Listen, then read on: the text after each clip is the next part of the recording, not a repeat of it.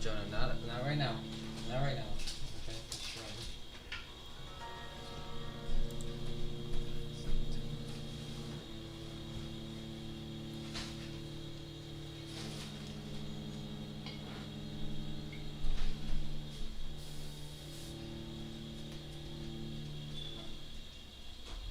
Can't remember if I'm supposed to start it over here, but I know it's working.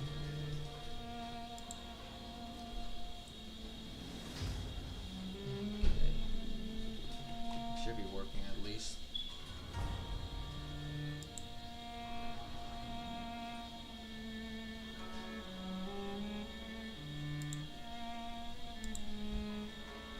Okay.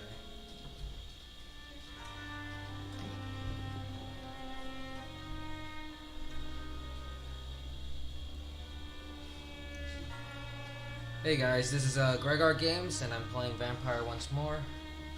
Like the title says, ignore the differences. I started over and did a few other extra things. I wanted to be a little bit stronger because I know I'm not going to be offing anybody. Anyway, let me start.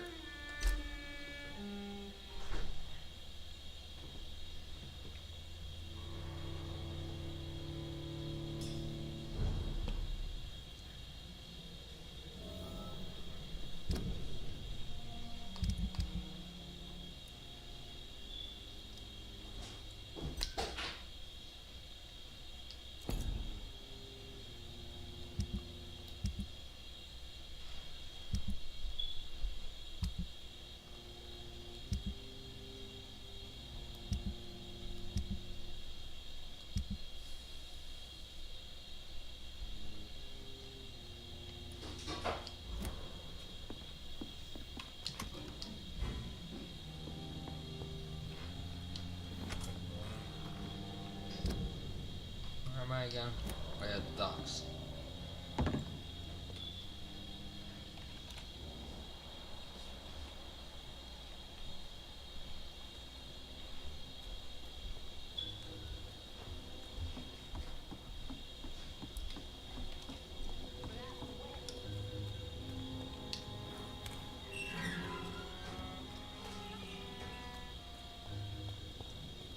Then we head out.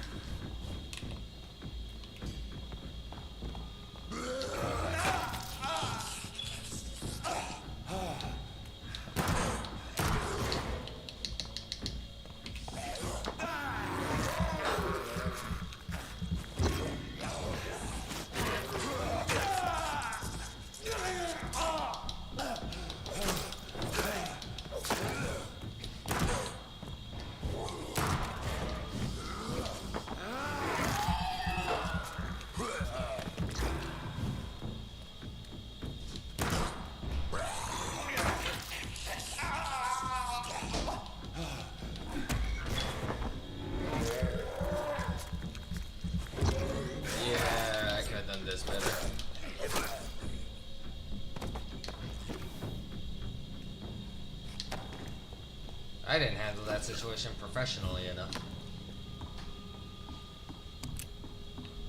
Hey, more ouchie no-nos.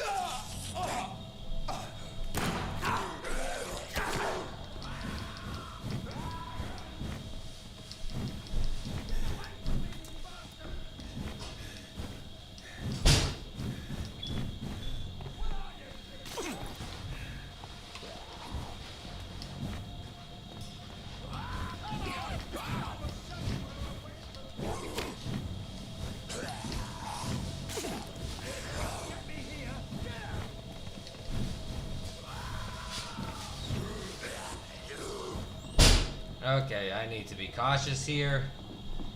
I bit off more than I could chew.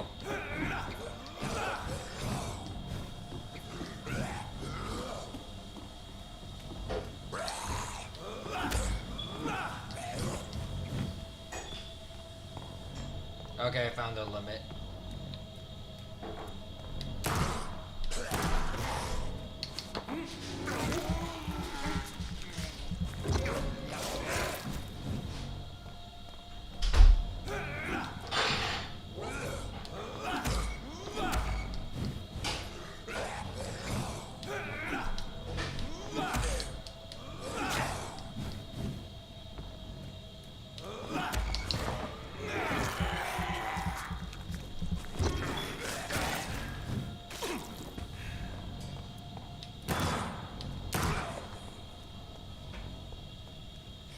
That's one down, two more to go.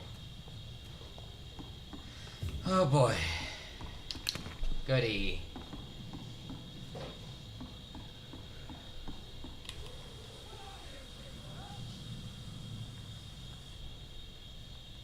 Come on, and I will show you how a wet boot does business.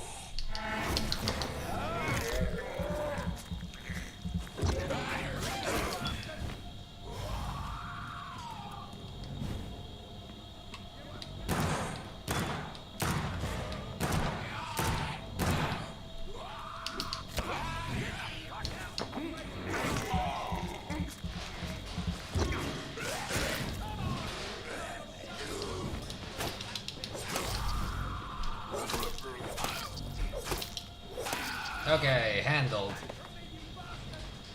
Reload.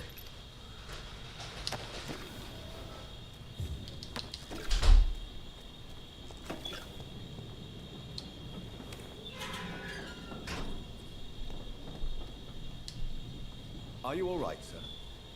What are you doing in a place like this? I'm not sure that's any of your business. I hope you realize that staying here will put your life at great risk. Pah! I'm not afraid of these guards of Priwen, or whatever these thugs call themselves.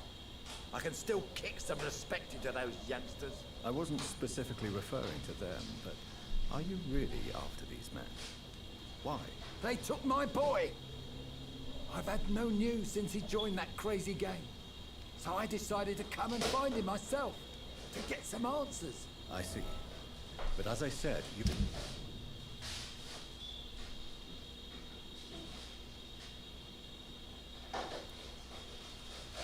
So that's one out of two, so I found somebody. Your life is at risk if you stay here. And I'm not referring to the gangs either. You should leave, sir. Well, this part of town used to be nicer, let's say. Perhaps you're right.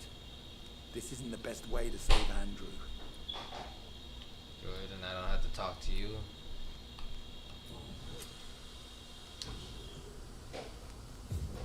That one almost ended with me, ended up 6 feet under.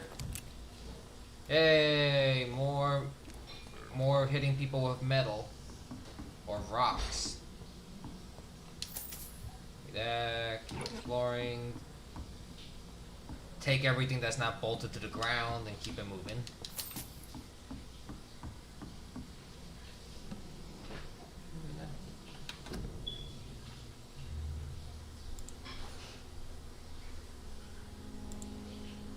One second, need to check something. No. No.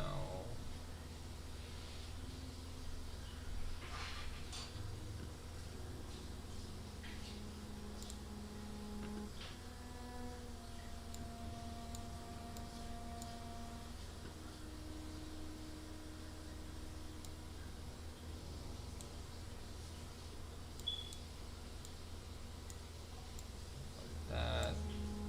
Stretch it down a little bit.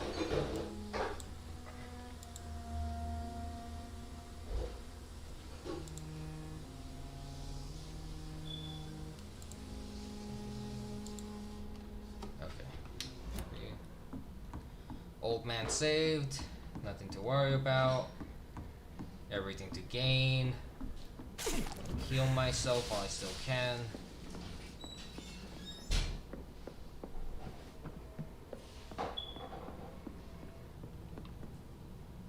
That man did not survive that. Whatever happened in here.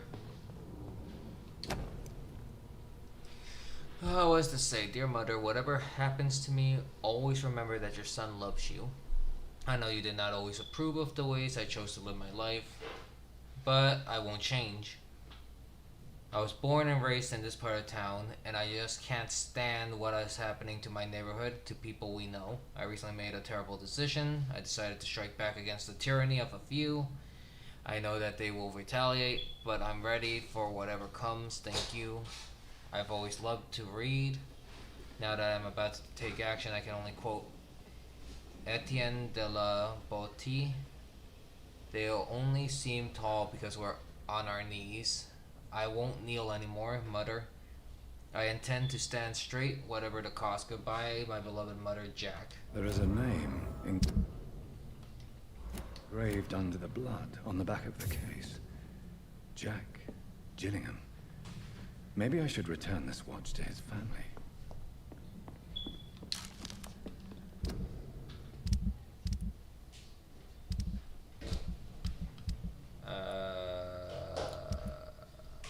Have I met this person yet? Dogs. Have I met you? No, I have not met you yet. I know you're sick. You need medicine. But I don't know where you are, who you are, what's going on. I still got Drunk Man out here. Rescued, I don't know where he's gonna go to next. I'm going to keep exploring this area. But Gregor, didn't you almost just get killed? Yes I did. It's not gonna stop me from exploring, because I don't learn from my mistakes.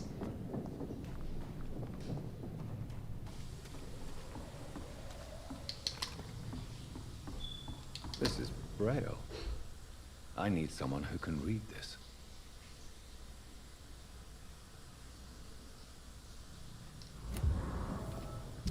I'm sorry.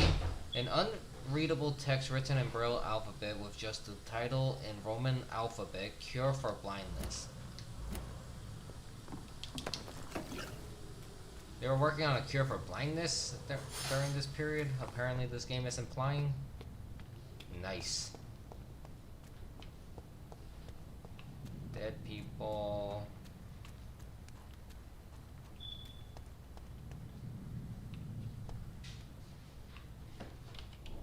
Senses, go. Do you see anything? No. There's nothing full of strawberry jam around here. The foreboding music in my ears. I heard that. Who's screaming? Excuse me? Come again? Repeat that in my ear again, please. I couldn't hear you the first time, sir, and or ma'am.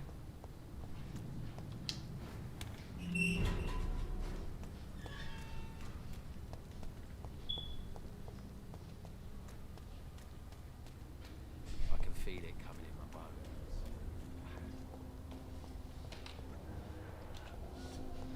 Okay, so I just made a full circle. Okay, so at least those threats are taken care of. Down there. Do I have anything else to do in this part of town? Bring it back to the relatives, sell it to someone else. Let me see where this is. Okay, so it is in an area I cannot access yet. Okay, so I am ahead of schedule. Where am I gonna go next then? No, I can't finish that story then. I'll go here then. To get there, I need to go back over to the hospital. Oh yeah, I already cleared that out. I thought I didn't clear that out. Had to take down a warpy person that kept jumping left, right, and center on me.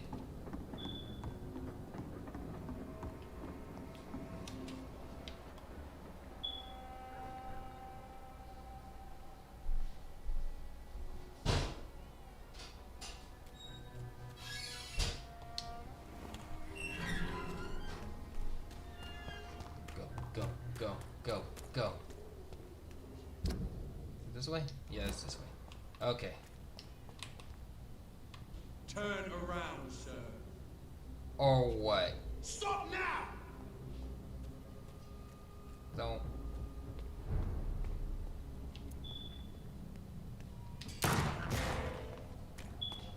See that fancy? I'll kill it! Fuck, he's dead! You thought, sir. Ow. Oh, that hurt. Kill it or you deserve!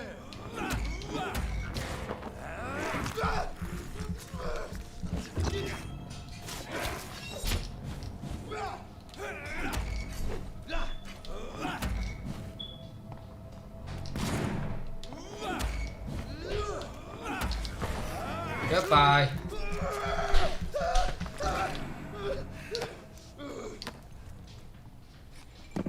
No one tells me to go anywhere.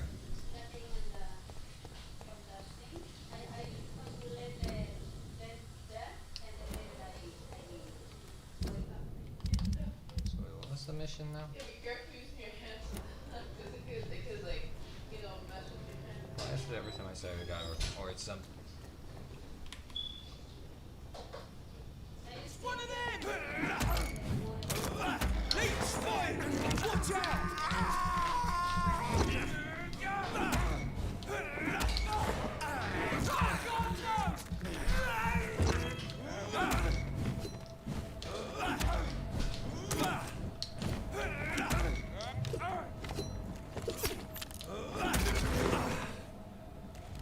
Watch out, lads!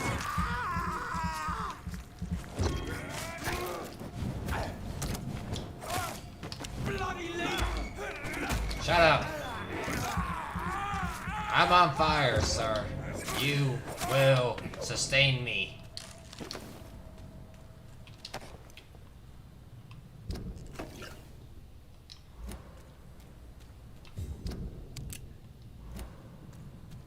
This way is blocked off. And I already scurried around here. Leaves me to go over here.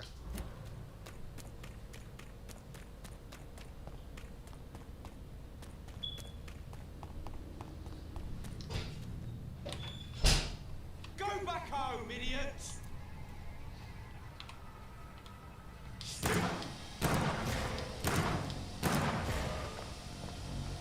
It's on him!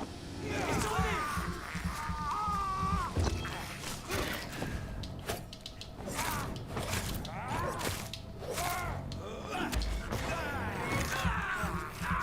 Night night.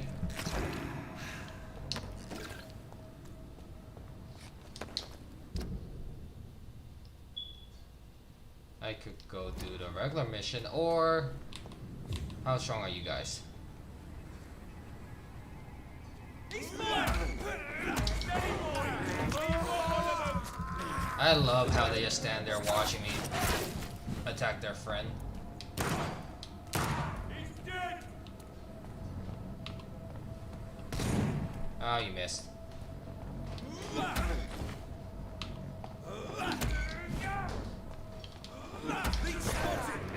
Num num num num num. Num num num. Ow.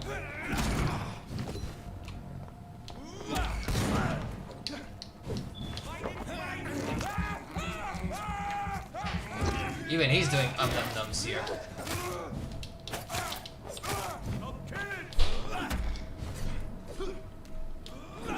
Num num num num.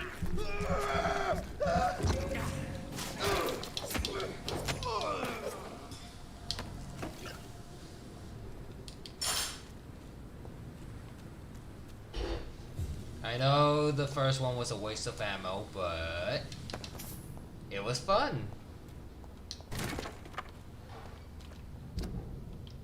So what's over here?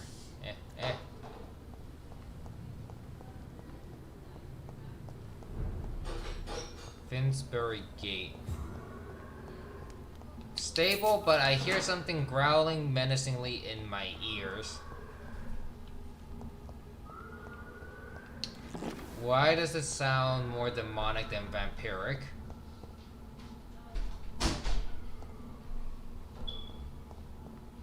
It's locked. How strong are these people? Level 8s.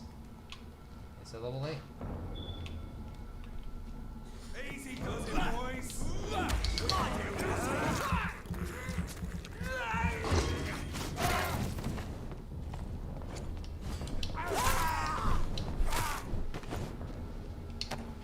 Night night.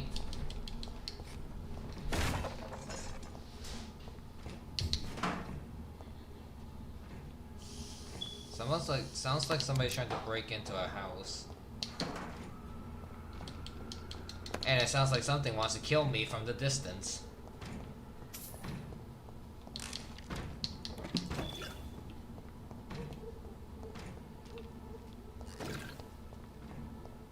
I can't warp up there?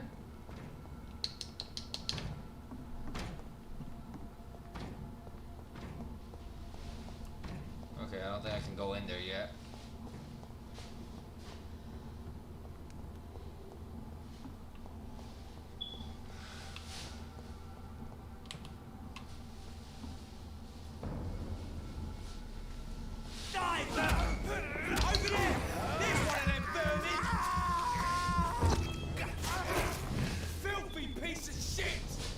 Oh, language, sir. Behave yourself. I am a doctor. How dare you speak to me in that tone, sir? I am a man of science and medical prowess.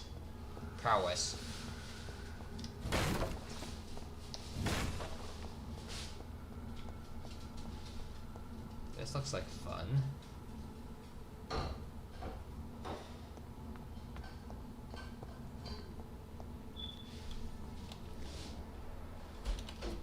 Okay, so that's Newton.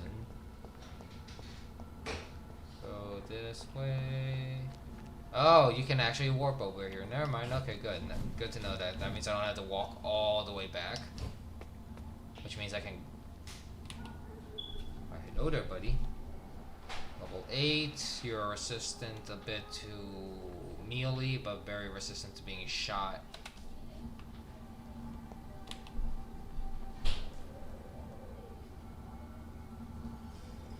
Oh, so this is where I heard the beating sound.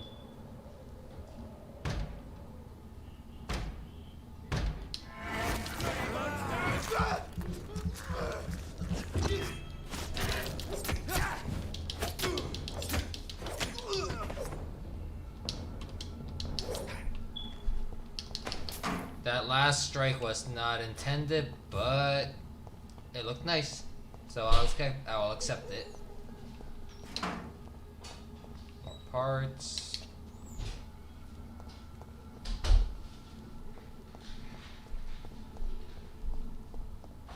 Can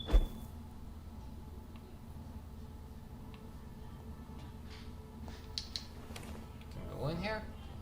Yeah, I can go in here. What did I pick up? That vampire. Wait, what? The Vampire Club? West Enders must unite. Don't let them fool you. Don't let them control you. They are amongst us. They lust for after your soul. Vampires are real. Defend your community.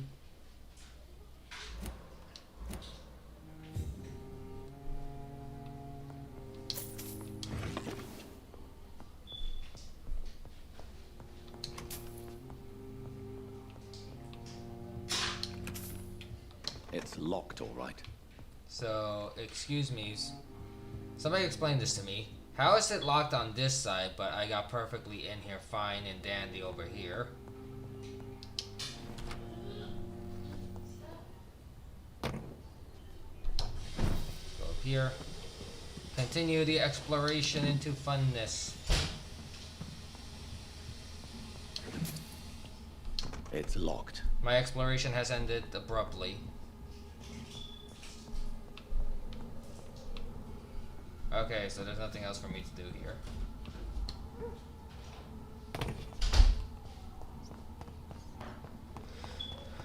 Okay, it means I have to continue with the main storyline. Unless there's somewhere else I can run off to. Oh wait, I said I was gonna do that.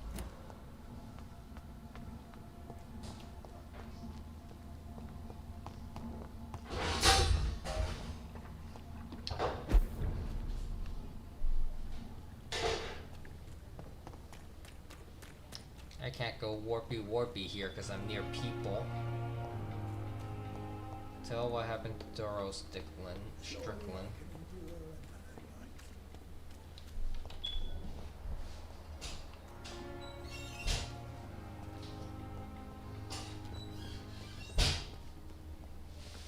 Out of my way! Out of my way! Can't you see I'm running amok? With you at our side, Dr. Reed, I know that Pembroke will prevail and survive this effort. Good evening, Dr. Strickland. And good evening to you, Dr. Reed. Can I be of any help? Why does everyone look like they might be a vampire? I located the shop, but it was vandalized, and the owner is missing. All I found was your order. I was afraid of such bad news. People are so desperate they're ready to burgle a shop for drugs. That's quite a list you ordered. Opium, sodium hypochlorite. It can't be just headaches you're trying to cure. This dreadful influenza, of course. I already ran some tests on hopeless cases.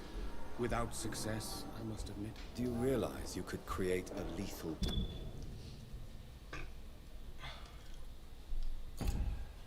poison without the correct dosage?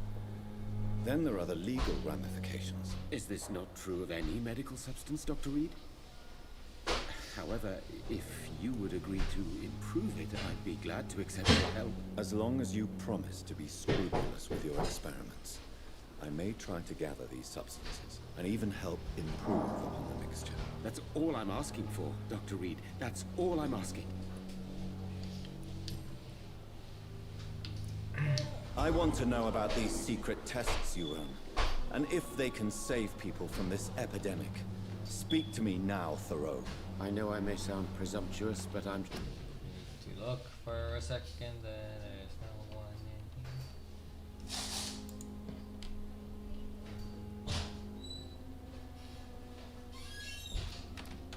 in here. Yay, my stream is actually in a good quality Following for your once. steps, Dr. Reed. I'm casting away the shadows of ignorance by daring to face them. Self-confidence is essential in our line of work, my young colleague, but only if tempered with the correct amount of cynicism. But you never doubt yourself, Dr. Reed. I've read all your articles and All books. I know is I really You need to performed the invest most into a daring secondary, research during the war. a second screen, because I can't see if anyone's typing or doing anything at the moment. So I do apologize if I'm missing a bit of the chat. If there is any chat, you have my support. Why not take a break? You can't be serious. You have my support, Dr. Strickland. I know exactly what it feels like to battle an unknown disease with only your mind and force of will to help you. Thank you, Dr. Reed. You don't know what that means to me. At the same time, I don't trust this man with medical Goodbye, creating Dr. medicine, because this guy does his experiments in I the can't shadows. let Strickland put his patients at risk with opium. Perhaps an adjusted formula will deliver more of a placebo effect. I think it might be better for me to, if I do, since I'm going to create this medicine, I'm probably going to have to hide it from him. Because I feel like he's going to end up killing more people than helping. It's good, he said it's good to be confident and try and be innovative in your field, but at the same time you have to be cautious not to accidentally put people under. Because they're patients, they're not your test subjects.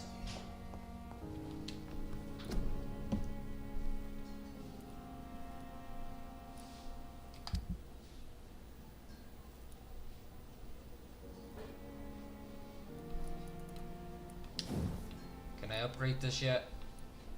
No, I'm missing 3 good handle parts.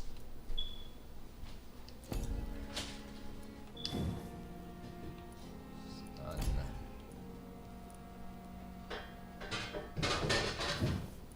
same thing for you, right? Yep, I need good parts. Rivets.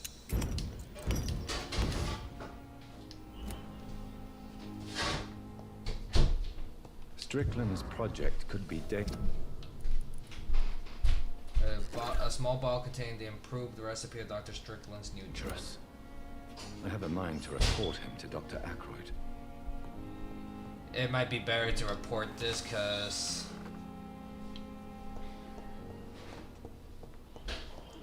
I think so far from what he said, every experiment he's done has failed.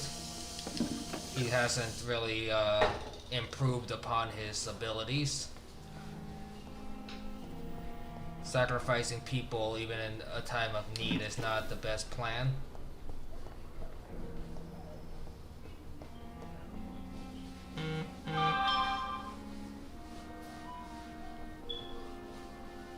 Who are you? No. There you are. I'm quite busy right now, Dr. Reed. I know that you're a busy man, but I could use your help and advice. The great Dr. Reed honors me with a request. What is it exactly? Dr. Strickland devised an experimental drug for the Spanish flu that he asked me to manufacture. You know what I think of fringe medical experimentation. That's exactly why I want you to keep the result, Doctor. I made sure it won't harm anyone, but I'd like you to take care of it. I see. Put it in my cabinet. I'll give you the key. I'll make sure no one uses this medication by mistake. I'll do that. Thank you for your help, Dr. Ackroyd. Thank you for your trust on the matter, Dr. Reed.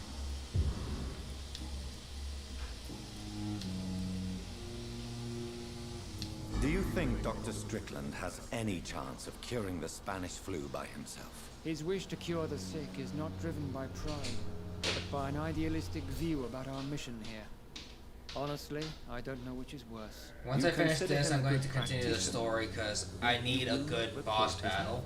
Strickland may be a rival, but I will not use dirty tricks or regulations to prove him wrong.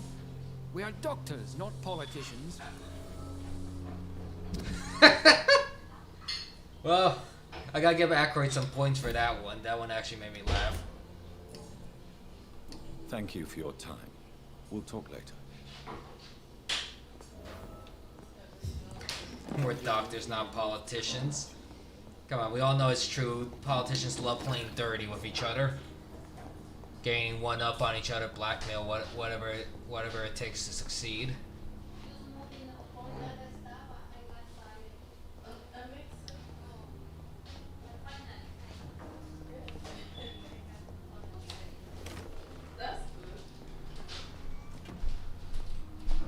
Anything I can snatch up here? Okay. I just left that back over there. Okay. I think I'm going to Goswick.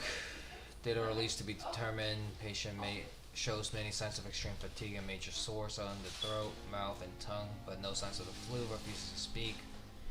Needs rest and healing before release. Okay. So did I get rid of his fatigue? Yes, I did. Everyone's pretty much healthy. I'm just missing one person. I need to fix that. It's locked. That's locked. That's It's locked. locked, all right. Thank you for the free money. It's locked. Now that Dr. Ackroyd has been warned, he should make good use of this formula.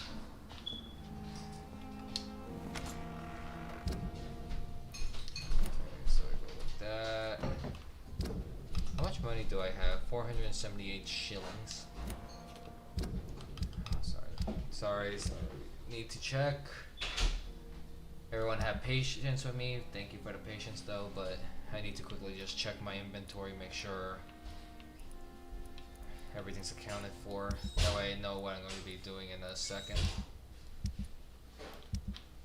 I got more junk, a ring, and a small pocket watch. Okay. I think I'm strong enough to go into that stronghold. Supposedly stronghold of the vampire hunters. But how I said I'm gonna keep my word and go directly into the upcoming boss fight.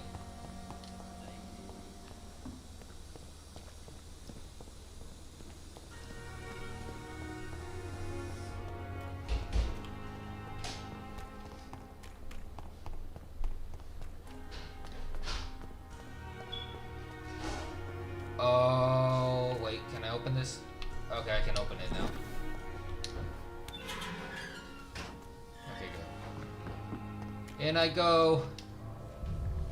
Into the sewers, because, you know, it's always fun going into the sewers at night.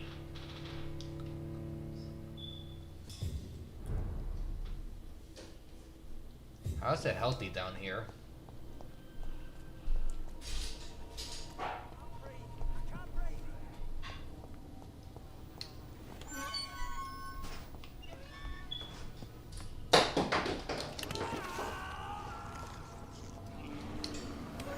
Well, it sounds like somebody did not have fun the moment I looked in that box. Something happened over here. Oh, that's a lot of strawberry jam. This man has been savagely attacked and dragged to the floor.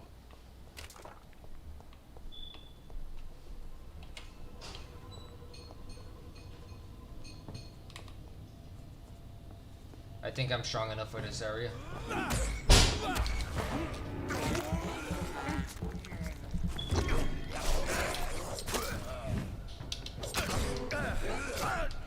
Ow. I can't take that from a level 6. Down, boy.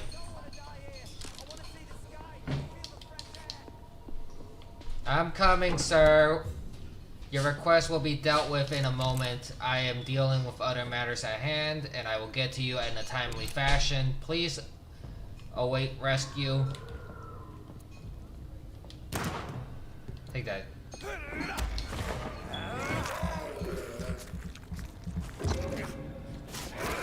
Sit down. I can only say this at the moment because I'm over leveled.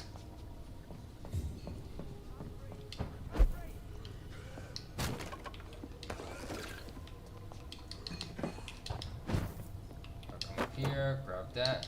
Ooh, I got a new toy.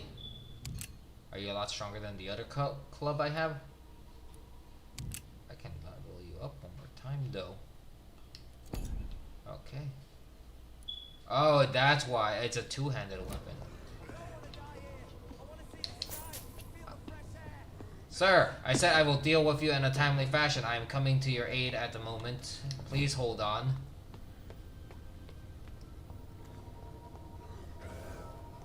I can't breathe. I can't breathe.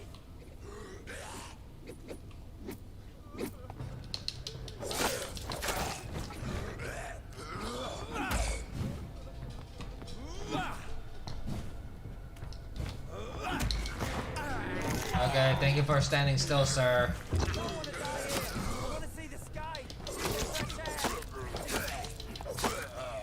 Did this man just hit me and it didn't even make me flinch? It's okay, sir. You're alive. Everyone... You get to see the fresh air. Sunny skies. Are you injured, sir? Help me get out of here. I need to get out. I'm Dr. Reed, and I'd be glad to help you, but you must calm down first. Please, take a deep breath and tell me your name. Okay. I'm Oswald Thatcher. Please, I need to get out. Mr. Thatcher, your friend Newton sent me to help you. Do you remember him? Yes, I do. Good. Now leave this place and enjoy the cool night air. It's quite invigorating. I'm sure you'll feel better if you do.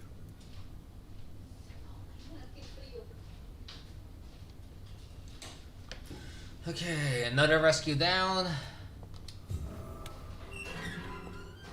More dead skulls or whatever they're called.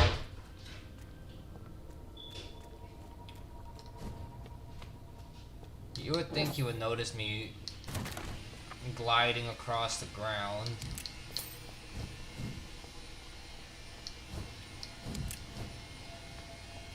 Hey, I got more. Ow! Okay, I thought I just broke my ankles.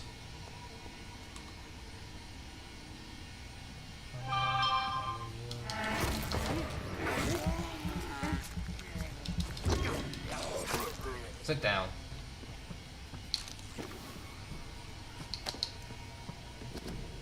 The Band of the Dragon.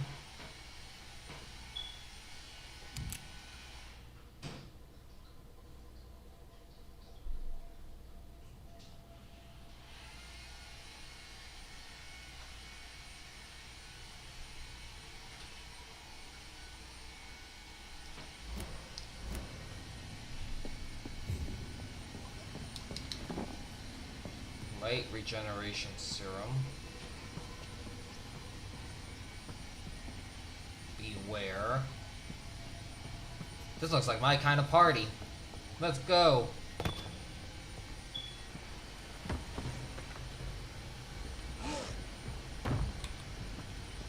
What sort of creature is this?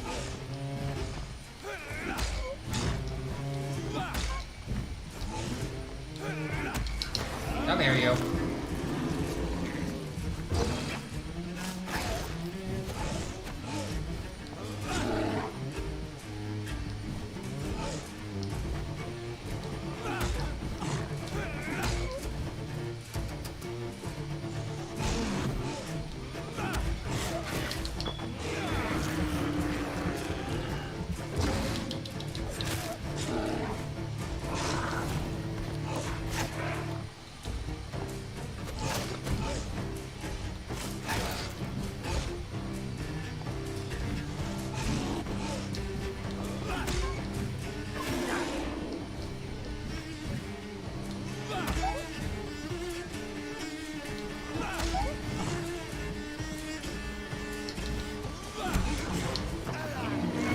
I can't believe that worked.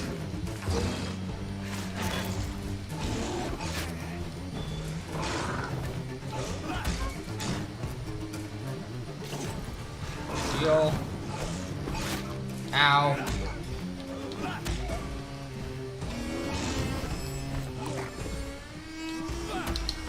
Down, boy. Sit. Yield. Whatever you want to call it, but not on my out. Nope. Nope. I played enough Dark Souls to know where that's going.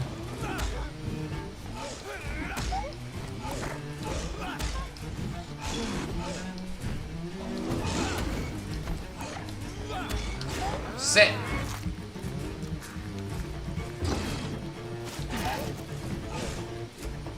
Sit. I said sit.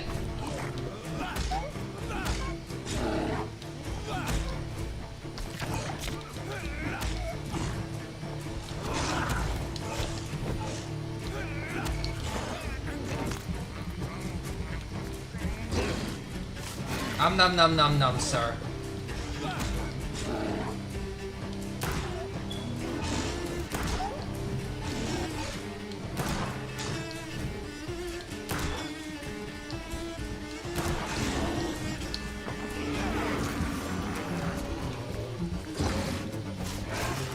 Here's what's left. Sit. Not a lot to check, but I should anyway.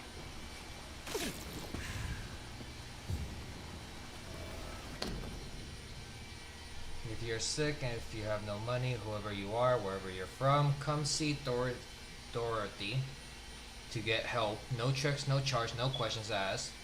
Just find Darius Petresca's house and present this coupon. Some voucher for a free checkup in... At the Reach Chapel. What is Nurse Crane up to? I really must find her.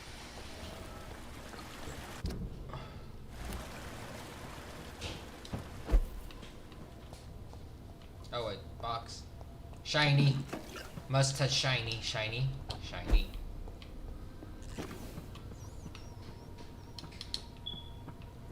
I need blood. Come here, you. Num num.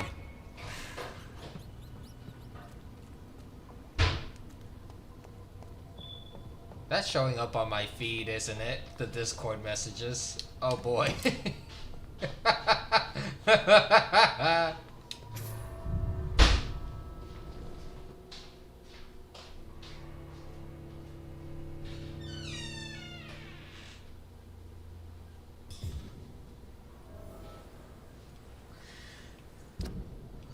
Okay.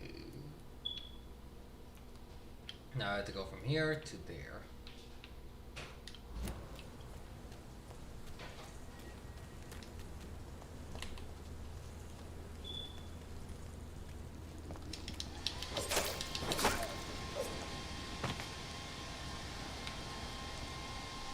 Well, that was anticlimactic.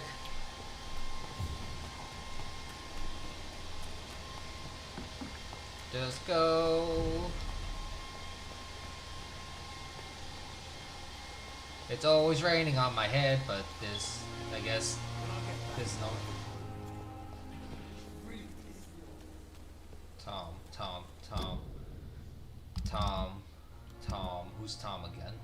Dyson, Sean, Archer. Oh, Tom Watts. Nah, we're not gonna play that game. You're not getting your hands on him.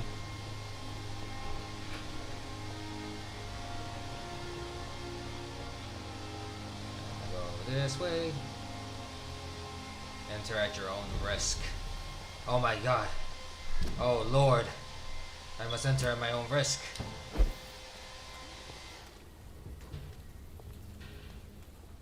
I'm gonna have to handle these dopes.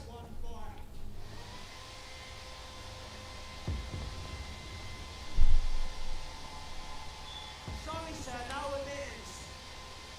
Sir, step away now.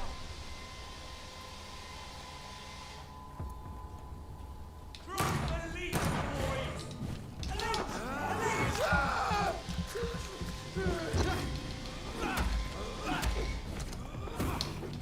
Ow.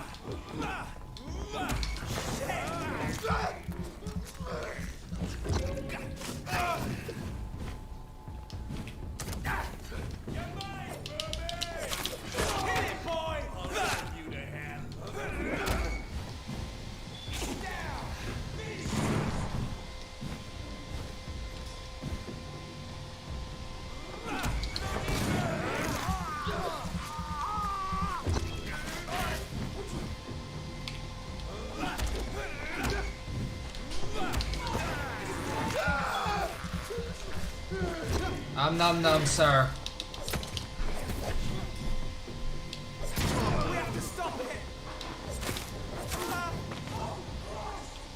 You're next, sir.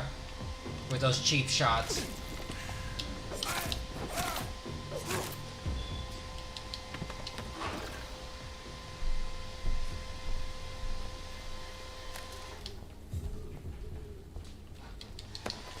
I love the way they fall over. It's just...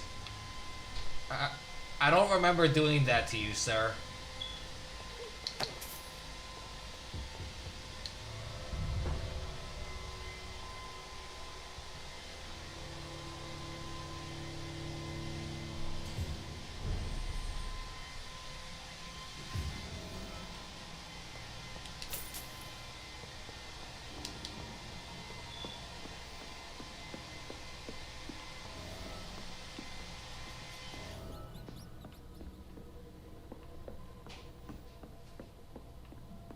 Yay, more rescues. My favorite.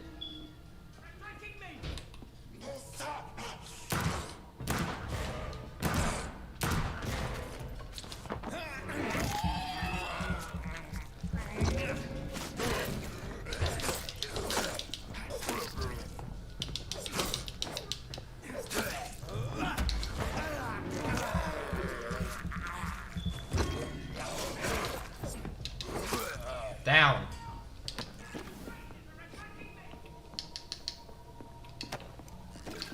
Help me, they're attacking me. Sir, I have a million other problems at the moment, and you're not one of them. Mr. Bates must stop. For months, for years, maybe, Cardigan Bates has exploited us. Mr. Bates must stop. If we had more money or proper jobs, we would never rent any of his extortionate flats. Mr. Bates must stop. We all know what revolting solution he proposed to the women who can't pay the weekly rent. Mr. Bates must stop. Let's meet him together soon and demand for an immediate change.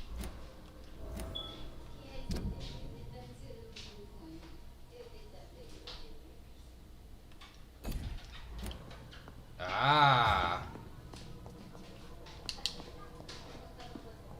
So I'm rescuing an ass.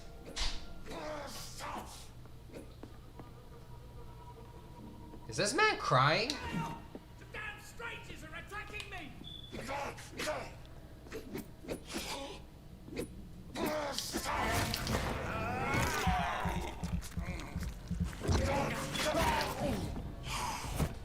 Get away from me! You'll be stuck to them. Ow.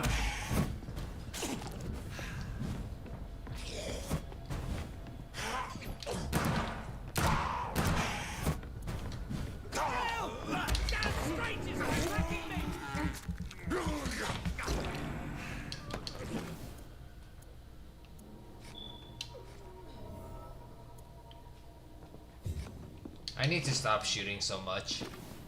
That was just bad shooting right there. I missed. I either missed or he resisted most of my shots. Because I chose the wrong timing. Hello, sir. I have come to your aid, even though you should probably not be on this mortal coil anymore. After reading that note. But I have to be the good guy.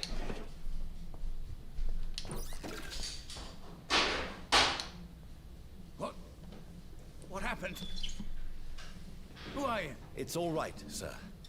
You're safe now. Oh, a fellow Englishman. Thank you, sir. For a moment, I thought those bloody heathens had killed me. What are you doing here? This place is not safe. Yeah, it's a cesspool, but it's mine. I came to collect some overdue rent. But those who still live here have gone completely bonkers. You're very lucky to be alive. Yeah, filthy immigrants. Fucking savages, every one of them. Oh. Now with this bloody fever. You can find safety of sorts in Whitechapel. He's choosing the If you're fun quick language and today. cautious, you'll be able to avoid the savages.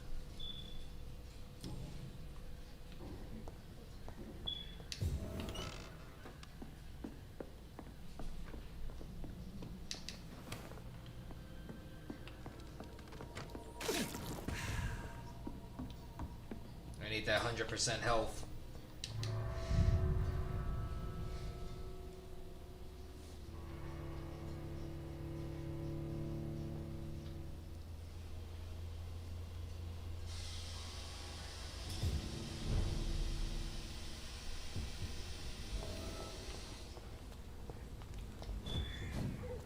What's behind gate number 1? Let's go! It's gonna be fun. It's gonna be amazing. Oh, level 16.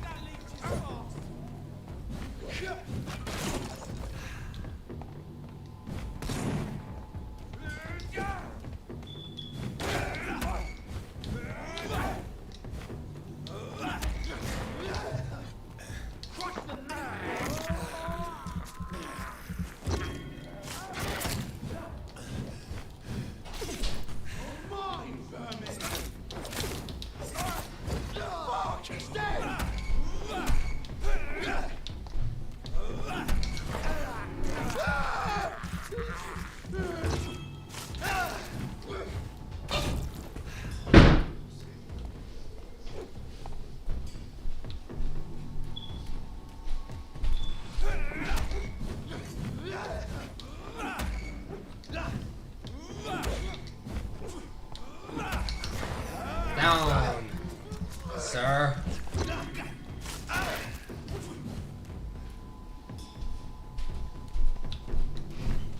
We can play merry-go-round all day, sir.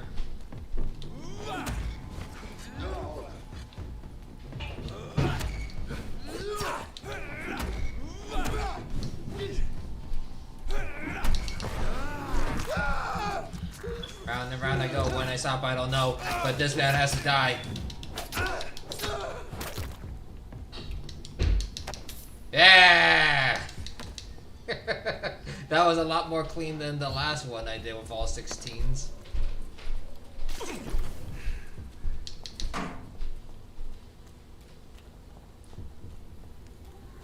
Nice stance.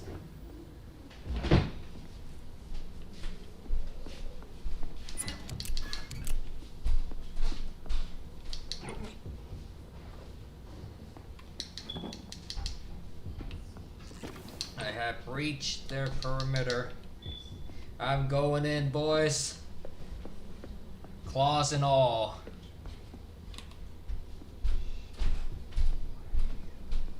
Why are you so high level?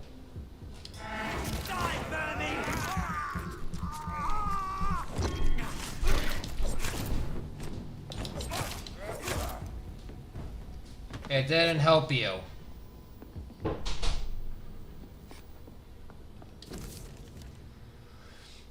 November 2nd, Scott Geoffrey McCollum. Pembroke Hospital survey, vampire activity. Having observed the Pembroke Hospital for 2 weeks now, we can confirm there are vampire activity there. Proof of presence of a female leech. The beast is clever, acts like a mental patient. Unholy condition. Personally sneaked inside. Heard the creature whining. Body decaying. The administrator of Pembroke Hospital is Dr. Swansea. Team leader Amanda Tilton. Fell yesterday against a scow in the canal. Brotherhood of St. Paul.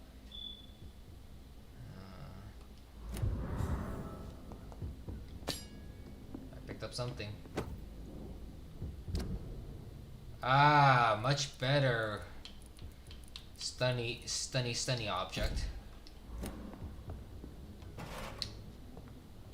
Let me take all of their stuff that's not bolted to the ground. They don't need it anymore. It shall help me in my endeavors.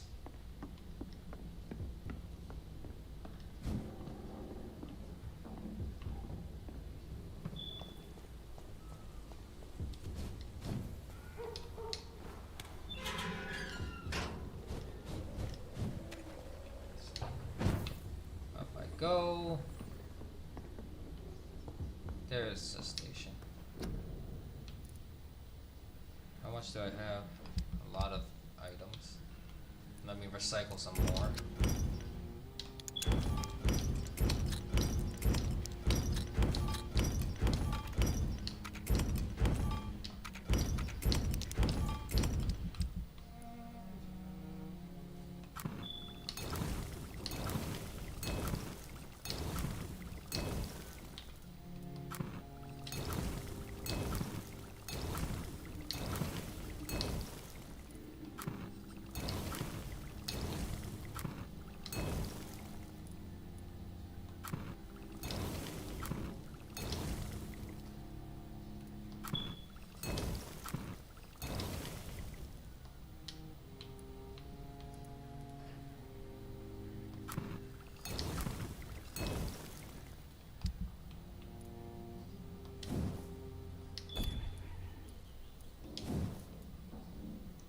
Can I upgrade you? Yes, I can. Do that. Then immediately go for level 3.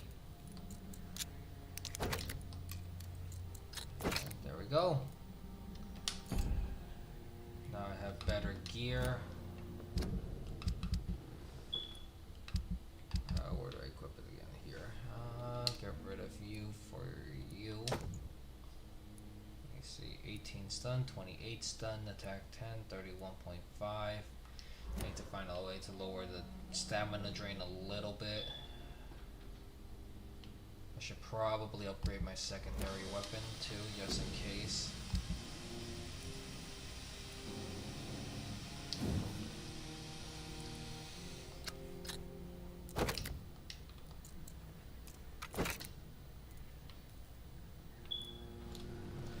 I could either increase the damage by 10% or increase my stun, add stun points to the weapon for 3 points by 3.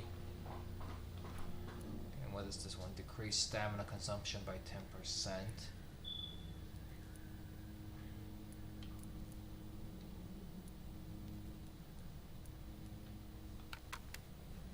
For now I'm gonna do that with stamina decrease.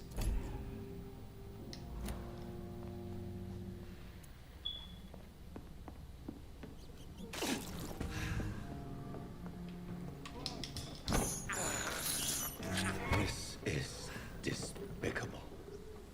I'm gonna try out my little mace and see how it does in combat. Because I've always used the hacksaw. I haven't really switched to a different type. Maybe I should try the two-hander too.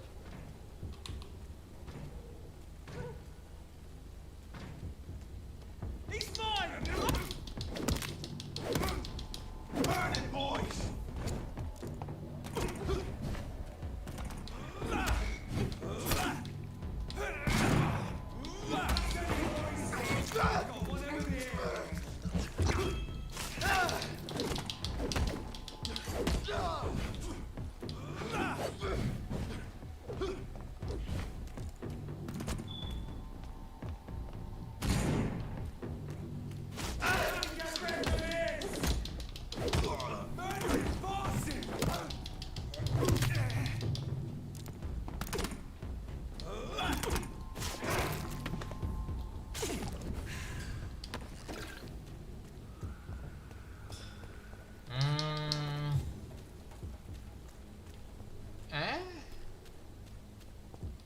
good weapon. I like it.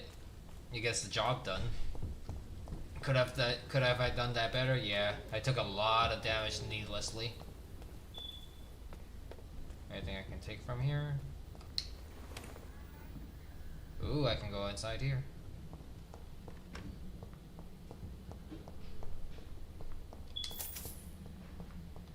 Nothing of value, only 5 shillings. Good enough. Switch back to my little hacksaw for now. Wait, which is stronger anyway? 104, 104. Oh, they're practically the same, so... Okay. So I can just keep switching if necessary.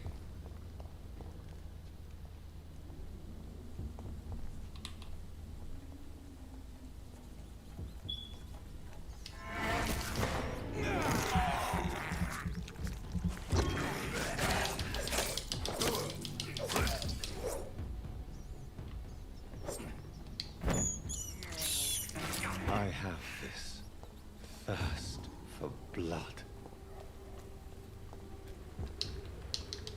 More and more of these bloody leeches every night. Aye, but the guards recruit more and more every year. When did you join the guard? 2 days ago. This is my first patrol.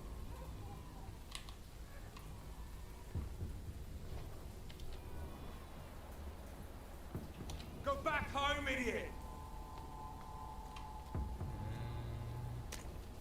Yeah, I'm not gonna take that line It's a down. leech! Look at it!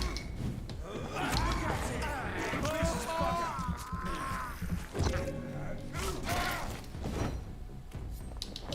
Burn him! That's what you do with leech. Oh, Christ!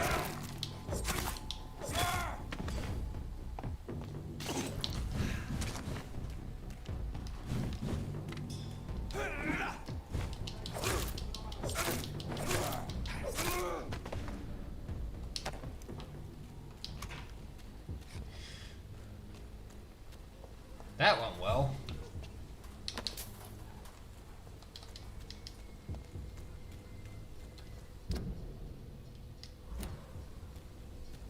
I want to explore that wave, but should I?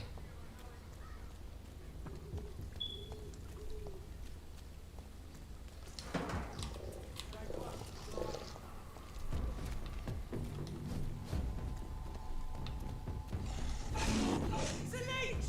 Kill it!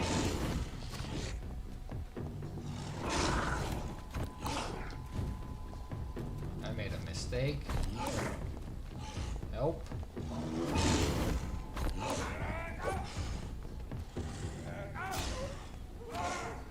Now we get to watch this fun. Need a better vantage point. Who's gonna win? The sewer dog or a bunch of humans? 1 down, 2 to go.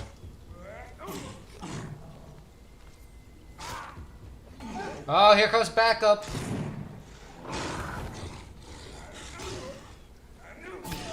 Oh, the battle's almost done. Oh, who's winning? Who's winning? And the battle has been decided. The humans only took 1 casualty. And they're pretty much still standing. Smells like rotten meat. One near, I know it. Oh my God! Your friend didn't make it. You're next, sir. Ah! That just barely missed me.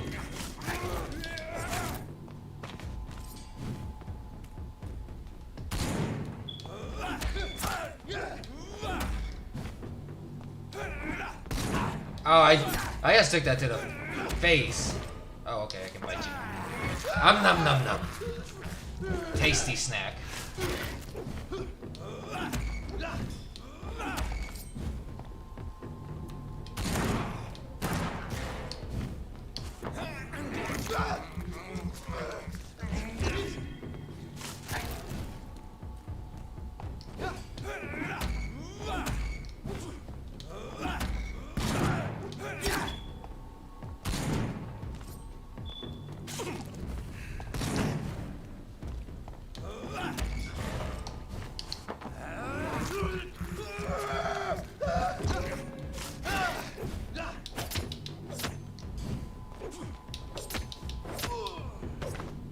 I win.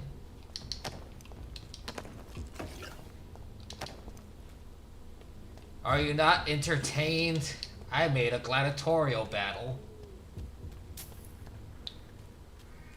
Or was everybody expecting me to go in there, fight the sewer dog, fight 4 humans at once, and see if I can survive that? Well, actually, that would have been better, wouldn't it? Next time. I deprived everybody of a spectacle of me getting turned into a little pile of strawberry jam.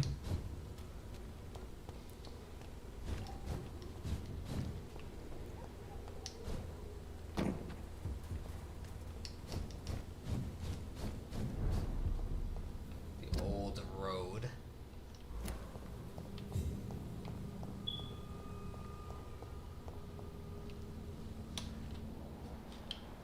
See them that well from here. Level 16. So I'm guessing this might be an area I'm not ready for yet.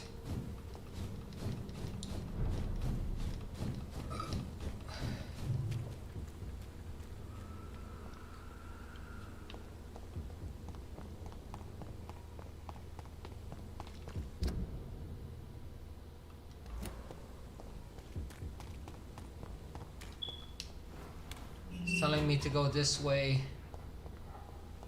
Whitechapel. This neighborhood is linked somehow to the kind Lady Ashbury's blackmail. First, let's find this Petrescu fellow. Fuck it all! Fuck it all! Stop it now, Albert, stop it!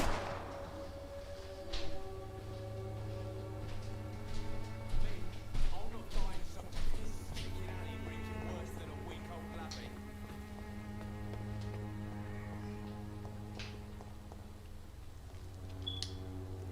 What? Shooting a boy in the middle of the street. Not the best thing to do, wouldn't you say? What? You saw what happened?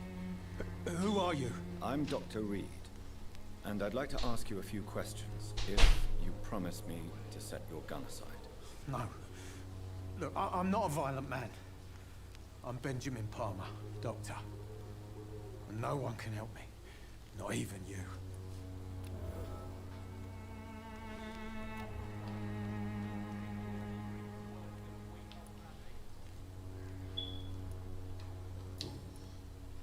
What can you tell me about this place? Nothing to say, really. This is where I used to live, and this is where I live now. So the letter I picked up a while ago is about, I guess, gang recruitment with the Wet Boot Boys. So I have the choice apparently to either give it to the person that wants to join, or what I'm presuming is the father of the kid that's about to do something stupid. You don't have anywhere to go. No family that would welcome you. Not since the death of my wife, Albert's mother. She was sick, you see. Long before the flu and all this shit. You mean you used to have a better life? Yeah, I had a wife, a home, and a job. I even used to have a name. And now I'm just Ben. Ben the Tramp.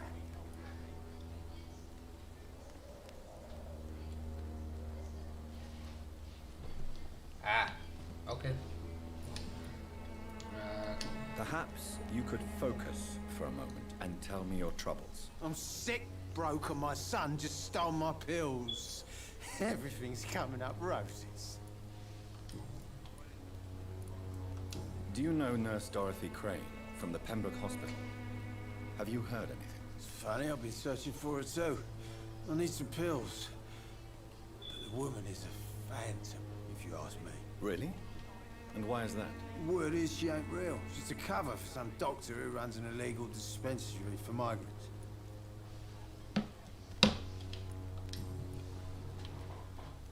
Whatever the boy did, I'm sure he didn't deserve a public execution. I swear I didn't want to hit him. It's just that I'm sick in the head, you see, and the boy he just faked me last nerve. Well, then again, you're also having a migraine. But at the same time, does it require you to try and put a bullet in your son? A gun, alcohol, and a bad temper make a terrible cocktail, sir. Goodbye for now. Worse than a weak old lavvy. Second. Let me go back over here.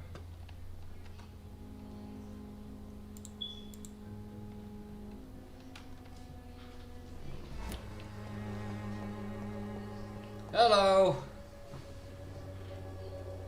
How are you? Are you all right? The bastard hit the wall next to me. I don't even know if he meant to miss. If you've been hurt, I can help you. I'm a doctor. Name's Albert. Remember it. Now bugger off.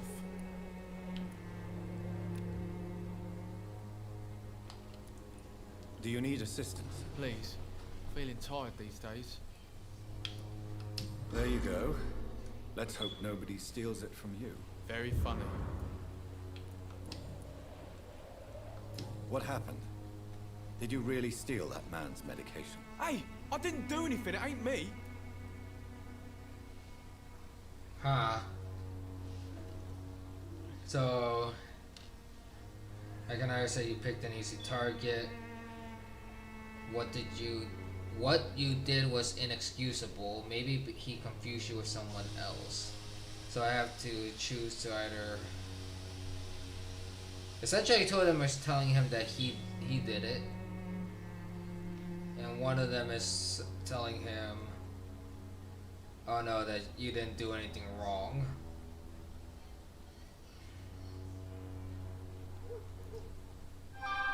But at the same time, this kid's deciding to join a gang.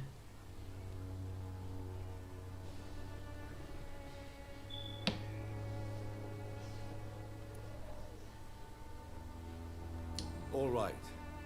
Perhaps the poor drunk just confused you with someone else. Sod off, mister. You ain't got no clue what's going on here. Bastard was a soldier in the war, so now he's got the right to shoot me. It's true. I'm not familiar with this.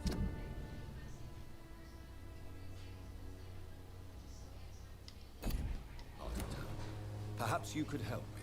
I said sod off. Go find yourself another guide.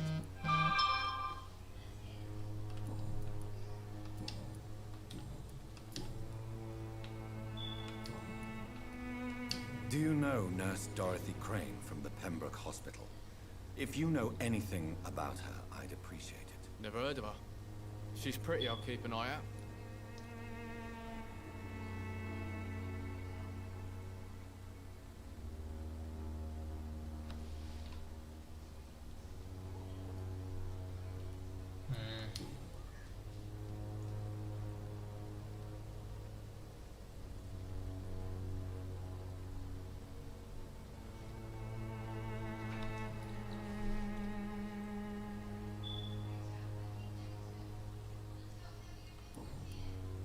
Goodbye, young man. I won't end up another drunk arsehole littering the streets. Not me.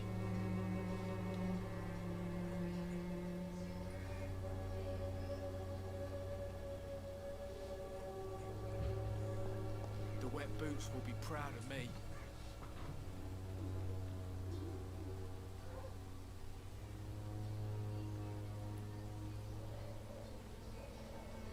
Me?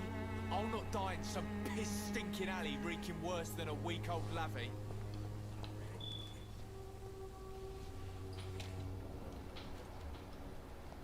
How did you get so far away from me?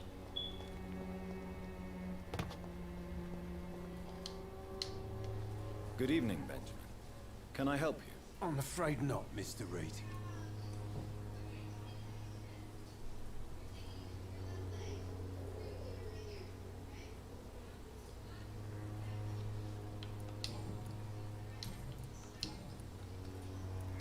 What is it, Benjamin? It was the war, wasn't it? Your nerves are shot, aren't they? I need some answers, Private. From one soldier to another. The doctors called me a liar, a coward. Put me in a straitjacket, locked me up. Finally, they sent me back to the front lines with a handful of tablets.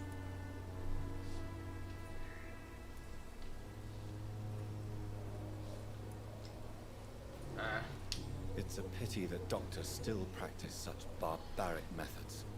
It's a dishonor to our profession. Now only the pills stop me thinking about this shit. To not hear the explosions. I'm even scared of the dark these days.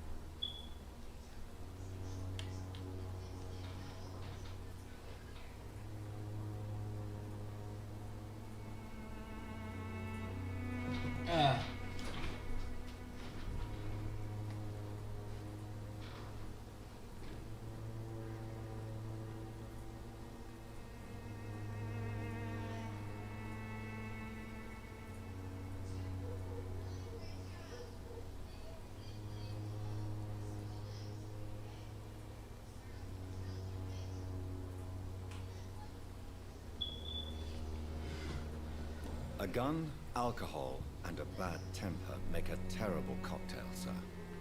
Goodbye for now.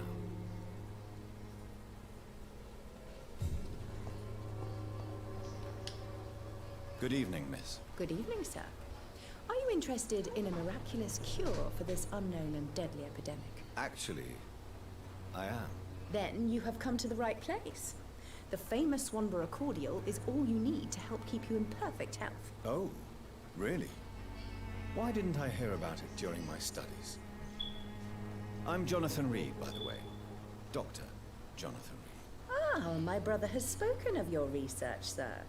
I'm Loretta Swanborough, and it's always a pleasure to meet a fellow healer.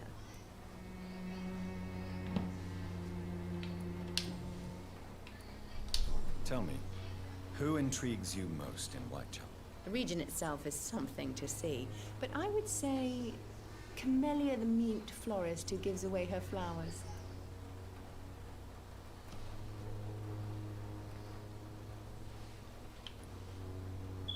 What do you think of the locals?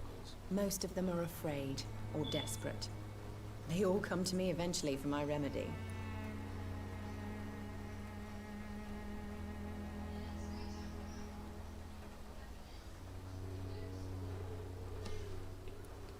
Is there anyone I should avoid? Cadogan Bates, without a doubt. The bloody bastard remorselessly exploits poor migrants as soon as they get here.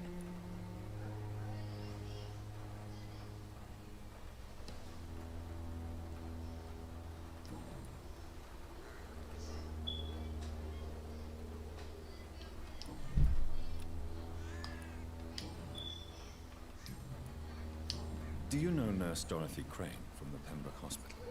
I'd like to know more about her. I don't like to talk about competition. Competition, you say? Never met her, but it seems she provides some sort of medical care to the poor. The whole thing has to be some sort of scam, if you ask me.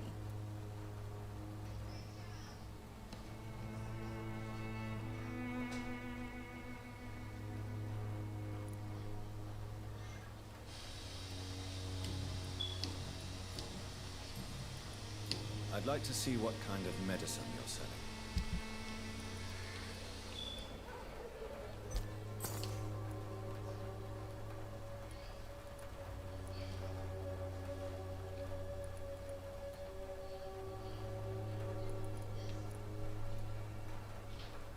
So, ferrous tartrate.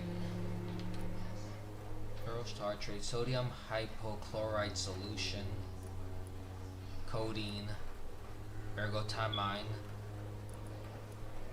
potassium permanganate.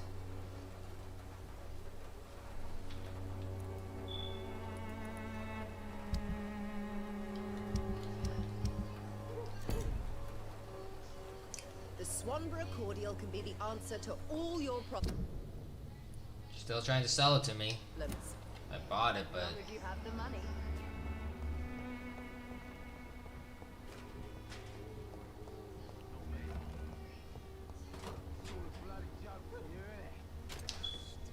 How are you, boy? I'm not your boy.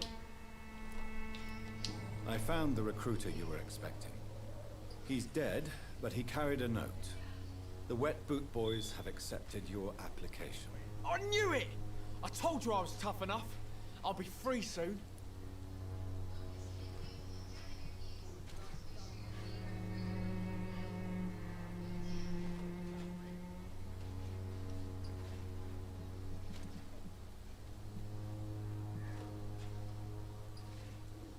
oh boy, he's so happy.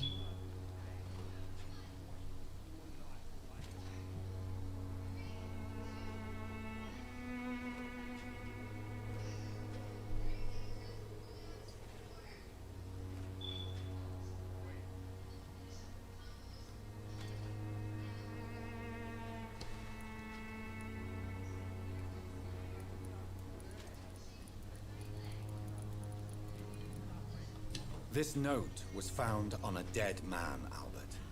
If that doesn't change your mind, then you must be ready to face the risks. You're all fancy words, none of which concern me. Go worry about someone else. I'm fine and I've a future here.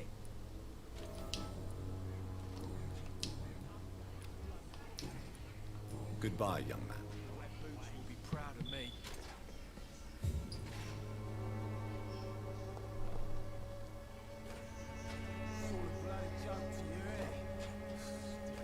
I won't end up another drunk ass. How are you? I'm not your...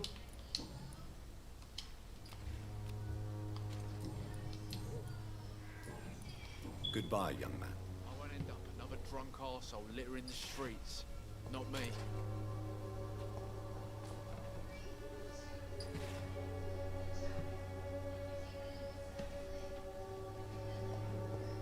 Me? I'll not die in some piss-stinking alley reeking worse than a week-old lavvy. Good evening, Benjamin. Can I help you? I'm afraid not.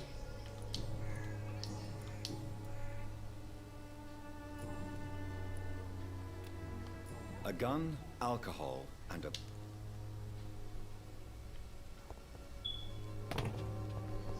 I just keep flying off of those steps.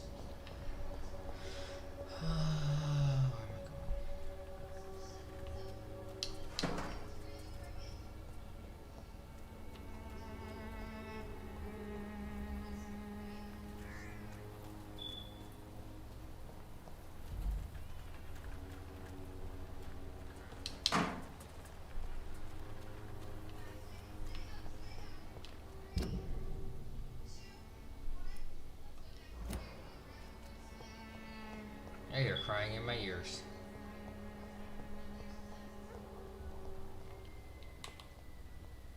Better go home, sir.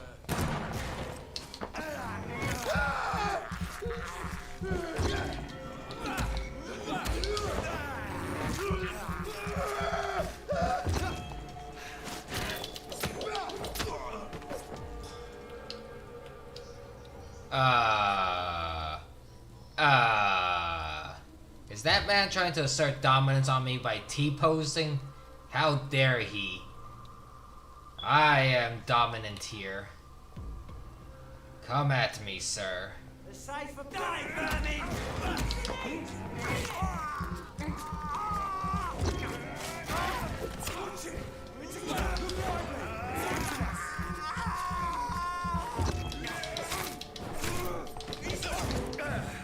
Doesn't like fire, does it?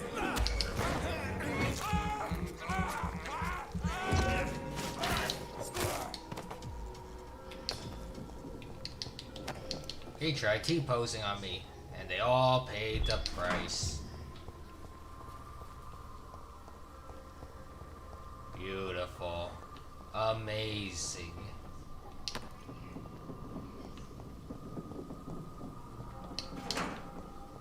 Pick up all the stuff. All the shinies.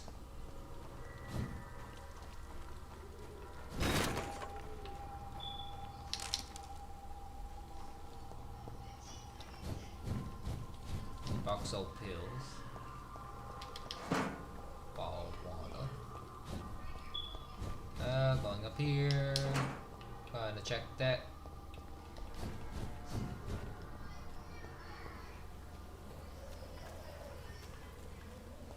I cannot enter. Not from this side. Oh, this way.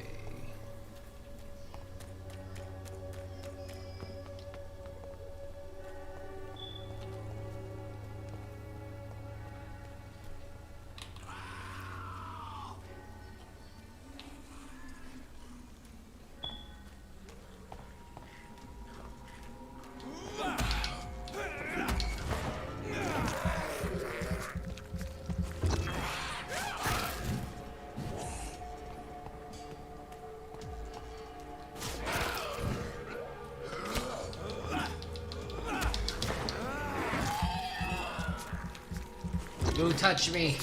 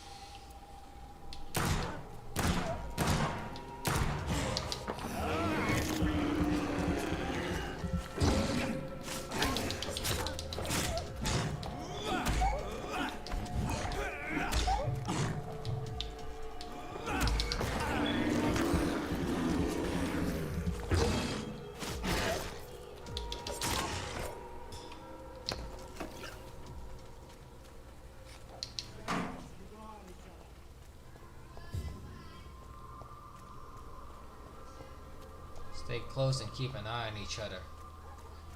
Nothing can happen to us if we're in grouped up. Keeping an eye on each other, making sure nothing jumps us from the rear.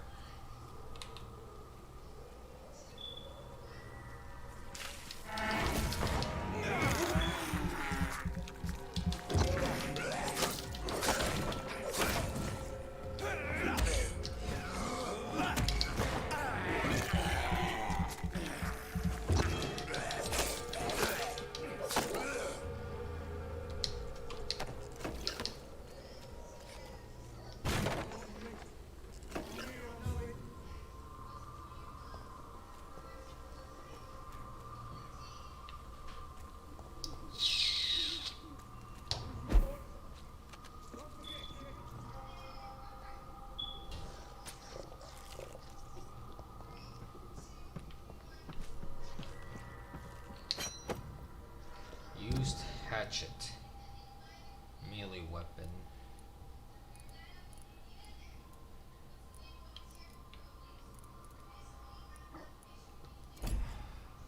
Where are you?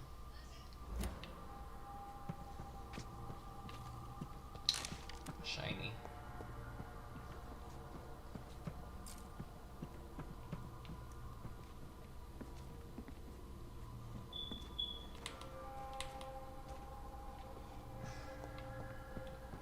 I'm sorry, excuse me. Don't tell me those guys that hunt not demons, vampires, is right over the wall.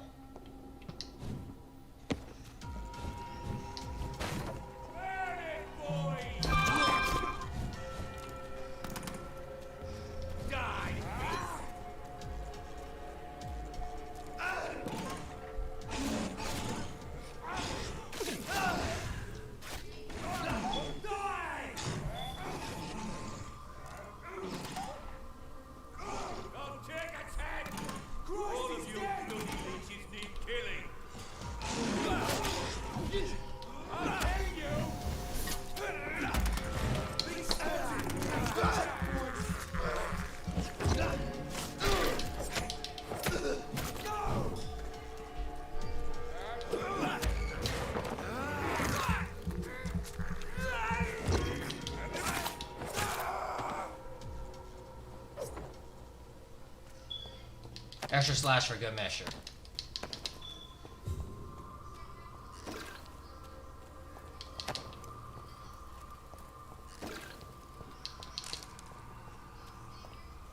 I hear more screeching, though I think I eliminated everything in this area.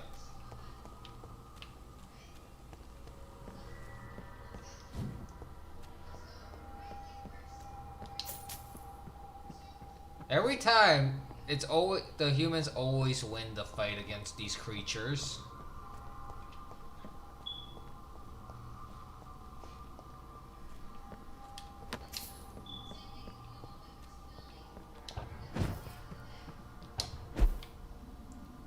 Not exactly a treasure chest. A battered box, some knickknacks, and a letter.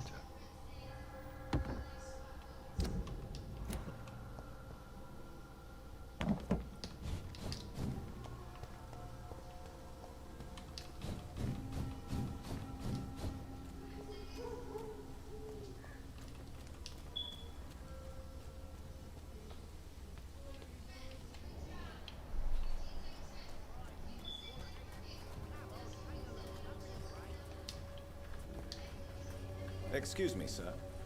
I have a few questions for you. Another journalist? I didn't answer the first one, so piss off! I'm not a journalist, I'm a doctor. A doctor, you say? It's quite a rare breed in this part of town. Really? But still, here I am. Dr. Jonathan Reed, at your service. I'm Joe Peterson to some, but Colossus Joe to most. And I don't remember asking for your service, sir.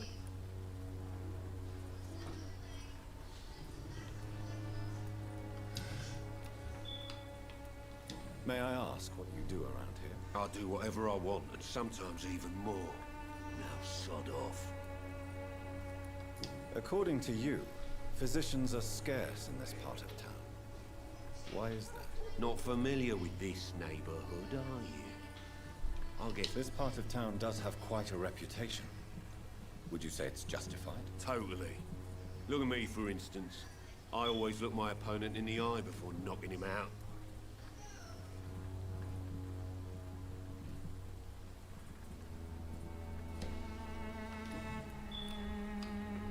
I feel like he's quipping that towards me, like he wants to put his hands on me.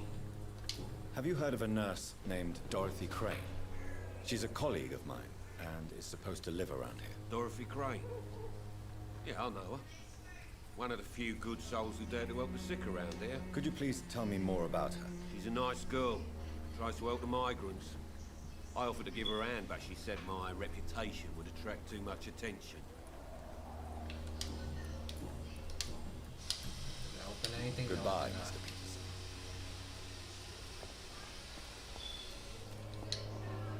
Welcome, sir.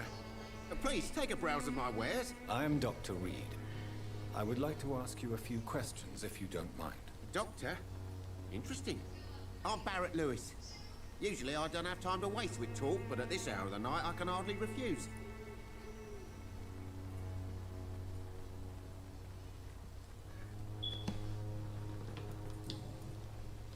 How is business? Why is everyone up so Business? late in this game? I have no business. Between this racket, theft, and customers getting scared, I'm losing money every day. I see.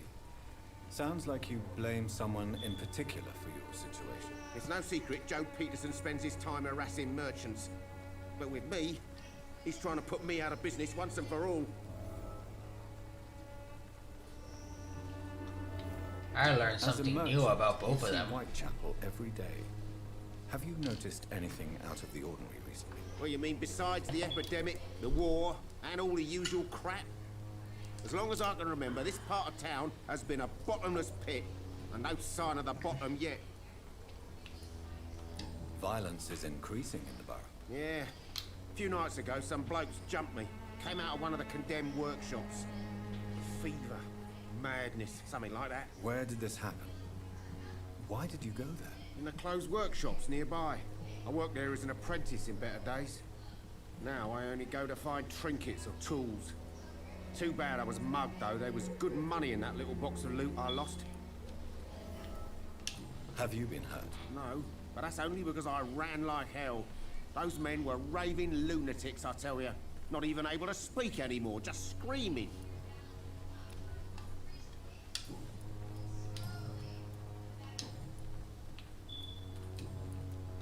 Have you heard of a nurse called Dorothy Crane? Nurse Crane? So the bitch really is a nurse, then? I always thought she was just some crafty foreigner, that one. Hey, be nice, sir. Sir, I may not have been around her that long, but be nice. The lady does her best. Ah. Ah.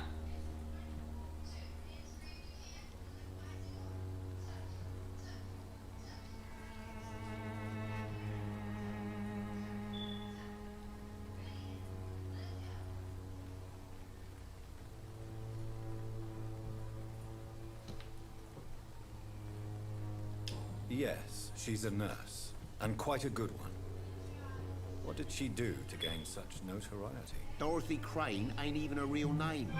Something like Dorothea Craniu. Something like that. Came to England fleeing the war, I was told. That doesn't explain why she irritates you so much. Your precious Nurse Crane gives away medical supplies and prescriptions for free. I offered to sell it for a fair cut, but no. Miss Crane wanted to play the quiet saint.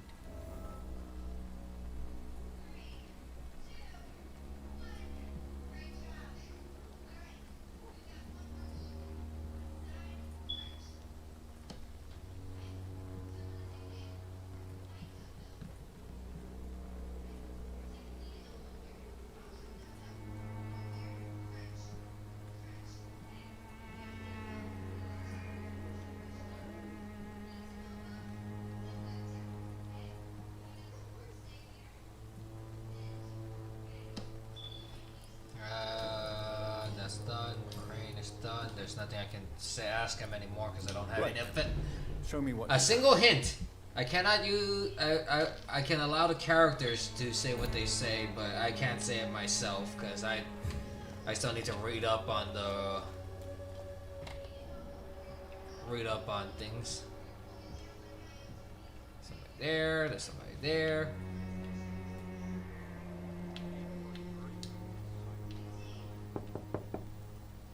Hello, young man. I'm Dr. Reed, and I would like to ask you a few questions. May I enter, please? Sorry, no, sir.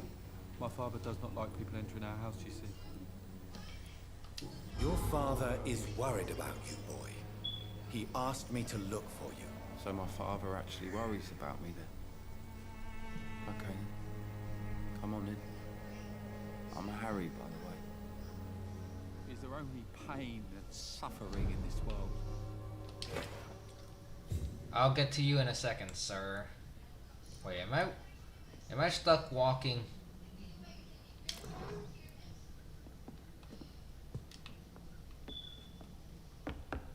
Even my dreams.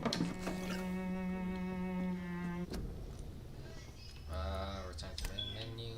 Return to main menu.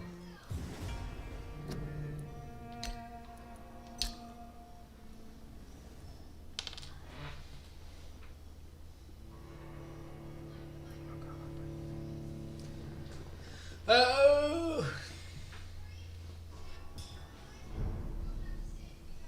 Where does it put me?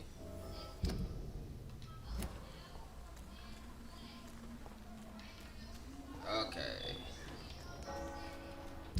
Need to see. Did I learn about him? Yes. Yes. I know all of them.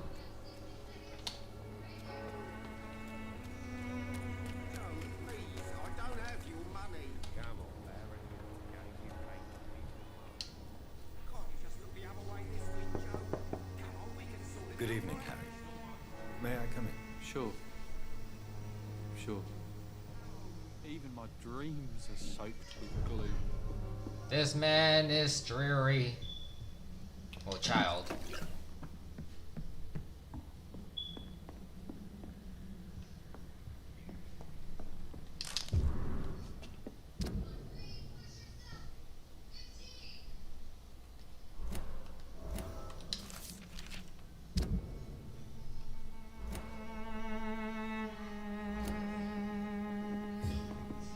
Gathering more intel. It's locked, all right. That one is locked, so I cannot touch it. I must continue.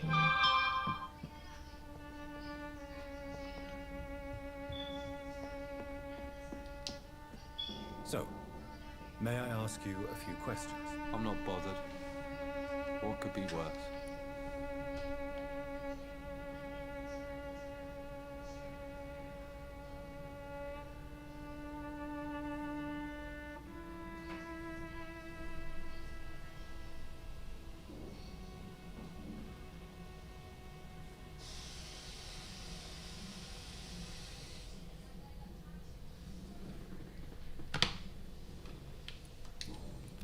Oh wait, you're also sick. But first things first, I must ask you questions. I'm fine. I mean, it's not easy every day, but I'm fine. I'm just tired of being sick all the time. If only I could be tough, like. Well, you know. Speaking of...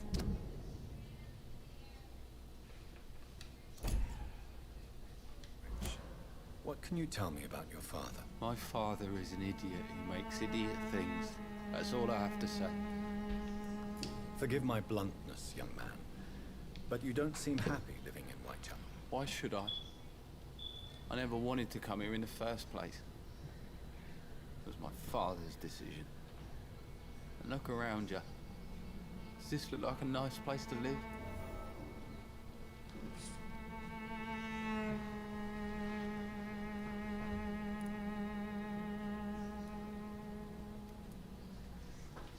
Huh.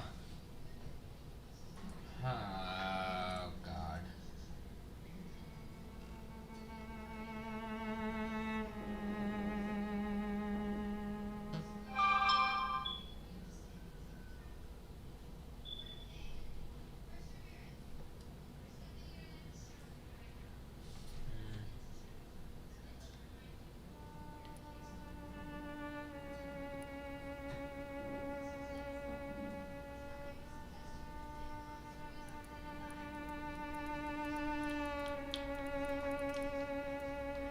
sure your father did his best when he found this house. Times are tough for everyone, young man. That's exactly what my father says. Harry, you should be grateful for what you've got.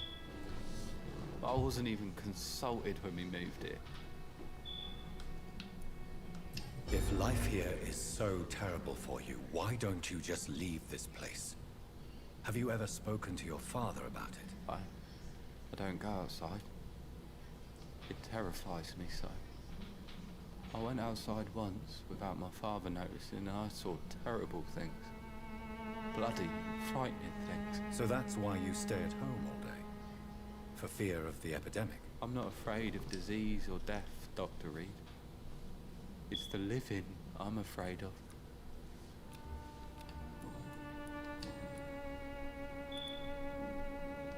Would it ease tensions with your father if he got an honest job? Because he tried, you know. I can't say. I'd be glad if he dropped his thuggish activities, but I'm not sure it would be enough. Why is that? Sometimes I suspect it's me, Dr. Reed. Or it's this life. It's like I can't find my place. Do you need any medical help, young man? Yes, I do. I feel so tired. I don't know if it's the epidemic, but everything seems so hard. You'll feel better with this. But you need to get a grip, young man. Medication alone won't cure melancholia. I'm not sure I'm happy with the idea of living long in a world like this. But I thank you for your concern, sir. Do you know Nurse Dorothy Crane from the Pembroke Hospital? I'd like to know more about her. Yes, I know her. She came here to examine me when I was very sick. She said I should go out more. Goodbye, young man. Take care of yourself. Is there only pain and suffering?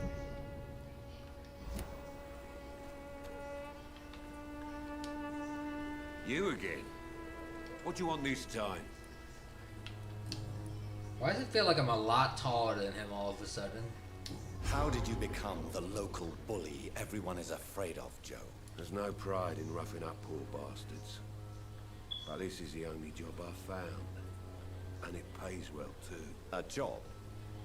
So you're racketeering for someone else? I got enlisted by the Wet Boot Boys, a gang from the docks. I'm their muscle for their dirty work.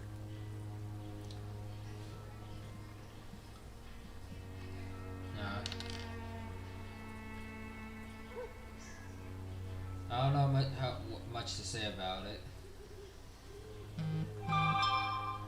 Everyone has their way of survival.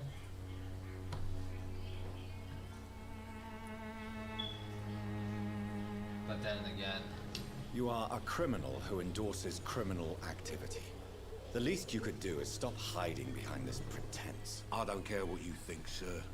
I do what I have to do for my own reasons. And that's that. I'm not sure Mr. Lewis would agree with your by all means necessary philosophy, sir.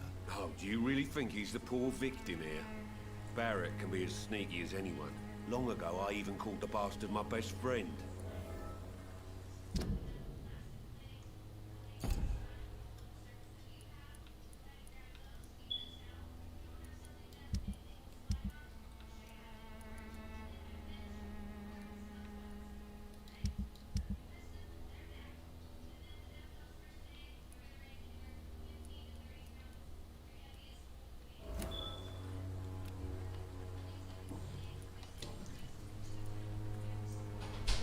Harry doesn't seem happy living in Whitechapel.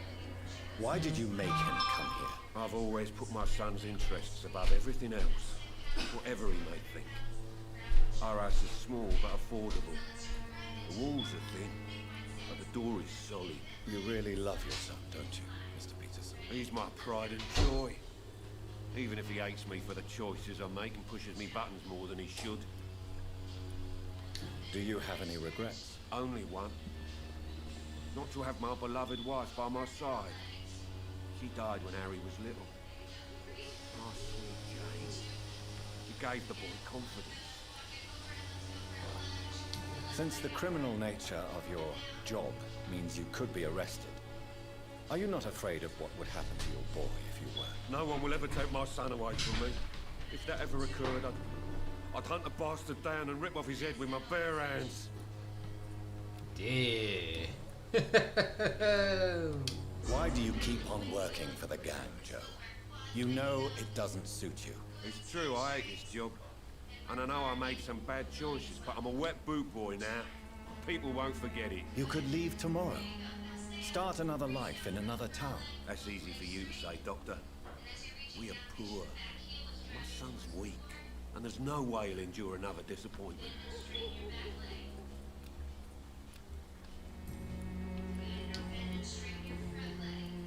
Goodbye, Mr. Peterson.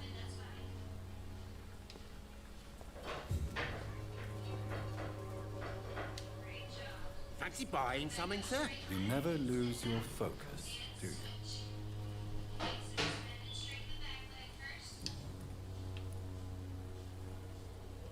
Joe Peterson.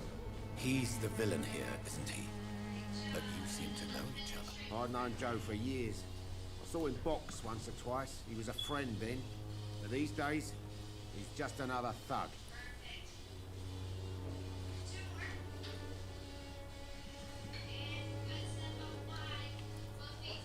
What can you tell me about Mr. Peterson? Besides his behavior toward you, obviously. Colossus Joe was a decent boxer, good one even. But after his wife passed away, he found every excuse to stop training. Just wanted to pick fights with everyone.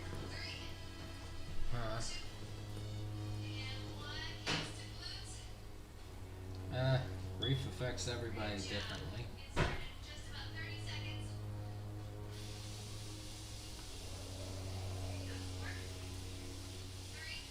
It's never easy to find a new path in life, especially after the loss of a loved one. But crime is certainly not the best option. We've all had some rough times, ain't we? But most of us don't use our fists to see us through. And no one has ever stood up to this thug. Nobody will be fool enough to stand against a wet boot boy. What do you know of Harry Peterson?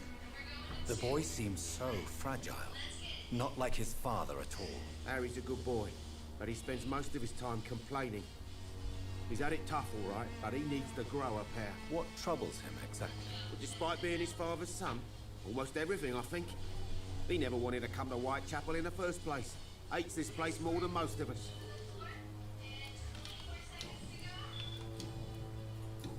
Goodbye for now, Mr. Lewis.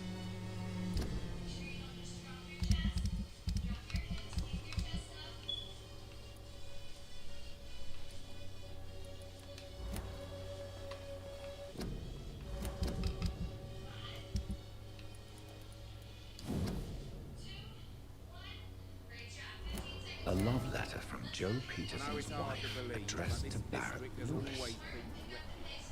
Who should I give it to, I wonder? Fancy buying something, sir? You never lose your focus, do you? I found this box in an abandoned building nearby. I believe it belongs to you. Let's have a look. Yeah, this is mine. So, you faced those loons that roam around there. Extraordinary. I suppose I was lucky. Luck is a commodity round here. Yours should be properly rewarded. About this package, it's not just tools and trinkets, is it? I want to be rude or anything after your kind gesture, but it's none of your business.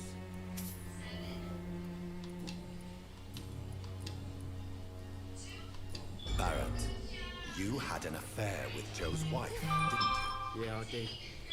She's the only woman I love. My first regret is that she stayed with Joe after Harry was born. The second is I never shed a tear when she died. Did you ever try talking to Joe? Never.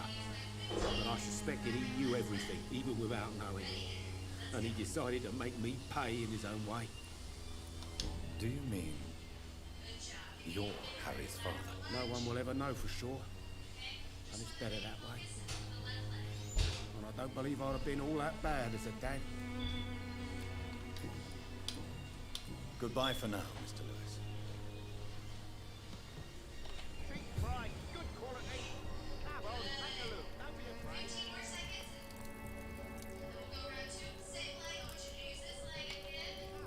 I know what this man is doing.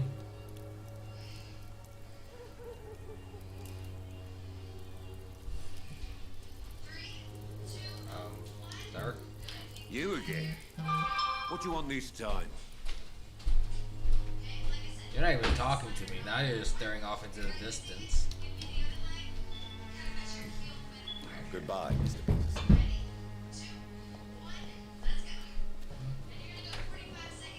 He's glowing. He's a glowing.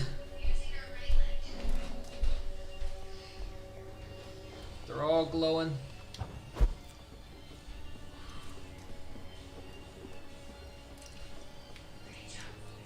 Follow the sparkles and follow the giant misty cloud that tells me that something's about to go down.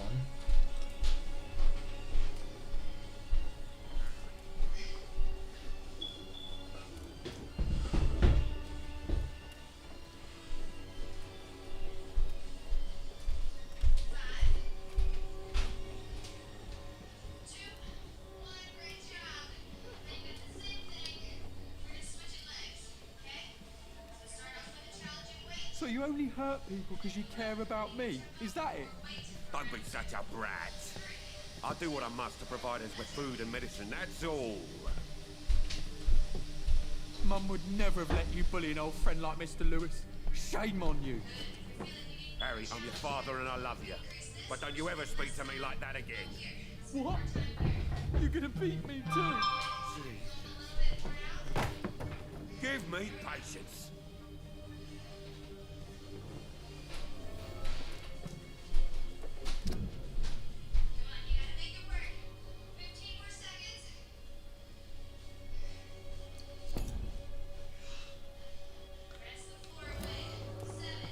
Complicated is a, how do you put it, an understatement here.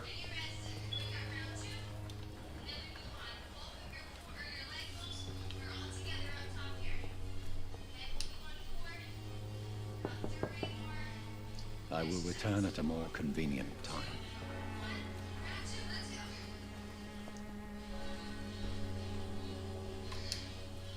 You again? What do you want this time? I want to get all of the story, sir. All of it. Why is your relationship with your son so difficult? Harry and I are so different. Sometimes I wonder if he's my own blood. Seems he's ashamed to be my son. Why not change that then? If you used your strength to do good, perhaps Harry wouldn't feel that way about you. How dare you tell me what I should or shouldn't do with my boy? Who the fuck are you to interfere like that? He's upset. Then again, I'm from the outside looking in, so it's kind of hard to be trying to lecture somebody when you don't know their story or how they feel.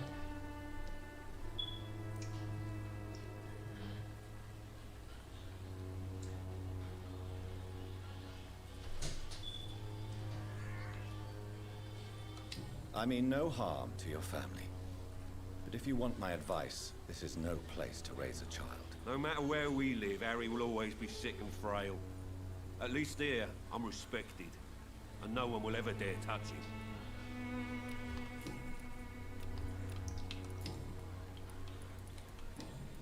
Goodbye, Mr. Peterson.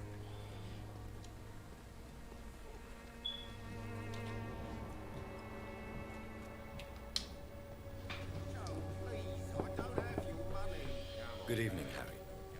May I come in? Sure. Sure. Is there only pain and suffering in this world? So, may I ask you a few questions? I'm not bothered. What could be worse? The part is complete. Okay, now there's everything open. Your father and Mr. Lewis used to be good friends. What happened, Harry? I was young then. I don't remember Mr. Lewis ever coming back again after my mother died. Or was it after my father started bullying him? I don't know. Have you tried speaking to Mr. Lewis about it? I don't go out often, but yes. And he scolded me and told me to leave him alone. I guess my father frightens him too much. But you are not responsible for your father's actions. Am I not? Dad always says that he joined that gang for my safety. So if I wasn't born, people wouldn't be worrying about Colossus Joe. You and your father have a difficult relationship, Harry. Tell me, did he ever hurt you? No, never. My father can be brutal and rude, violent even. But he never touched an hair on my head. What is going on between you two then? It's his job, if you can call it a job. He bullies people. Men and women we know, like poor Mr. Lewis. It's just not right. Do you remember when Barrett Lewis was close to your family? To your mother? Not really. I was too young. But I remember it was a happier time. Mr. Lewis was funny. He often had dinner with us. Why are you sad then? Because it hurts to remember a time when my father used to laugh and smile. It hurts to realise he's as sad as me now. How was he towards you? He was nice, I guess. He never forgot my birthday. He always offered me books. I liked books. Goodbye, young man. Take care of yourself.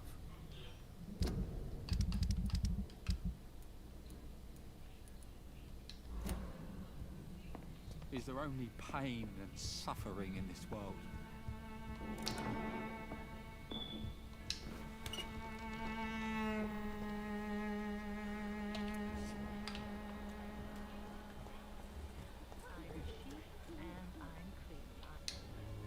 Don't be shy, handsome. What can Christina do for you? I'm not looking for what you're selling.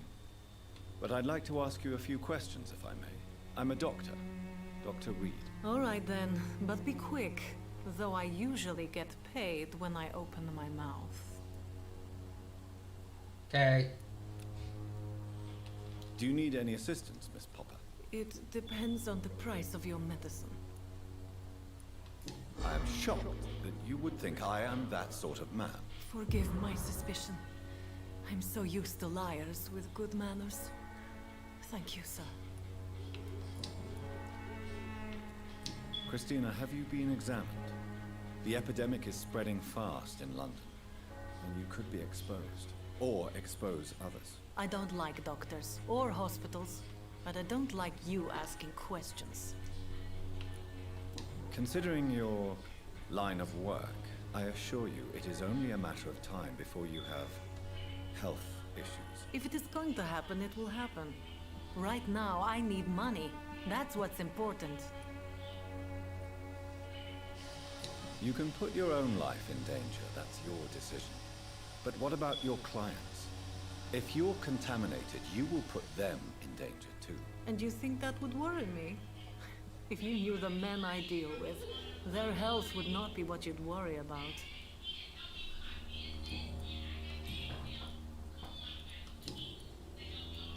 Tell me about yourself. Are you joking with me? People don't usually come to see me for conversation. I have no interest in your work. I am, however, curious as to what led you into this career. Short story. The war, exile, and England. This country is not especially welcoming. I've been refused many jobs because of where I am from. I had few options left. I always thought I was the master of my own fate. But now I know we don't always have control over our lives. I don't judge you. You know, this money is not only for me. I have good reasons to need this money quickly. But it is not your concern, Doctor.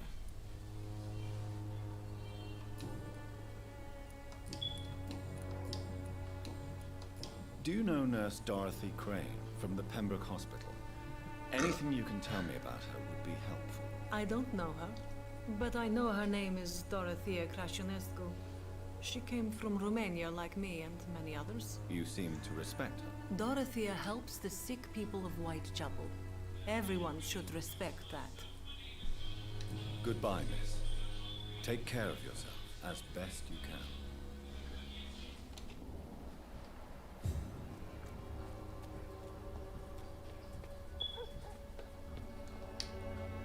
Forgive my interruption. Do not apologize, my son. Father Tobias Whitaker is always happy to teach mortals about the incoming Armageddon. I am Dr. Jonathan Reed, and I just have a few questions. A scientist? You are much more lost than I thought, my son.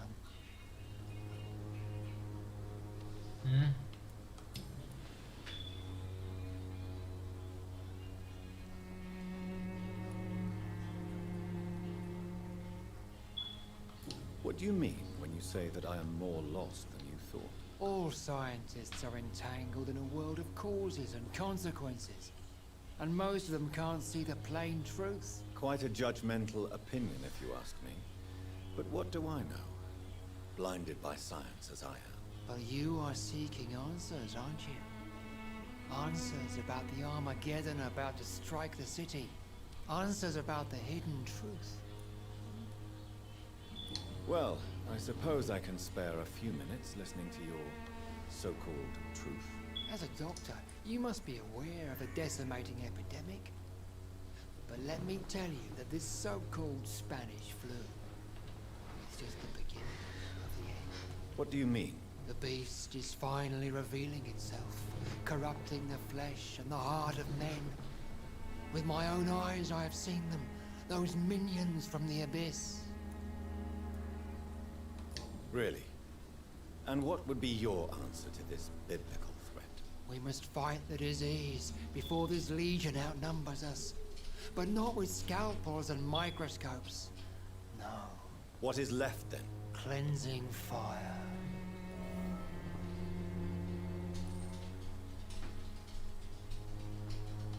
Tell me, Tobias, what exactly is your plan concerning the cleansing of this city? God will recognize his own. More than once this city has risen from the ashes, hardened and purified by the flames. Purification by fire has proved useful, but where do you stop? Burn the clothes? The buildings? The corpses? Worse? Your lack of faith is predictable. But my task is to convince rational minds like yours to see the light. This is God's will. You're mad and dangerous. You're nothing but a soulless butcher. A small-time Torquemada. The Savonarola of Whitechapel. My son, if you think salvation is a free gift, go listen to the lies of that pompous fool, Joseph. Joseph, a fool? Vicar Larrabee of St. Mary's Church.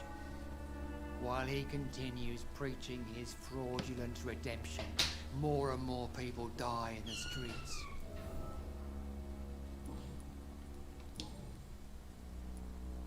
Have you any friends? Any family left? How this conversation changes from being aggressive to being calm. But I have a disciple I see as my son. He is so devoted. I sent him to preach the good word in the heart of this corrupted city.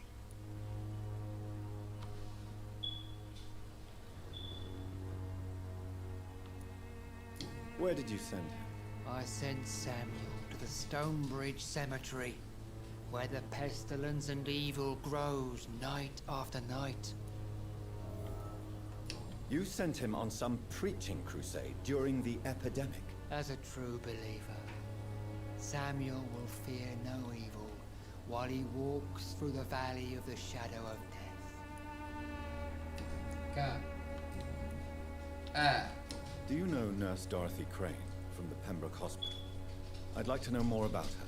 I don't like the liberal ideas of nurses, but I especially abhor that Nurse Crane you mentioned. So you're not exactly a fan of Florence Nightingale's work. But nurses are essential for modern healthcare. Nuns should be the only women allowed to take care of male patients. It's obvious only they have the necessary moral fiber. Why do you hate Nurse Crane more than other nurses? Before coming to London, she was a member of the communist resistance in our country. That's what happens when you let a woman get involved in politics. Oh, we're hitting the fun conversation points today. I have had enough for tonight. Goodbye.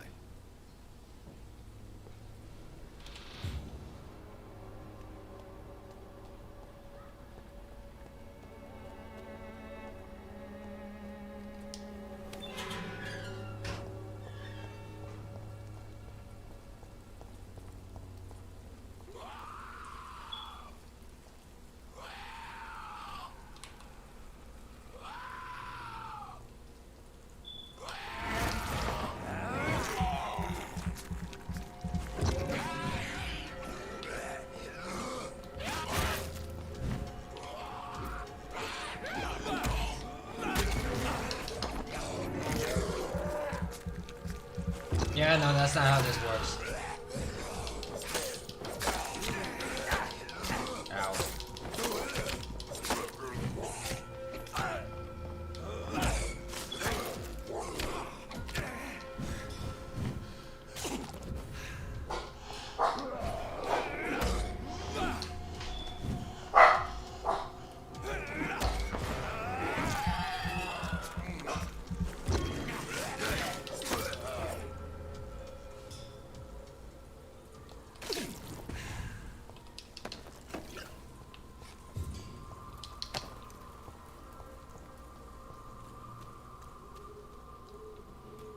Quarantined.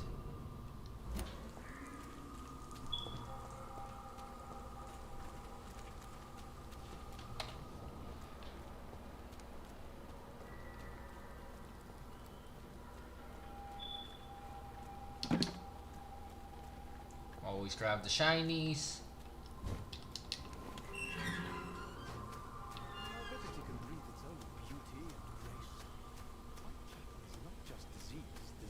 And despair. Good evening, sir. I'm Dr. Reed. I would like to ask you a few questions. Please be my guest.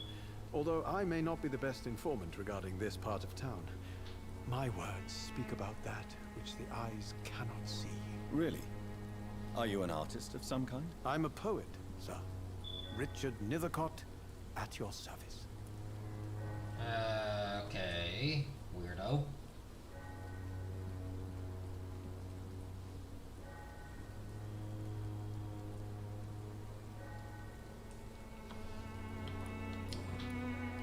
May I ask what you're doing at this hour of night, sir? Do you live here? Not at all. I'm just enjoying the pleasure of a quiet walk. Though night talks are always preferable, if you ask me. Especially with strangers. But are you not afraid of the epidemic? Oh, why should I? I see some equity in the Spanish flu. No flesh should be saved, say the scriptures. Good or evil, rich or poor, all are equal in the eyes of the flu. If you say so. But as a physician in a time of epidemic, I must caution you to avoid unnecessary exposure, sir. Thank you, Doctor. But we both know the seeker of truth has to go boldly where the weak dare not. What are your thoughts on the terrible situation in this city? Terrible, you say? No. Of course, the death of so many innocents is a tragedy.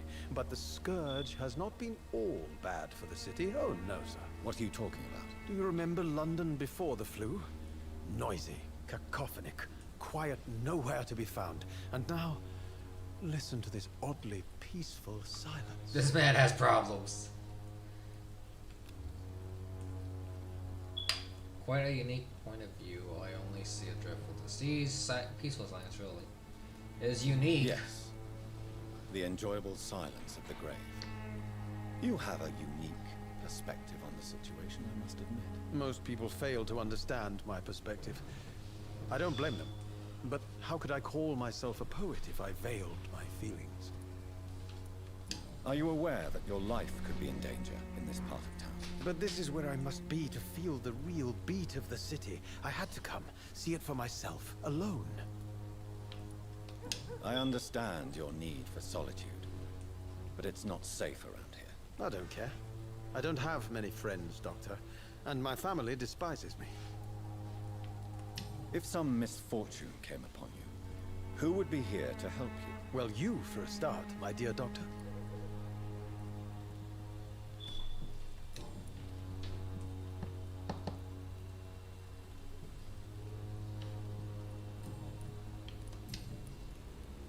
Tell me, Mr. Nethercott, why seek inspiration in Whitechapel?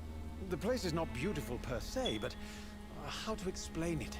Stirring and challenging. Do you not think it a little morbid? On the contrary, sir. Whitechapel is full of life, full of beauty. Just like my dear muse, the wonderful Camellia. What can you tell me about Camellia? Not much. And that's the beauty of it. She can't speak, you know. She's a locked mystery who exhales kindness and sweetness. Perhaps you're just afraid to find out the truth about your muse. One day, perhaps, I'll ask her to come with me. But will she still be my wild if she moves up? And have you ever tried to learn more about her? She lives. Survives. Whom she may know. Maybe I prefer she remains an enigma. Reality can be so dull, don't you think? In what way, exactly? The struggle by gaslight, the barren smiles and the arid hunger under the rain. If you say so. Such vibrant antagonism and vivid paradox. The stripped humanity raged across each street. Vivid, of course, yes. And what about the poignant distress? Oh yes, the poignant distress. You see what I mean, don't you? That's what I want to write about, and that's what Whitechapel is made of. Is this man okay? Did I get everything I can? Okay. Do you need medical attention, sir? It may be wise to let you prescribe me something. I don't feel like I should. Yes, cold. I understand your appetite for words and macabre beauty, sir. But you should be more careful. The nutrition of my mind is more important than my physical health. But I appreciate your concern, sir. I'll leave you alone, sir.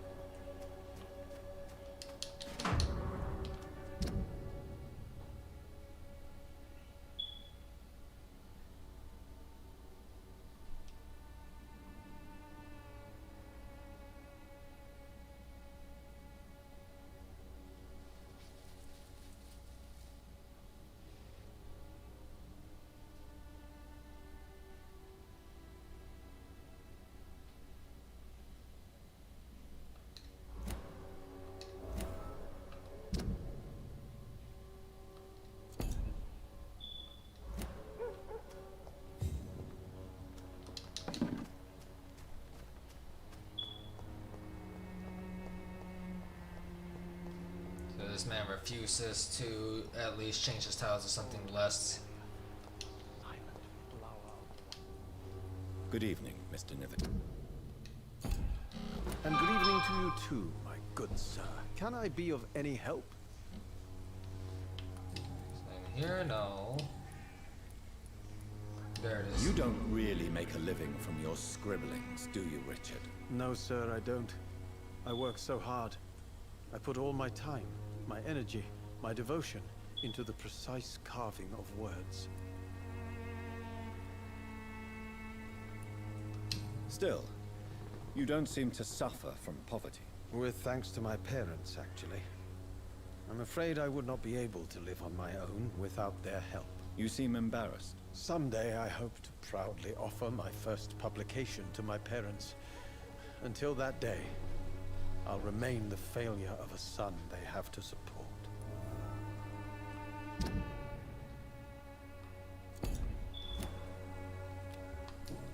I'll leave you alone, sir.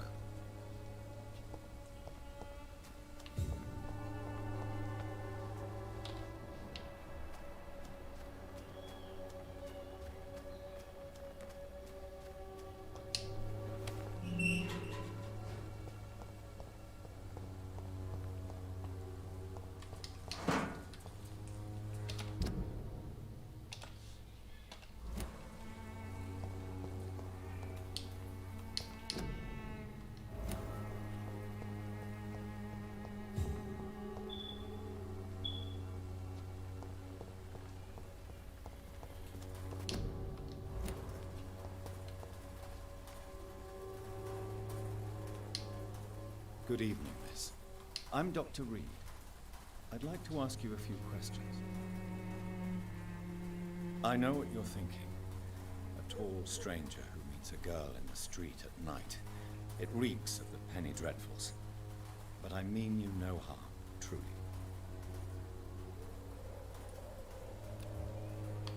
You don't seem to need my medical attention for now. I know you understand what I'm saying. Your silence has nothing to do with you being mute, does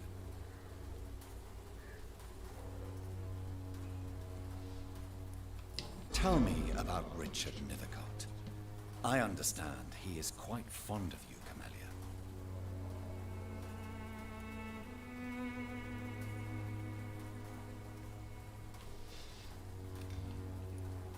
Camellia, I know you work for Dorothy Crane. Please tell me about her secret dispensary. A stubborn and mute comrade.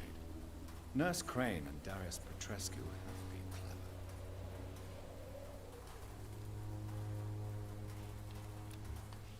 Very well. Goodbye then.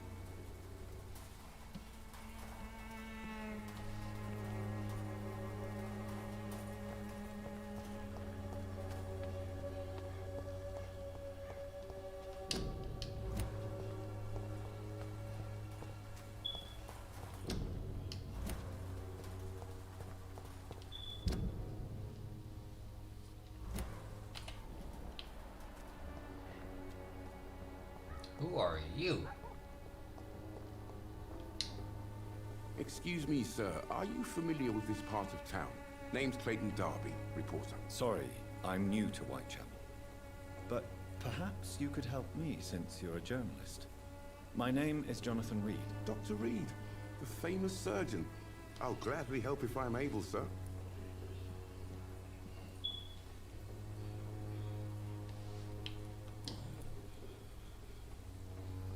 Why are the newspapers keeping silent about the Spanish influenza? It's as though none of you care. There's a war going on. People shouldn't be demoralized by news of deadly diseases.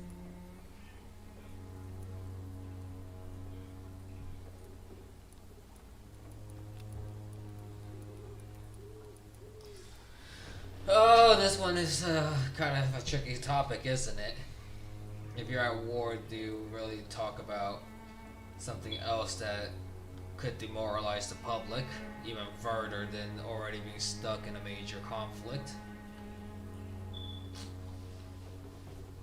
But at the same time, people deserve to know, but at the same time, people can also get tired of being told the same thing that's happening, even though they already know something's already going on. I guess it's logical. I served in France. Our top priority must be to put an end to this butchery. This war must stop now. Sir, streets are a battlefield too. An invisible and untold war is going on, and it must be stopped. Have you any idea of the danger you face in these streets at night? I've had to run and hide more than once from frenzied mobs incensed by the fever. Do you think the flu is really responsible for this, Doctor? I'm convinced there is more at work here than a simple epidemic. Really? To be honest, I could say the same. Some of the sick I saw or heard of. My God, what happened to them?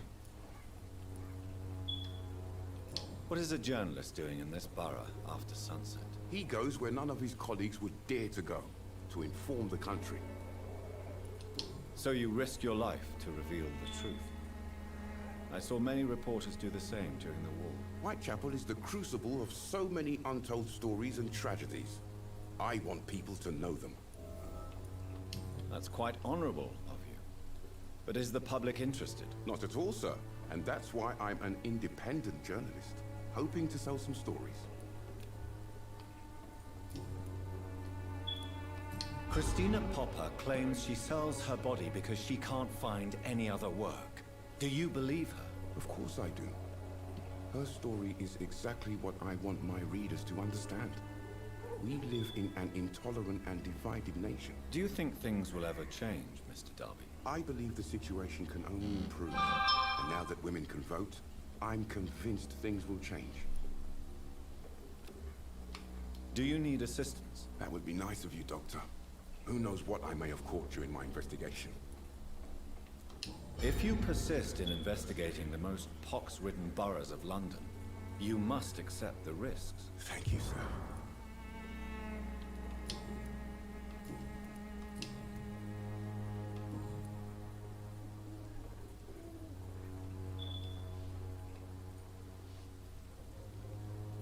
Goodbye, Mr. Darby. Farewell.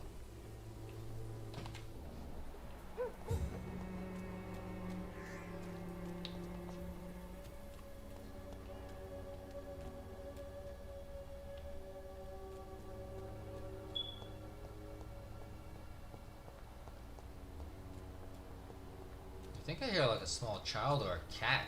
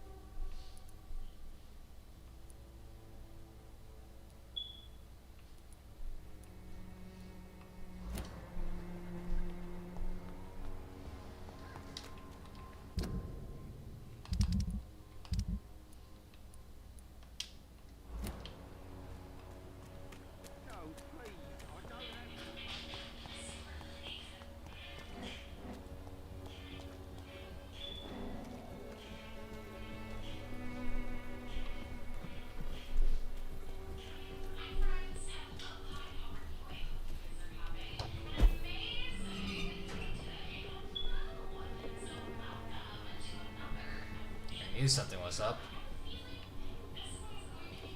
I'm surprised they can't spot me from up here.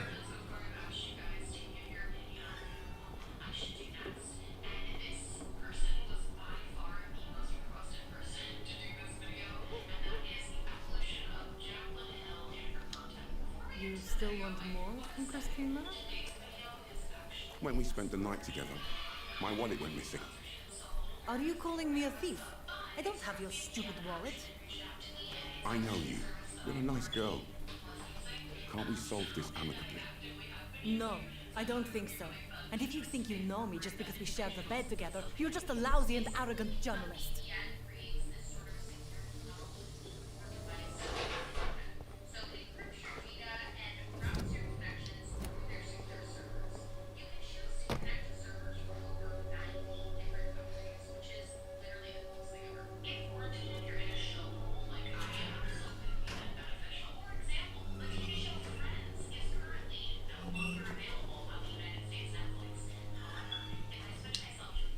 Good evening, Doctor. Tell me, Clayton, do you really think this young woman stole your wallet? Christina? Yes. I recently met her. A nice girl, despite her questionable conduct. How exactly did you meet Christina? During my investigation, I offered my hotel room to her. to rest and get away from the streets. And what happened? The next morning, my wallet and my watch had disappeared. I suppose that's what you get for being a good Samaritan.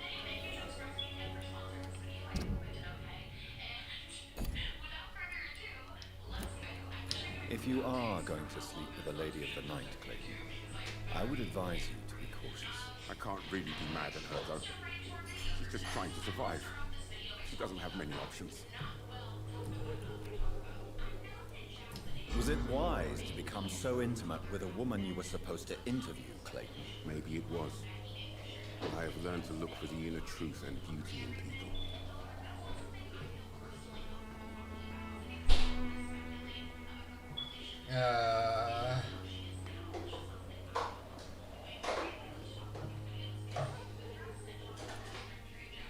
I apologize. I didn't mean to be rude. What can you tell me about this woman? She is very sensitive. So nostalgic about her country. I saw her cry once because she'd lost a precious souvenir from her homeland. What was it? A scarf her brother gave her before she came to England. Why are you so concerned? You seem to have something on your mind, Mr. Darby. But we could make peace if I could find it and give it back to her. I'm afraid she lost the scarf somewhere during her night shift. Goodbye, Mr. Darby. Farewell.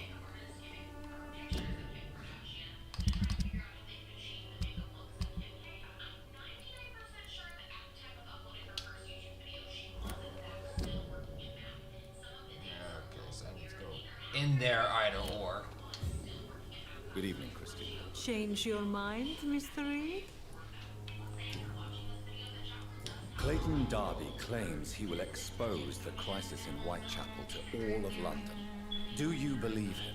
I believe Clayton's courage will erode with time, until he finally leaves Whitechapel to start another fight somewhere else.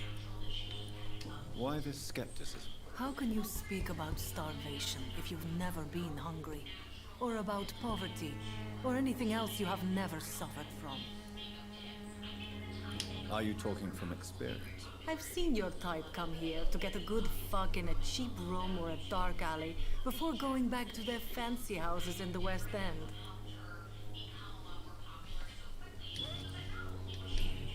Okay. Did you steal Clayton Darby's wallet? Tell me the truth, Christina. Of course I stole it. But I never thought he would come back to look for it. Why did you do it? He seems to trust you. For a time I thought he was different from other men. In the end, he just wanted to sleep with me. Same as the others.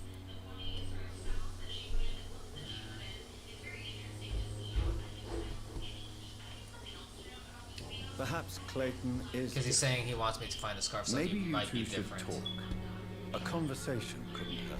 I know what I am and what people call me. I sleep with men for money. If I can accept that, why can't he? No. My future is with the ones I love, not with Clayton Darby. The ones you love? The money you stole is not for you, then? My brother is still in our hometown in Romania.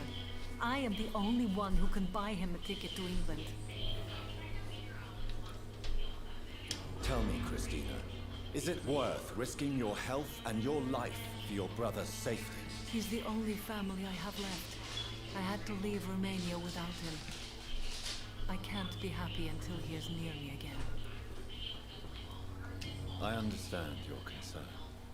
I spent many months away from my family when I served on the front line in France. Every time I write to him, I fear I won't receive an answer. It kills me to know he is still there.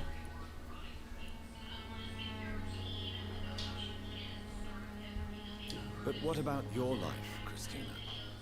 Are you so worried about your brother's survival that you risk your own? You think you know it all because you fought in the war. But my brother is no soldier. I know. We all understand the risks to soldiers. But we don't necessarily recognize the civilian casualties caused by these conflicts. Yes. Wars are decided by rich men who will never take the risk of being shot, raped, or maimed. Does your brother know what you do to earn the money to bring him here? Don't be simple, of course not. And he must never know. Everything will be different once he is here with me.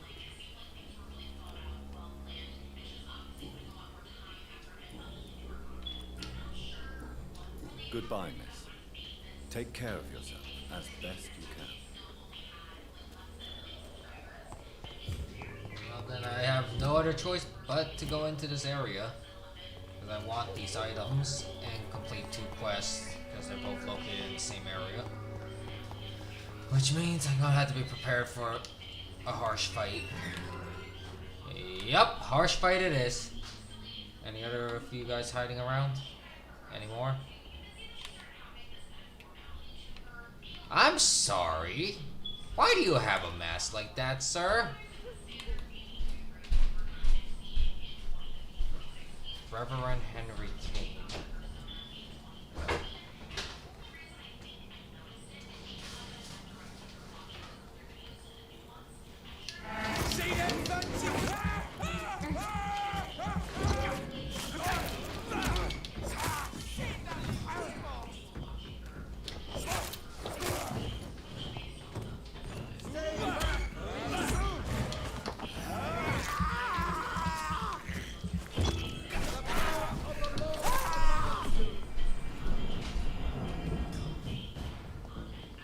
Oh, well, fuck me.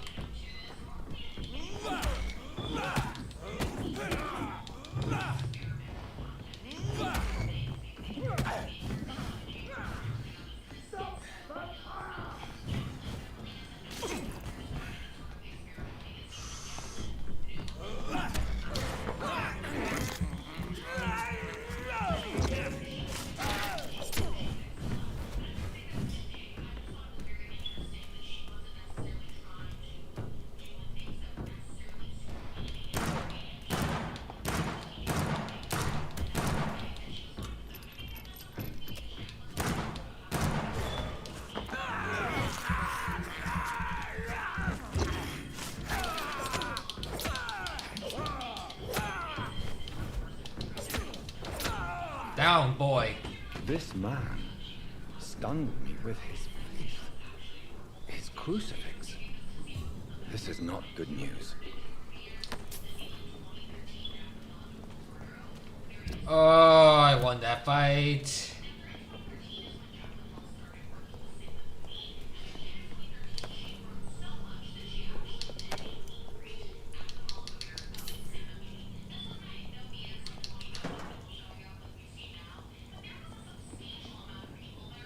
Oh, his faith, the faith was strong with that man.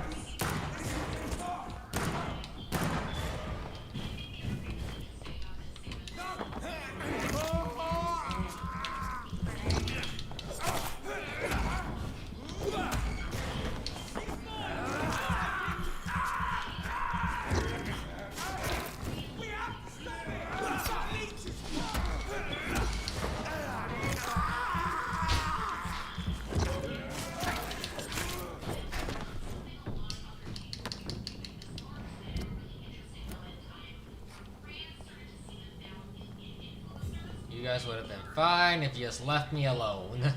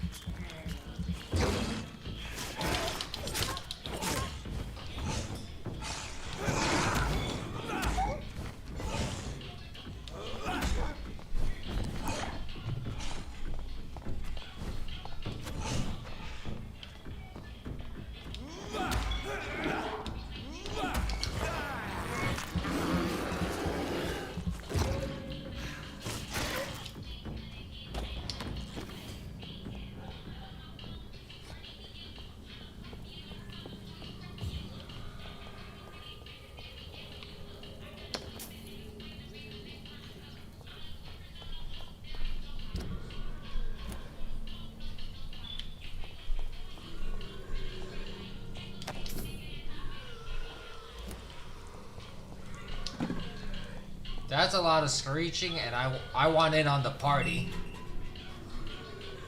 I'm here for the party, boys.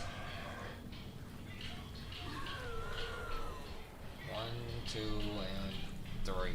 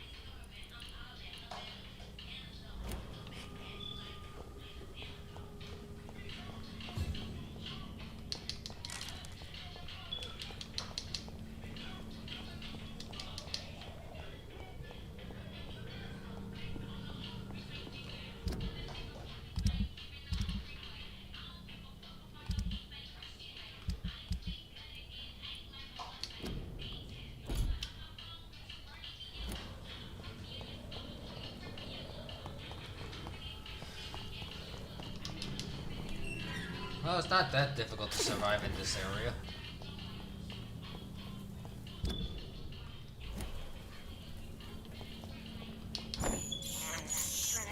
I can't believe I'm doing this.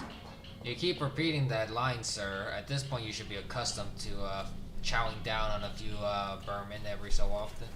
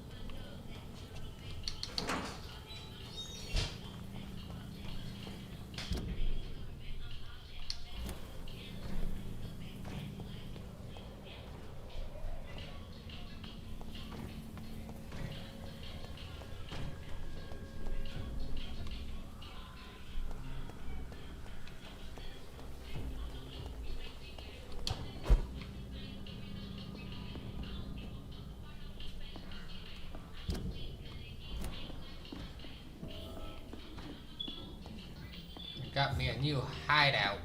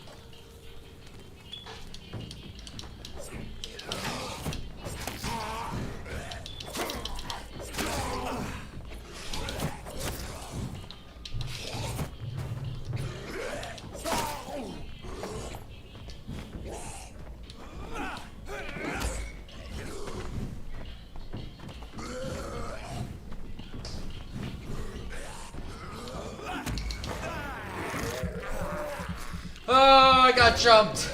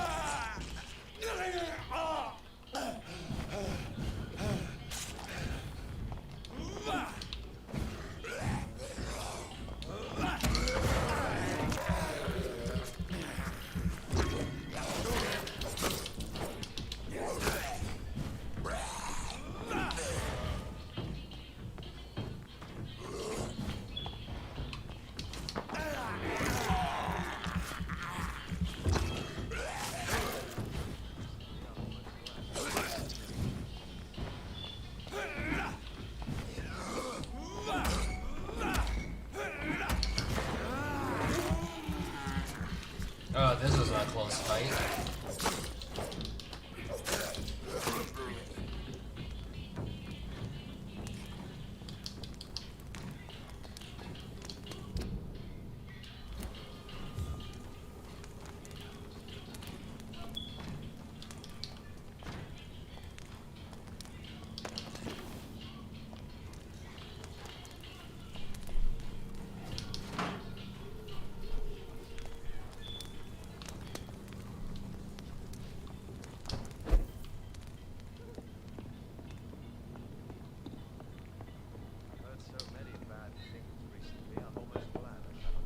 Hello, sir. Sorry to disturb you at this hour. I'm a doctor inquiring about the epidemic. May I come in? A doctor, you say? No, thank you. All right. I shan't insist. Goodbye for now, sir.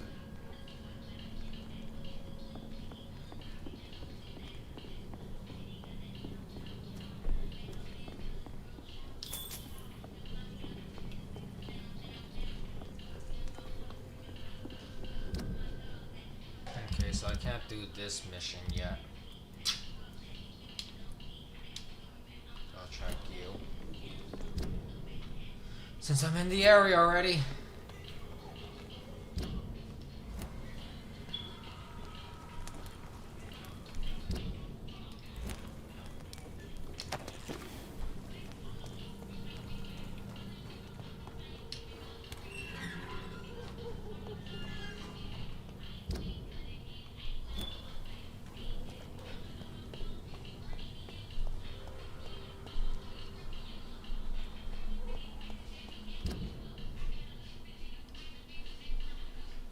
Oh, this is about to turn into a labyrinth for me, isn't it?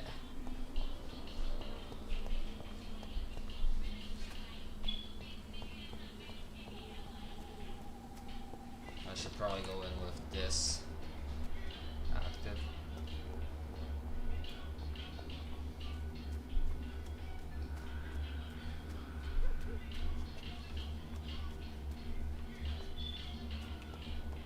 I can hear the screeching of everything that wants to try and eviscerate me.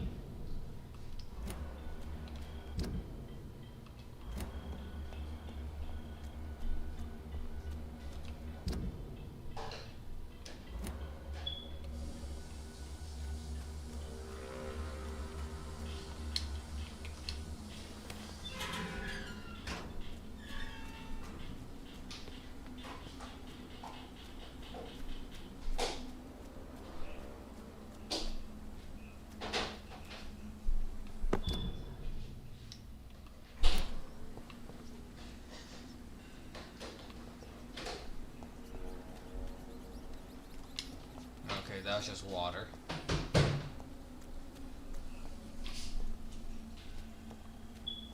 Okay.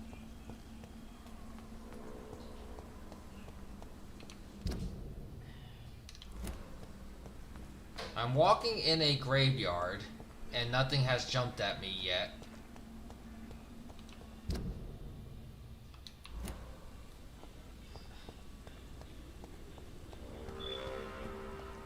I was expecting probably non-stop fighting, me running away, saying, "Oh no, I'm dying. Oh Lord, help me."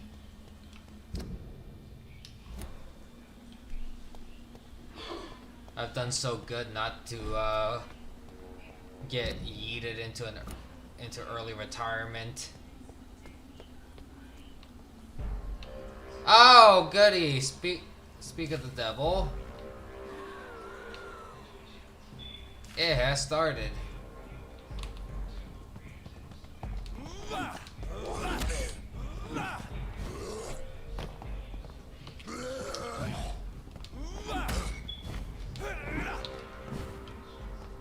Okay, I found their AI limit.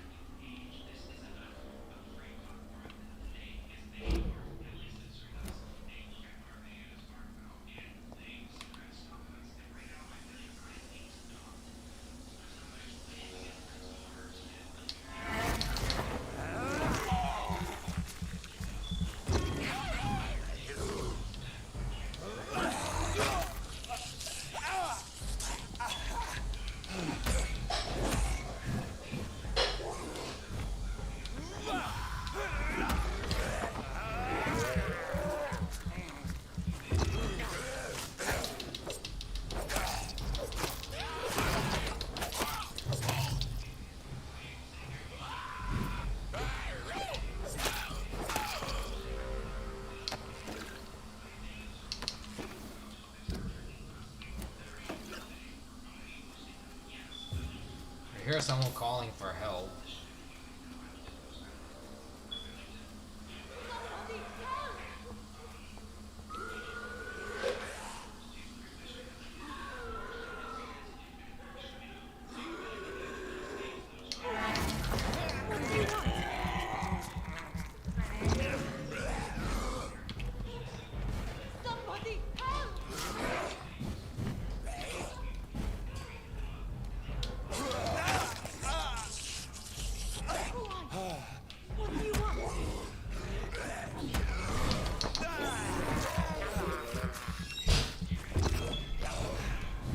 Man. Oh, God.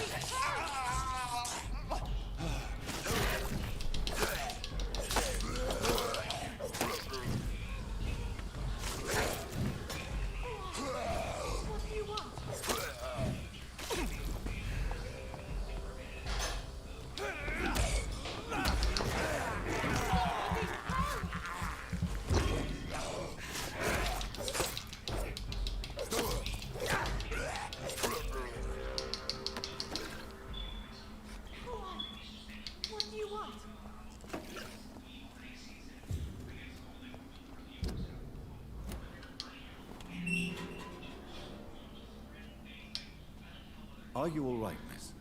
I don't know. Who were those people? They wanted to kill me. Why? They've lost their minds in the epidemic. They won't come back for now. You seem to know a lot about them, sir. I'm Dr. Jonathan Reed. I'm investigating this disease. I am Xiaoxun.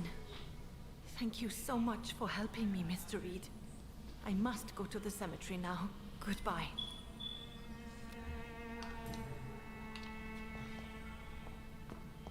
Carnage. Is Father Whitaker's disciple among the bodies, I wonder?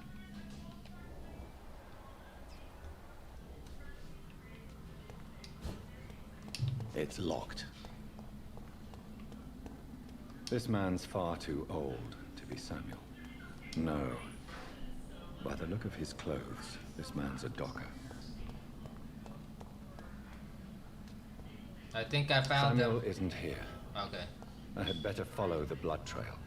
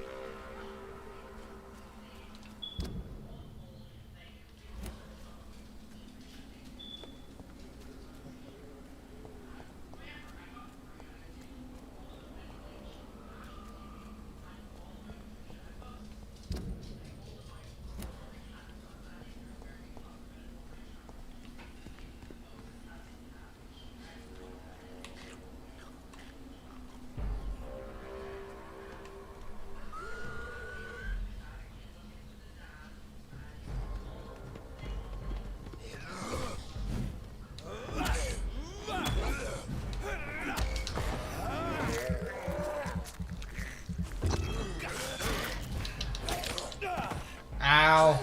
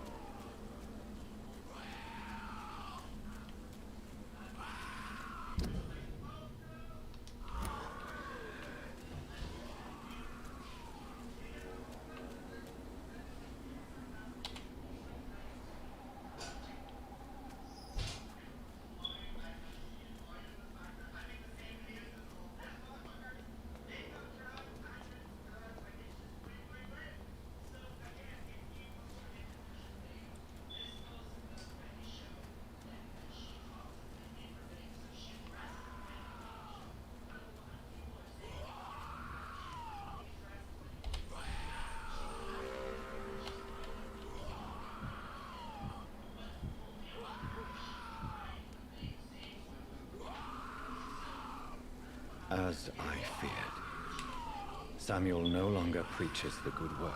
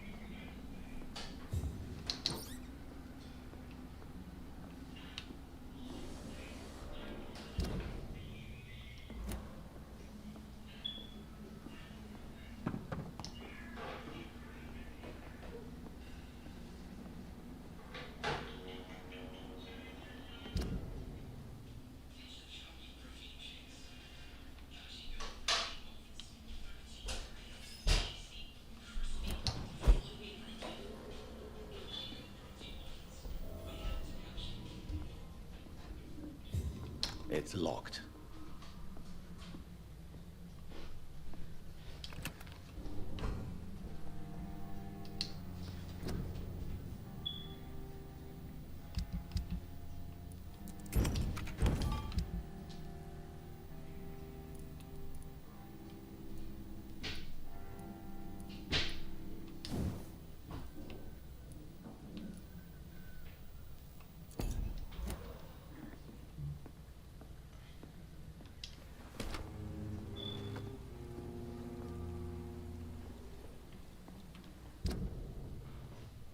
Okay, so that's where this is.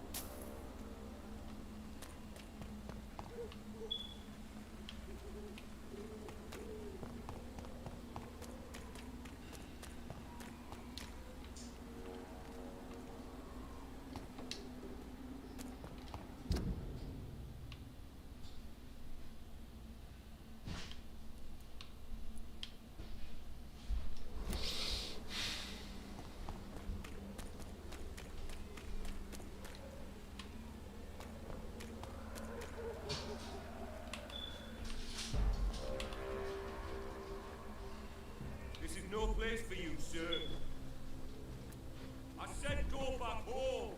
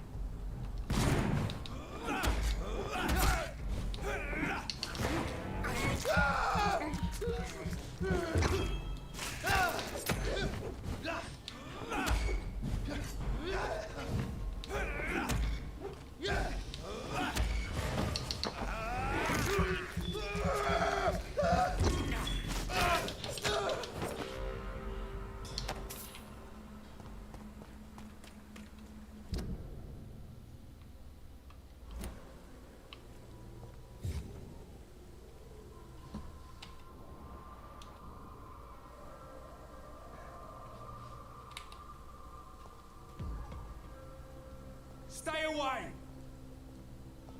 These one!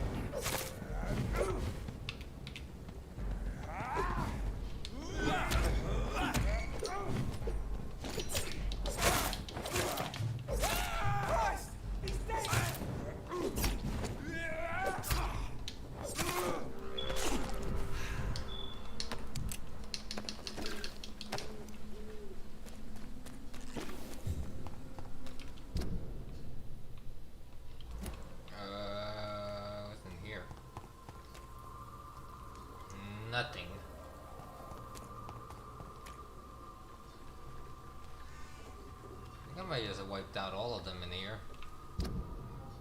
I can just safely walk.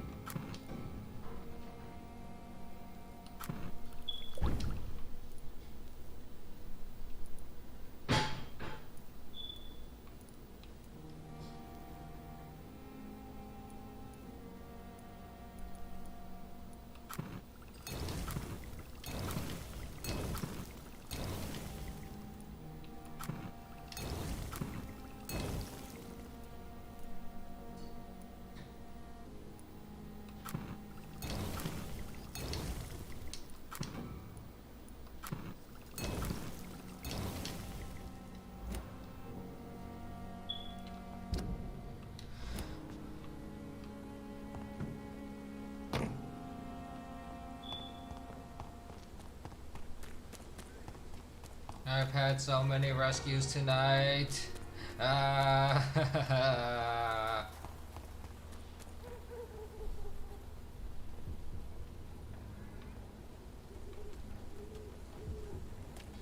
not even walking on purpose. Right now it glitched out, and since I don't have a save point, I don't want to accidentally go back to main menu and have to do all of that again.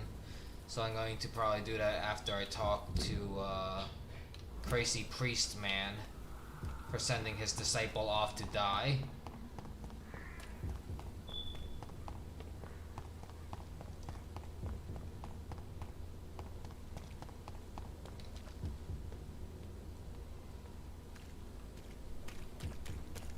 I cannot enter.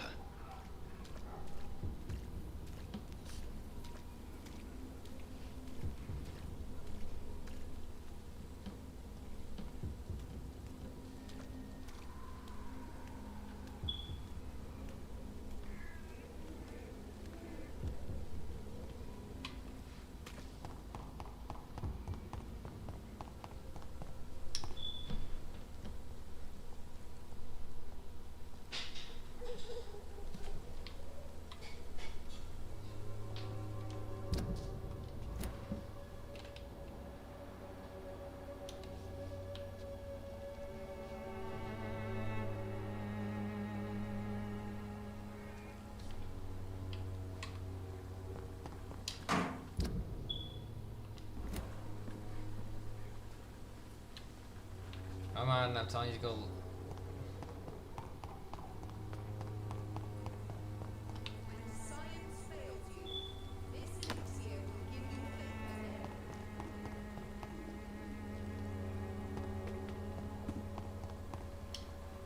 Good evening.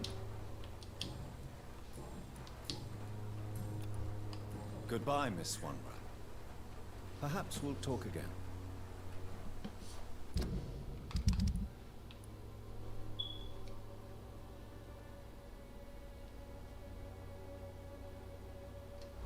When science fails you, this elixir will give you faith again. Someday you'll understand. Its effectiveness.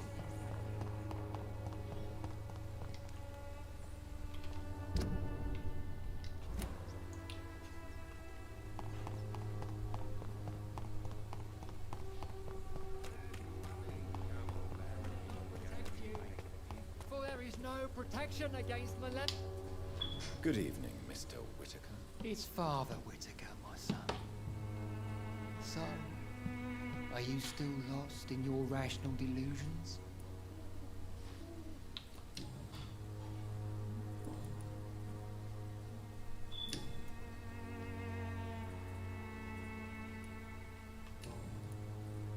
I have found Samuel, your disciple.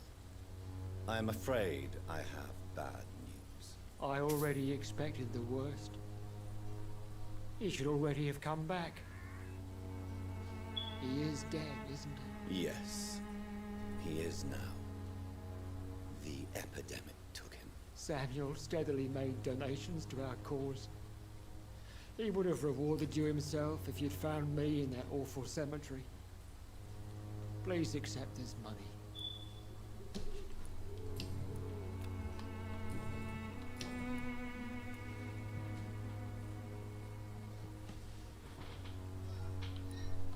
Tobias Whitaker, confess why you burnt those people alive.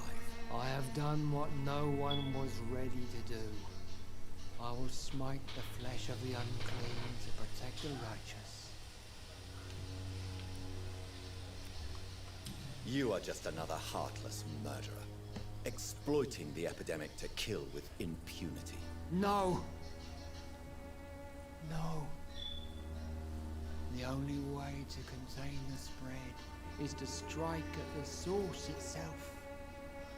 The proliferating sick. You're not the savior of London. You're just a glorified sadist. I take no pleasure in this awful cleansing, Dr. Reed. I am only driven by the thousands of innocents I save each night.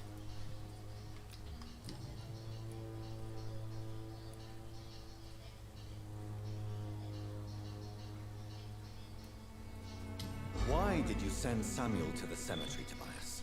What did you see there? I sent him on a vision. A dream of a dreadful and laughing queen covered with blood, sleeping with the dead and feeding on the fear of the dying.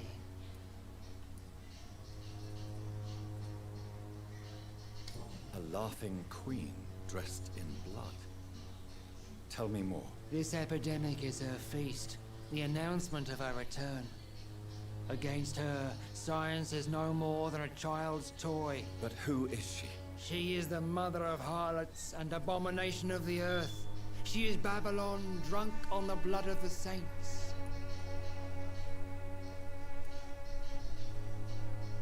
Your disciple, Samuel, stole from the dead in Stonebridge Cemetery. I have proof of his crime and proof of his death. No! Samuel was the best of us. So devoted, so zealous. He gave all he had for the cause. He tirelessly preached the good word. He defiled the dead with his petty thefts. That's how he financed your misguided crusade. Think what you will. When this city is saved, he will be praised for his devoted fortitude. He walked boldly into the mouth of abomination. Your precious Samuel used you. He was an immoral crook. If that's true, then he will be my burden to bear during this endless night. I have heard enough for tonight. Goodbye.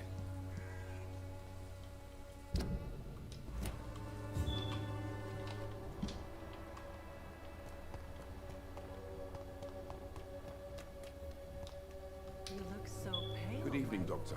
Can I help you? Do you know that Christina is hoping to pay for her brother to travel to England in the near future? I see. No, she didn't tell me that. But that explains many things. Do you believe she will ever see her brother again? As long as the war rages in Europe, I'm afraid her chances of seeing her brother again are slim to none. I found this scarf. I believe its owner would be happier to receive it from you. Dr. Reed, I may be a humble and dogged reporter, but I recognize a gentleman when I see one. Take this for your trouble. Mr. Darby, I believe your feelings for Christina are deeper than you might admit. I'm the journalist here. I'm the one who makes assertions. But as a journalist, you also have to honor the truth. So, what is the truth about you and Christina? I won't use the word romance, but yes, I do care for her. A lot. I hope the feeling is mutual. Ridiculous, is it not?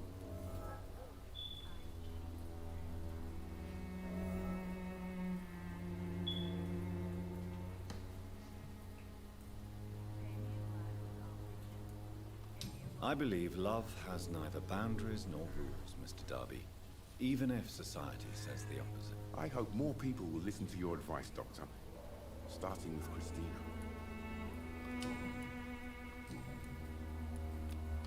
Goodbye, Mr. Darby. Farewell.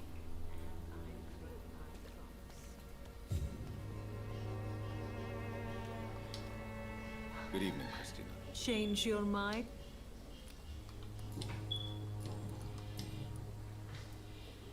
Clayton's feelings towards you are romantic and serious. Is this feeling mutual, Christina? That is the least of my concerns, Dr. Reed. Perhaps Clayton has time to think about these things, but I don't. If you had time to question your heart, what would it say? That men are pigs. But it doesn't bother me as long as they pay. Goodbye, miss. Take care of yourself as best you can.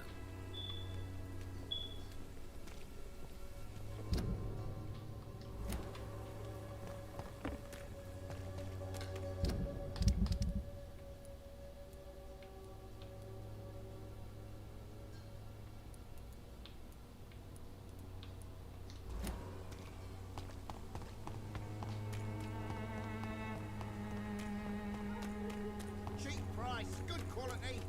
Come on, take a look.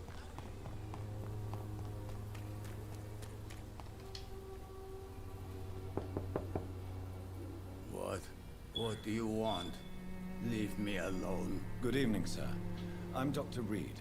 I'm looking for Nurse Dorothy Crane. There is no Dorothy Crane here. Now goodbye. I'm afraid this medical leaflet says the opposite, sir. Really? Well, I'm afraid I'm going to close this door right now. Go bother someone else, Mr. Doctor. To enter that house, I must discover who this man really is. Maybe I could start by observing what he's up to.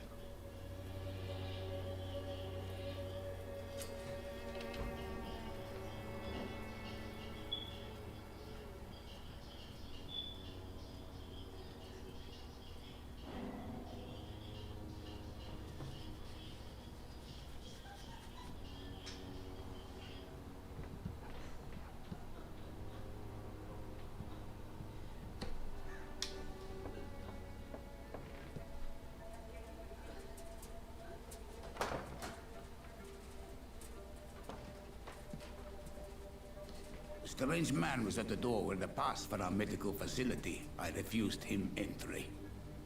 Darius, how could you know he didn't need our help? His clothes were too finely tailored to be for Whitechapel. Perhaps just a friend of that stray poet who is always about. Richard Nethercott? No, not of the same cloth, this man. I suspect some machination from that journalist. Clayton Darby. Is he still asking questions?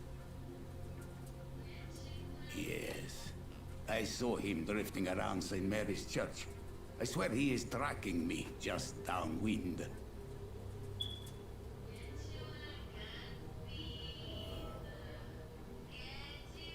I must talk to that journalist or the poet. I saw that save. Return to main menu. Gotta reset my character's movement speeds.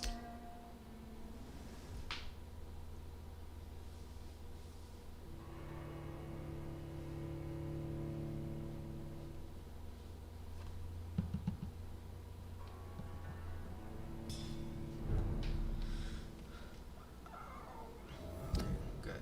Back to normal. Check those two areas. Do not move until it resets.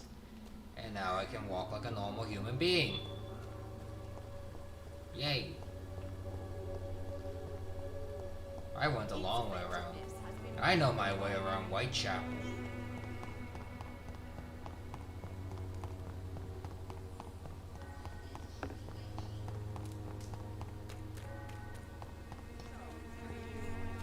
For there is no protection against malevolence and trickery. Good evening, Doctor. Can I help you? I heard you're investigating an underground medical dispensary in Whitechapel. What do you know about it? Not much, I'm afraid. They are wary of strangers, and I'm not really an acquaintance of theirs. Why do you care?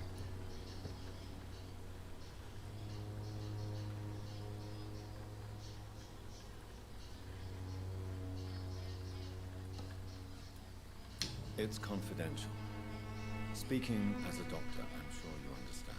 Are you sure you're not just concerned about the repercussions that a scandal involving a certain Nurse Crane from the Pembroke Hospital would bring? Without a doubt, you are a damn fine journalist, Mr. Darby.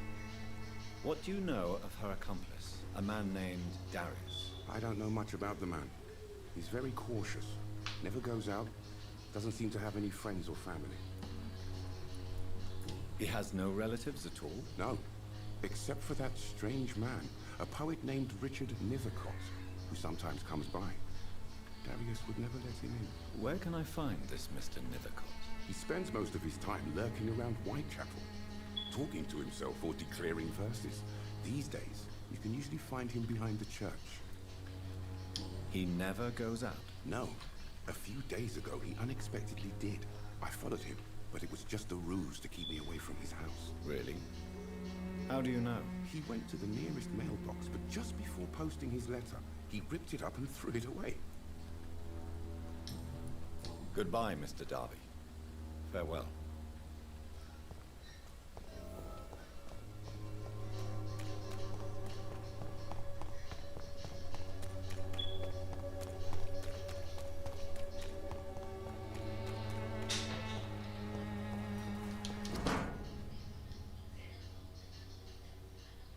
The content of Darius' letter to his children could give me more leverage to enter.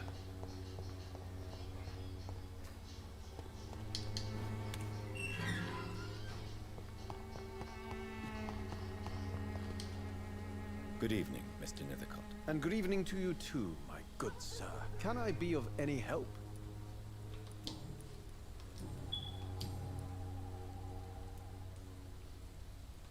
Did you know the Mute Florist is a member of a secret society? No, I didn't.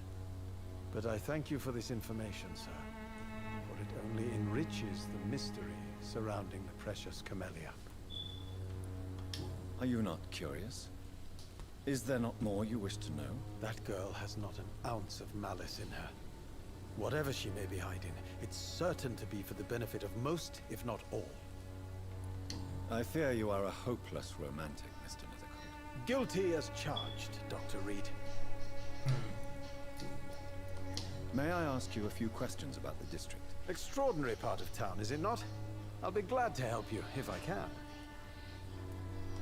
I'm looking for Dorothy Crane, a nurse who lives in this vicinity. Dorothy Crane. Oh, I love the name. The Crane of Whitechapel. Sounds very mysterious. But, sorry, no, never heard of her. What can you tell me about an old man called Darius? Darius Petrescu? Yes, I know him. At first, I thought he was only a small publisher. I invited him to publish my work, but his reaction was pretty clear. Not interested in your talent? Darius is an old political activist who takes delight in printing tracts and lampoons. Those communist activities only require mediocre writing skills.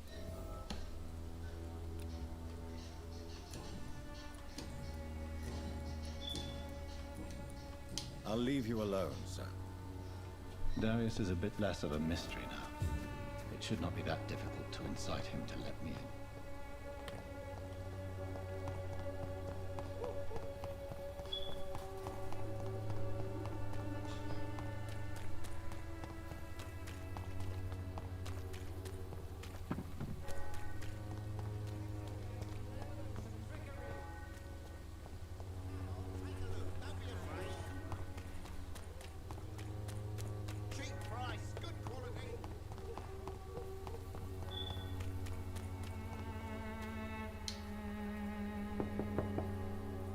Mr. Petrescu, just 1 minute, please. You again? Go away. Sir, wait. Stop this nonsense. I know Nurse Crane is here. Shall we speak man to man, you and I? All right. Speak up. Don't you see we're on the same side? We fight to help the poor, sick, and abandoned. I'm nothing like you, Mr. Doctor. Yes, you are. You too believe in providing medical care without charge. You know what we have to sacrifice to make the world a better place. I have to admit your words have conviction. All right, I'll let you see Dorothea.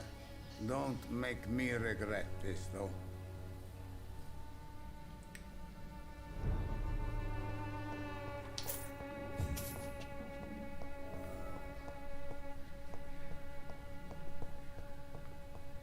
It's locked, all right.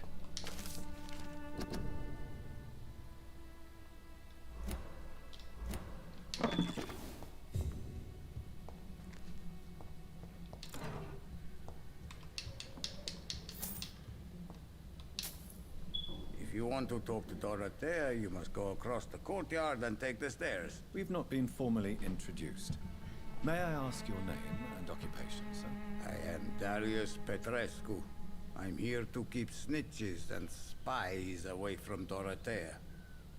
And I also run this little print shop.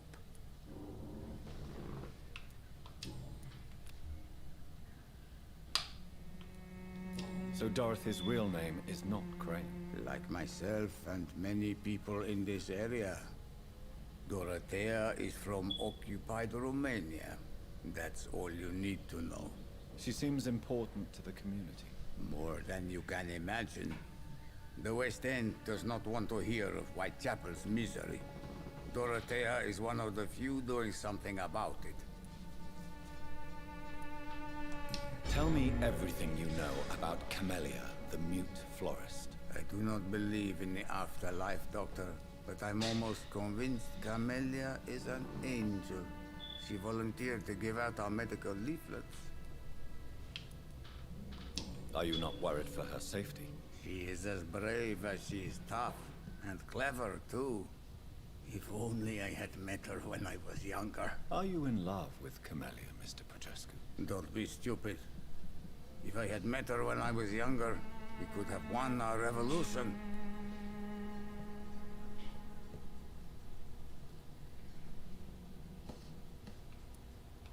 Who is she, really? Do you know where she's from? She's not from around here, that's all we know. Camellia is not even her name. It's her favorite flower. You say she has no close family? Well, there's that awful poet who constantly follows her around like a lost puppy. A good man for sure, but a very poor writer. Tell me I do not...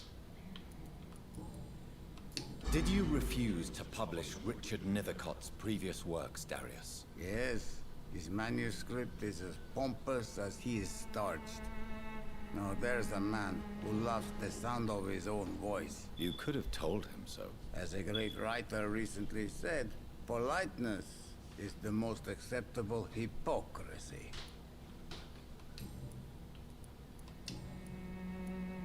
Do you have any family left, Mr. Petrescu? Children or grandchildren? Who knows? I have abandoned my people for so long, they might as well be dead. As dead as I am for them, I suppose. Don't be embarrassed, sir. If you must know, my own father disappeared many years ago, and I forgave him. It's quite awkward to talk about our families like this, but... Thank you, Dr. Reed. I appreciate your trust. This war won't last forever. Did you ever think of returning to your country now it's free? No. I have taught strength and determination to my sons and daughters. I'm an old, dying man who only has memories of better times to cherish. How did you meet Nurse Crane, Darius? Why does she trust you? I'm her oldest friend in England. Dorothea and I share many ideas about this country and about the country we left. You mean occupied Romania, don't you? Even if not directly, I fought against your enemies. Really? Then perhaps you have more in common with Dorothea than meets the eye, Dr. Reed. I know you fought for your country when it was occupied, Darius. Tell me more about it. I know my days are numbered, and I know I won't see my homeland again. But I fought for Romania all my life, and I will until my last breath. But Romania escaped the grasp of the Austro-Hungarian Empire. It's a free country again. But it's not the country I fought for. My homeland is not appeased, Doctor. But I still see a dark future ahead for my people.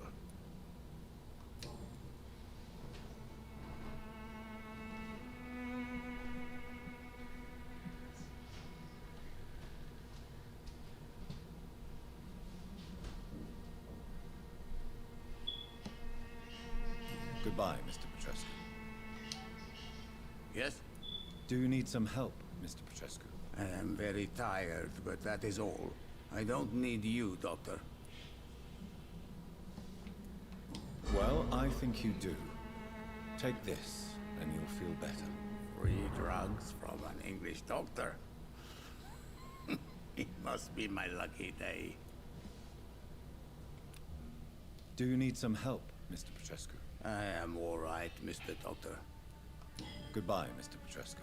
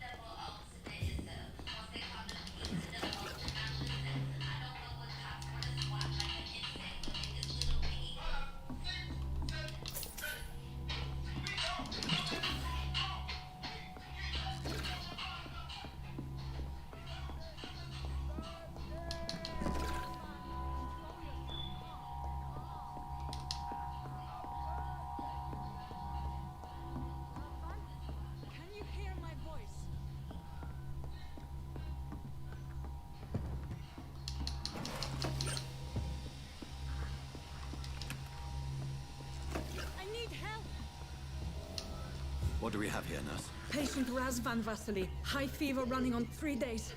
Complaints of dizziness, muscle aches, and head pain. Diagnosed with influenza. Treatment? Aspirin and salicin for the fever and discomfort. Liquids for dehydration, but he's having trouble keeping even water down.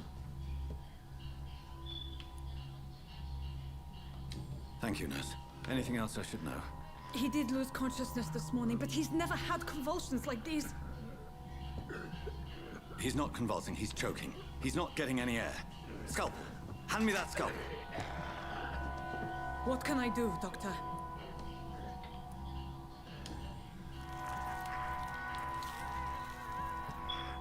I need to perform a tracheostomy. Short pipe. That rubber tube will do. We're going to cut a passage for air through the neck. Yes, Doctor.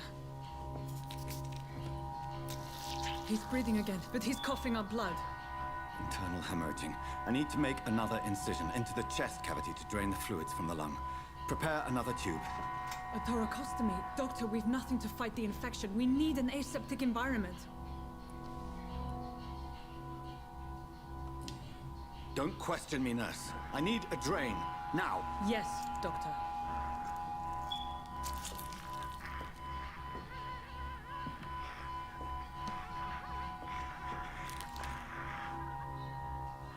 He's still bleeding, Doctor. I'm losing his pulse. The drain must have punctured the intercostal artery. There's too much blood. Are you all right, Doctor? I can't see.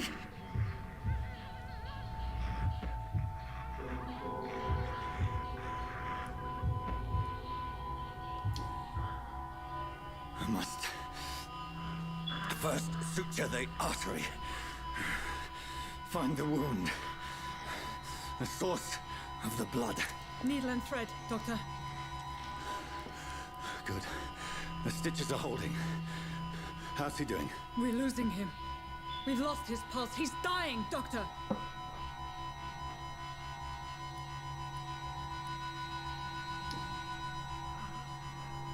A dose of epinephrine, now. Yes, Doctor.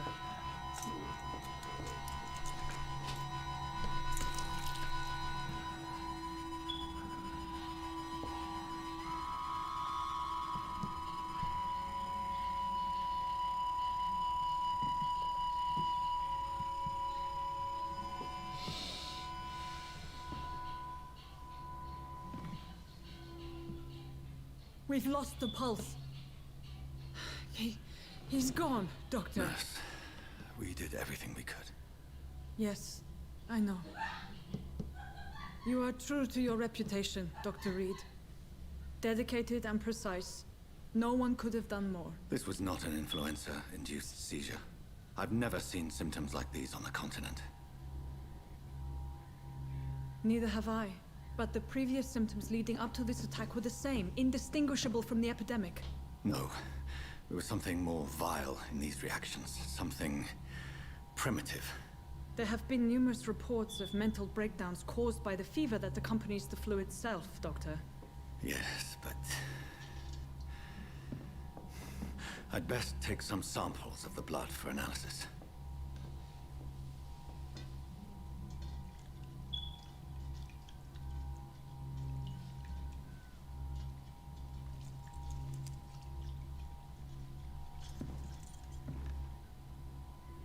I doubt you're here to test my bedside manners.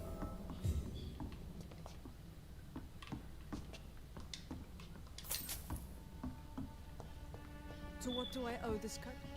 I suspect it was more than intuition alone that led you to us. So, how might I be of service, Dr. Reed?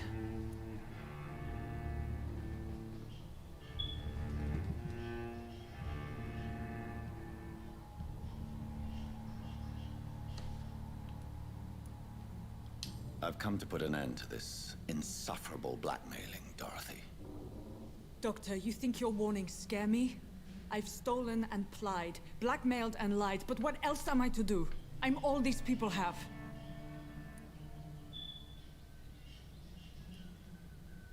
But why Lady Ashbury? Why her, of all people? She's pristine and proper, all right. But that she-wolf in sheep's clothing murders the poor for sport. I have her where she belongs, and I'll milk her for all she's got. Dr. Swansea is a sensible and honest man. He wouldn't have refused your friend's care at Pembroke. It's easy for you to say, Doctor. These people cannot go to the police, nor to the hospital. They don't even speak English. They depend on me for everything. So, the end justifies the means. Is that your defense? I know you're kind, Doctor. Just another fine-heeled, silver-spooned gentleman who was given the world on a platter. You know nothing of poverty. Nothing of the shame, the hunger, the loneliness. You've convinced me of the sincerity of your actions and their noble justifications.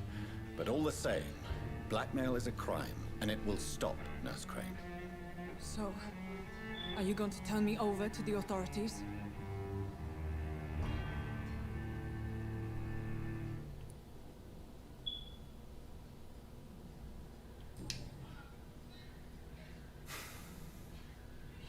No. Your place is here. Jailing you would be an even greater crime. So, here is my proposition. I'll look the other way on your little enterprise. In exchange, you will resign from the Pembroke Hospital and provide me with medical supplies when the need arises. Dr. Reed! That sounds like a business proposition. My accomplice, then? No, just a privileged client. My research may require the occasional rare piece of equipment or ingredient. I'll pay good coin in exchange, fair and honest, to help finance your noble endeavors.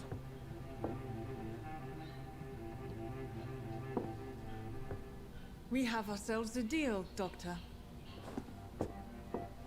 Good customers are always welcome. Yes, Nurse Crane. We have a deal.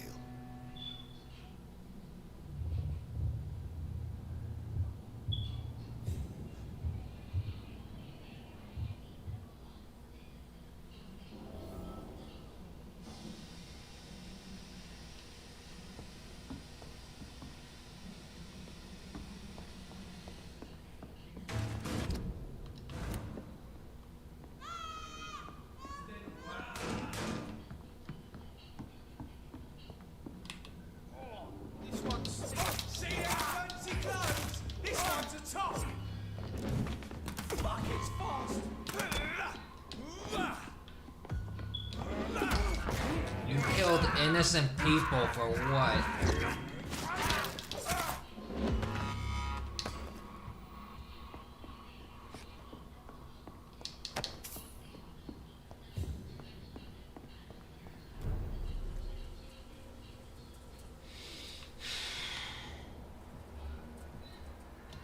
It's time for all of you to perish here.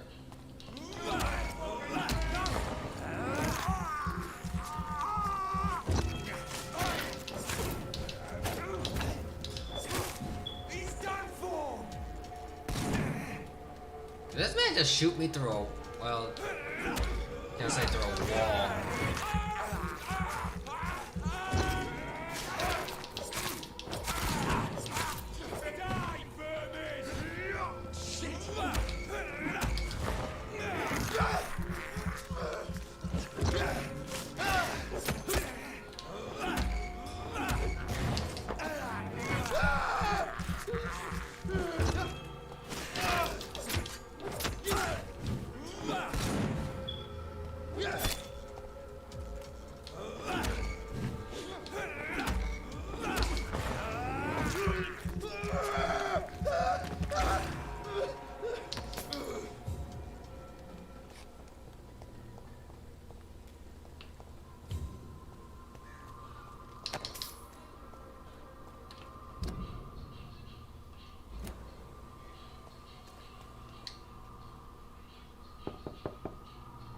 Hello, Mr. Petrescu. Hello, Dr. Reed.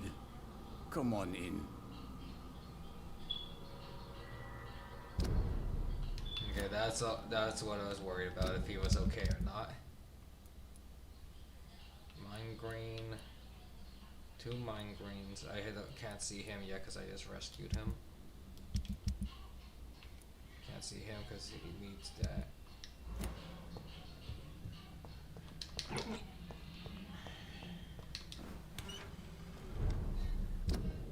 We need to go back.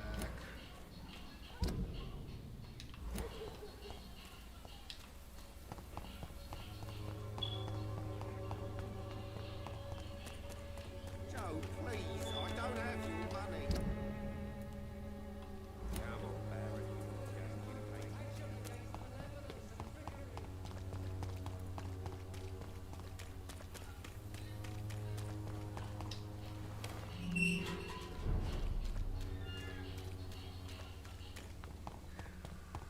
Ready to evolve.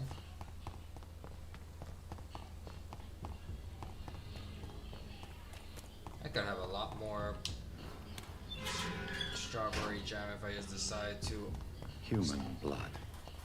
Whoever left these marks did so deliberately.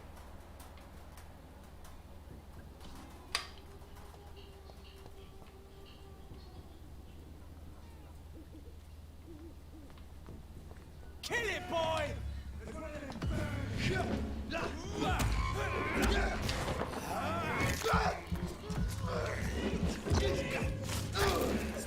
Cross the leech, boy!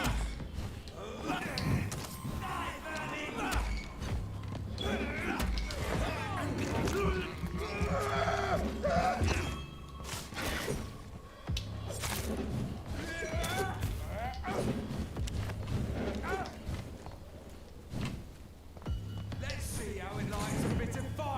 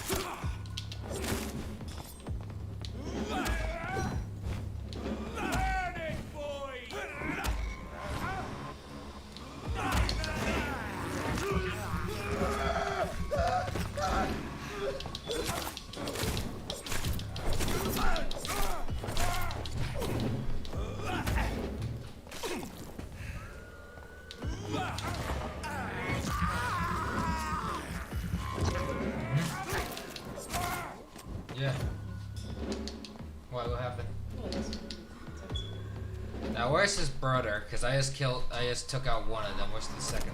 Oh, there you are, you nuisance.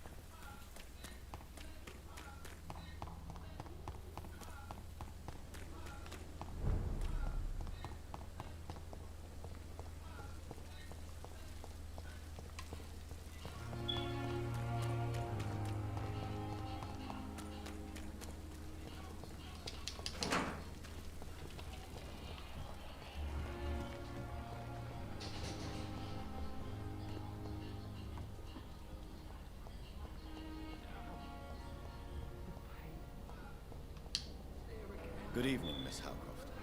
How are you tonight? I need blood, Doctor. Warm, rich, vibrant blood. I have made inquiries about the men who were tracking you, Miss Howcroft. I did not expect a mortal to have this sort of courage. Speak, Doctor. Why are they hunting me down? It was a misunderstanding.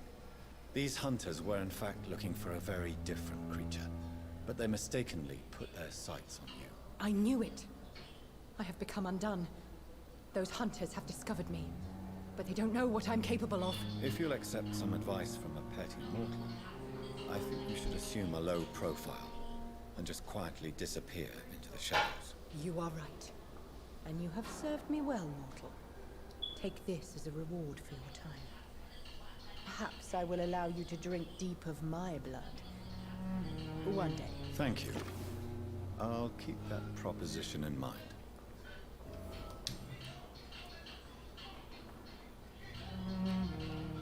Tell me, Thelma, what do you really know about vampires? I saw one and he saw me. I watched him hunt and kill. I saw his terrible wounds heal as his victim died. And then I knew I was saved. You mean you actually saw a vampire? Here in London? Yes. And it has been the answer to my pain. I must drink and kill to regenerate my decaying body. I am a vampire too.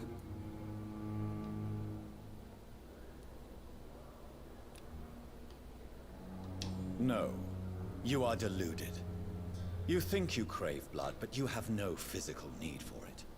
You have no idea what that is like. But what am I feeling? It cannot only be in my head. I know my flesh is rotting. I feel it. It disgusts me. Do you require my services, Miss Howcroft? I have no need for your medicine, Dr. Reed. Blood is the only drug I need. I'll leave you, Mistress of the Dark, to your nocturnal activities.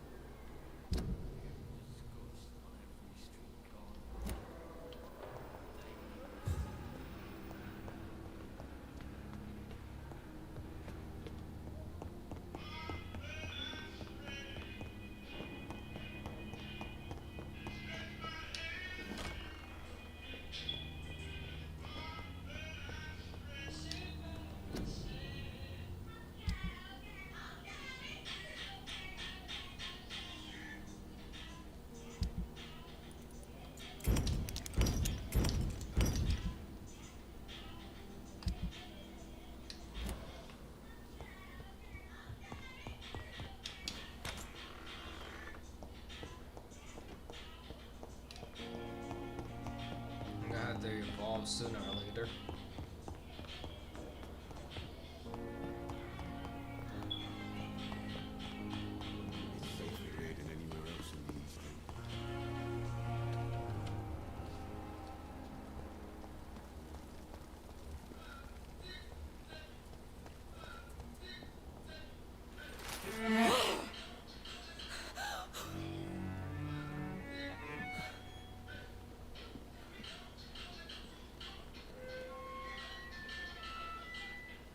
would ask you to avert your eyes, sir. Or did you not know it was rude to stare? I knew it. Speak up, Dr. Reed. I like a man who speaks his mind.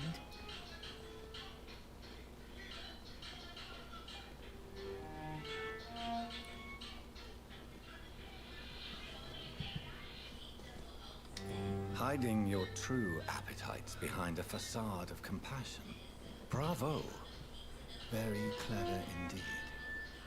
Spare me your sarcasm, Jonathan. You are but newly born in this world.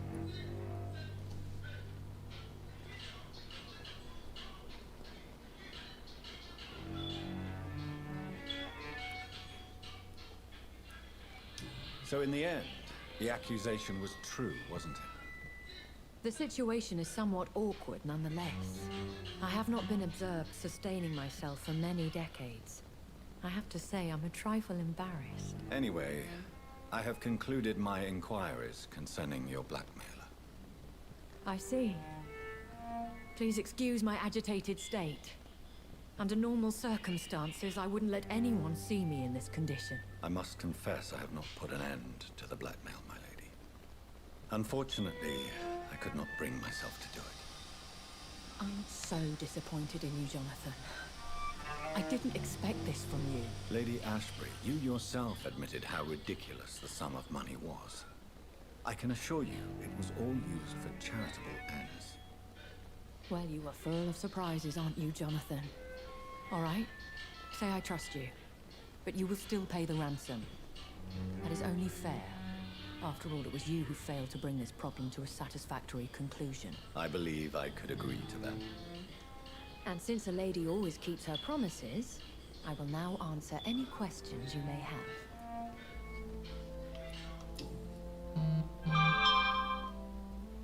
Why does Dr. Swansea allow you to feed on the patients of the hospital? Dr. Swansea is a good and compassionate man. He is trying to find a solution for our hunger. Until that happens, he is clever enough to understand that I only feed upon the dying.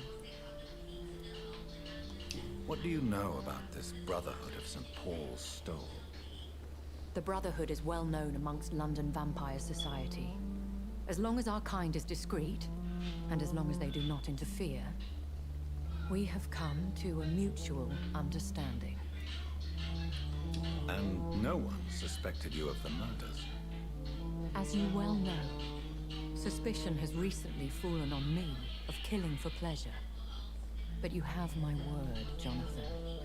I take no pleasure in taking a life. I know this is beyond the pale, but may I inquire your age? Really? And I thought you were gentlemen. If you must know, I'm 27. I've been 27 for a long time now, and 27 I shall remain. Very well. But I believe there is more to this than you are saying.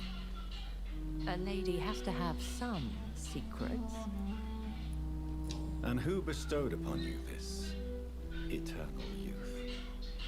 My maker. He left this isle a long time ago. Why did you save me in the canning factory? I could hardly stand by and watch such a promising young blood as yourself be torn to shreds by some gutter scowl. William Bishop wasn't the vampire that created me then? No, Jonathan. Whatever their strength and demeanor, Scowls are the progeny of careless vampires. It cannot be the other way round. What type of vampire is a Scowl? Not a true vampire. The deformed offspring of lesser vampires. It is a shame these creatures run wild, slaves to their baser instincts.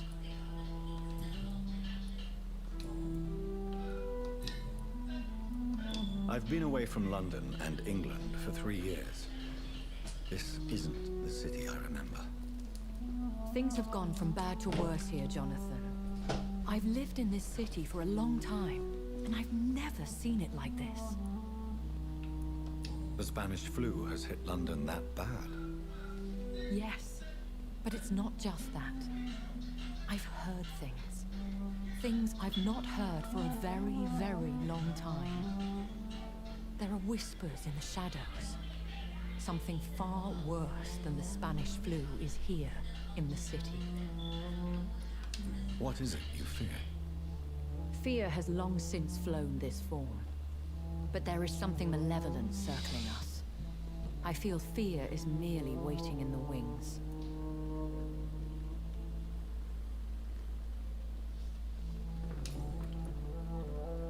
Are there many vampires here in London? Immortals are of a rare breed, and we often tend to hide. But you may occasionally meet some of us at night. Do you know any of them? Have you an idea of the identity of the vampire who attacked me?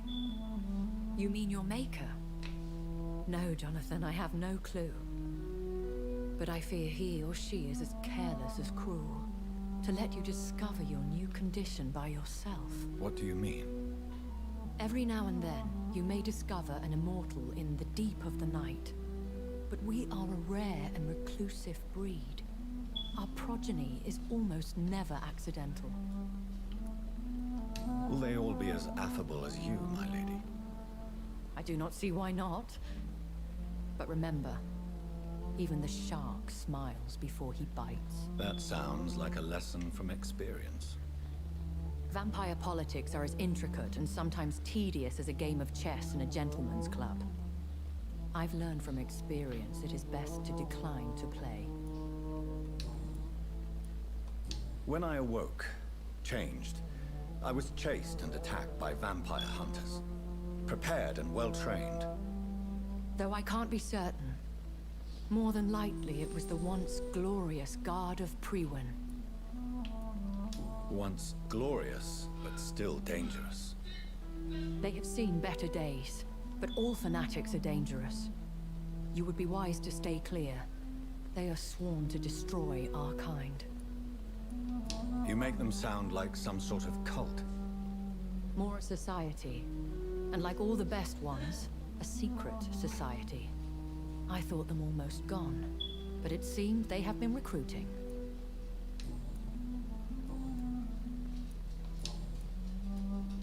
I've been hearing a voice talking in my head. Is this some kind of insanity? It feels like the voice of the vampire that created me. Hush. Tell no one this. It would be unwise to talk of such things amongst British immortals. Speak no more of your maker. How could this cause offense? Only the powerful immortals can mentally call to their progeny. No vampire or hunter will sleep easy, knowing that an unidentified elder is stalking the streets of London. Excuse my forwardness, but... are you my maker? Me? Goodness, no. Only a foolish immortal would create a progeny without taking precaution, and I'm no fool. A vampire? Is that what I am? What we are? Such a crude word, defined by penny dreadfuls and drunken hacks. No. You are now an Ekon, and that you shall remain.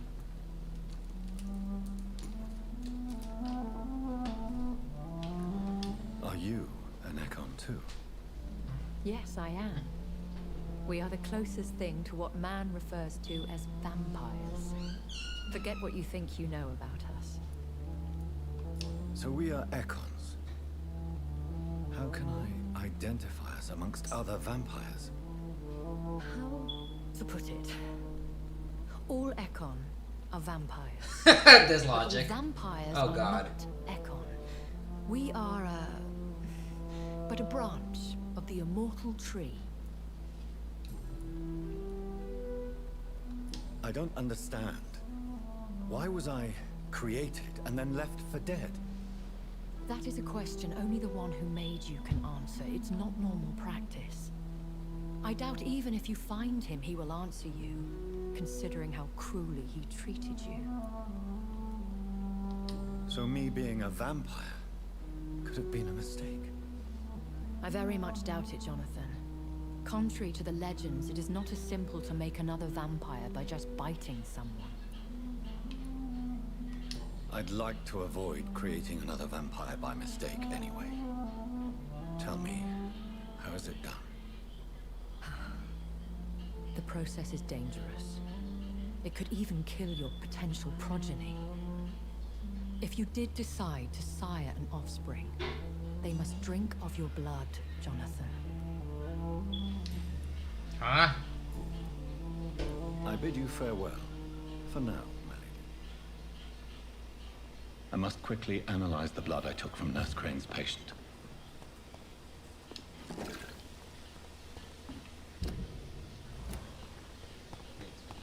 Evolve my character. Try and find headache medication that I can finish healing people. Because God knows I need that. Running into things, running down the hall, dashing, going.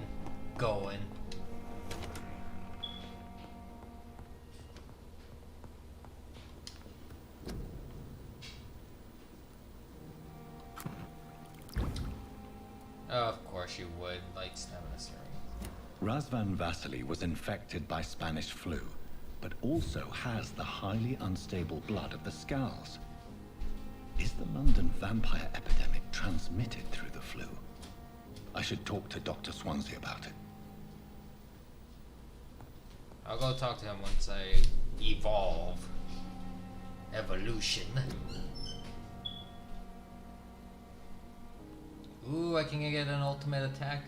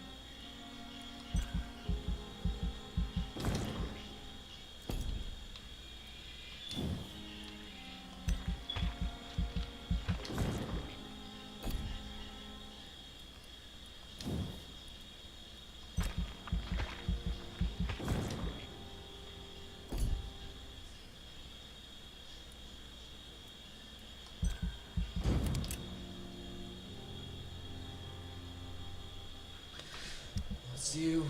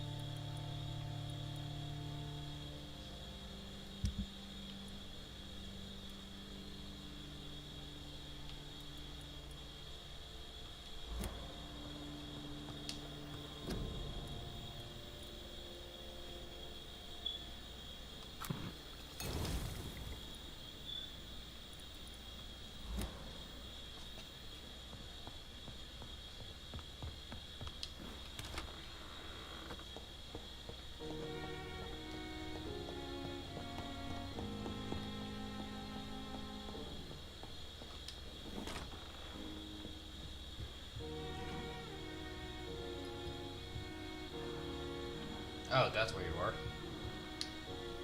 Evening, Edgar. Could I get your professional opinion? Please speak, but I have something important to tell you. This strain of flu, it's very different from the one I saw in Europe. It's downright peculiar. Really? What makes you say that?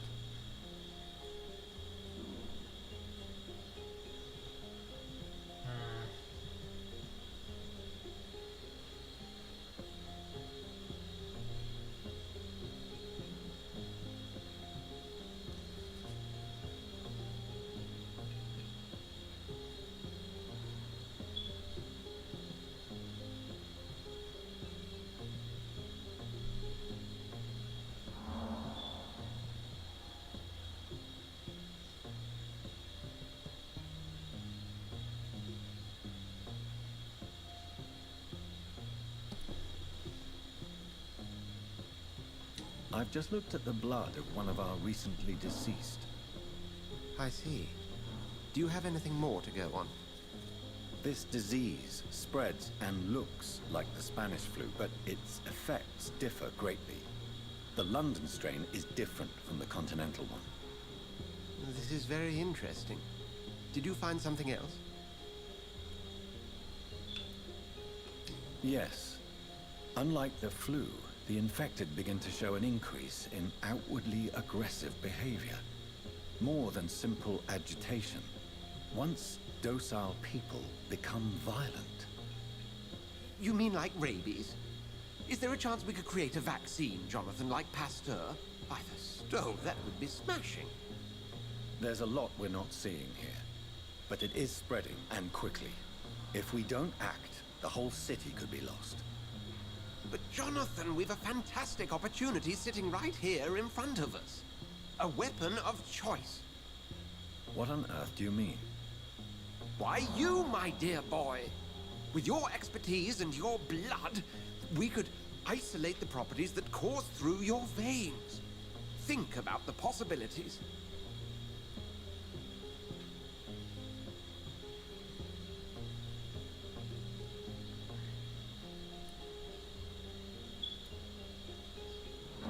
And why not? What did Stoker say about the Children of the Night? Well, using my blood, I could create a whole army of vampires. Surely you're joking. We'll discuss this more later. Thank you for your time. No, thank you, Jonathan. But as I said, I needed to talk to you. I have some rather bad news. Yes? I'm afraid it's your sister. My sister? She's to be buried this evening at Whitechapel Cemetery. Your mother published the obituary this morning. I see. I'm sorry, Jonathan. Please accept my condolences. I need to talk to you, Edgar. Please do so.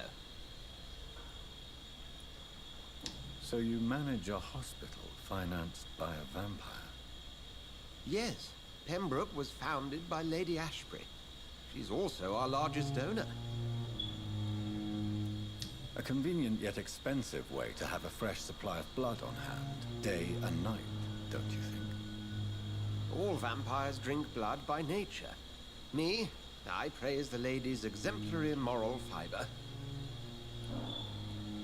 If I may inquire, how did you meet her? Well, Jonathan, she sought me out and offered me the position.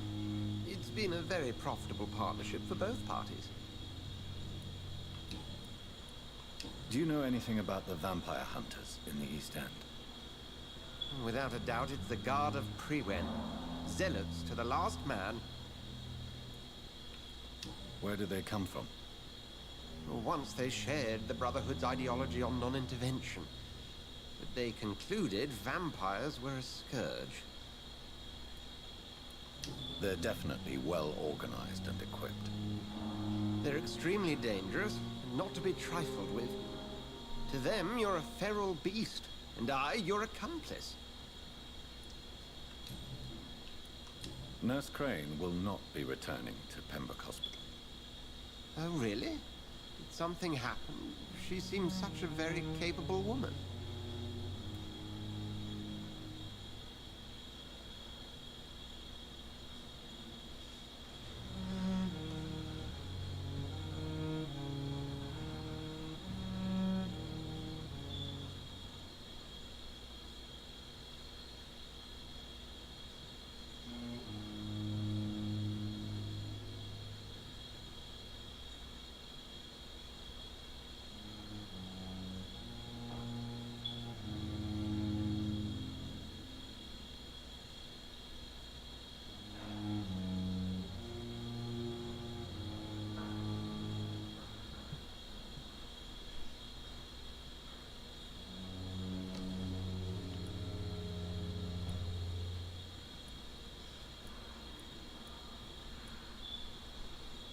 Perhaps too capable.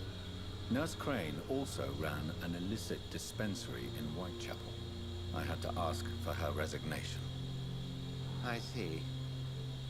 Well, we'll just have to manage without her assistance. We'll talk later.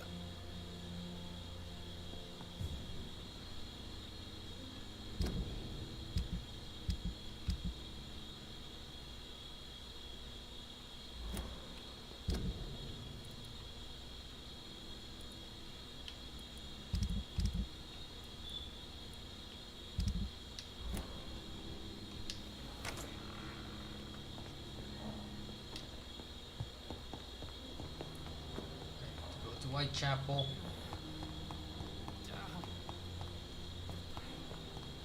I never thought I would have to attend my murdered sister's funeral.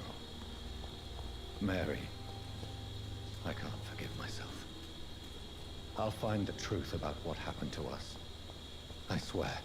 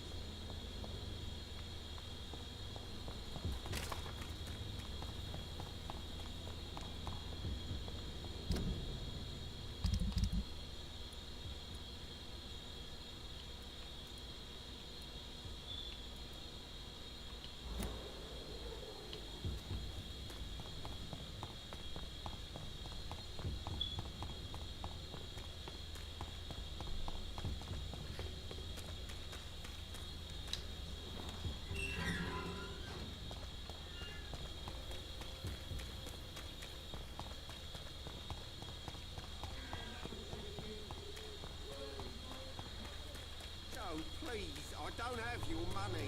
Come on,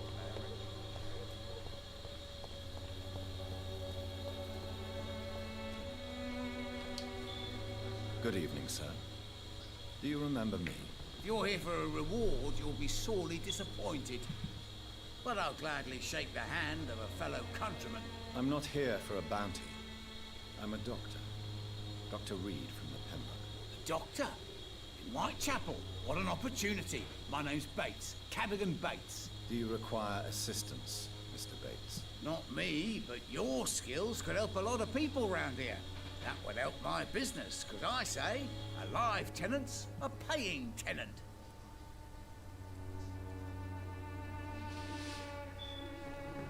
Since I took an oath to help people, can I be of assistance? Well, seen better days, that's for sure.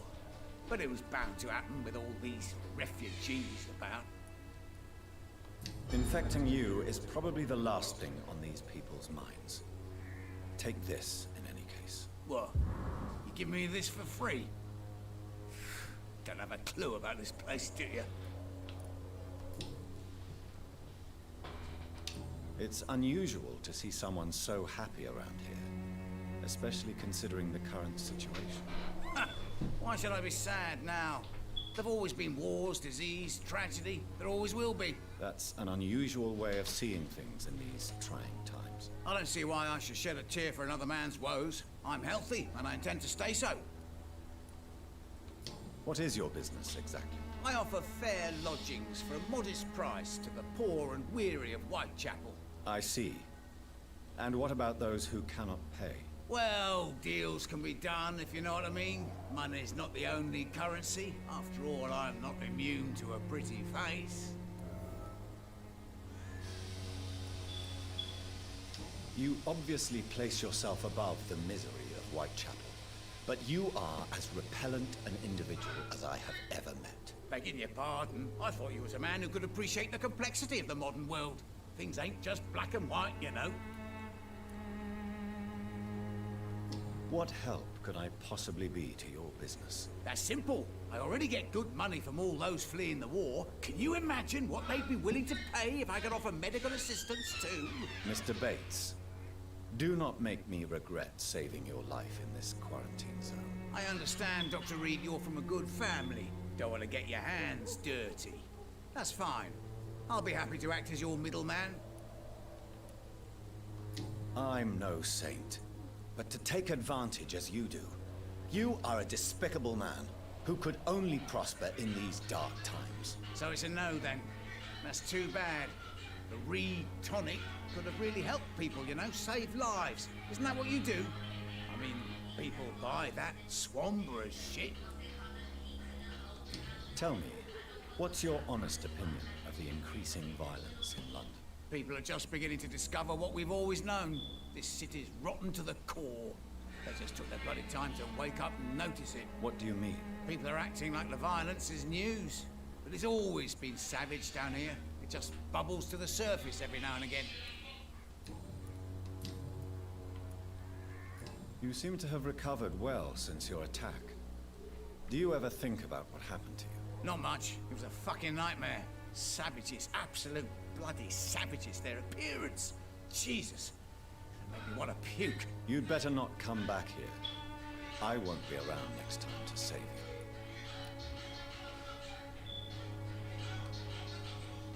I want to know everything about the recent violence, Cadogan. And I want the truth. Well, rent may be a bit high, and yeah, I've had to evict a few people. But that's business, isn't it?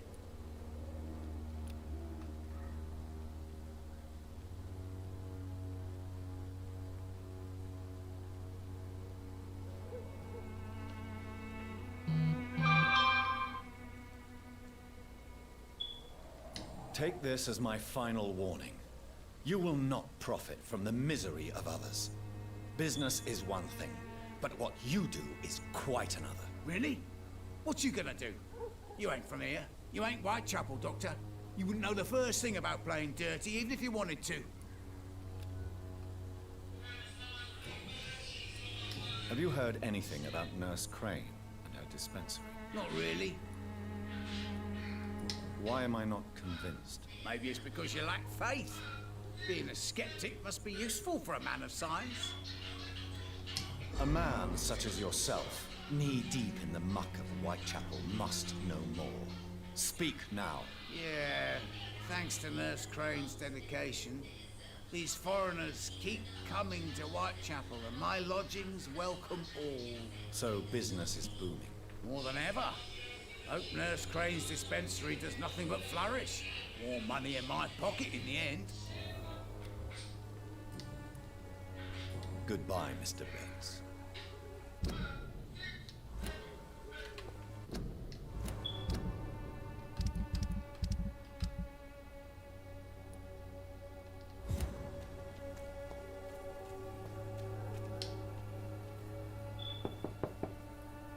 Hello, Mr. Petrescu. Hello, Dr. Reed. Come on in.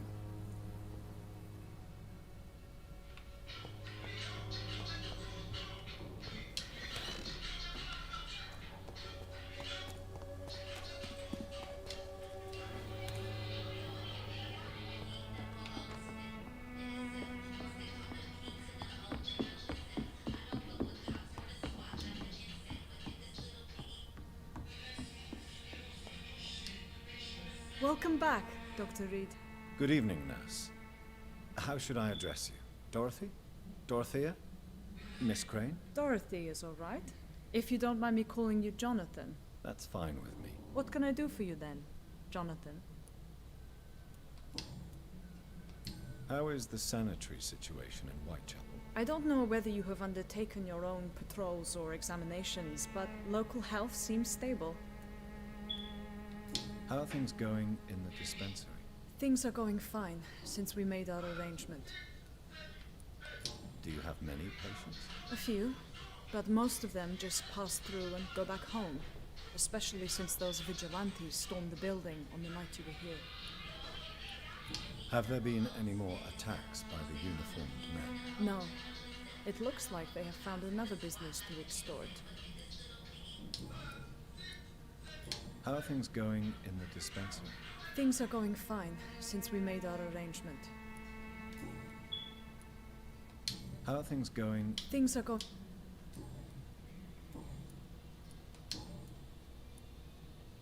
I hope you've stopped jeopardizing this facility with your illegal business, Dorothy. Yes, I have. Most of the time.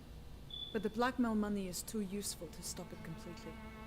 I just target less dangerous people. Who is the current victim? I would rather you did not know. You are my client, not my accomplice. Besides, I'm much more cautious since the first time you found me. Why did you blackmail Lady Ashbury? She's a generous person. You could have asked her for money directly. She killed those patients, I'm sure of that. I know you like her, but that gingerhead has a taste for blood.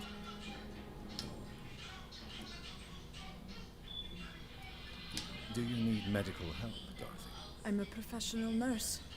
Rest assured, I'll ask for your help if I need it. Are you not afraid of dying? The epidemic is deadly and very contagious. I'm more afraid of being locked in a cell. I've seen what most hospitals do to the sick staff. They keep them hidden to avoid panic. Do you trust me? You forced me to resign after you caught me trying to save a dying patient. Of course I trust you. You're a blackmailer, just like me.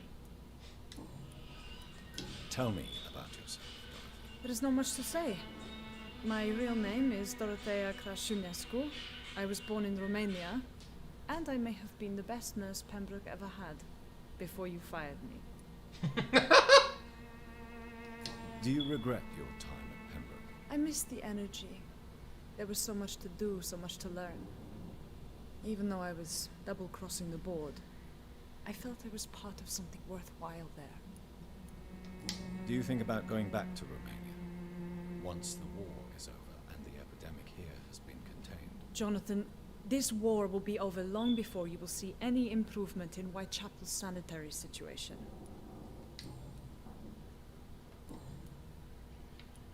Show me what you have in stock, please.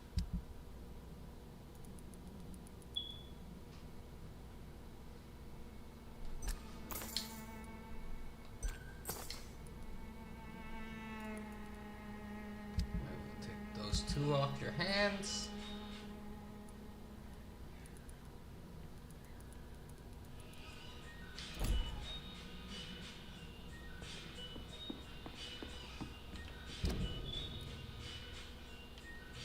There, but first I need to go over here and see what this blood sample does for me.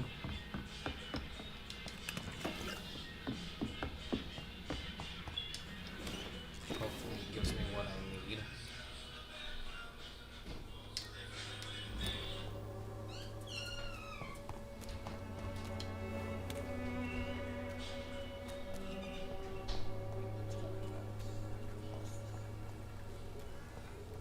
When science fails you, this elixir will give you faith again.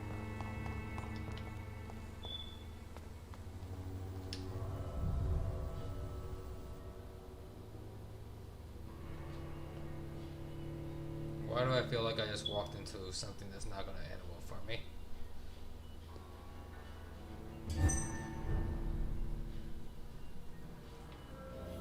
Yep.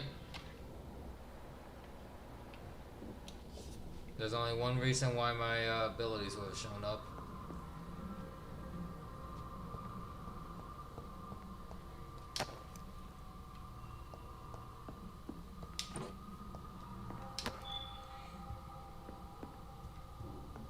Dead inside my butt.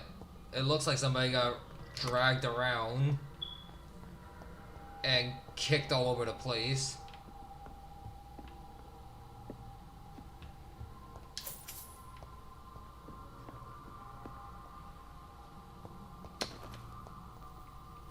Oh Lord, what did I just stumble into? My corners.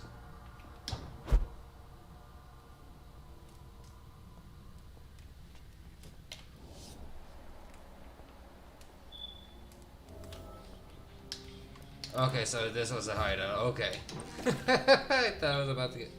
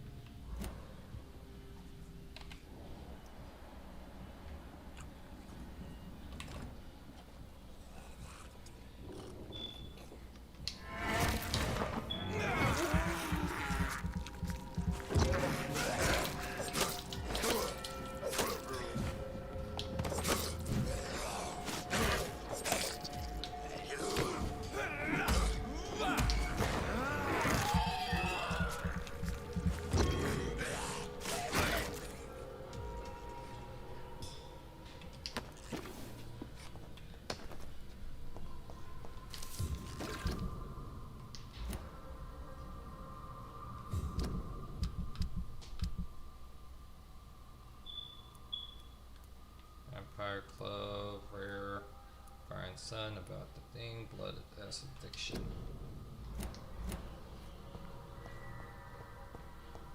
So I was technically correct that something was going to happen, but it was the other way.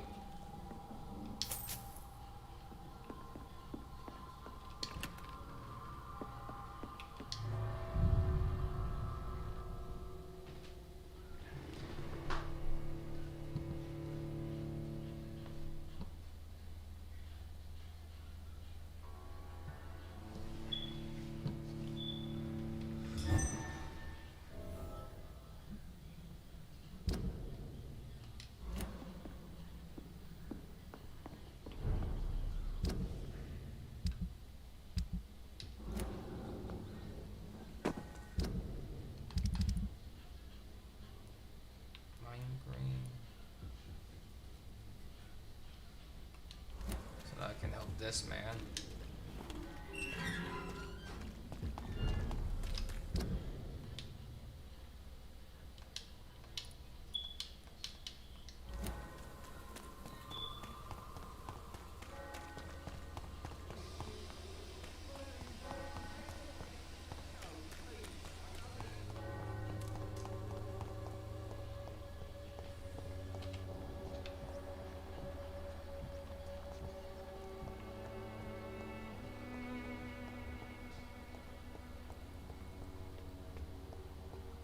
When science fails you, this elixir will give you faith Good again. evening, Benjamin. Can I help you? I'm afraid not, Mr. Reed.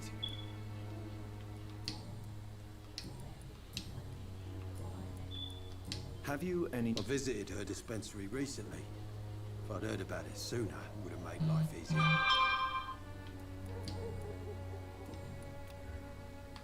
You don't seem well, Benjamin. Do you need any help? I always feel ill, sir. It's like I'm never right. I can try to help your body heal, sir. But you must stop destroying it. The war destroyed me, Doctor. A gun, alcohol, and a bad temper make a terrible cocktail, sir. Goodbye for now. As long as you have... Good evening.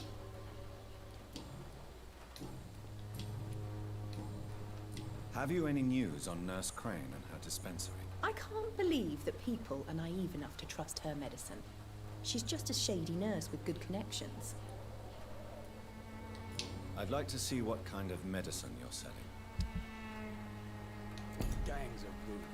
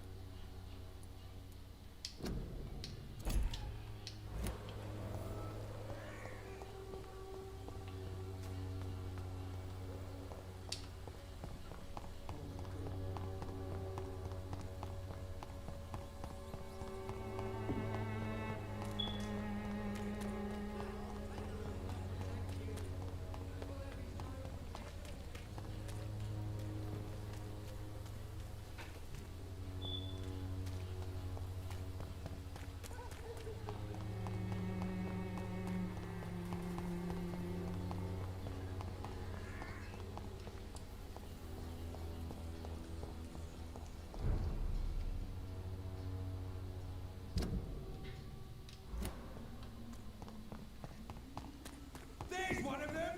Watch yourselves!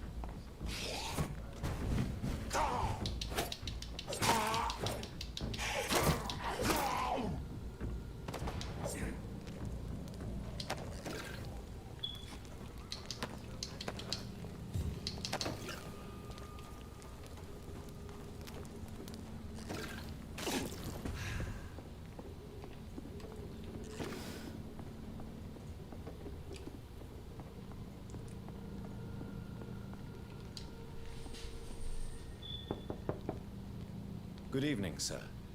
It's me again. Leave me alone, I say, whoever you are. All right. I shan't insist. Goodbye for now, sir. So I'm still not strong enough for him.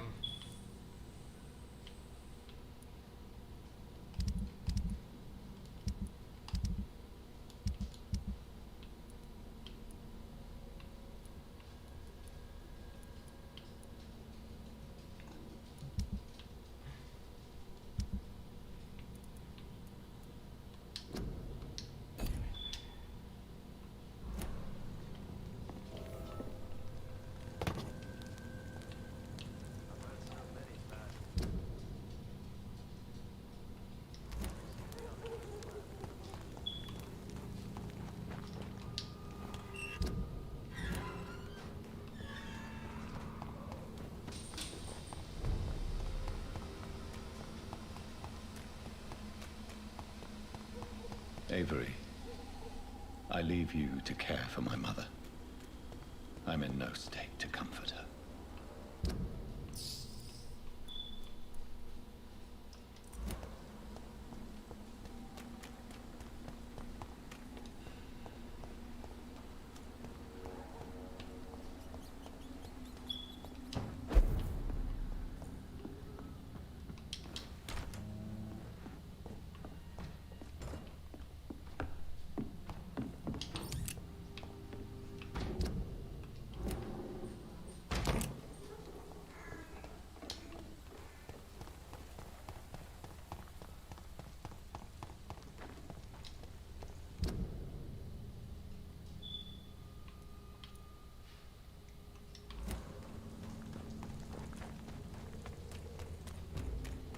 Look at it! Vicious bugger!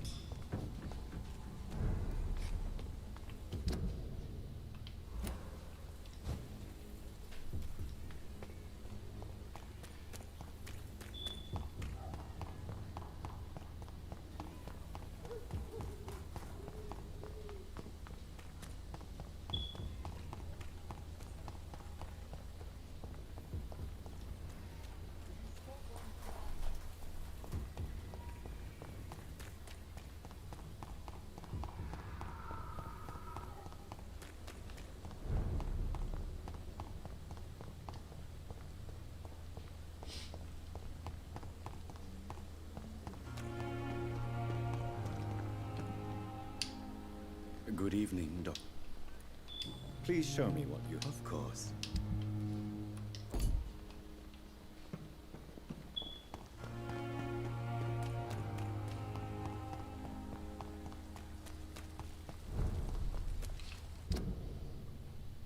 Oh god, I'm gonna have to push through here.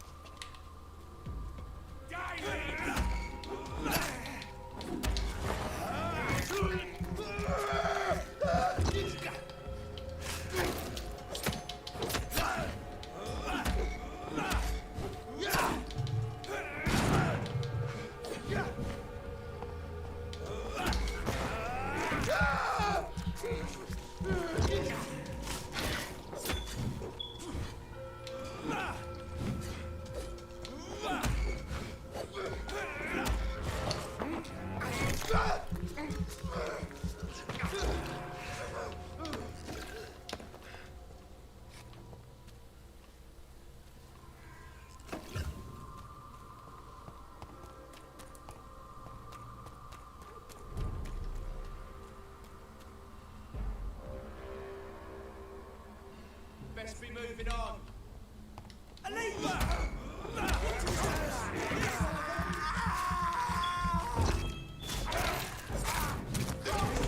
He's dead!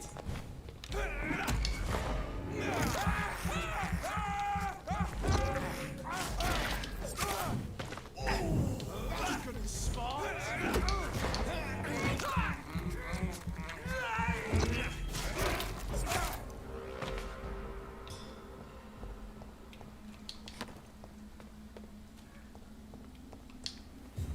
My dear sister, I don't know if I have the strength.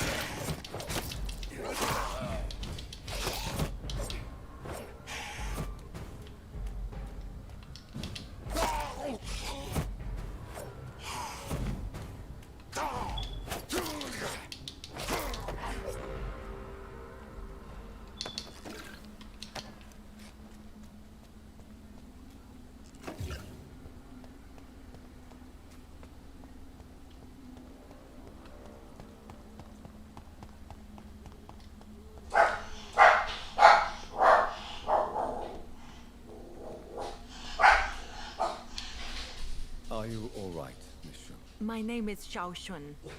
This is the proper way to address someone in my country. I do apologize, Xiao Shun. Are you all right? Yes, I am.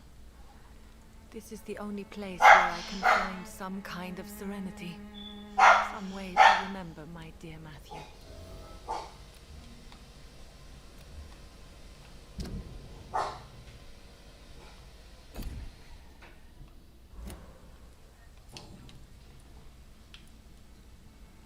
Are you on your own?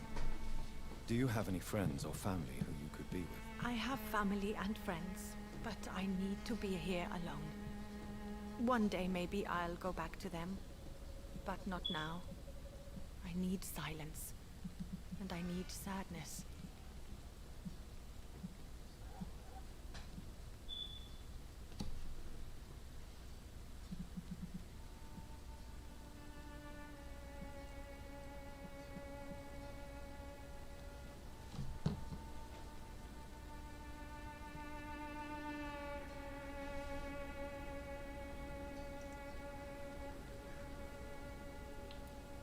Sadness can be a terrible trap. It can entangle you and weaken your heart if you let it control your thoughts. Thank you for your sincere words, Dr. Reed. I sense you trying to help me, even if I don't quite understand why. Tell me how your husband died, Xiao Shun. Matthew died of the Spanish flu, like so many others. It's a mundane cause of death these days, but for me it meant the end of the world. At this time, there is so little medical science can do to defeat this terrible epidemic. I'm truly sorry. The worst thing is not his death, even if it tears me apart. The worst is not to have seen it coming, to have lost him so quickly, even before realizing it. Did he hide his condition from you? Matthew was a smiling type, a happy sort. Everything that I am not. Did he laugh at his death to come, or did he not realize what was going to happen? I'll never know. The Spanish flu may be the worst disease mankind has ever faced. Why are you blaming yourself? You don't understand. I didn't know he was so sick. I didn't realize the gravity of his situation until it was too late. As harsh as this sounds, we are all equally vulnerable to this awful disease. It can take the strongest man in just a couple of days. I never said goodbye to Matthew. We never realized how bad it was. We laughed about it even. He always made me laugh. Now I don't have enough tears to shed.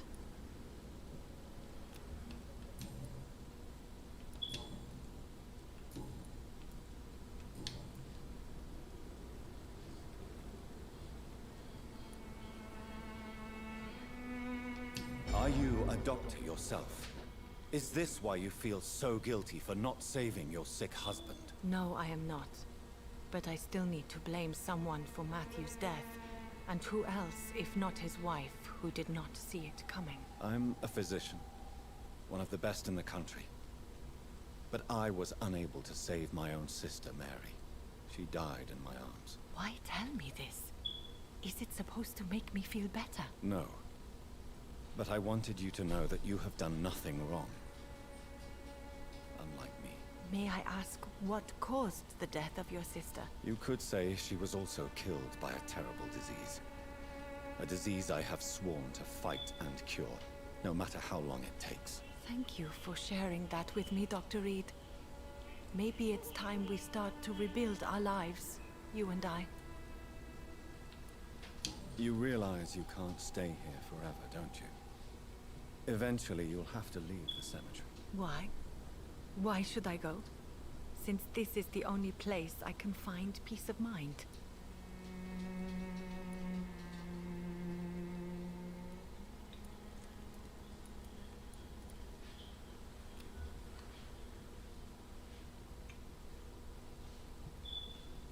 To be honest, I don't know. Please forgive me if I've upset you. We must all honor our departed loved ones in our own way.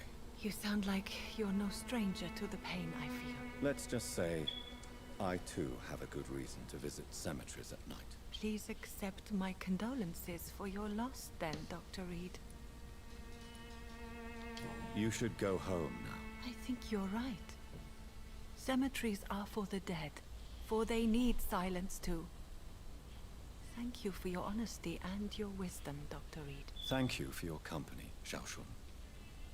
Take care on the way home. Maybe I'll see you again in Whitechapel. Goodbye for now.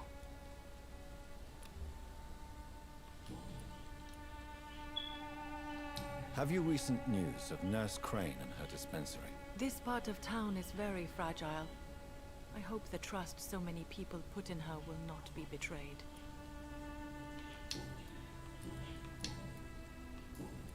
Goodbye for now. So many new graves. Why do I still feel so... Since I can't reveal myself to my mother now, I must find a discreet spot to attend the ceremony.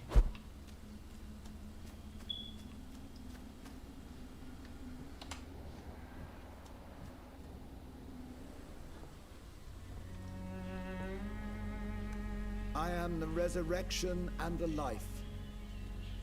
He that believeth in me, though he were dead, yet shall he live. And whosoever liveth and believeth in me shall never die.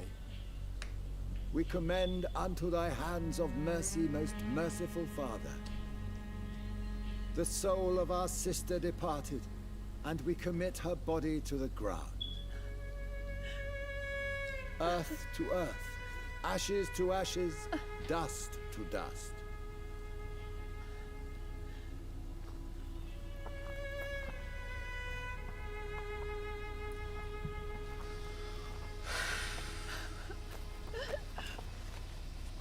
Why kill my Mary and stick her here in this cold, god-awful place? These are the legal requirements for the epidemic, madam. Oh, Avery, I feel so tired. Please take me home. Yes, madam.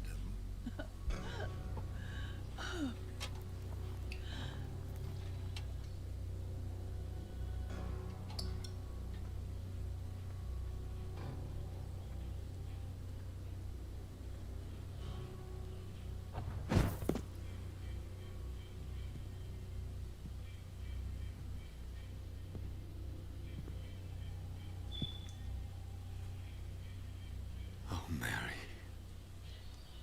What have I done?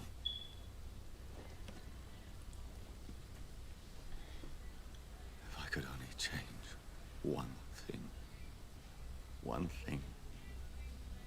This is a nightmare. Jonathan, There is nothing you can do but accept it.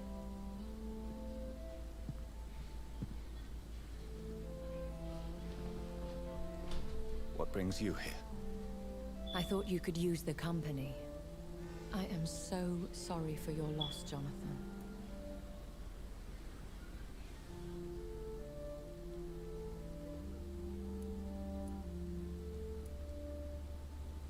She was a good person. Vibrant, full of life. She was kindness incarnate, my Mary. You're a good person, Jonathan. And a young Ekon. A newborn cast into the night without so much as a candle to guide your way. She had been scouring the most dangerous parts of London in search of me. And it led to her death. Jonathan, don't. I still hear her last thoughts. They echo in my head. Her mind shattered, and it haunts me. Jonathan, stop. Listen carefully. You must come to terms with this. You must learn to live with what happened.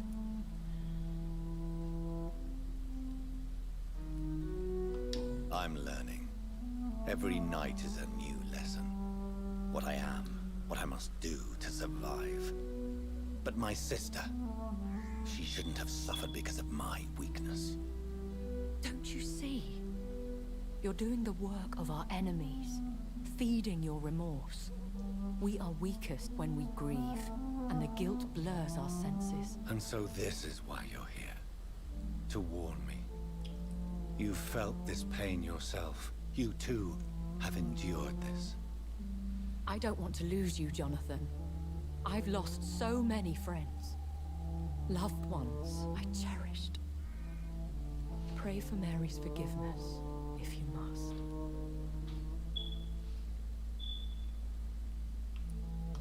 Thank you, my lady. I will. Good. But be careful. If I found you here, others may too. What should I do then? St. Mary's Church is not far from here. Go there and make your peace. Find the solace you need. My lady wants me to confess. No, Jonathan. It's you who wants to confess, I think.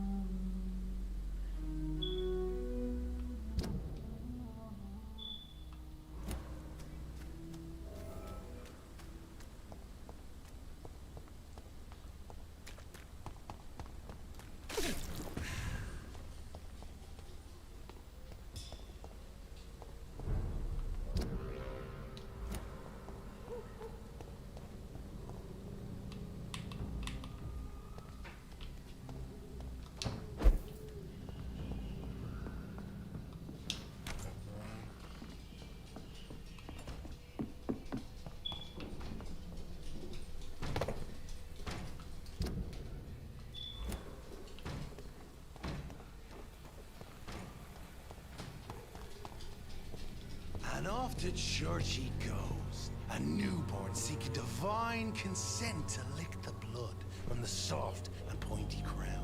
Who are you? Make yourself known. Newborn, you reek of guilt and pointless compassion. Shed your skin, forget your old weaker self. What do you want from me?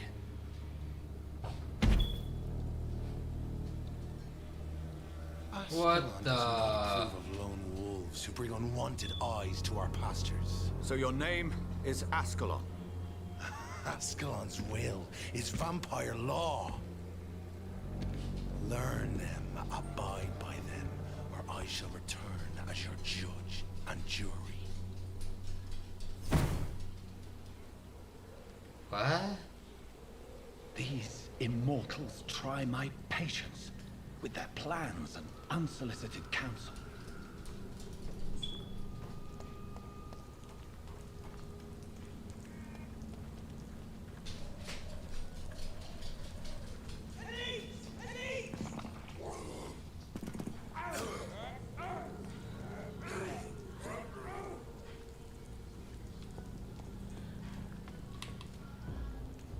Sorry, sir. No admittance. Easy does it.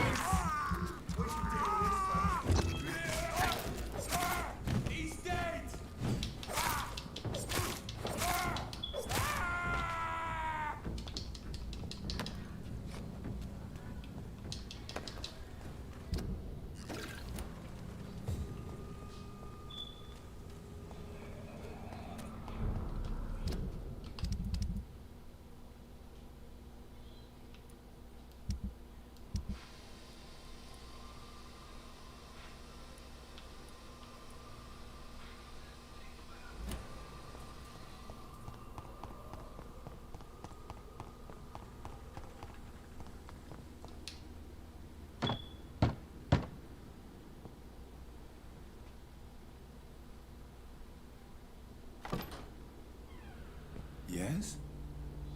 What is it that you want? I'm sorry to disturb you at such a late hour. No worries, my son. I'm still quite awake, having just returned from a funeral. Yes, I know. I've forgotten what I wanted.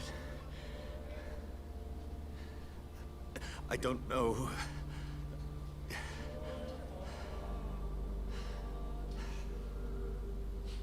May I help you, child? You seem somewhat perturbed. I haven't the strength to cross the threshold. I wish to pray, to cleanse my soul. The church is shut by order of the bishop.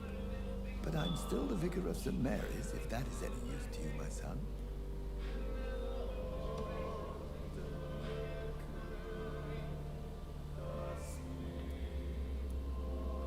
You seem to me a good soul, Vicar. But this is a personal matter. There are no secrets from God, my son. If your heart needs comfort, consider me your chapel. For I can be as silent as stone.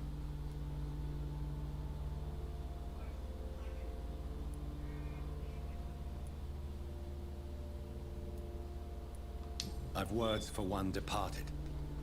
They're not for living ears to hear. Your eyes burn with rage, yet I see the pain that lies beyond. I am here to lighten the burden of all God's creatures. Whatever you tell me is between us and the Lord. Very well, priest, as you seem quite adamant. Open your heart, my son. Tell me what burdens you. With whom do you wish to speak?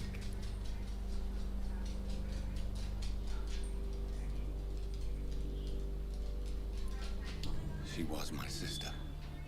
You seem so troubled by the loss of this girl. What happened to her?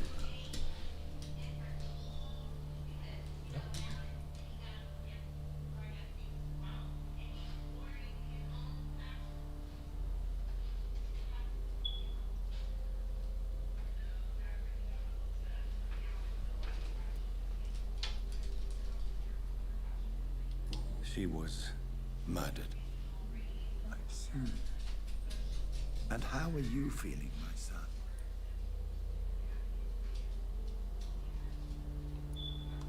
I feel responsible. The pain is consuming me. I have a final question for you, my son. This is of the utmost importance. Ask your question, Vicar. What words would you like to say to your poor sister?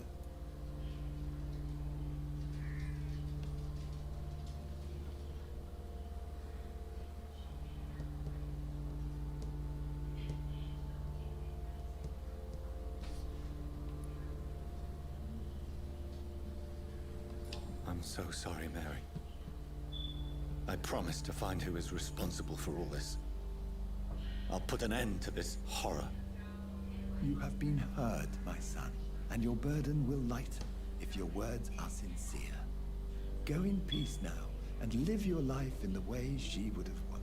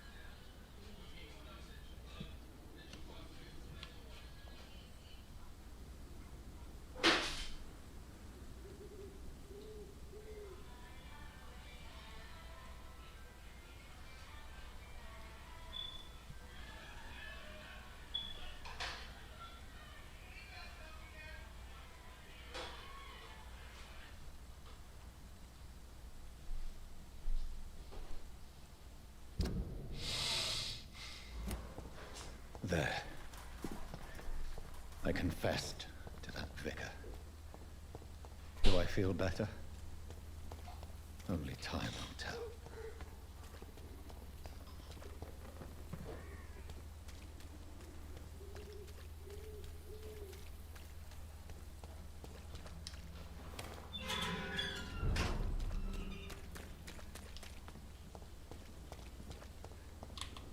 Leech spotted! Watch out, boys! God walks with thee!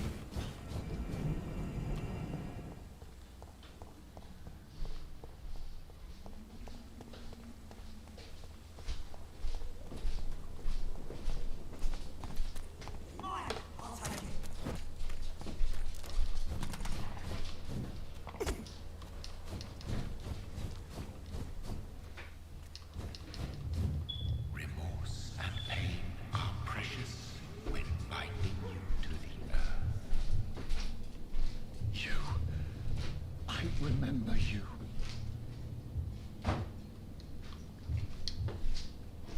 Fear be gone. I would harm no child of my making. This is your doing. You made me this creature. What are you?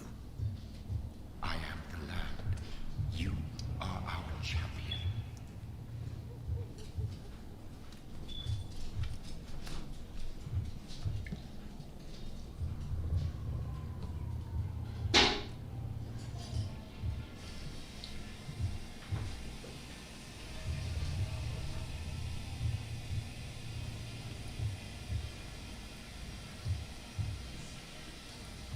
You selected me, chose me. As shall my children yet to come. What is it you seek? This age is sickly. An ancient poison, an older rage, brewed in a cauldron newly forged. This has something to do with the epidemic. Seek truth, my champion. Defeat the serpent of knowing with iron spur.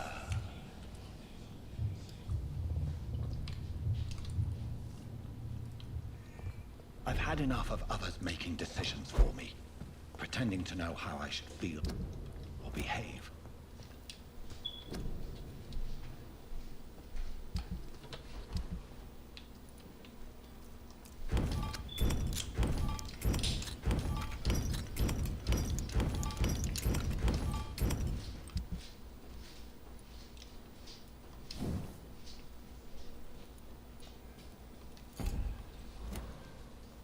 So the vampire who made me is some sort of disembodied entity?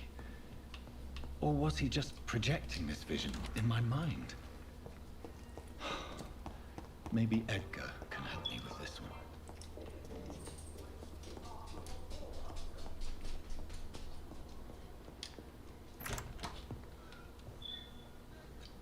God protect us. You've got a leech in the hospital. Yes, my hospital. My mission is to heal while you go about warring. You set the table for a snake. I wonder why there's venom in your food. I'm growing tired of your song. You're a woodsman, McCullum, not a doctor. Return to your hunt. Remember, I've a good nose for machinations. I can flare the scent at a mile. You can't hide from the guard. Leave him, Jonathan. This is sacred ground. Neutral territory. And I just had the carpet cleaned.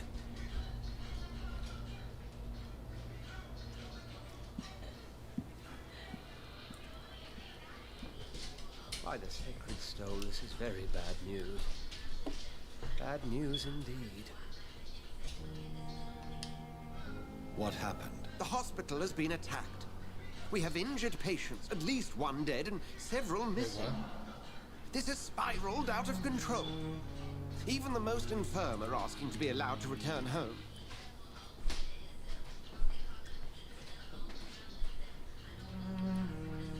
We cannot have the people this institution. This hospital is their only hope. Of course, you're right. But we cannot afford a public scandal. It would ruin us. We must restore order, and quickly. You mentioned a dead patient. Who is he? She, Jonathan. She was Miss Harriet Jones. I found her room like a slaughterhouse. Blood everywhere. The duty nurse is taking care of the mess.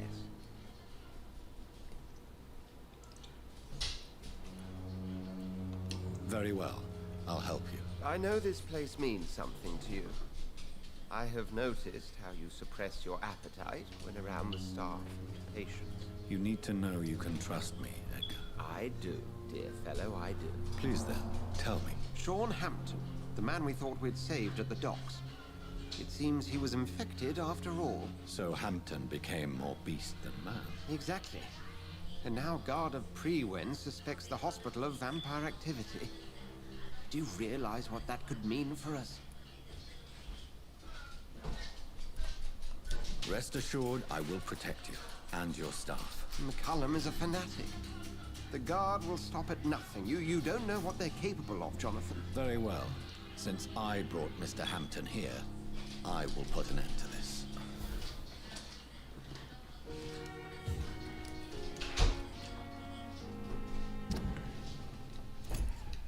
Looks like I'm gonna have to put down priest.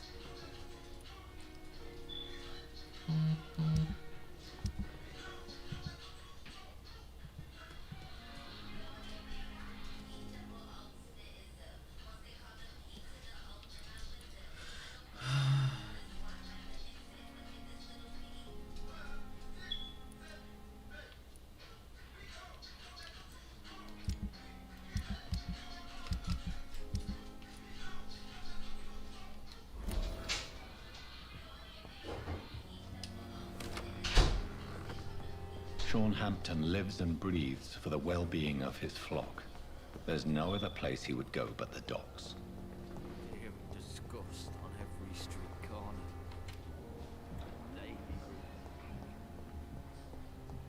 What on earth happened here?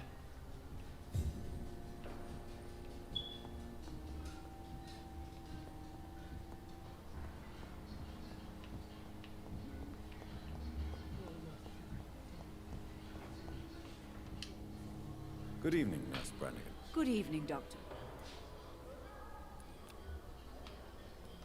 What can you tell me about the... That Mr. Hampton killed Miss Jones in her room, then ran away. And did you see all this? No. I was working by the tents when it all happened. I only entered the room when they asked me to clean up the blood. Where is Miss Jones's body? I don't know. I'd imagine the morgue. It all happened so quickly. Did you see Sean Hampton leave the hospital?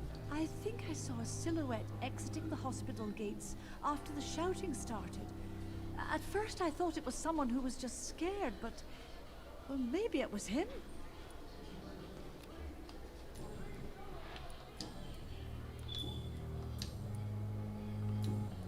Goodbye, nurse. Call me if you need assistance.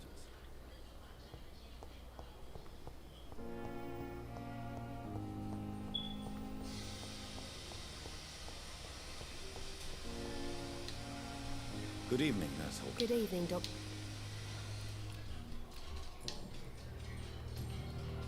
What can you tell me about the recent... Everybody's afraid. Death has always been a frequent visitor. But murder? How can we cope with that? As a nurse at this hospital, it is your duty to deal with these things as best you can. Yeah. Until it's my turn to have blood spread all over the walls. I entered the room first, Dr. Reed. I've seen what that monster did to the woman. Goodbye, Nurse Hawkins.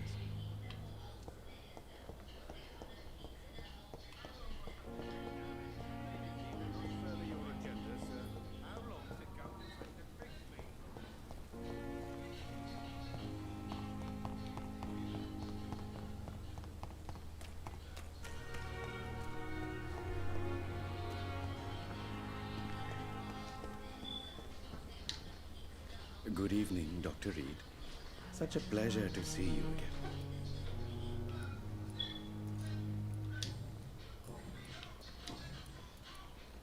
tell me that the regiment administration appointed me. Do you really? Yes, it was a tough. My ratings. Can you tell me anything about recent events in the hospital? Oh, goodness me. This whole story is such a shame, sir. I have no idea how it happened. What are you talking about? Poor Miss Jones. Her body is missing. Someone stole it. Miss Jones's body has gone missing? Yes. The body was brought here this morning, and now it's gone. Who could have stolen a corpse? That's exactly what I asked myself for the whole day. Who could do such a thing? These are terrible and shameful times, Dr. Reed. Goodbye, Mr. Chidama.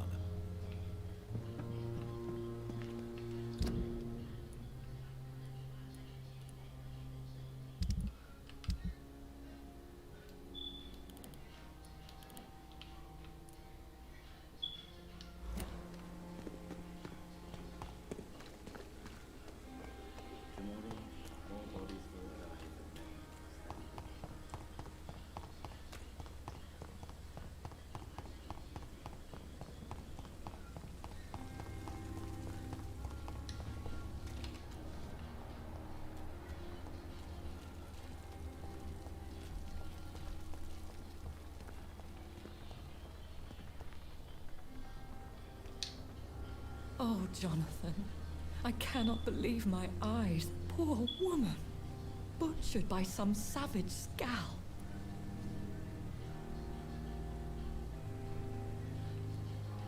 Yes, and I'm afraid I'm at least partially responsible. The man, the Scowl, I brought him here. Jonathan, how could you say such a thing? Forgive me if I feel despondent, for there seems to be no end to the suffering and death that surrounds us. I'm always here for you, Jonathan. What do you know of Ascalon? I was threatened by a creature, a vampire in Whitechapel, stating I had to obey the law of conduct. What more can you tell me about him? He was bigger than a man. Huge, in fact. He seemed to radiate violence. I thought he was going to tear me apart. Then he vanished. Fergal, the executioner of Ascalon. You were fortunate he was not after you, but rather out doing his master's bidding. What is Ascalon? The Ascalon Club are the most powerful vampires in Britain and exert tremendous influence. Take my advice and stay well away. I have experienced a certain difficulty when faced with holy symbols or trying to enter religious buildings. Have you? Now that's quite a question. I don't know why, but yes, it has happened to me. Is this a sign? The hand of God in action? Are we repellent unto heaven? I don't have the answers, Jonathan.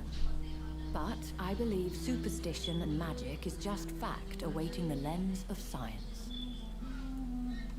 Aren't you frightened? Very little scares me, my dear. To be compelled to avoid symbols of faith does not concern me. Have you embraced this woman? Like the other patient, this Mr. Renfield? Her name was Amelia. And no, I did not kill her.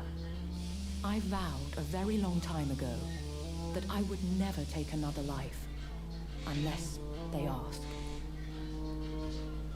Is there sufficient vitality in the blood of the sick and dying patients? Yes, Jonathan.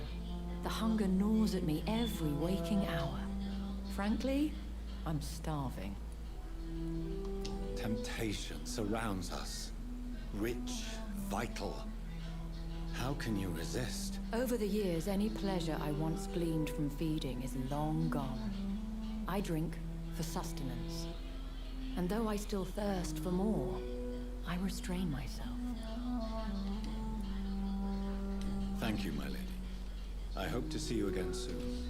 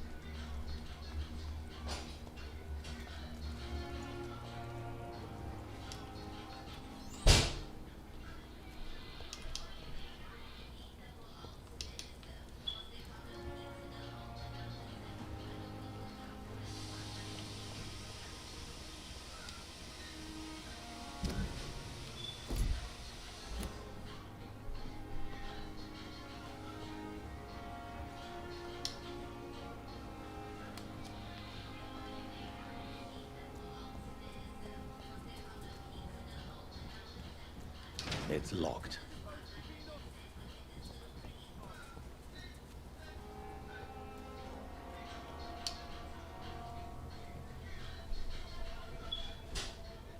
Sometimes you act like a real jerk, you know that?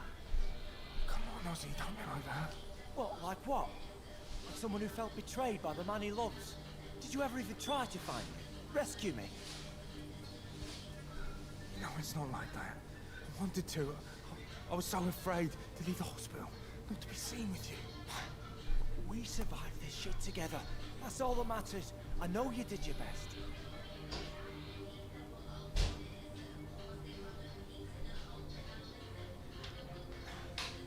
Fuck the wall, right? And fuck them all. Fuck the wall. Fuck them all.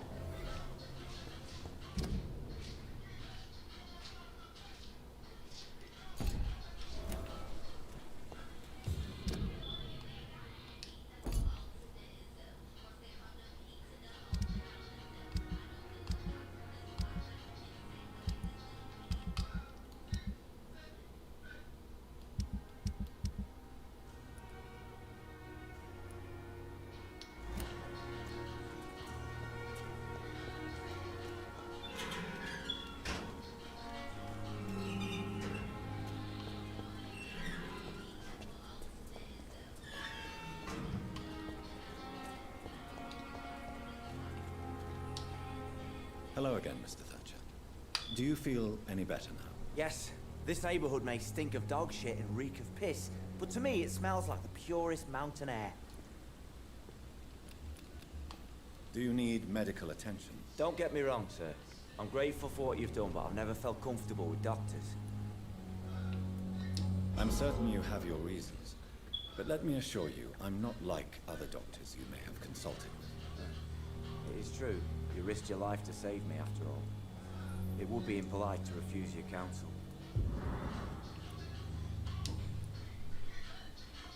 Mr. Thatcher, do you have a job? No. Since I came back... I understand what you mean. I was assaulted. No.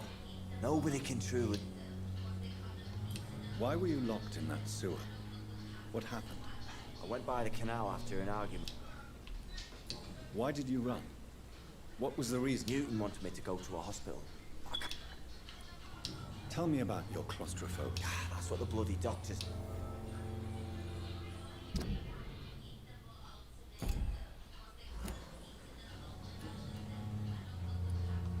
Oswald, why did you not go to the Pembroke Hospital to seek medical help? I don't trust doctors. All they care about. Your fear of being trapped. I've seen enough butchers in white coats to last a lifetime.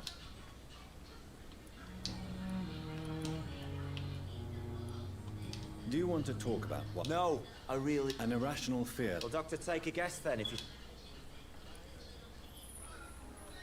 When I rescued you, you expressed joy at seeing the sky again. So I'm inclined to believe you were trapped or buried somehow. Maybe during the shelling. Jeez, you're good, Doc. You're really good. Go on, please. Tell me more about it. Newton and I were trapped in a circulation tunnel after an artillery attack. We were buried alive for several days without ever knowing if we'd be found. Tell me about your true feelings for Newton. I love him. I'm not ashamed to say it. He's the best thing that ever happened to me. I can't imagine life without him. Why should you be ashamed? I'm not, I said. I admire your honesty. Courage is what we need. Have you always been? All I know is, before you saved me by the sewer. Oswald, tell me about what happened when you were buried in that tunnel with Newton. It was more than dark. It was black as pitch. Hours seemed like days, days like months. The terror, the shameful thoughts. Lord have mercy. What you endured was terrifying. It would have completely destroyed weaker men. It did not destroy Newton. Shameful thoughts. Tell me about them. At some point, I don't remember which day, but when I thought we'd never be rescued, that this would be our end, I thought about... Say it, Mr. Thatcher. If you ever want to heal, you have to say it. I thought about what I could do to survive. Just for a few more days. I thought about killing you. Killing and eating him. The man I fucking love.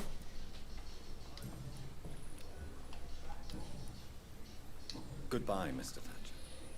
Try to take care of yourself. Hello again, Mr. Blight. I'm happy to see Mr. Thatcher is safe, for now. I'm eternally grateful, Doctor. We were total strangers and you helped us anyway. Can't thank you enough, sir.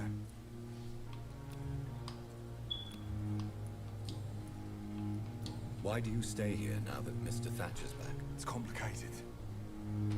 Since the war, Oswald's been really nervous with the idea of entering any hospital. And me, I've got my own issues. Can you speak about them? Rats, sir. Even seeing one, they turn me.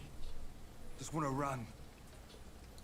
It's that fear that stopped me from going after Oswald when he left. What can you tell me about the war, Mr. Blight? If you want to speak about it, of course. War was... well, you know, sir. The stench of death everywhere. Your mates lying bleeding in the mud. Just praying to make it through and get home. Bloody nightmare.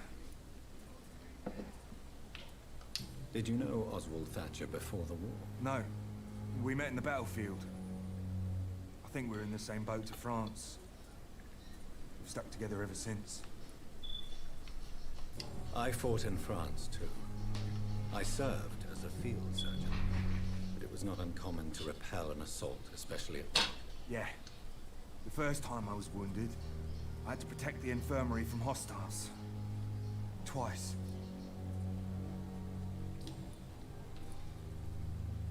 You are always welcome at the Pembroke Hospital.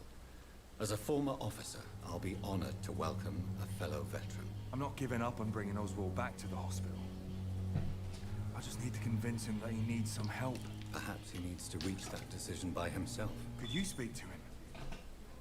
He doesn't usually listen to doctors, but perhaps because you've been through it, you can talk him round.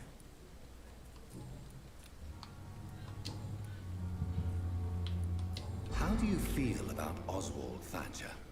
You are more than friends, aren't you? I love him. I love Oswald. We knew we wouldn't survive the war without each other. But I am terrified, Doctor. What frightens you so much? What if people find out? Oswald says I'm ashamed, but it ain't that. It's more, well, you know, never thought I'd love a man.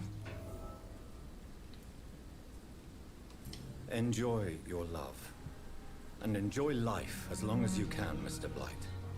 Don't let anyone tell you who you should love or how you should love them. I appreciate your kind words, sir. But it ain't that easy. It's all so new to me. What caused your phobia of rats, Newton? It happened last year following an artillery attack. I was trapped for 2 days in a hole under 2 dead soldiers. And there were rats. Go on. They started eating me as soon as I dozed. Gnawing at my ears, my fingers, lips. I couldn't move. Couldn't call for help. I see. No, you don't. You have no idea what it is to wake up buried under bodies. Fucking vermin eating your flesh. Oswald. He found me and saved me. You and Oswald were buried alive during the war. Tell me about it. Yeah. It was last summer. A shell hit our trench and we were buried for a week. Oswald seemed far more traumatized than you by the event. It wasn't the first time it happened to me. Surviving it again gave me strength. You believe that? How did you survive for a week? Luckily for us, there were rations and water in the tunnel. It was an outpost, see. Since then, Oswald's not keen on being inside for too long. Goodbye, Mr. Blight. Take care of yourself.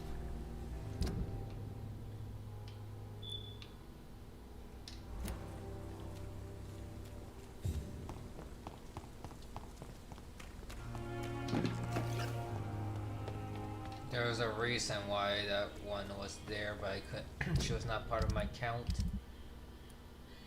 And now I know why. Because they were going to off her in the most violent way possible.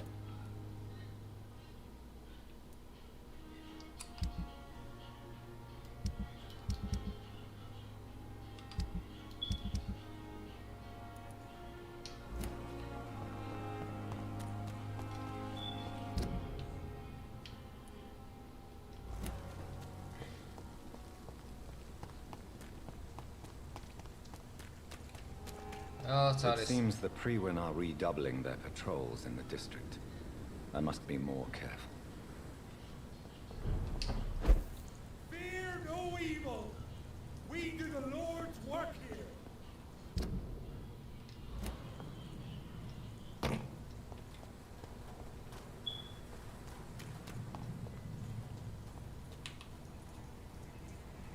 It ain't you, man.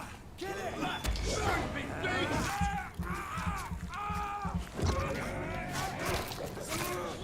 Fuck, he's dead!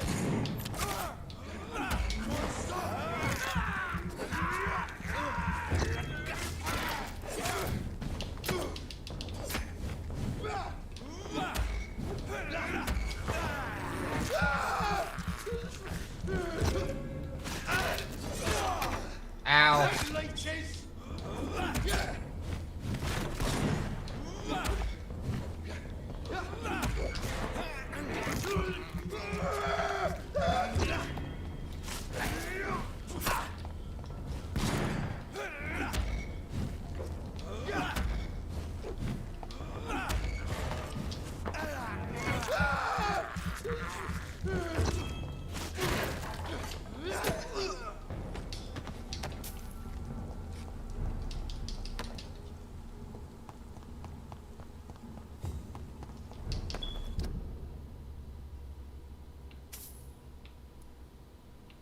I really explored this area. Oh wait, that's right, because a lot of it's already closed off. Yay.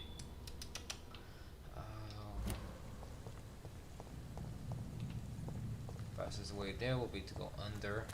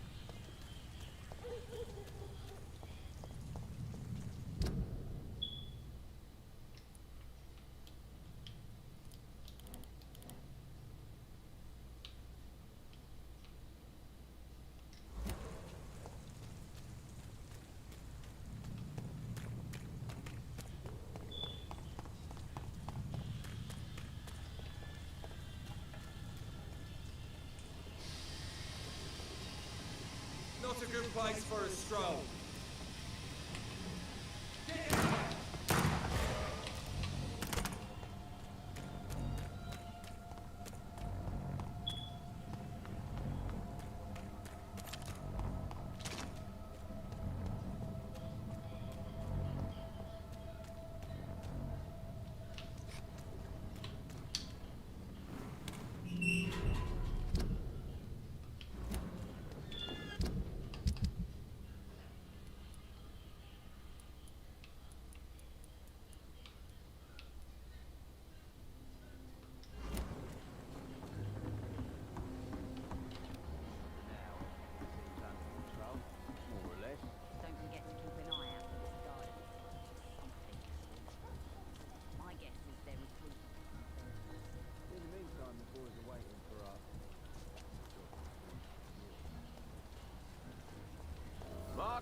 Not a drop of blood left in his body.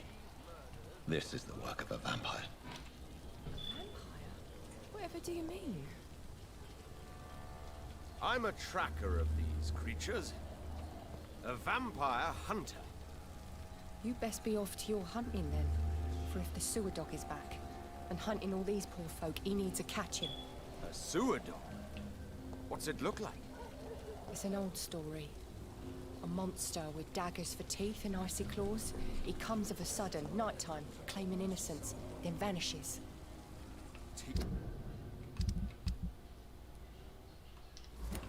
Claws? Murders by night? Your sewer dog is my business. He's the kind of prey I hunt, milady. Good evening, sir. Have you witnessed any suspicious activity or strange events recently? And what do you define as a strange event? More to the point, who are you? My name is Ichabod Throgmorton, vampire hunter extraordinaire and warden of the East End. A vampire hunter? Really? I know what you're thinking. I'm just another lunatic howling at the moon, but I'm not. The bloodsuckers exist, and they're close. Mr. Throgmorton, I'm Dr. Jonathan Reed. I'd like to hear more about these vampires you're hunting. A man of science? Well, I'll be glad to enlighten you. What can you tell me about this neighborhood? Did you hear about what happened to Jack Gillingham? Oh boy. It's a shame I wasn't around to protect him. It's impossible to protect everyone.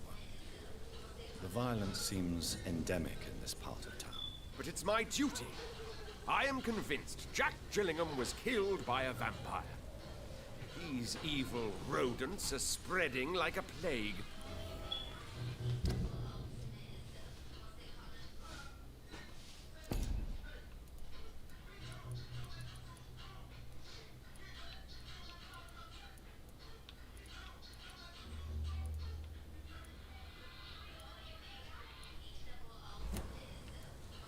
So, how exactly are you protecting these people?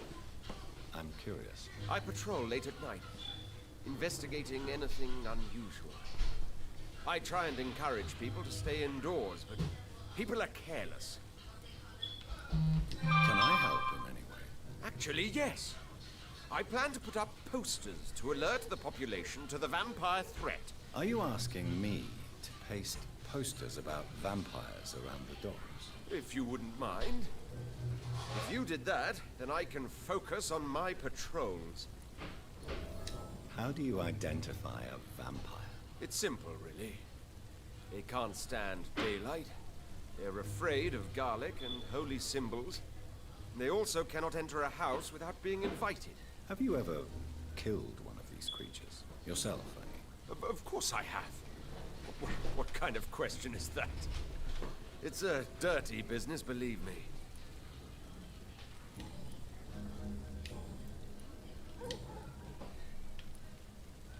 Have you heard of the Guard of Priwen? Of course. They're dedicated hunters. A little militant for my taste, but they do let anyone join. Were you ever tempted to join the Guard yourself? I did think about it, but I'm more of a silent hunter. They're more of a sanitary militia. So you hunt alone? That sounds risky. Vampires are just like every other predator. They hunt when they're hungry and follow certain patterns. It's just a matter of observation and patience.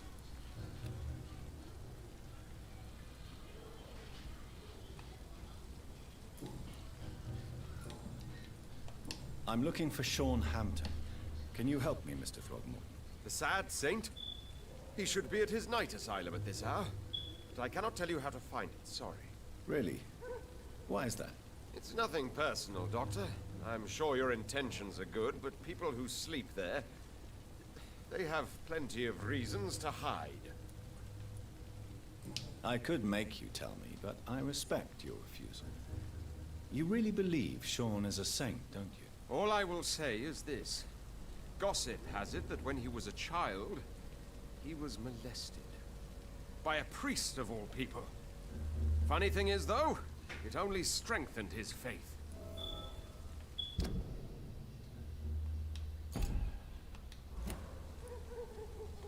Maybe at least you can tell me who could help me find him. Tell you what, go and chat with Tom Watts. He's a bartender and good judge of character. If he talks to you, then it's fine by me. Goodbye. And good hunting, Mr. Throckmorton.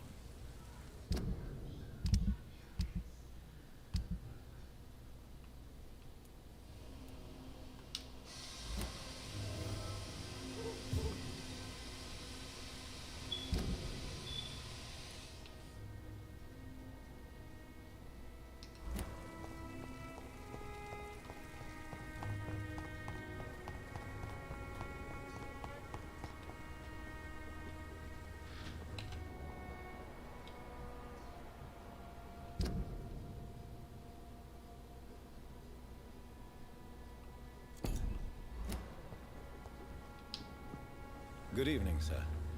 I'm amazed you made it back to the docks alone. Good for you. Well, I could say the same about you, young man. More to the point, who the hell are you? I'm Dr. Jonathan Reed. And I am Archer Woodbead. Please excuse my assertiveness. I often forget I'm just an old prune.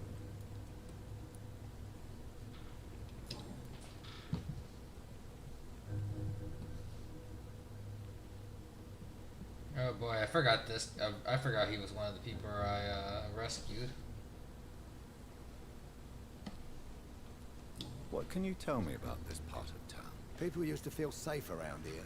They had the gangs protecting them. Now all they do is bicker and plot against one another.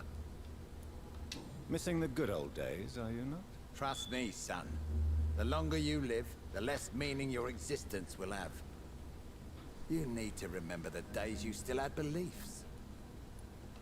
And what about the gangs? Back in my day, people trusted the Wet Boot Boys. We looked out for the docks and its families. Nowadays, they're just a bunch of greedy fuckers. You were a gang member? I was their leader for a time.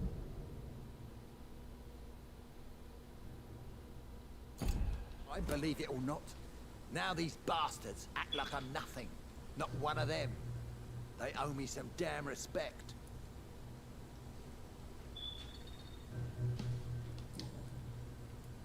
If you were such a respected figure, surely you have many interesting stories about this part of town. You bet I do, but make no mistake. I'm no rat, sir. Some secrets are best left buried. Do you still know anyone? From the old days, I mean. Most of them are dead. I still give Miss Gillingham salutations. She doesn't remember me. She did once like me. Boy, she was a beauty back then. Any remarkable new faces around here? Nobody. Well, there's that boy Rufus the Curse. I like him, despite the reputation he's made since his parents died. Poor little bastard. Who would you trust around here? The owner of the Turquoise Turtle's a decent fella. Tom's his name. Sean Hampton's all right too. Don't particularly share his religious views. He's quite devout if you catch my meaning. I'm sure a district as colorful as the docks must have plenty of stories about strange visitors and creepy characters. So, you want me to talk about the sewer dog, don't you? If you don't mind. The sewer dog is a bitch. Appropriately named. An old woman dressed in rags.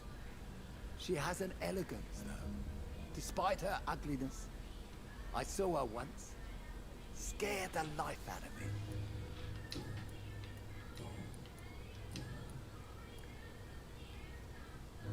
Have you always been so bitter? It's not bitterness, it's poorly masked disgust.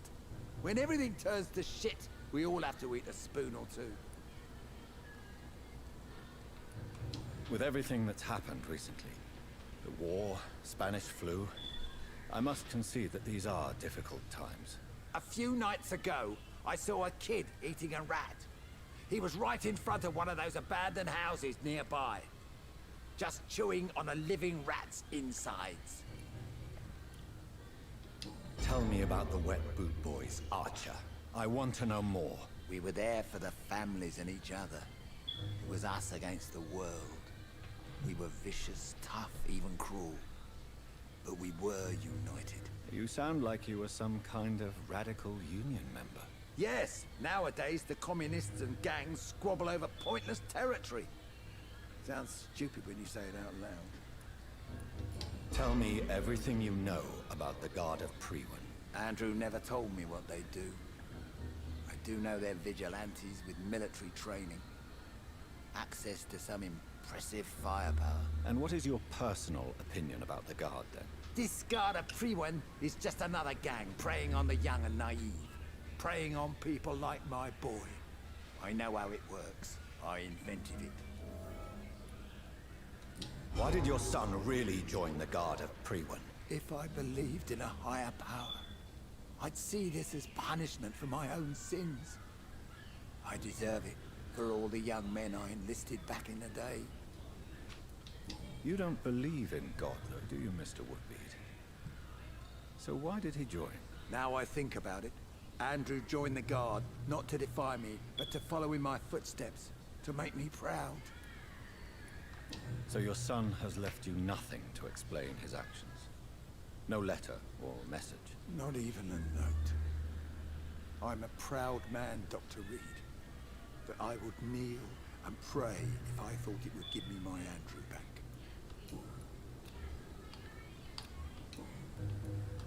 I'm looking for a man named Sean Hampton. Can you help me? The sad saint. Even when he was young, his faith and dedication were inspiring. A beacon even, if I may say so. Interesting. But have you spoken to him recently? I spoke with him about my missing son a few days ago. I've not seen him since he was attacked by some drunkard and left the vicinity. Goodbye, sir.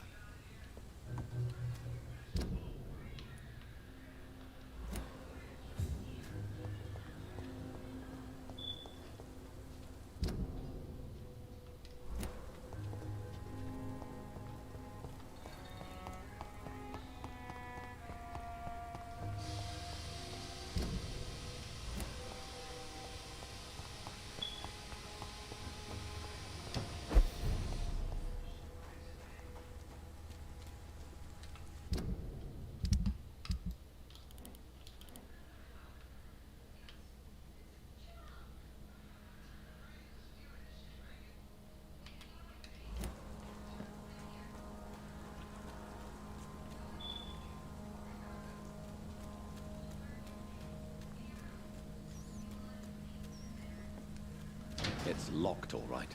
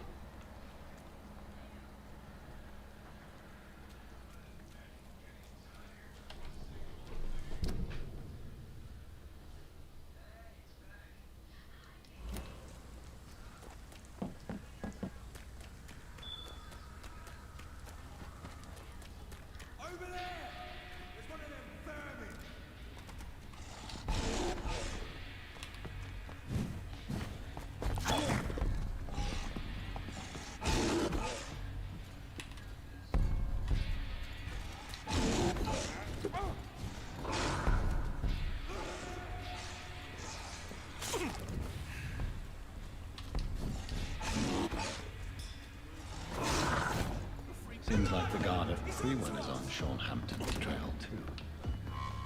Killing's all you deserve. All of you bloody leeches need killing.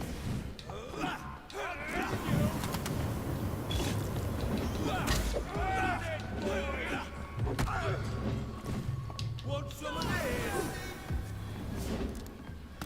How's it so fucking hard to get him?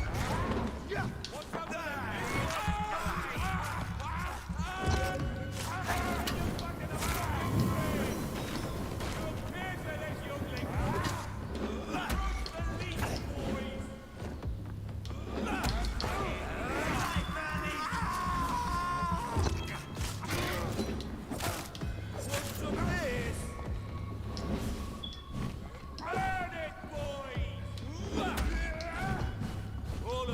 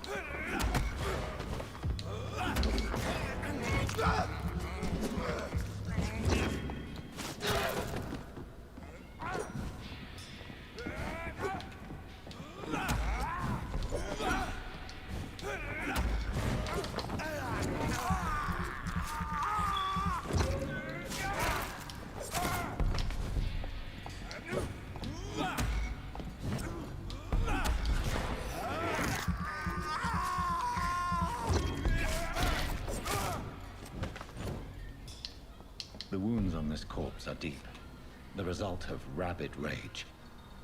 If this is Sean's doing, he's become a murderous beast.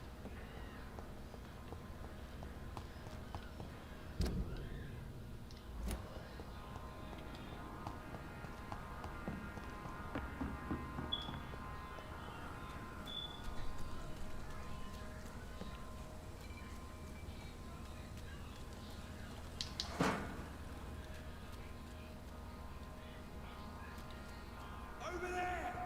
There's one of them vermin! This is no place for a gentleman!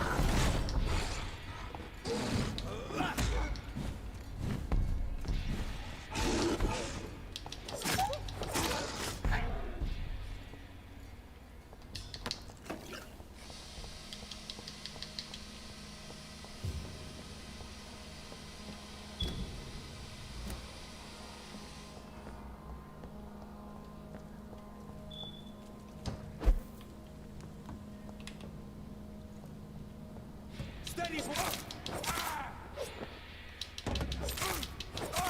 It's a bloody crime!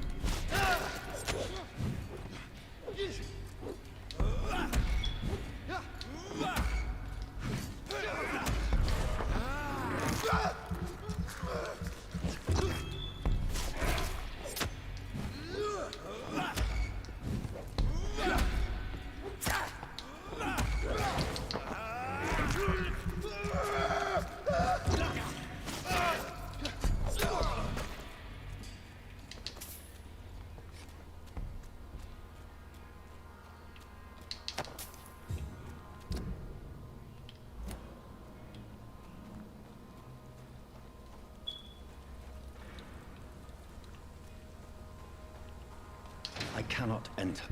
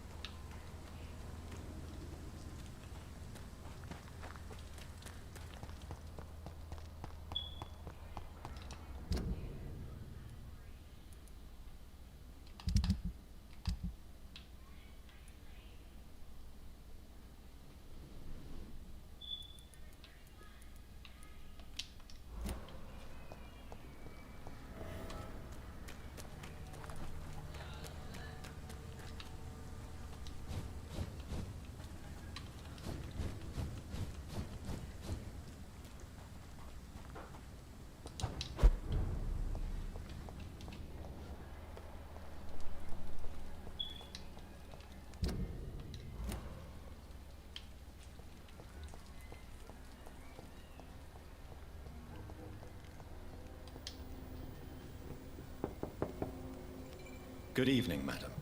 It's Dr. Reed again. May I come in? You best come back in the morning, Doctor.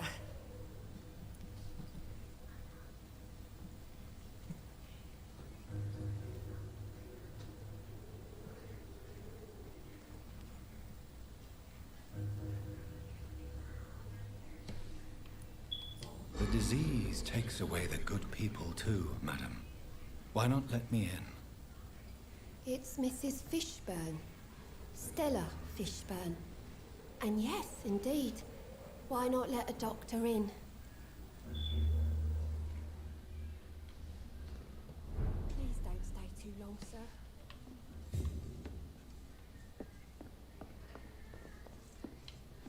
It's locked.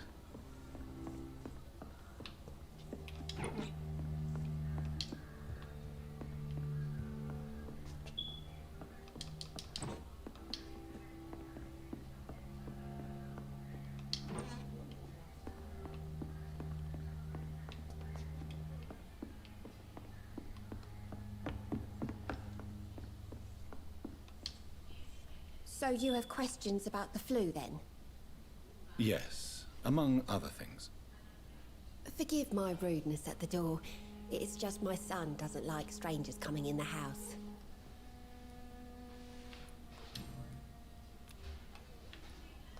How is life around here?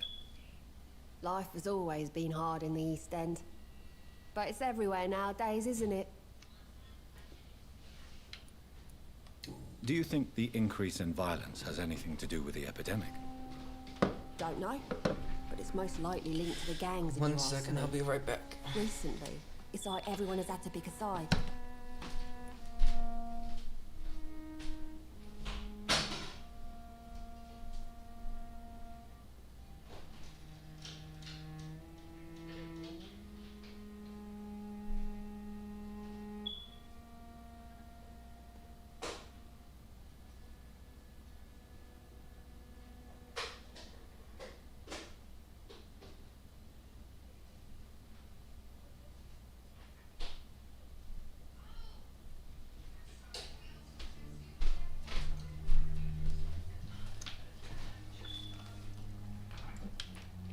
Violence has always fed on poverty, don't you think?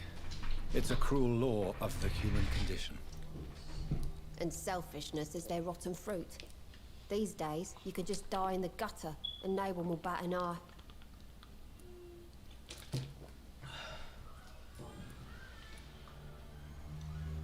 May I ask what you do for a living, Mrs. Fishburne?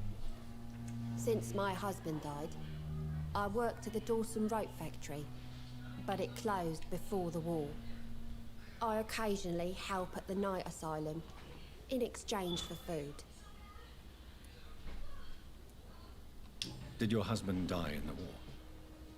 Oh no, my Jack was a docker. He died when my Seymour was just a lad. The poor boy saw his dad slip and fall from that scaffolding.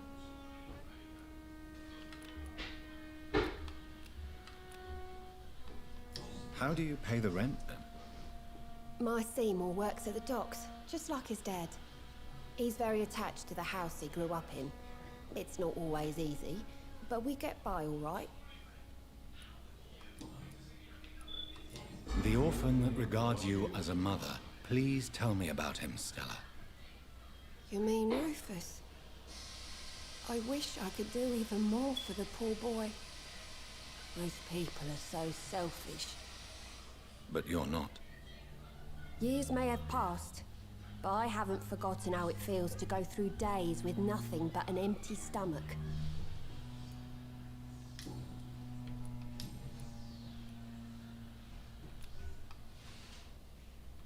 Your son's gone way beyond simply bullying people.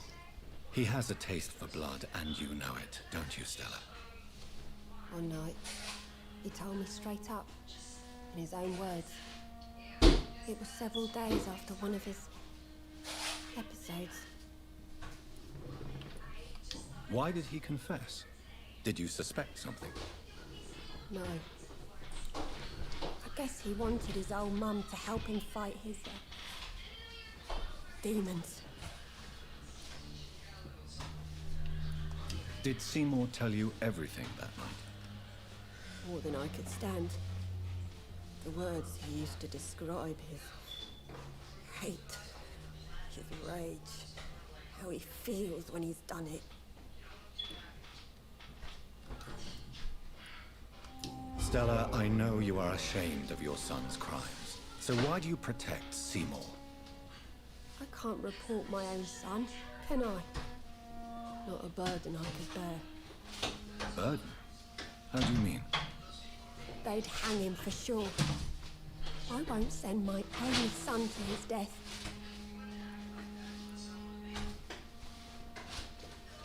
I'm convinced you raised Seymour the best you could. You're not responsible for what he became.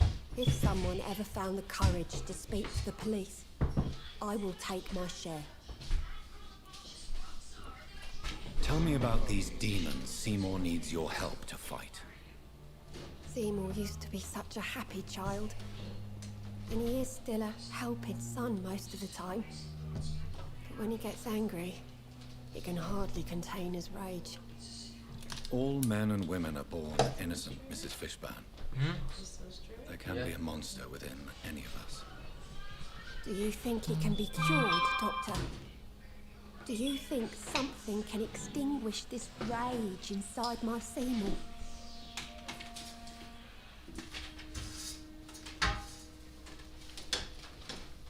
Science has only just begun to investigate the mysteries of the human mind. Currently, we have more assumptions than fact. There ain't no hope then. Somehow, somewhere, my son has turned into a monster, and nothing will bring him back.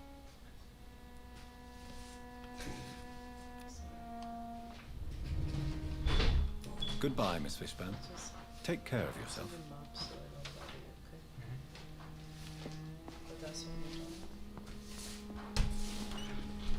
not sure the epidemic is what worries people most.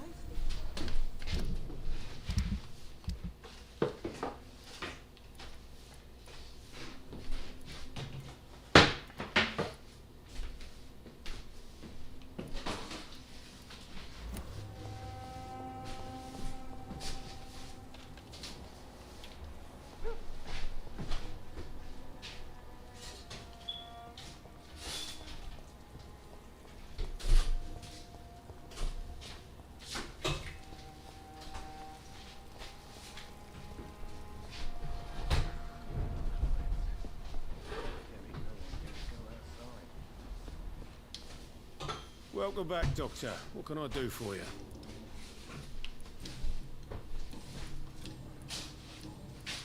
Tom, I need to find Sean Hampton as quickly as possible. I've been told you could help me. I heard the sad saint was recovering at Pembroke Hospital. Did he leave or something? I believe he returned to his flock. Can you confirm that? Oh, I bet you're right. Sean can't help but worry about the poor and sick. Oh, I guess it has something to do with what happened to him as a baby. Please, tell me. Well, I don't like to gossip, but I heard that the sad saint was abandoned as a baby in front of a Catholic orphanage in Dublin. It would explain his faith and need to help everyone.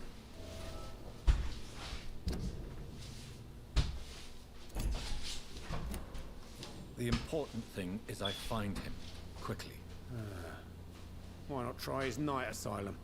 He takes care of those who need a meal or a roof there. Where is it? It's in an old warehouse, northwest of here. Just follow the bank to the west and go north when you reach the end of the pier. Goodbye, Mr. Watts. So few clients. But with the epidemic, no one dares go outside.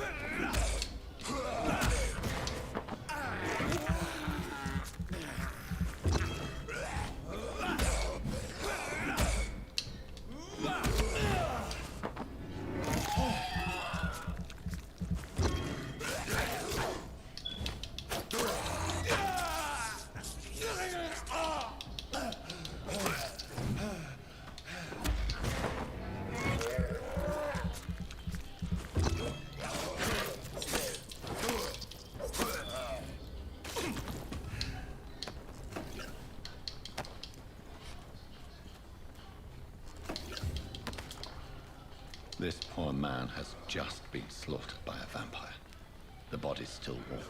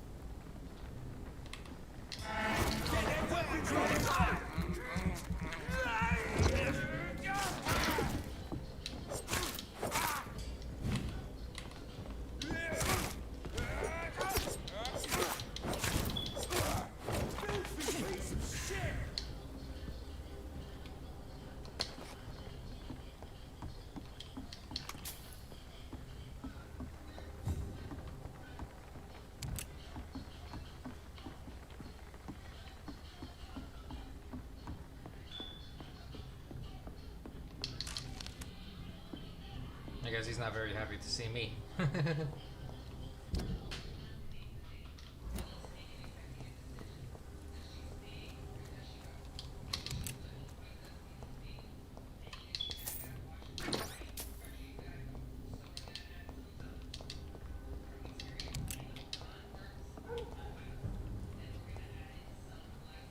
Lisa, can't let you through.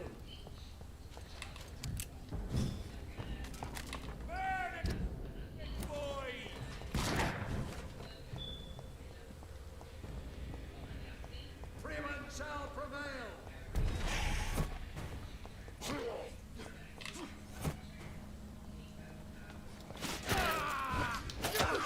Finish it! Send you to hell.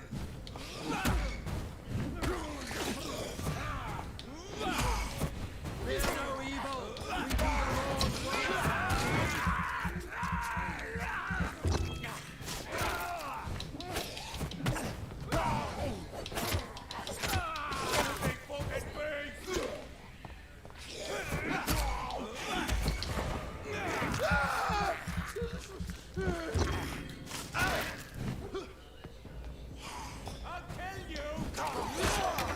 Want some of this?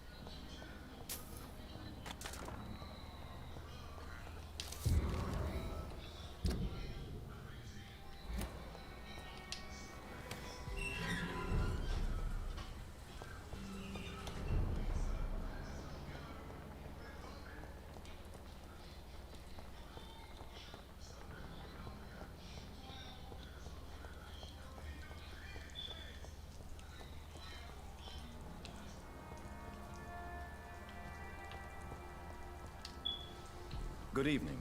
I'm Dr. Reed. Do you need any help? Rest assured, I will help you, sir. Martin Nightingale, at your service. Please, take a look at my wares. Your merchandise. I don't really see anything worth having. No offense. None taken, sir. But please, I need to eat. Perhaps if you keep looking, you'd see something that takes your fancy.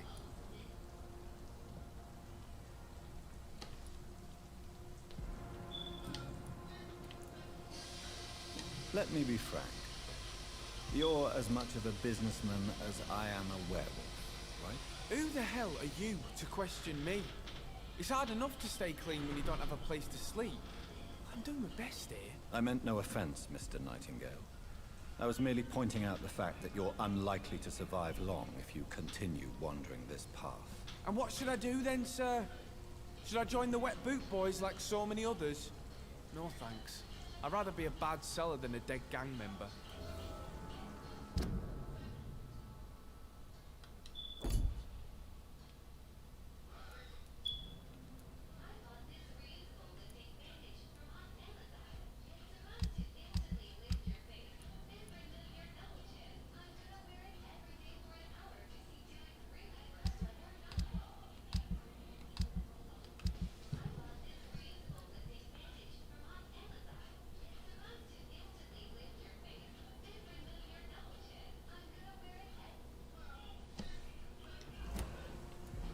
What can you tell me about the neighborhood? Have you got any friends around these parts? Not really. Miss Gillingham smiles and says kind words, but I know she's lost her marbles, especially since her son died. Tell me about this crazy woman. Madness is often mistaken for other conditions. The poor woman's mad, all right. Kind and all, but she has so much trouble remembering things. She's taken me for a son more than once. How interesting. I don't suppose you know what happened to her son. Jack! Rumour has it he tried to tackle some gang lads. I didn't know him well, but I heard he was a nice enough chap. His old ma still thinks he's around.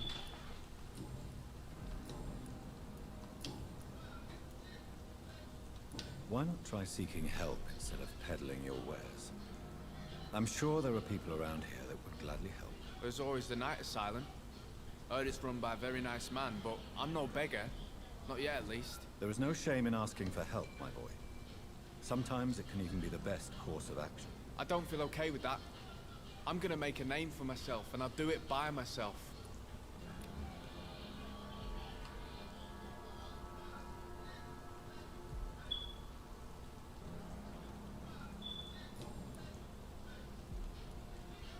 I'm looking for Sean Hampton. Can you help me? He's a caretaker for the poor, is he not? Something like that, yes. Sorry, I don't know where he is.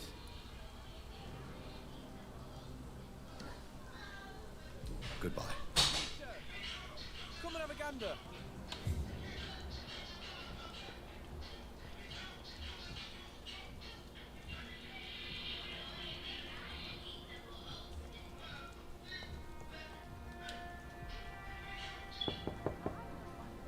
Good evening, miss. I'm Dr. Jonathan Reed. May I come in? I already took my medication, Doctor. But thank you. I'm sorry. Your medication? Have we met before? Don't tease me like that, Jack. Sorry, what? I think I should come in, miss. I'd like to check if everything is okay, what with the epidemic spreading across London. An epidemic, you say? How terrible. I had no idea. But where are my manners? Please do come in, Doctor. You are a doctor, yes?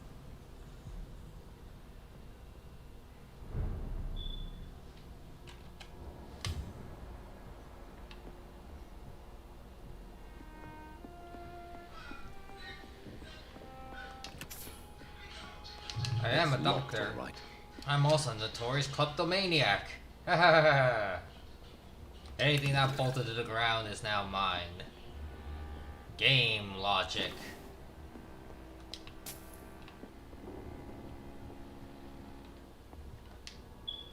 So, Dr. Tippett, what brings you back here? I heard whispers you had a job at that fancy hospital. I told you my name is Jonathan Reed. Don't you remember? Of course I do. I remember my name too. Gillingham. But you may call me Enid, Doctor. I'm very happy to see you again. Do you require medical attention, miss? I'm glad you asked, Dr. Tippett. I must confess I haven't felt that well of late. I'll try my best. Here, take this. And please, try to get some rest. Thank you, Doctor. Thank you very much. What can you tell me about this part of town? Oh, no. I don't gossip. That would be most unbecoming of a lady such as myself. Who are the more influential figures on the docks? Well, I heard about some terrible illness going around. I would say in that case that it's you, Dr. Tippett. Is anyone taking care of you, Miss Jones? My son is always here to take care of me. He's a good boy like that, but I do worry that he needs to start living his own life. I would never say that to him, of course.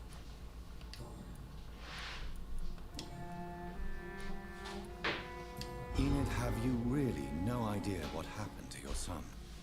No idea at all. I've not seen Jack for so long. I lose track of time. Has something bad happened to him?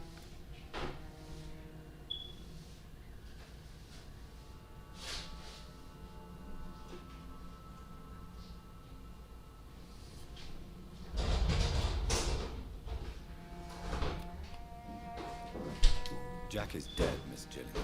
Of course he's not. I've seen him. Tonight, in fact. Ever the Joker, Dr. Tippett.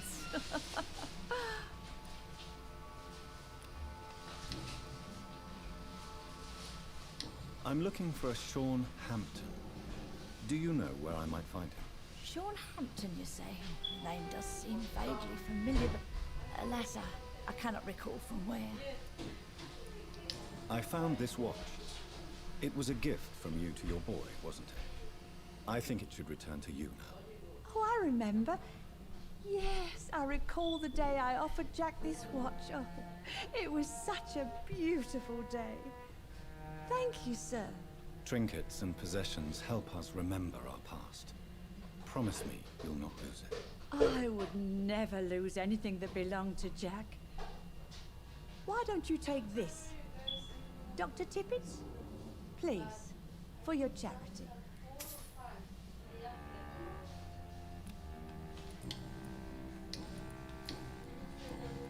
Goodbye, Miss Gilligan.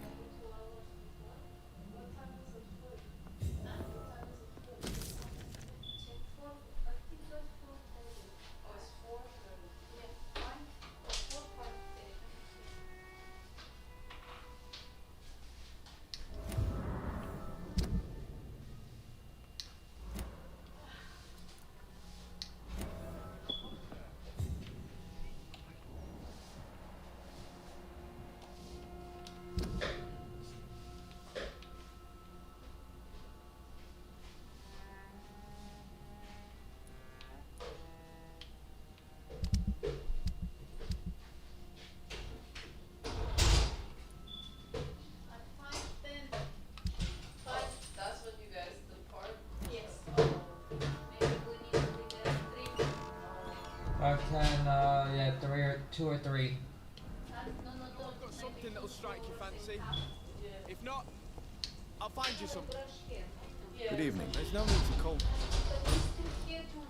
Show me what you have to offer then, Mr. Nightingale.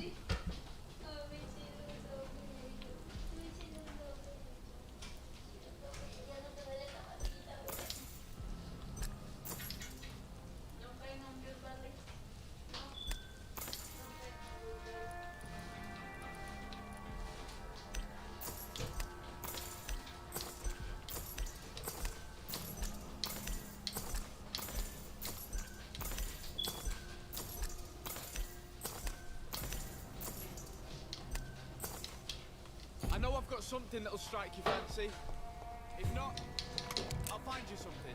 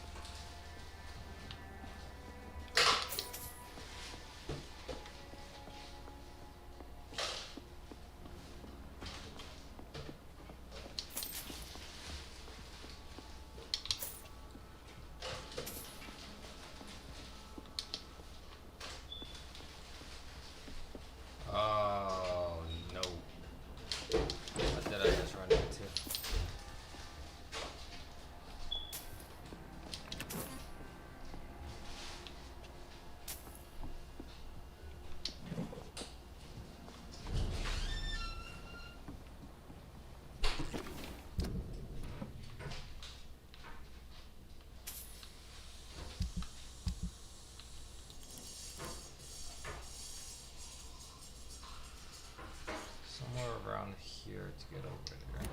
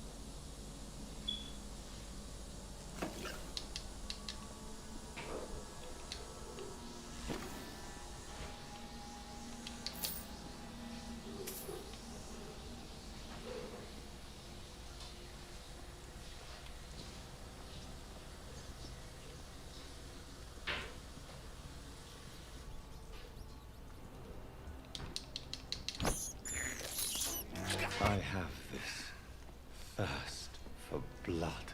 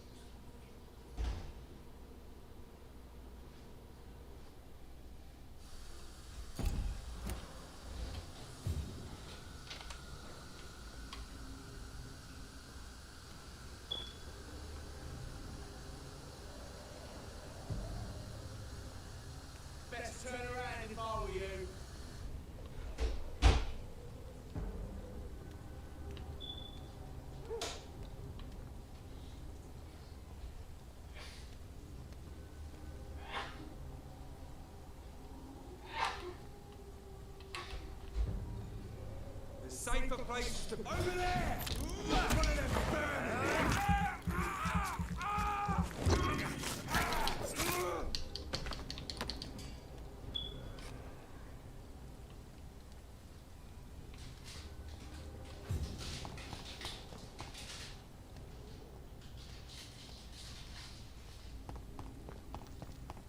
It's either get up and over, or it's down, but I need to find a way down below.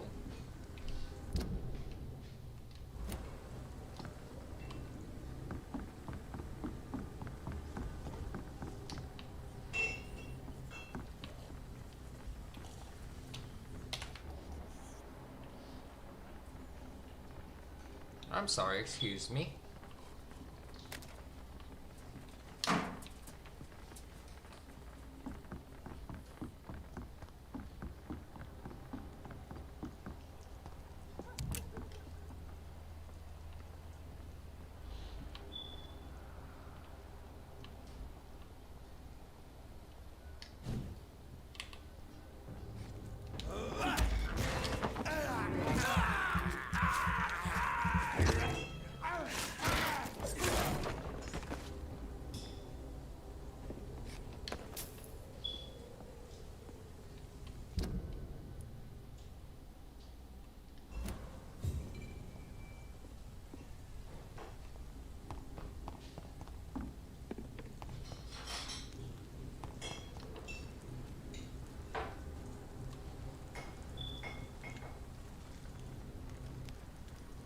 It's locked.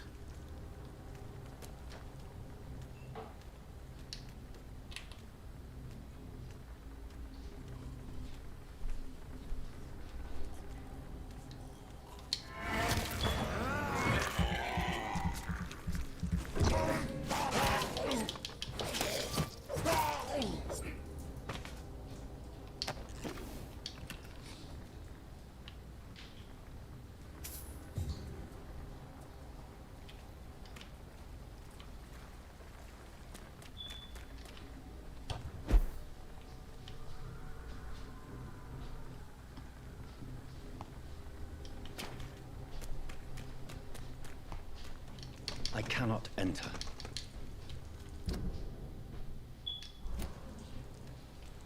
Unless there's another way in.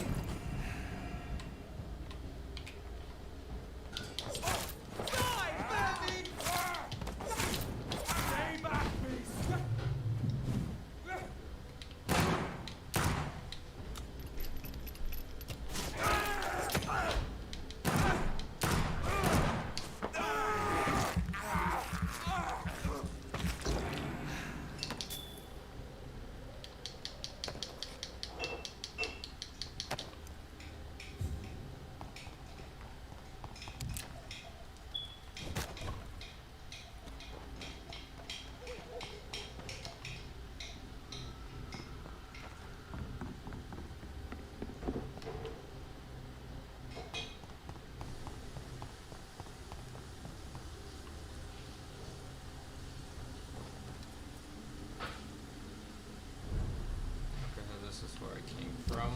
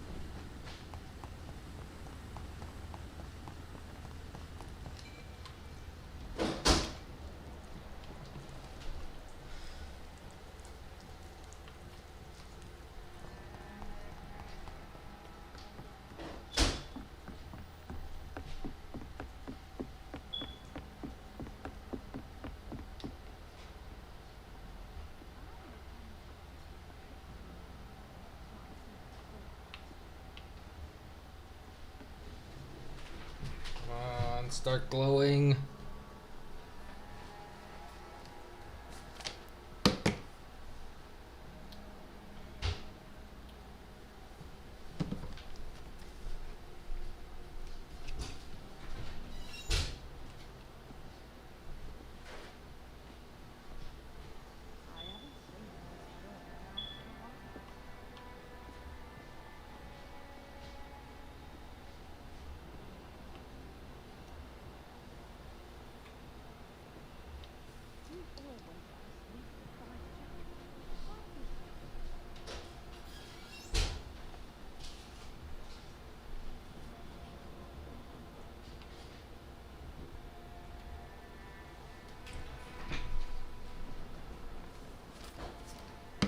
Use the bathroom.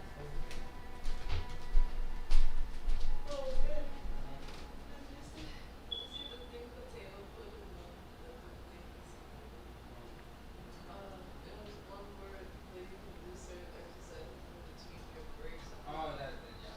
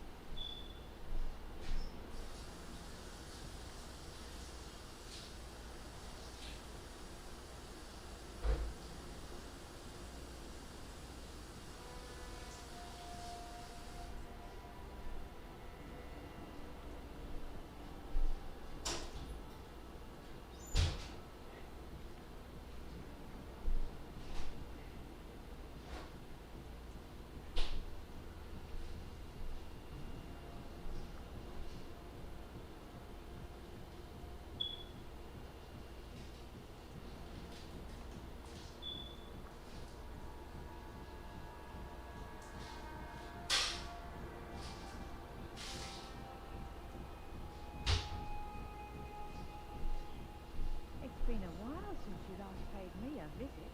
I came to visit you last night. Don't you recall?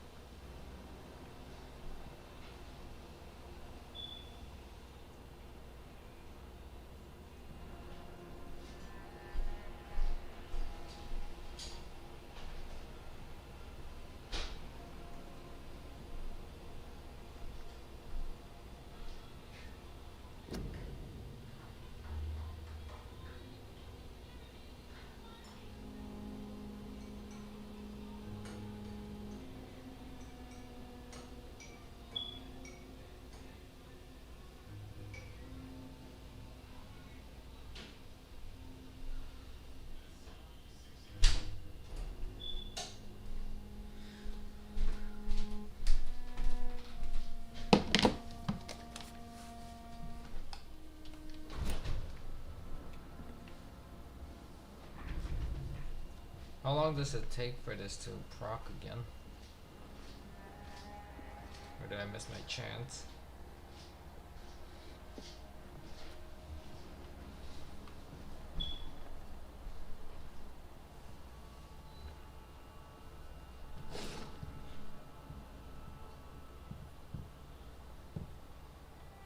When I showed you all the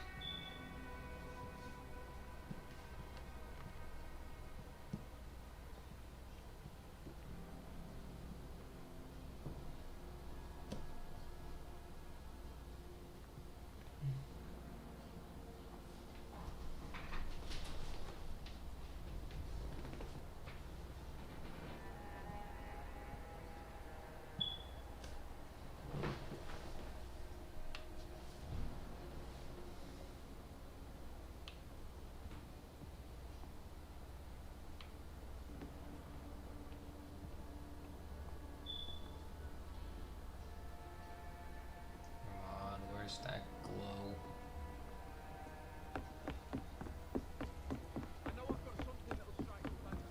I already bought almost all your wares. Leave me alone. Good evening, Miss Gillingham. May I come in? Of course, of course.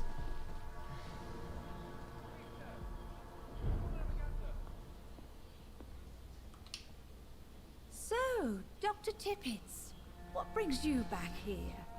We haven't talked in quite some time.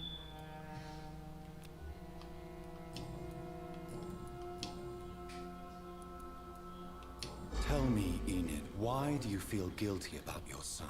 I know I'm a burden to my Jack. I know my mind and my thoughts are drifting away. I'm so sorry. I can't help it. This is not your doing, Miss Gillingham. You do not have to apologize for your condition. Of course I don't, Doctor. I've done nothing wrong, I swear it. What exactly are we talking about here?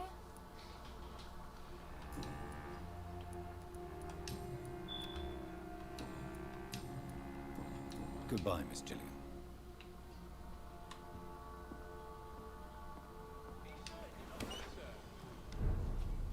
Stranger to these parts. Good evening, young. There's no need to call me that.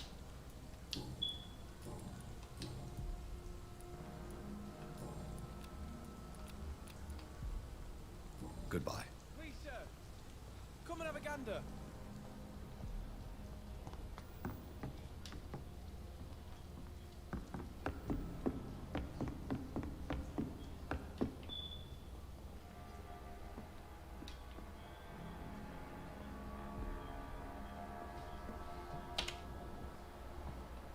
Come on.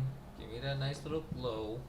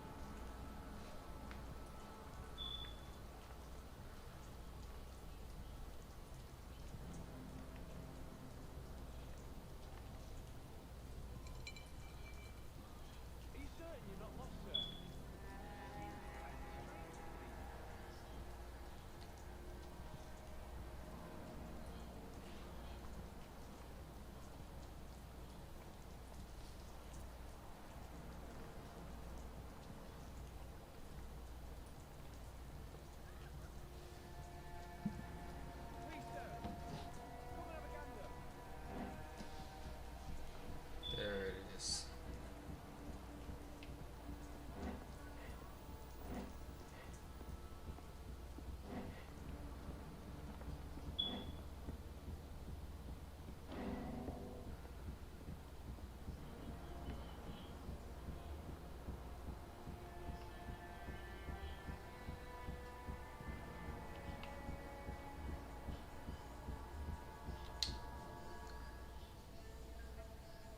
I'm sorry to say, but you haven't yet paid me for the clock I brought you last time. The clock?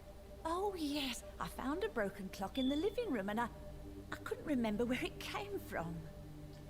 You broke it. Ah, that is unfortunate. It was such a beautiful piece of work. Really? Oh, I'm so clumsy these days. I'm so sorry. How much was it?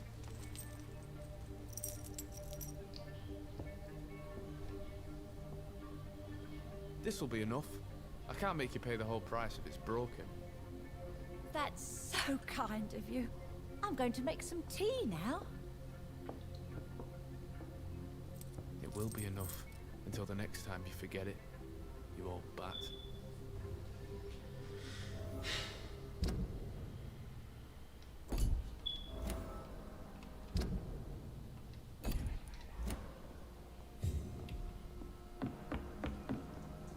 There it is.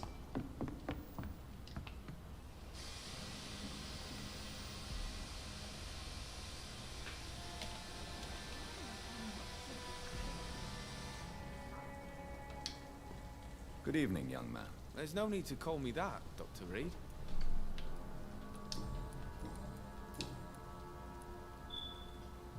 It's time to confess, Martin. You've exploited Miss Gillingham's weakness to your own advantage, have you not? All I've done is smile at her and be kind to her. I've done no other harm than giving her what she needed. This is no crime. His selfishness is fascinating. You really are convinced you did nothing wrong. Young man, you are a fascinating case of shameless selfishness. You can blame my folks for that. They taught me never to expect nothing from anyone except lies. So it's bad parenting then? How convenient. Where are your parents? 6 feet under, I suppose. When the flu had weakened my father enough for him to be too weak to punch me, I figured it was time to run away. Is that why you let them die of the flu? Because your father was beating you? When the epidemic started, last summer, I begged them to leave town. Neighbors were dying, houses were looted, but they chose to stay. Do you have any regrets about what happened? I haven't got regrets, but sometimes I'd like to make sure they're gone. Dead for good. Like, it helps me sleep. Goodbye.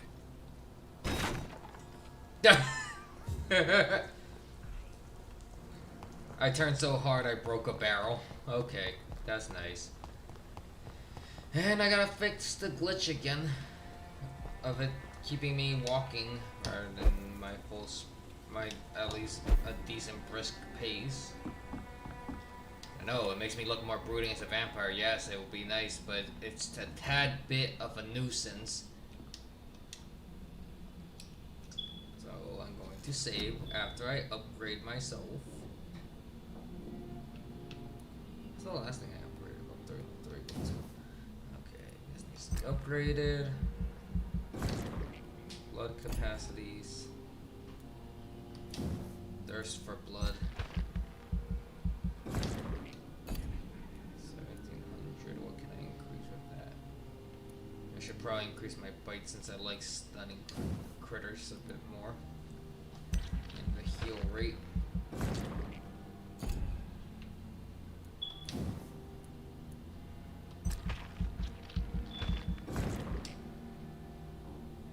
There we go. 4 with a level 5, 600% damage. No, I'm not going to lose that. Go ahead and confirm it.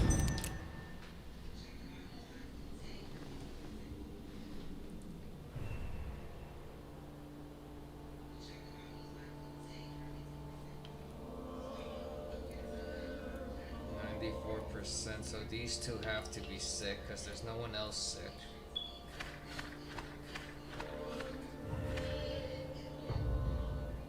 No, no, you didn't, game.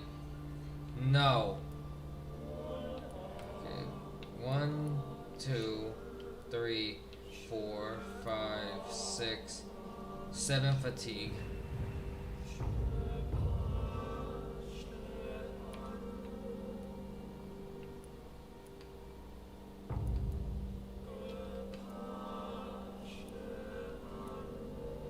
Seven fatigue.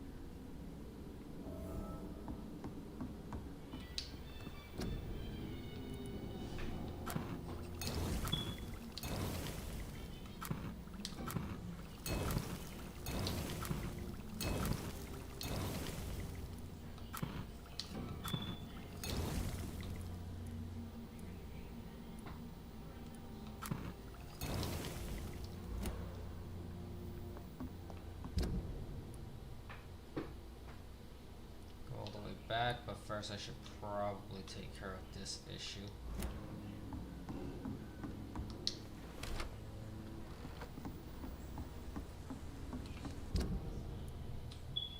I go to the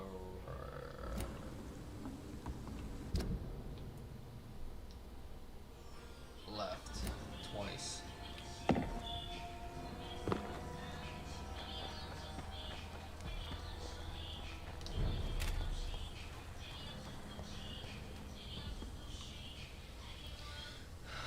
This feels like I'm about to go into a boss battle.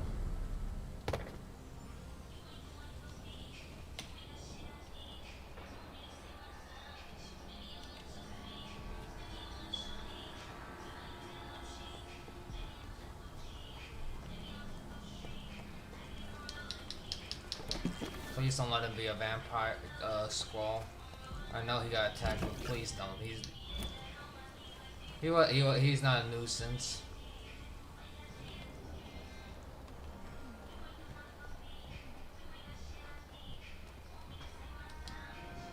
Good evening, miss. I'm Dr. Jonathan Reed. May I have your attention for a minute? Good evening, sir. My name is Giselle Paxton, but I don't have time for men like you. Have we met before?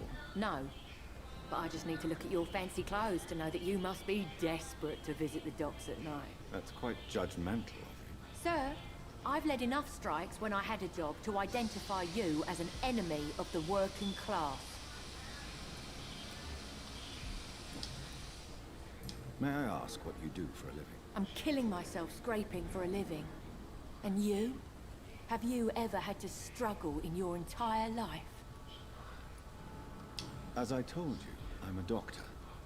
You have to work a lot to earn that title. Oh, a doctor. Born with money in a nice house, were we? Was Daddy a banker or a doctor himself? Why such hatred? Are you judging me by my clothes and my job? Course I am. Fuck, you're so blind. You don't even see your privilege. Lazy people like you disgust me. What can you tell me about this vicinity? Tell you what, just spend a few weeks here, and then ask me that question again. If you're still alive, I mean. If you have something to say, say it. I'm getting tired of all this. Oh, you want information instead? Well, here's some for you. Giselle Paxton does not like you at all, Doctor. You don't know me, Miss Paxton, and yet you see me as an enemy. Your manners, your clothes, your words tell me everything about you, sir. I know your kind, and you don't belong here. Oh boy, this has a lot of resemblance to modern day, because that's in fact how people react to each other. Oh boy. Crossing all the thresholds, humanity has a slow change.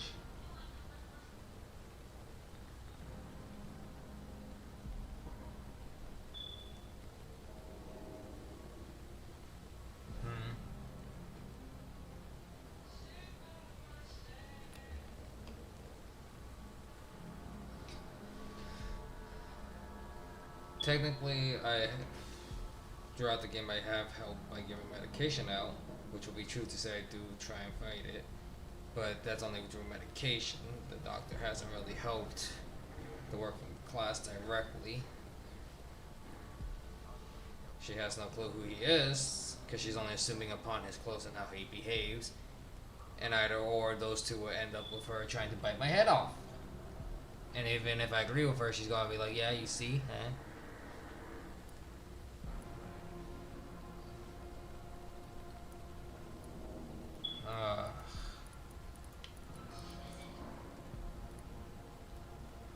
You're right.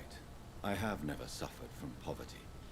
But that doesn't mean I don't fight it and its consequences. I really doubt you ever had to fight for anything in your life, Dr. Reed.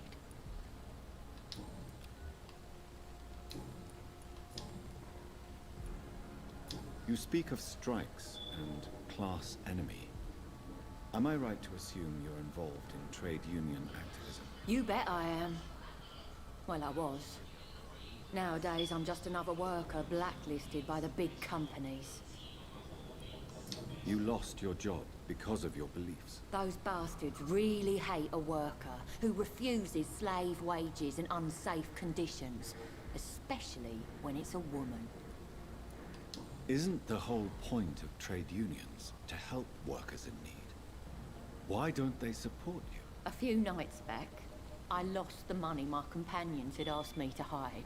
With me and my sister being penniless, they thought I stole it. What really happened? I drank too much that night. Strange men saw me count the money in that bar. Some sort of militia in uniform. I'm sure they robbed me. Well then, now I know where the money is. Pridwin. I'm looking for Sean Hampton. Can you help me? What is it you want? Does he owe you money? Has he displeased your Royal Highness? I'm no snitch, Mr. Fancy Pants. Well, I'll leave you for now. Goodbye, Miss Paxton.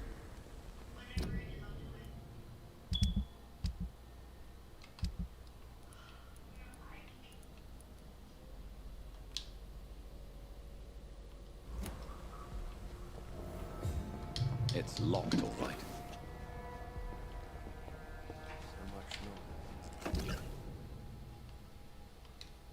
Yo.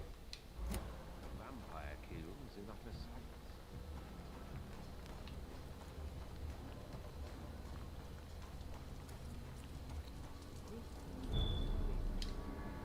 Good evening, miss. I'm Dr. Jonathan Reed. Can I help you? A fancy doctor lurking at night by the docks? Not fishy at all. And what about you? Working outside at night in this dangerous part of town. You want to know my secret? I'm trying to earn money. And I'm Lottie Paxton, by the way. Is it not dangerous to work here at night? As long as I have good legs, I can run away from trouble. The sad saint now provides me and my sister a bed and a roof. I don't want to lose that.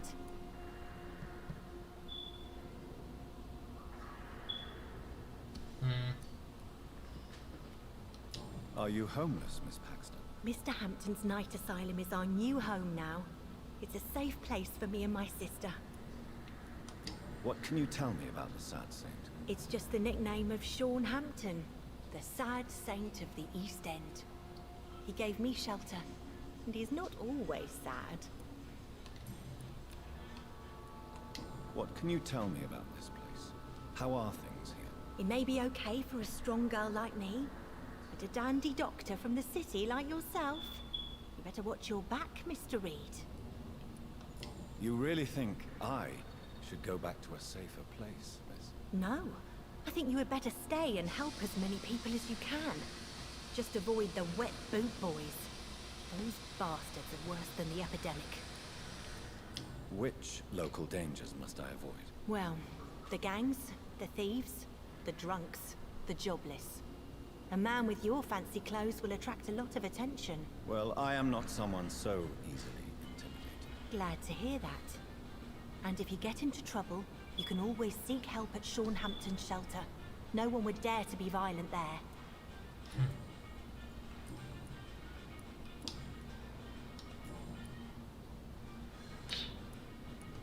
I'm looking for Sean Hampton. Can you help me? Mr. Hampton must be in his office at the night asylum he manages, I suppose. Why do you want to see him? He was a patient of mine at the Pembroke Hospital, but he left abruptly. I see.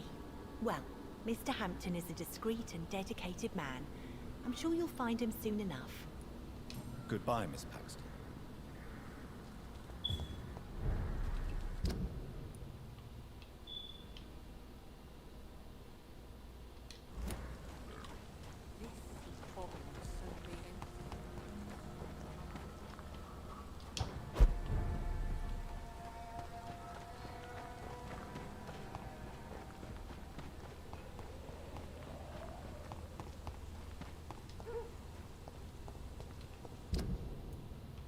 I would say I'm surprised they stole money from a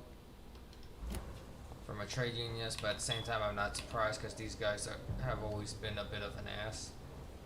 Best turn around if I were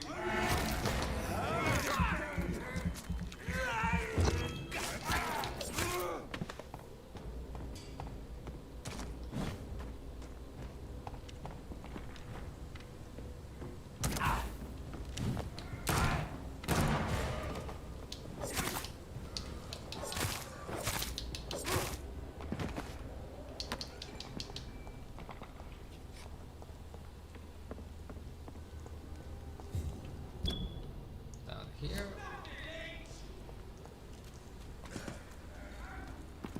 Steady, boys! We've got one of you!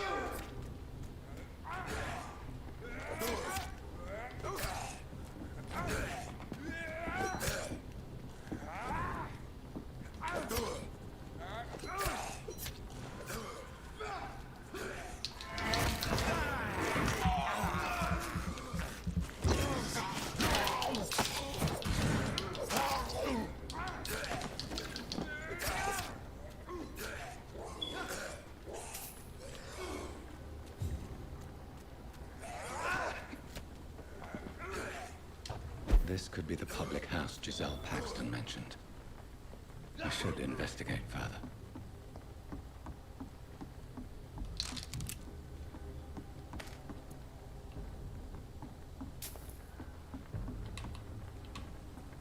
Cross the leash, boys!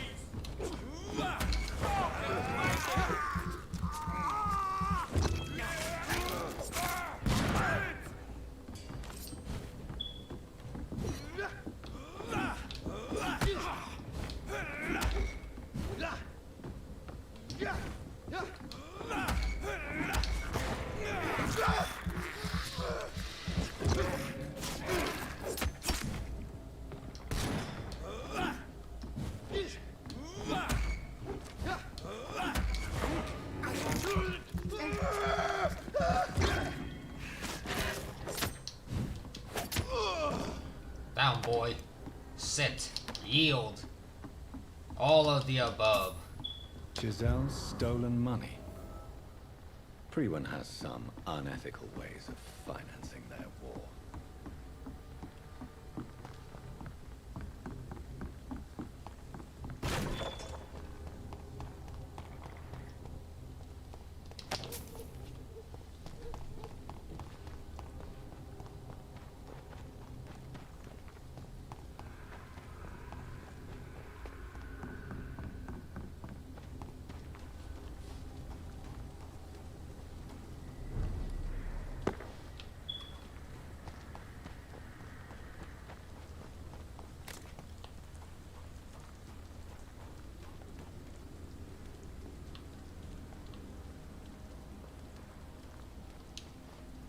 You again? What do you want? I've identified the men who stole from you. You were right. They were members of some self-proclaimed militia. I knew it! Did you find the money, too? Yes, here it is. They thought they could finance their activities with it. I never thought a man like you would be kind enough to... I misjudged you. Badly. Well, thank you, sir. Will you give the money back to your comrades, then? Fuck those bastards who fired me. I'll give the money to Miss Gillingham. Her son Jack was a friend of mine. He was killed recently.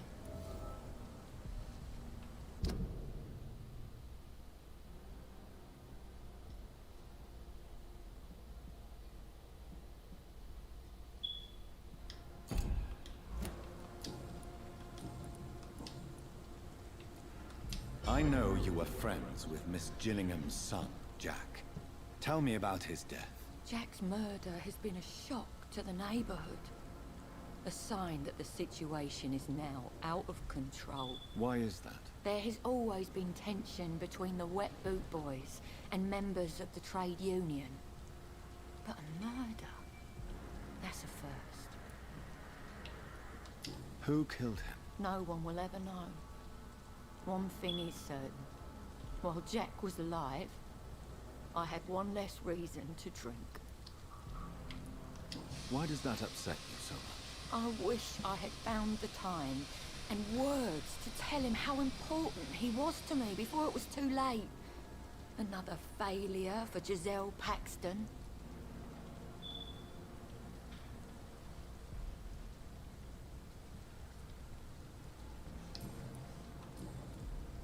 Well, I'll leave you for now.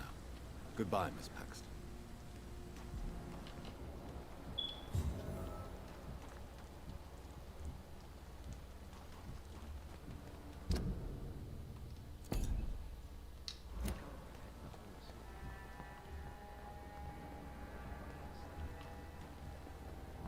It's locked.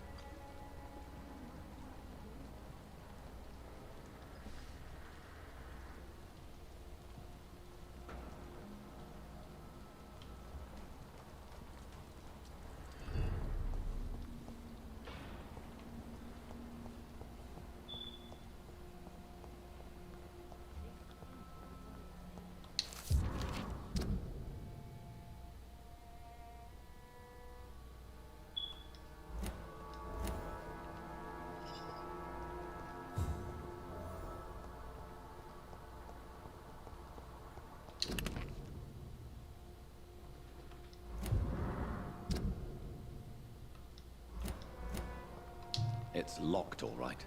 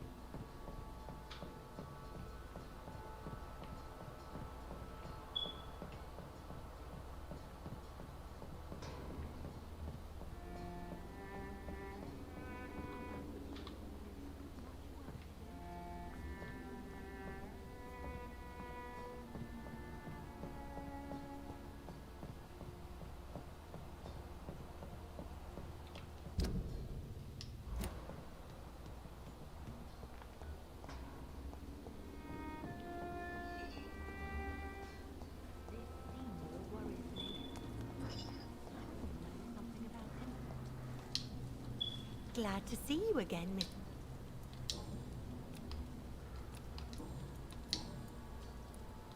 Lottie, tell me about the death of your mother. Giselle killed her. Plain and simple. She killed her with her daily whims, her laziness, and her complaints. That's quite a statement. You can't kill someone because you're fickle. Mother was very ill, but I forgave Giselle.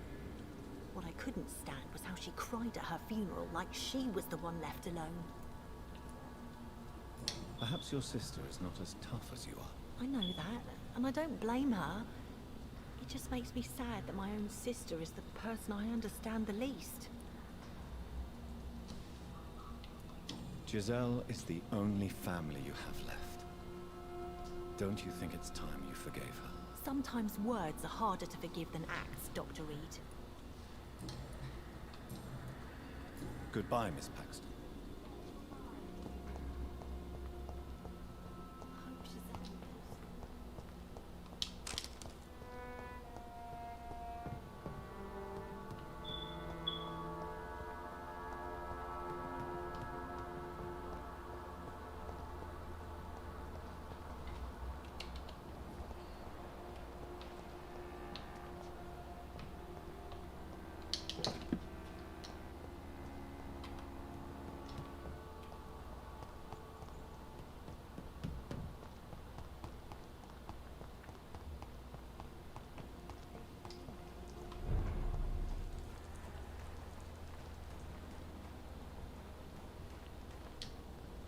You again? What do you want?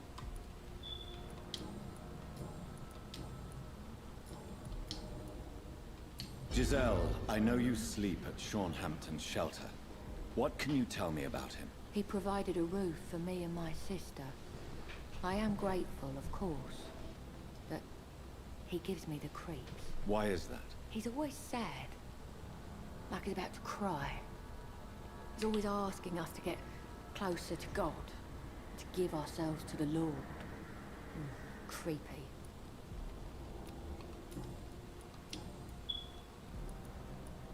Giselle, tell me about the death of your mother. After our father died, Mother worked so hard she made herself sick.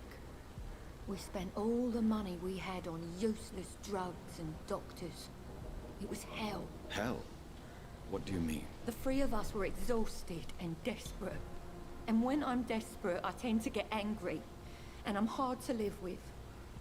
Lottie said I killed Mother.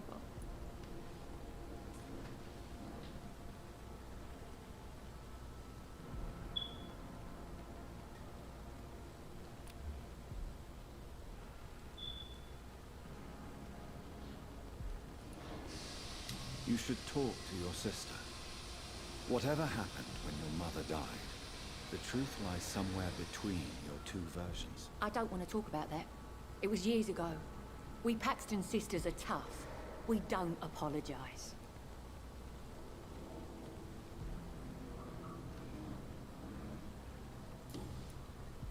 Well, I'll leave you for now. Goodbye, Miss Paxton.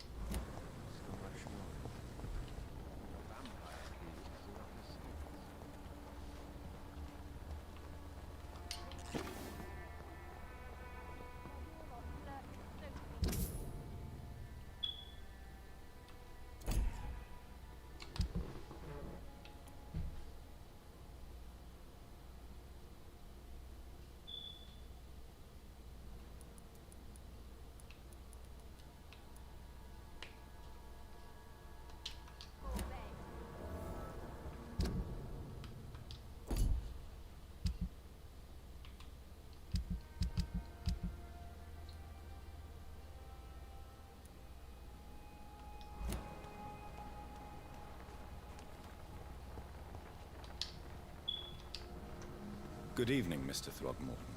Dr. Reed, can I be of any assistance? Have you noticed anything suspicious lately?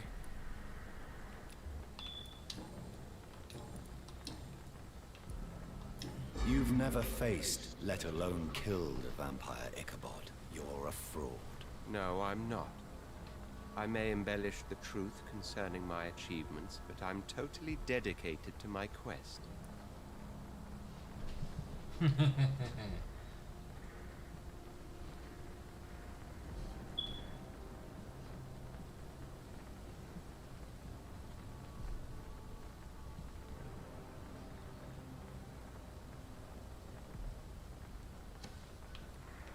Stop fooling yourself.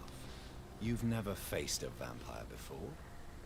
You wouldn't stand a chance. Well, that's not true, sir. I've already faced one of these creatures. Oh, really?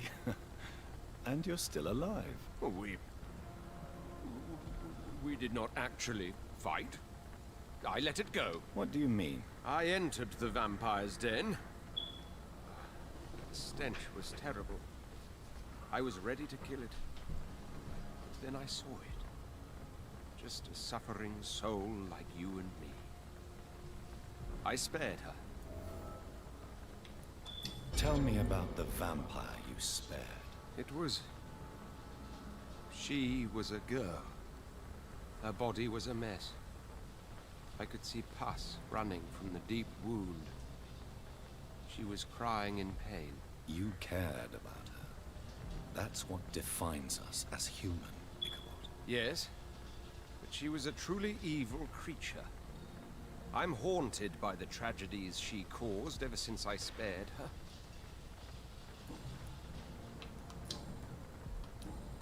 Goodbye, and good hunting, Mr. Throckmorton.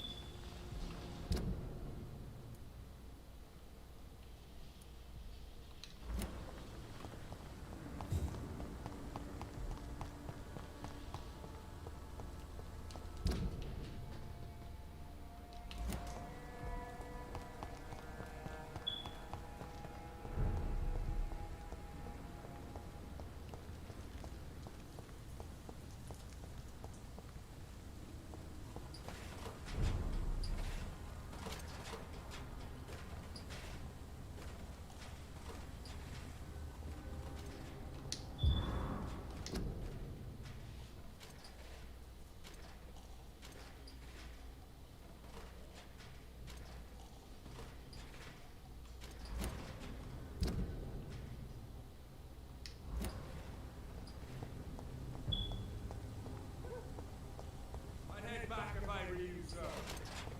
Steady, boys! We've got one of them! I order you! Step back!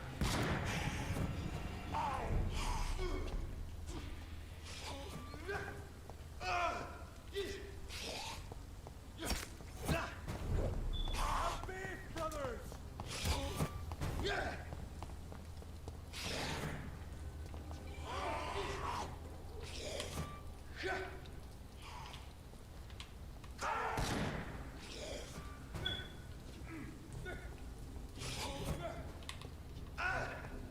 Yeah, I just let them too.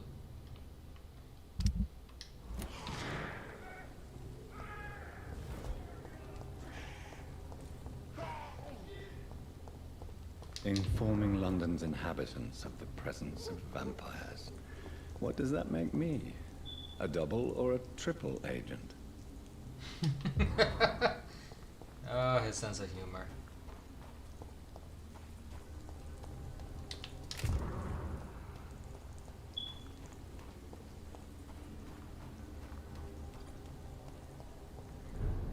Need to find a way around, that way I don't have to do a big fight.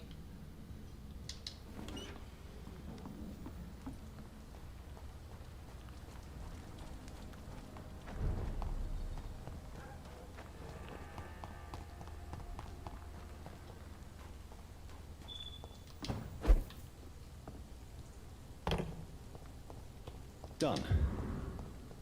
Mr. Throgmorton should be happy.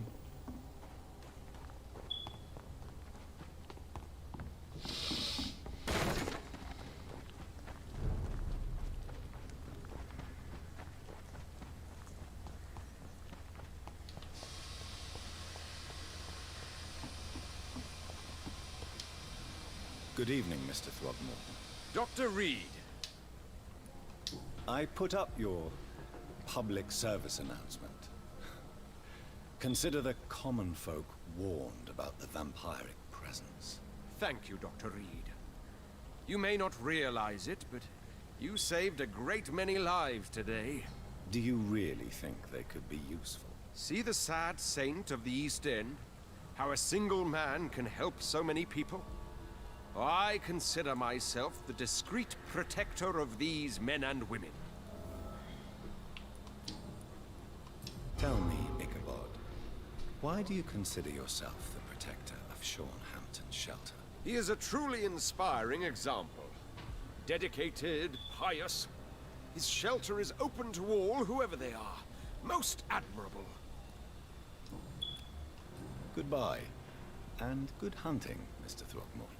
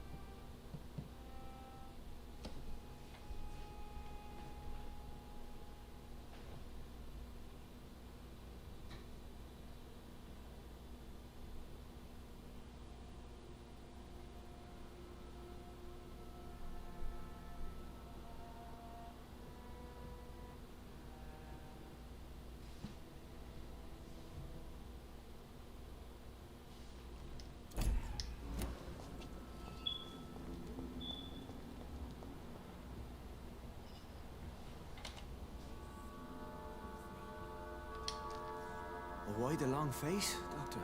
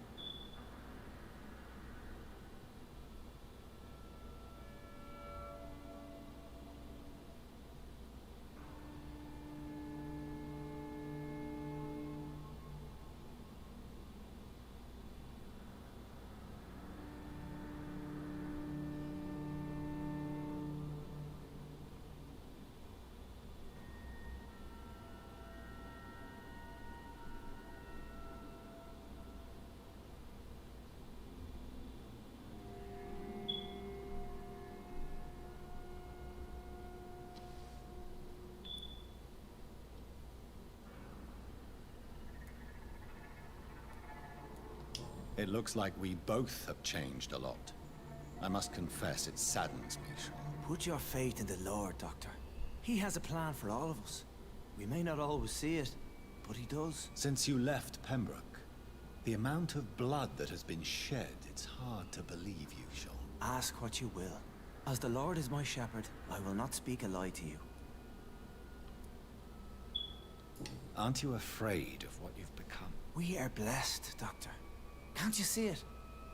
The Lord has made us able to walk amongst the plague and aid those that need it. Do you think this is a blessing when God's own house and holy symbols repel you? If that is your burden, Doctor, so be it. But I do not fear the cross, nor am I forced to take the life of another. My kind doesn't share your imperfections. But you must drink blood now to survive. No, not your scripture. Whoso eateth my flesh and drinketh my blood hath eternal life, and I will raise him up at the last day. So saith the Lord.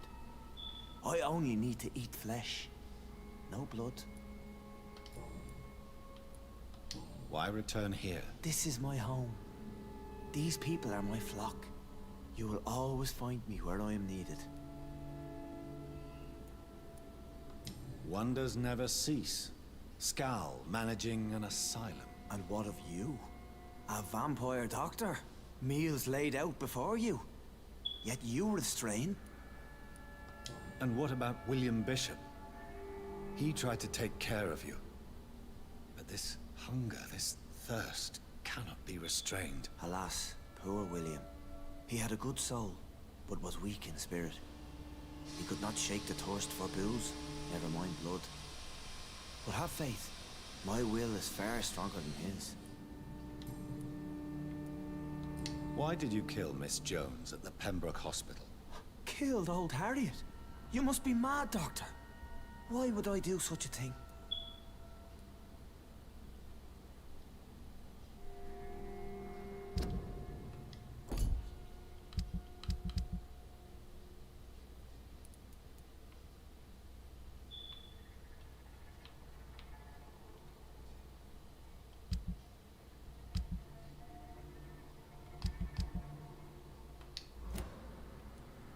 So you claim Miss Jones' death was not by your hand, nor the other incidents at Pembroke? Though Harriet was an angry, spiteful woman, she was one of God's creatures. I have nothing but love for all he has made. But you were close to her? Of course. But she was lost, separated from the fold. She did not see the hand of the divine in my blessed condition.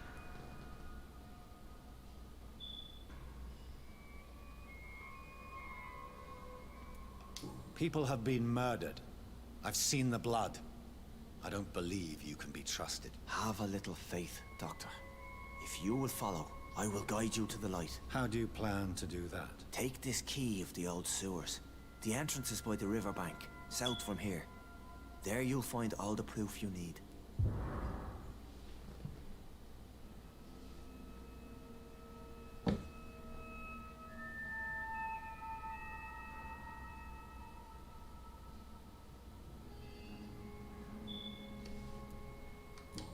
have to see for myself.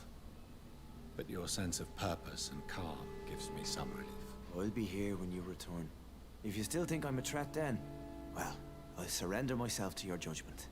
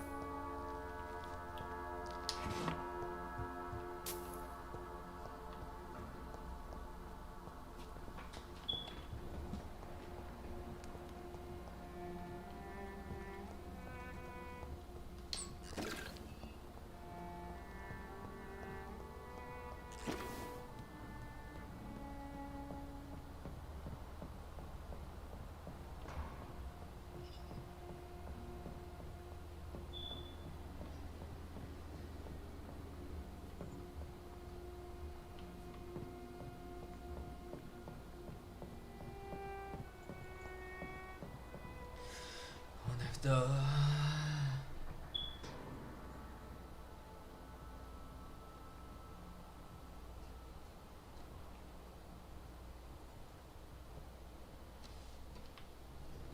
please proct.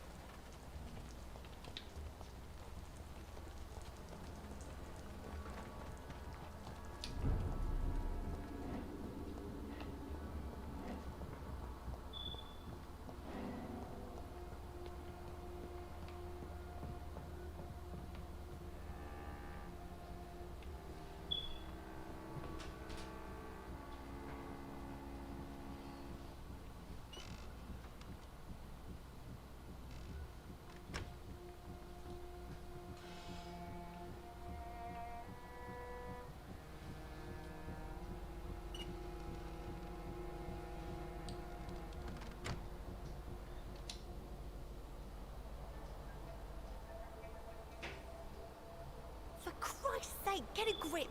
Look at yourself.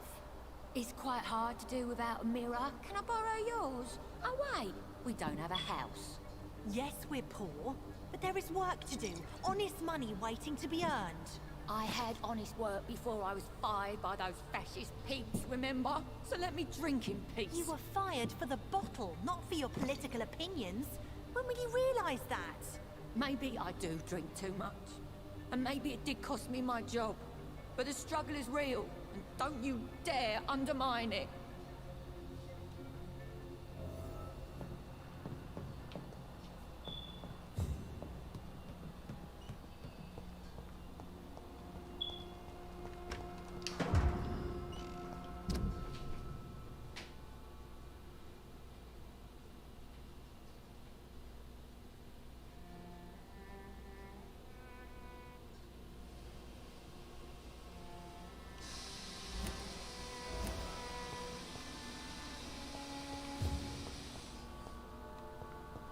I found that one by mistake.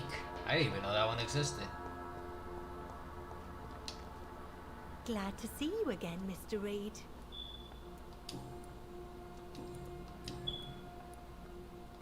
Why do you and your sister Giselle have such opposing views, Lottie? Giselle whines she lost her job due to her unionist activities, which started her drinking. Truth is, she got fired because she's an alcoholic. When I showed you all the...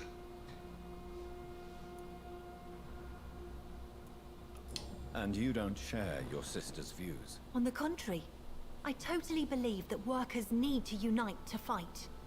I just disagree with Giselle's hatred for all wealth and riches. What do you mean? I don't believe that you were an automatic arsehole because you were born into a good family. Perhaps your sister's addiction to alcohol is the result of her despair, but not the cause. Perhaps you're right. But I'm tired of her playing the outraged and martyred social fighter while I earn money for both of us. Don't you think she wants to get better? I believe she knows her alcoholism is a worry to me. And that's another reason why she continues to drink so much. Lottie, tell me about the Wet Boot Boys. I know they've threatened you. Edwina Cox wanted me to provide her with information about Mr. Hampton's resources. I refused. Is that not dangerous? Fuck them and their lies. They claim they protect the interests of the neighborhood, but they are just greedy parasites like all the rest. Good for her.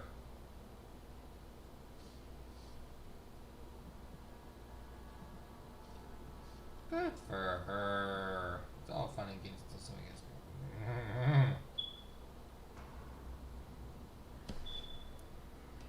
I respect your courage, Miss Paxton. And I hope life will never wear you down. Dr. Reed, you know how to make a girl blush. I am glad you came to the docks, whatever your real reasons are.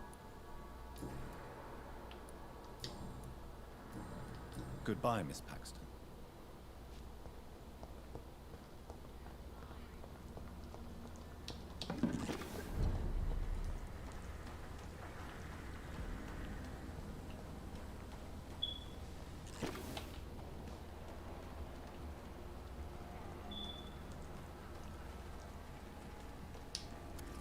You again?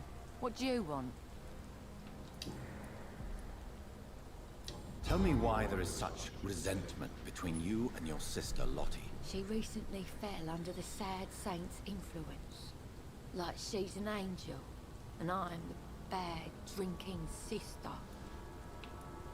Lottie sees herself as an angel. What do you mean? These days, Lottie feels compelled to help people and follow Sean Hampton's example. What does that make me look like? It sounds like you may be jealous of your sister. Of course I am. It's me who fought for our family.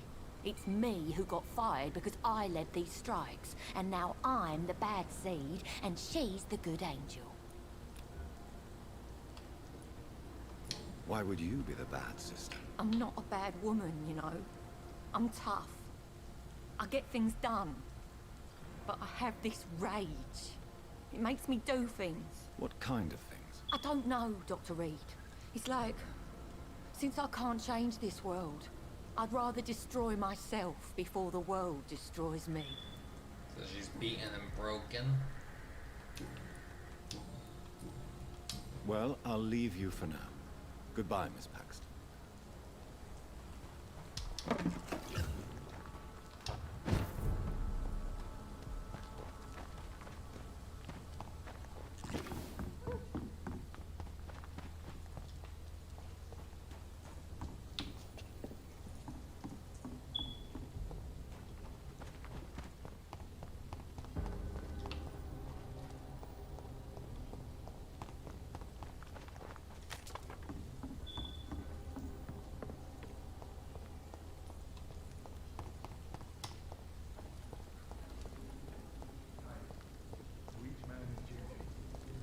Ours is to flush every hole without a rat could be hiding in light. Just say, don't have to start with the darkest holes first. Your story's solid.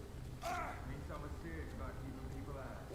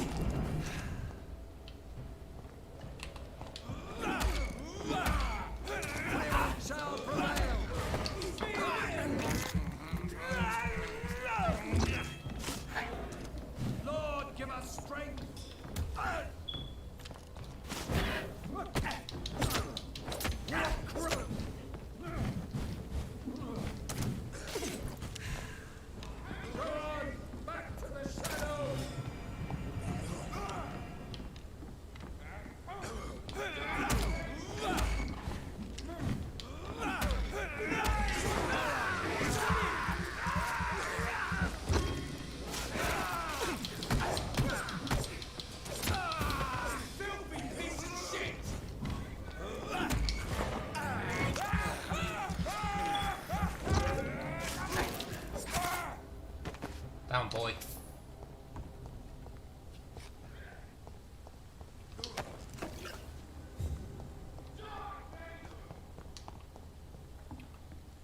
Are those guys down below still fighting?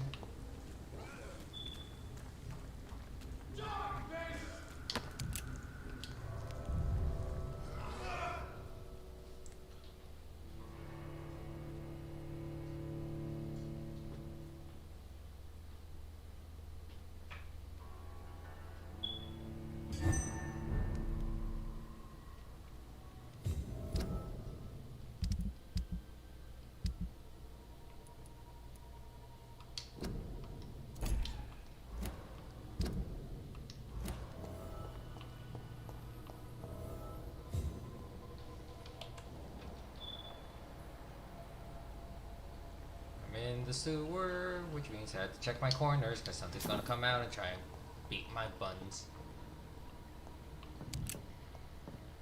Gonna move slowly. By slowly, I mean run.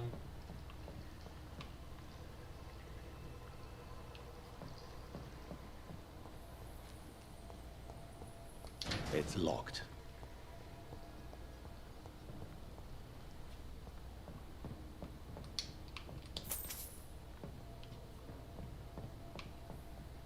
That doesn't work.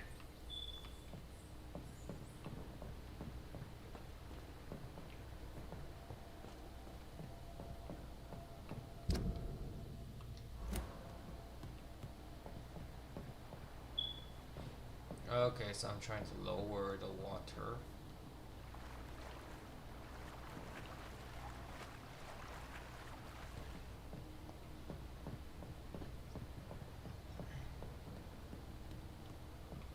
There must be a way to control the water level in this reservoir.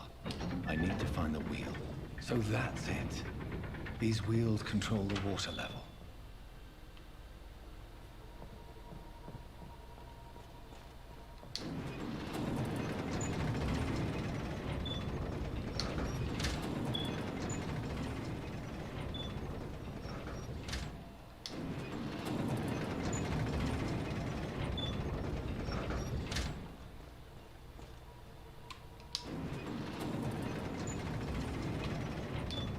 That doesn't work.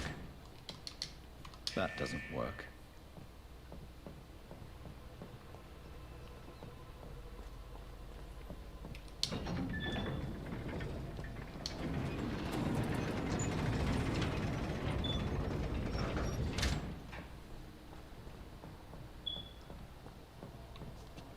That doesn't work. Okay, so that door does not close because it is blocked.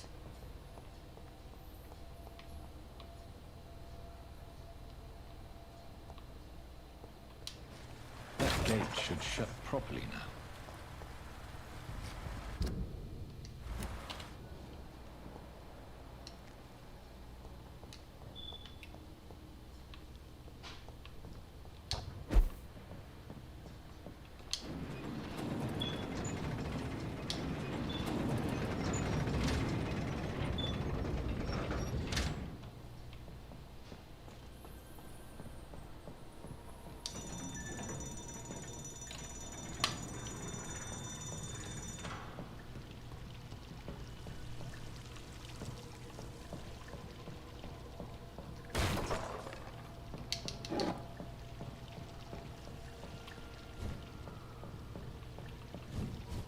What does that mean now?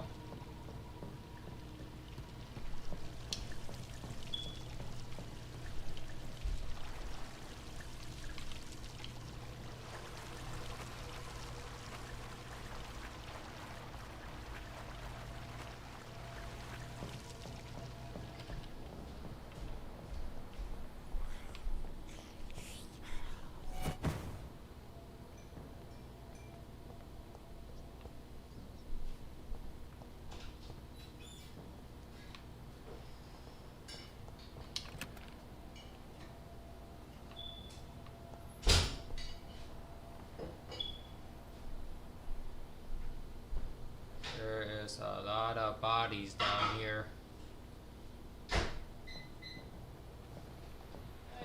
Hi. There's so many bodies.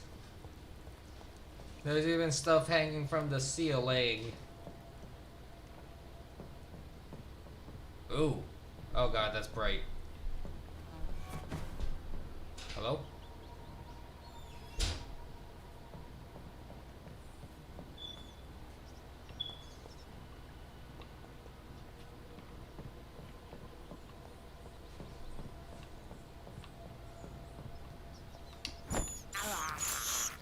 I can't believe I'm doing this.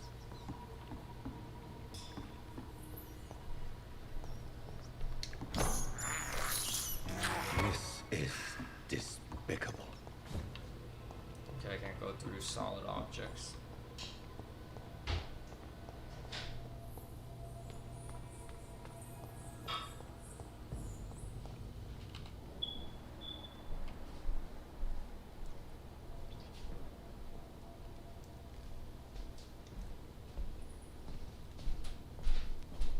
More corpses.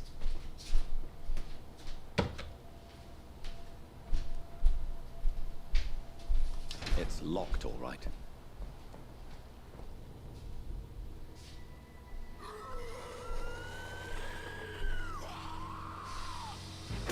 I'm going in.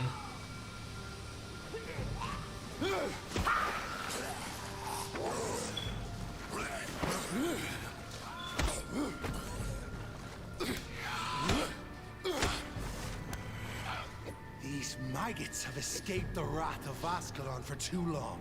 It is time to purge the sewers of their filth. You again! The one they call the sewer dog. Hold your tongue, newborn, or I'll crush you like a maggot.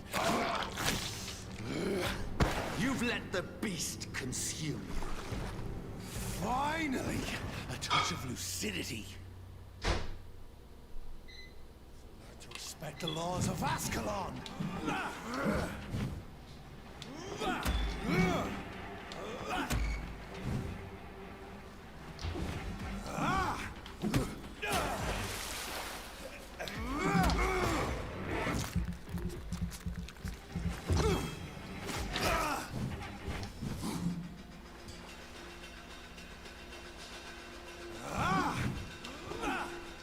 I pulled too far back. Ow. Here's brittle bones, newborn.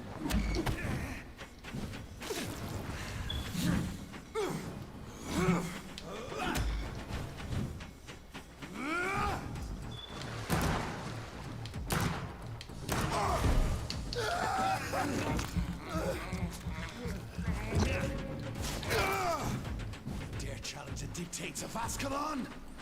Yes. The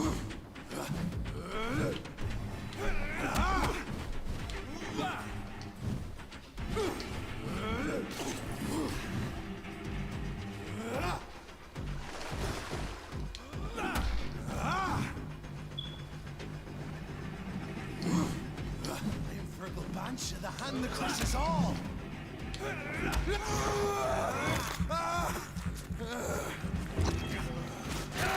Whence you vanished, I'll slaughter these skulls while singing your name! Oh my god.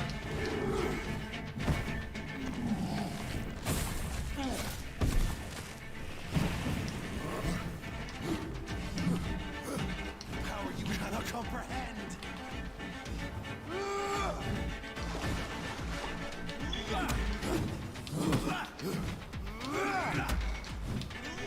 Slow as a snail!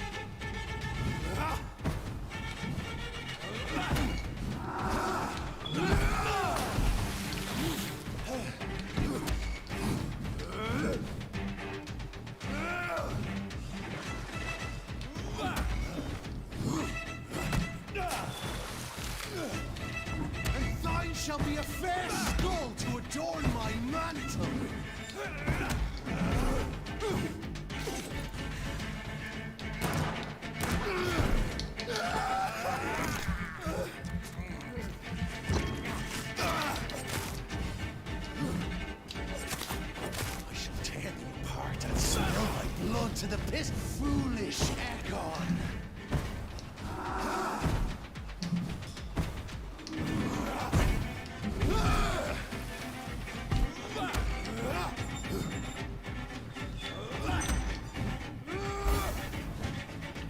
I shall crush you.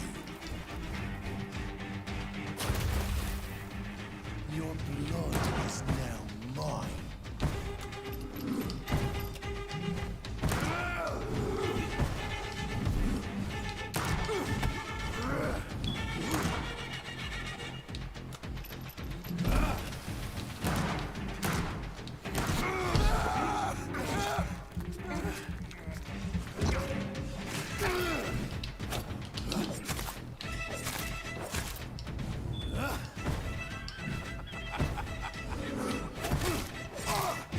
Down.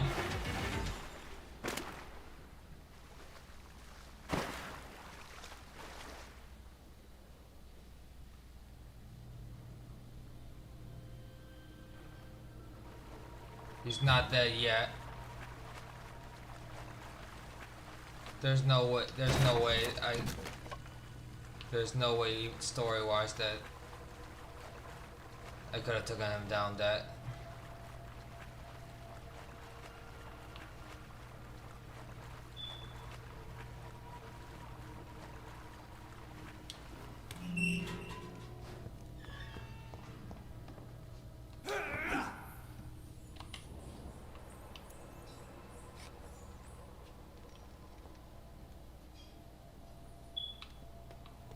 At least one skull escaped Virgil's wrath.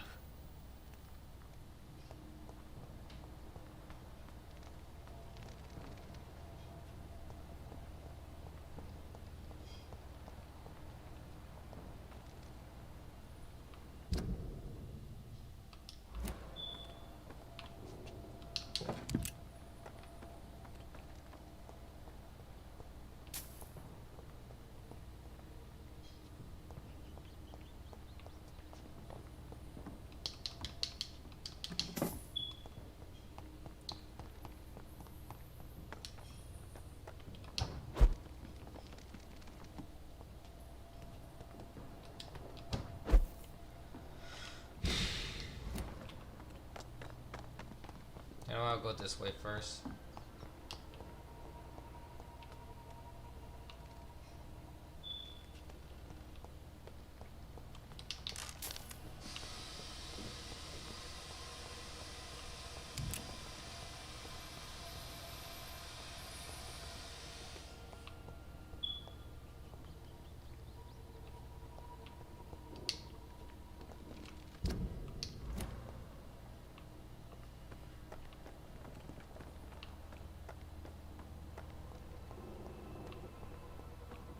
Yep, okay, so that was just a shortcut. And I just took the long way for no reason other than just thinking that there was more content this way. Okay.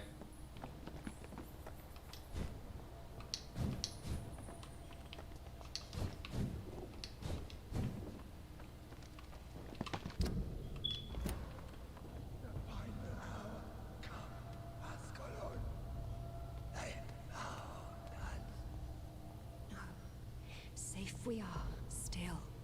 Drink now. Bless you, Richard. This isn't the blood of a vampire, but it will quench your thirst.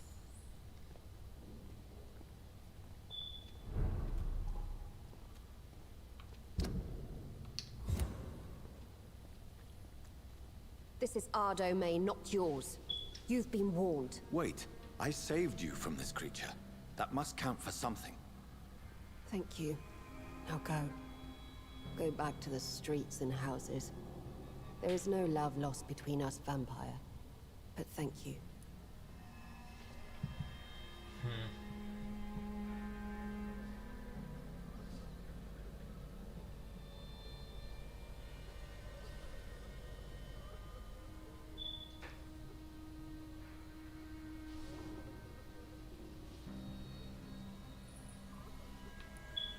Sean Hampton sent me here.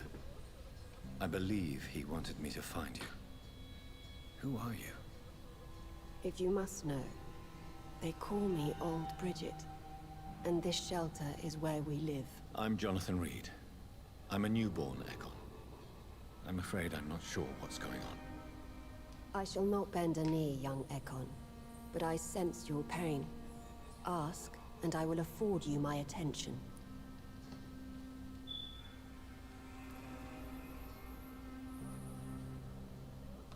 Why was that creature after you?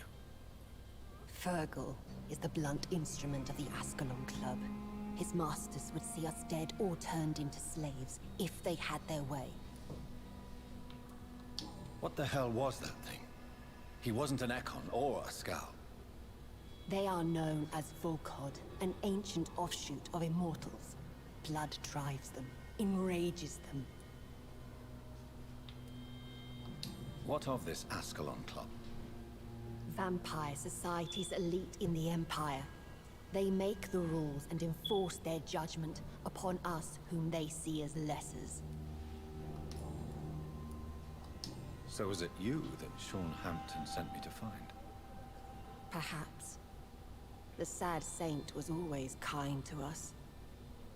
He must trust you if he revealed our location. Sean is a Skal. All those I've encountered have been violent, crazed creatures. How can he be any different? Maybe because he is the sad saint.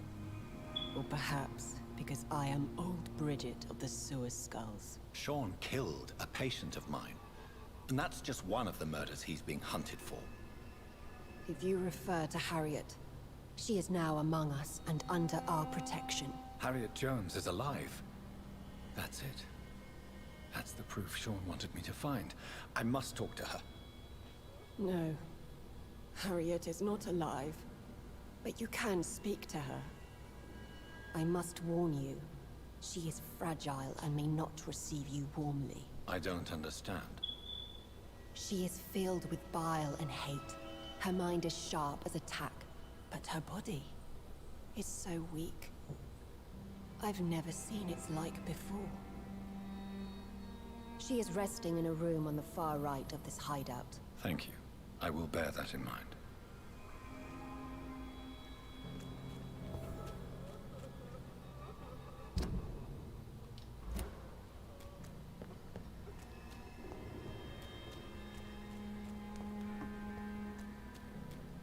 Your spell is enticing. So sweet of blood.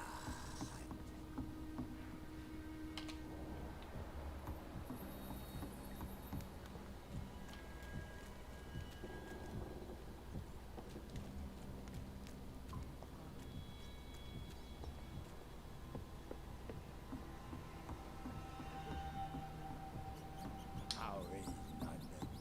I've not seen beyond these walls in such a long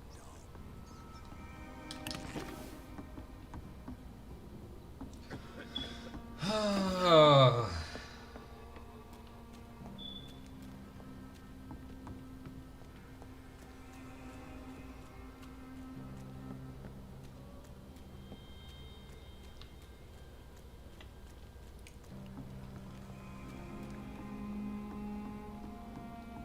I don't know how to feel about the scowl at the moment. Eternal gratitude for your protection, Master.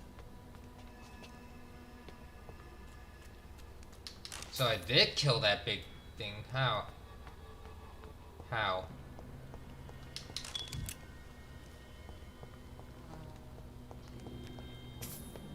I still can't find my way to where that person's hiding. And it's slightly infuriating. I guess I'll just follow the story for now.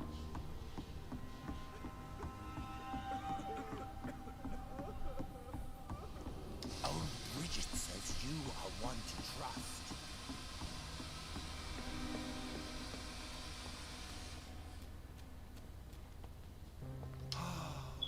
Ascalon has stalked us for ages upon ages.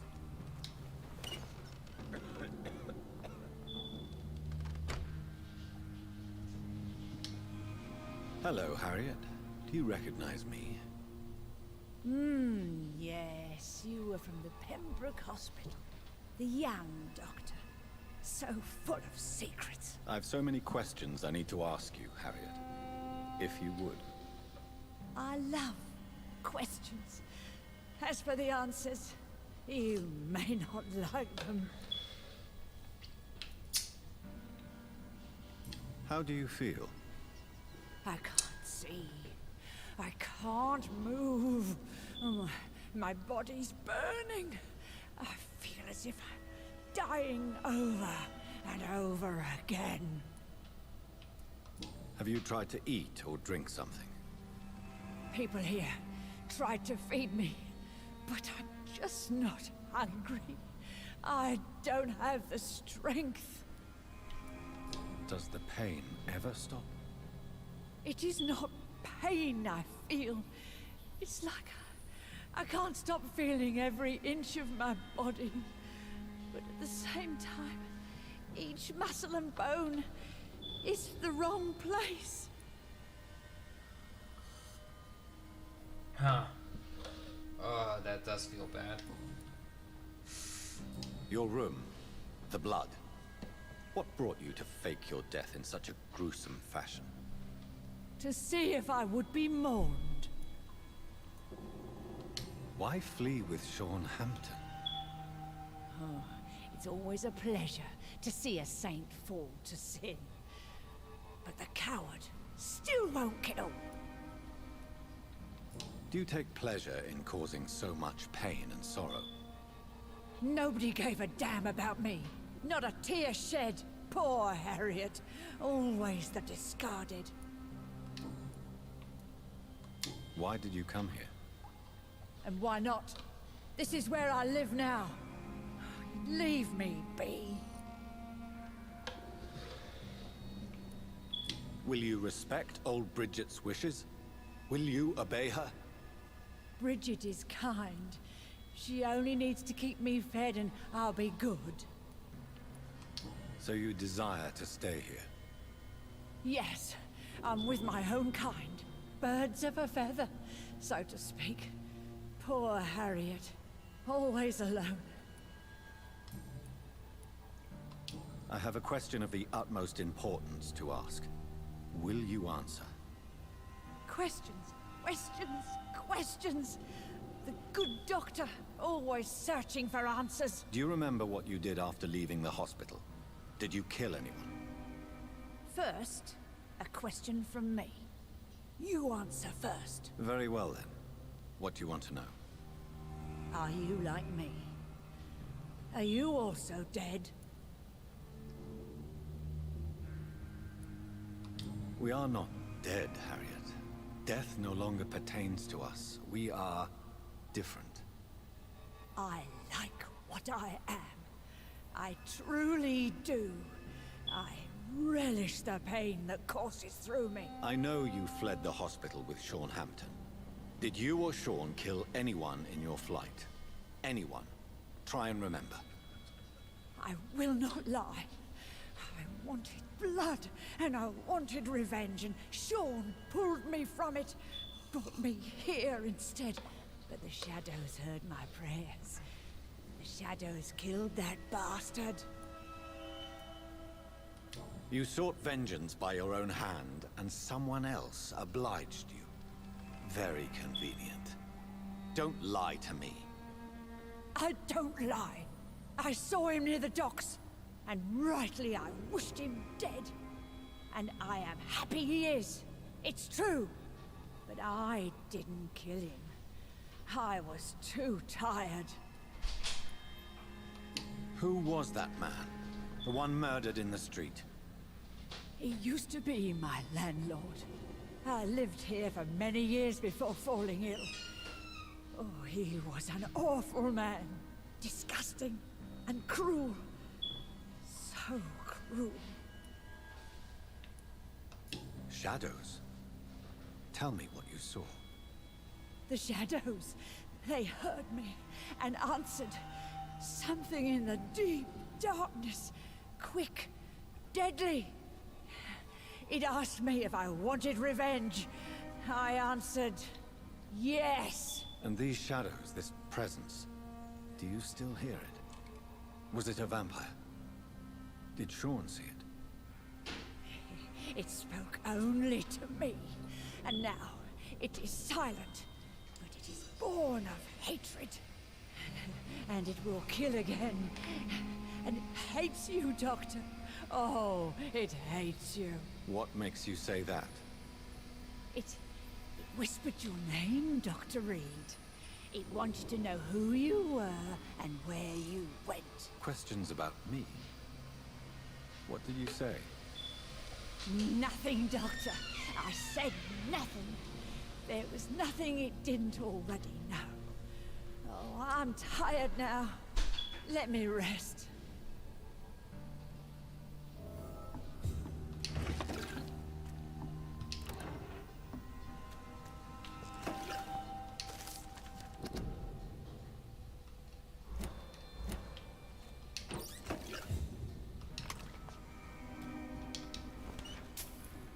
Go! Have you found the answers you were looking for, young Ekon? There is too much left unanswered. So many questions. Get to know us.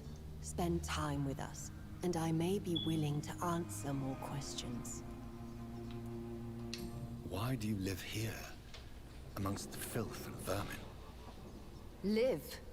Here we hide.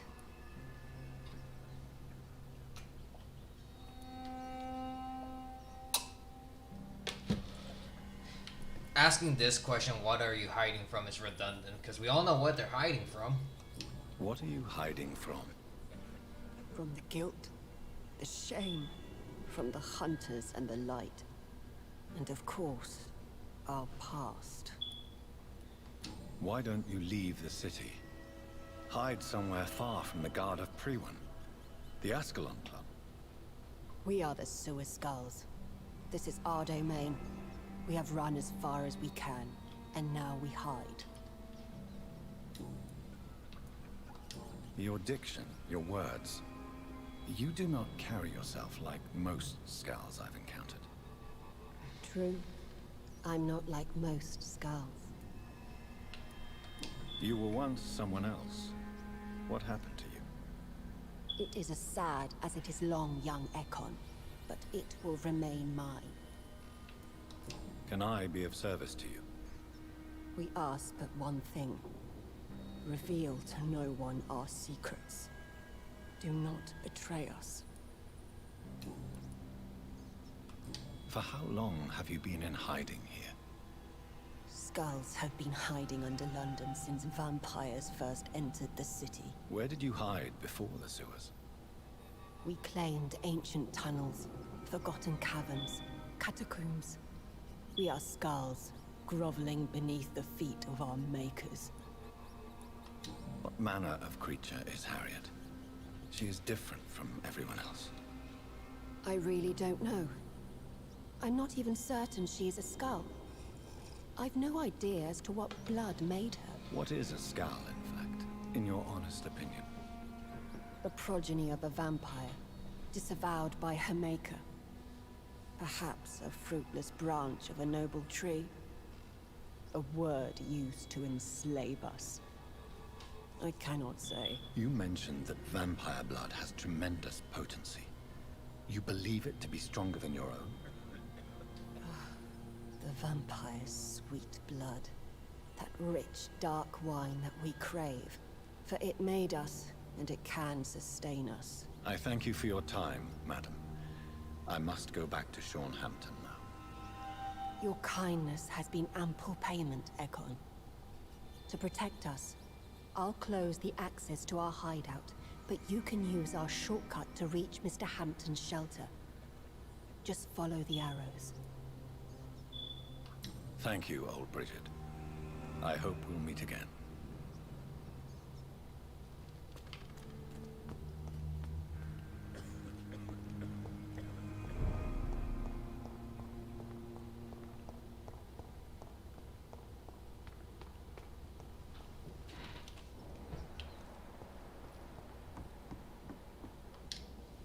Are you all right, sir?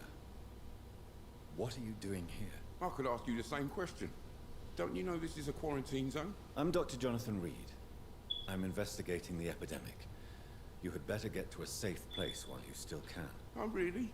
Well, go investigate somewhere else and leave me be. I beg your pardon? I said go.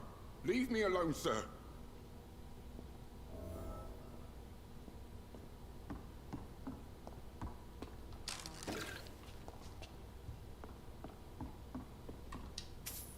Rodney, you're the man who killed that gang member, are you not? Is that why you are hiding in this godforsaken place? Yes, I did. I did not even know his name. Then why did you kill him? That arsehole always mocked me for the color of my skin. Usually I let it go. But not that night. We fought. He died.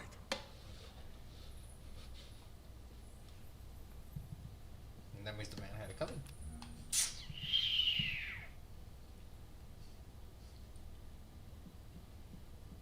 Because people can take so much before they break.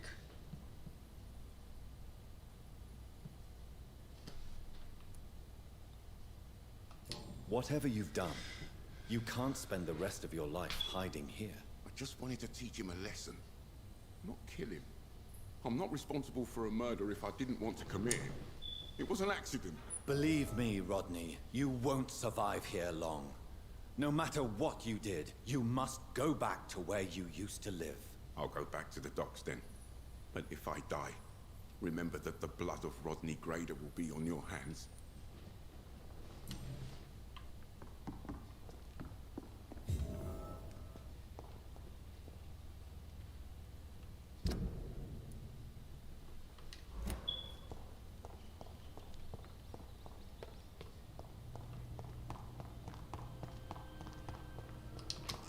I cannot enter.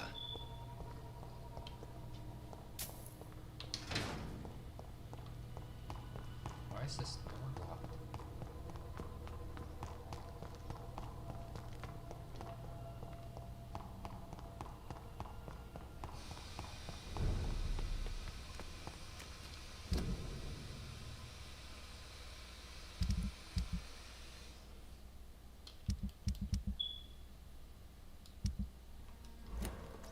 How are you tonight then? I've not seen beyond me.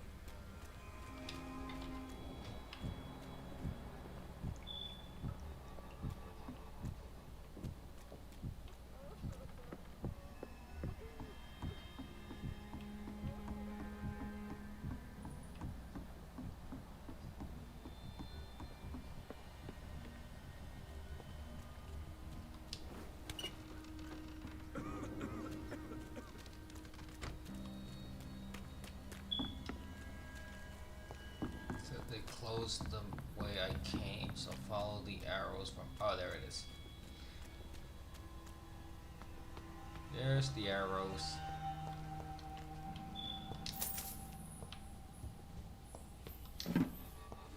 The vampire hunters will never find us here.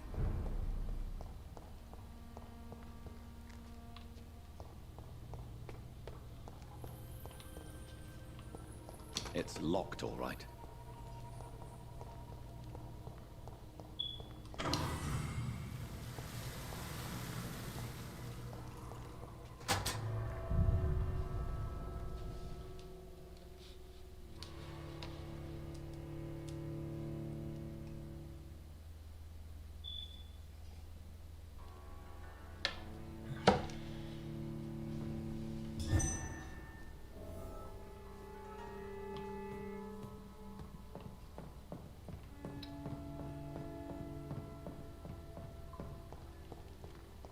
Okay, excuse me. The water was high. How is that fire on? There's no way that fire was able to burn while being suffocated in water. It's locked.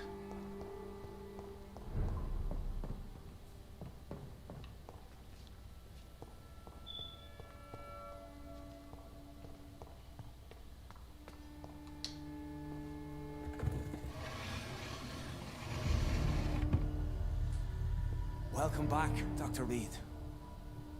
Would you like to take communion with me now? Sean, are you eating raw flesh? is the sacred flesh of the mortal lamb. Our Lord's bountiful transmutation for the sustenance of his believers.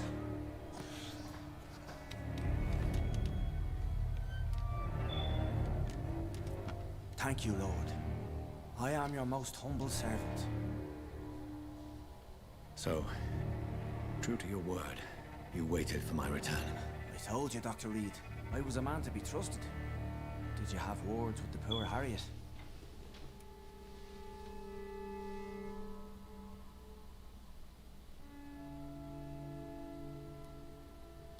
You make no distinction between the living and the Skulls, do you? We are God's children, Dr. Reed. One and all. And he's determined to save us.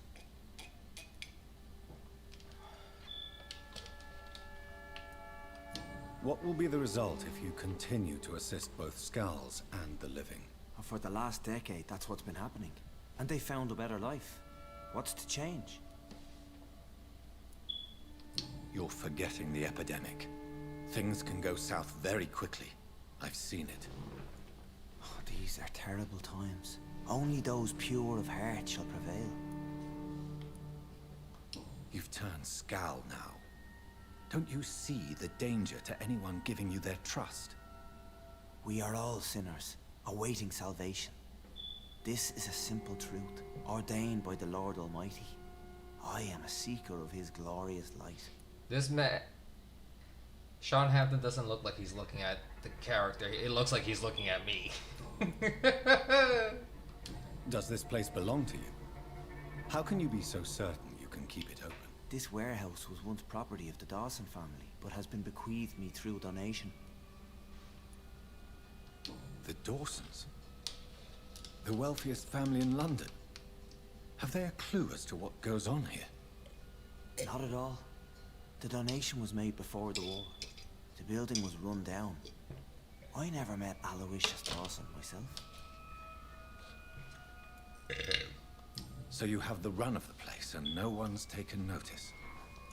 As long as we keep to ourselves, we interest no one. This is a haven, and I pray it remains so for eons to come.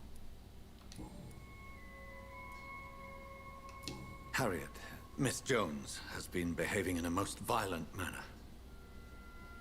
She's going to need special attention. That's precisely the reason I brought her here. To meet old Bridget. She's the guide Harriet requires. Who is this old Bridget? I don't know, Doctor. She rarely speaks of her past, but I know she has a long one. She's likely the oldest soul in the city.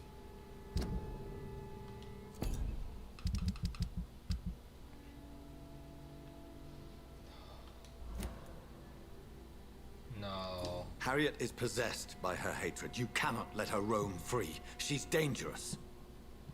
She has joined her own kind, Doctor. Old Bridget is a saint to the younger Skulls, guiding them to salvation and peaceful existence. I believe I've learned all I need to know. I'm certain you've killed no one, but one day I believe you'll cross the line. Logic is a false prophet. Faith is the only path to salvation. What do you mean? We have been blessed with God's eternity. We are the instruments of his divine will. We shall feed the hungry forever and ever. Amen.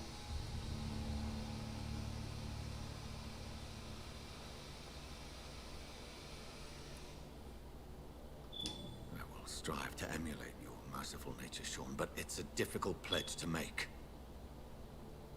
Give yourself over to God, Doctor. Expel your urges and kneel before the Lord in praise. These urges. You know the hunger will never be satisfied. I've come to embrace the everlasting craving. I have sworn to feed only upon the flesh of the dead. It is now my sacrament. Take, eat. This is my body. So saith the Lord.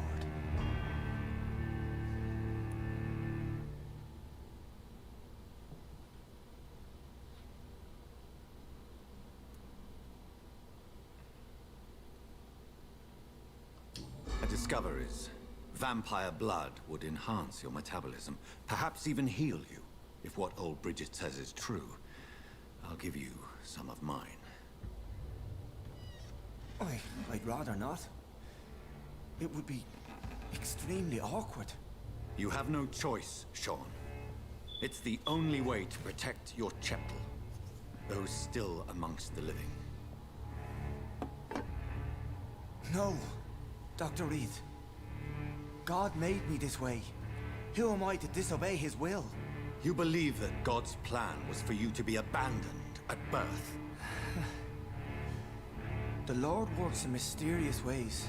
I can't imagine God intended for you to be molested by a priest in an orphanage.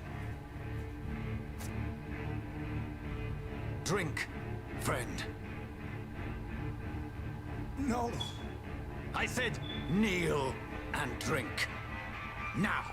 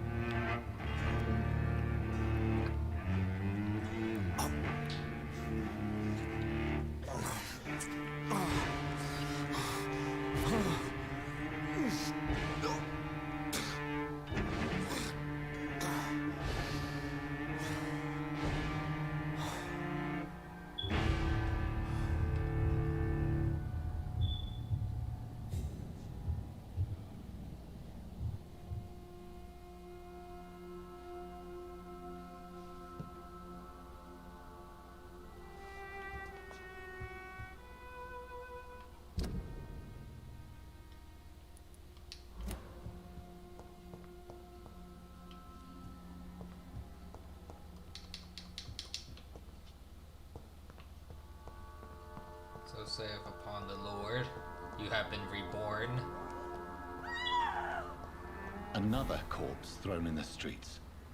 Someone's playing a very sick game.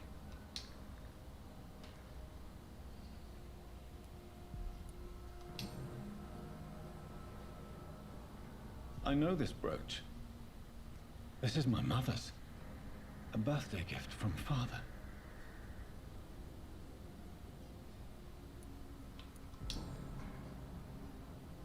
"29 Pretty Orchard Street. That's near Poplar's district. Why would this man carry off my mother's brooch?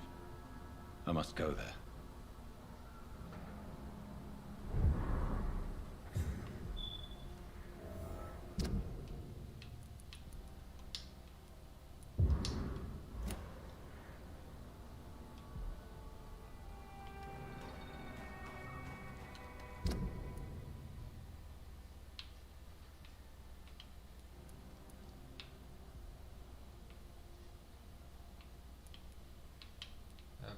Here yet, anywhere around here.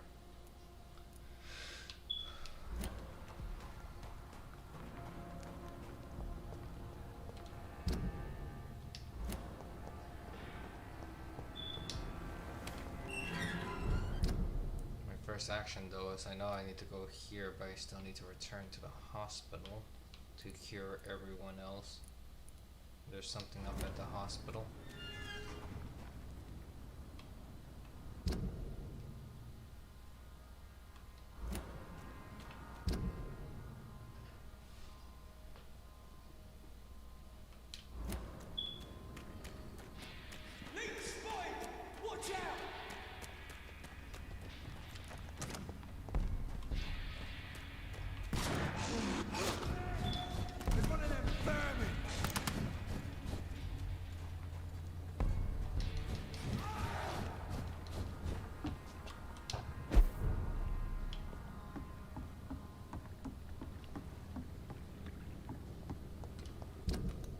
How's this district doing?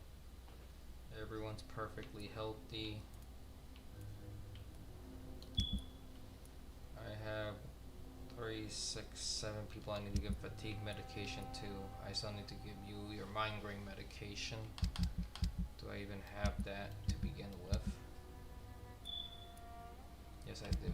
So, and now I'm level 3, so I can actually get on with that part of the side mission.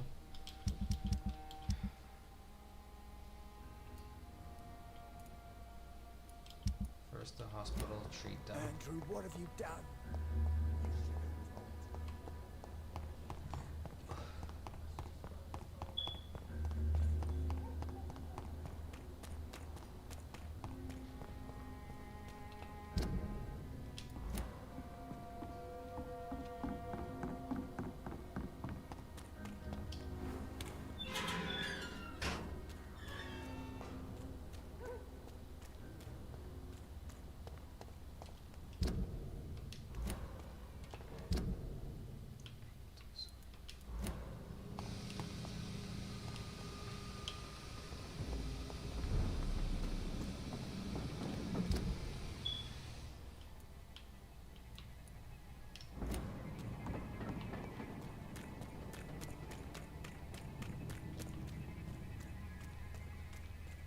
Did that man just look at me and just ignore me? Self-preservation was strong with that man.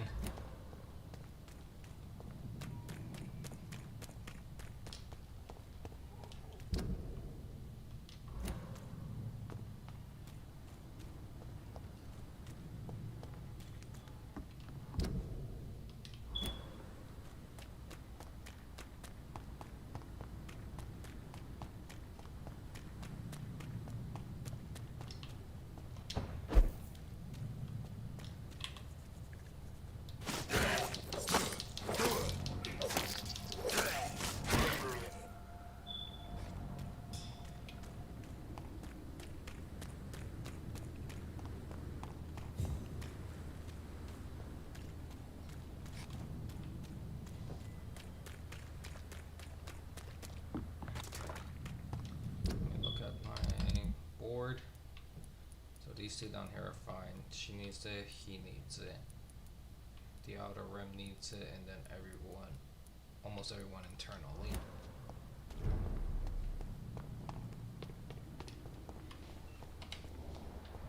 There you are.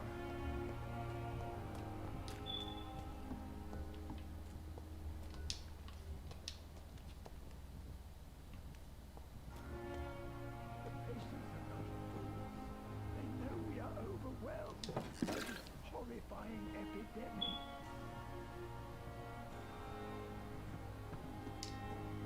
Good evening, Nurse Brannigan. Good evening, Doctor. Do you require medical assistance, Nurse? I will be fine as soon as I can get some sleep. Nurse, you won't be able to help people if you're sick. Take this, and do try to get some rest. I'll try, Dr. Reed. Thank you. Goodbye, Nurse. Call me if you need assistance.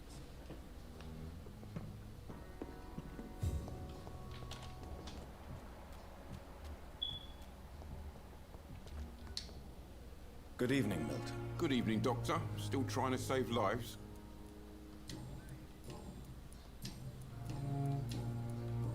Do you need any medical help, Milton? I'm afraid I do. Like everyone in this hospital. It's a sad state of affairs when even the hospital workers are worried about disease. Our job brings us into contact with all kinds of infections, Milton. There's no shame in being ill while you're in a hospital. That's easy for you to say, Doctor. I get the feeling you don't fall sick often. Thanks, anyway.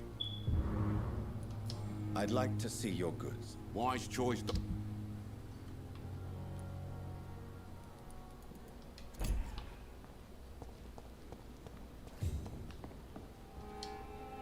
It is good to see you again, Jonathan. How are you? I'm better than one might expect, Lady Ashbury. Dr. Swansea has asked me to investigate the recent disturbances in the hospital, caused by skulls. Really? What do you mean?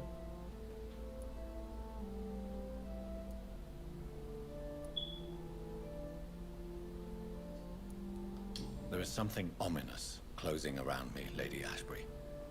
Something spies upon me from the shadows. Something cruel and wicked. Whatever do you mean, Jonathan?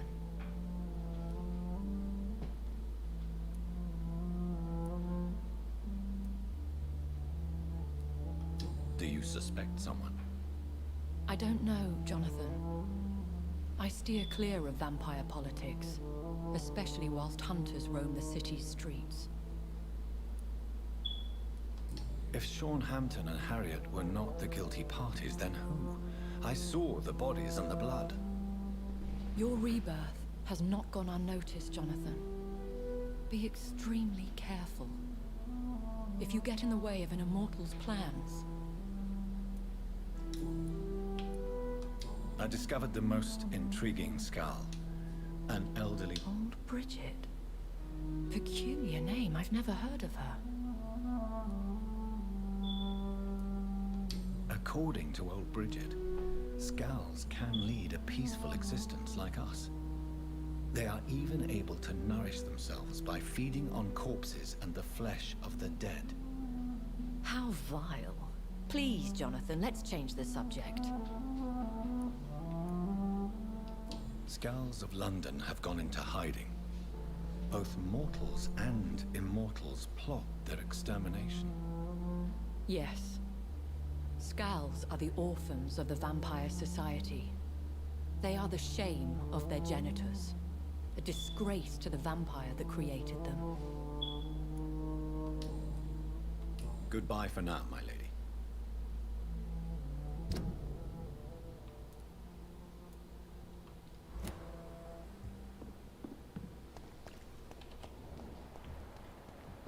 First.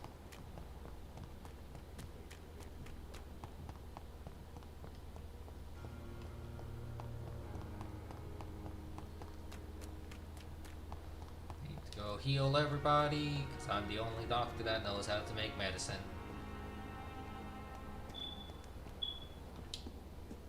Good evening, Dr. Reed. Such a pleasure to see you again. Do you need medical attention?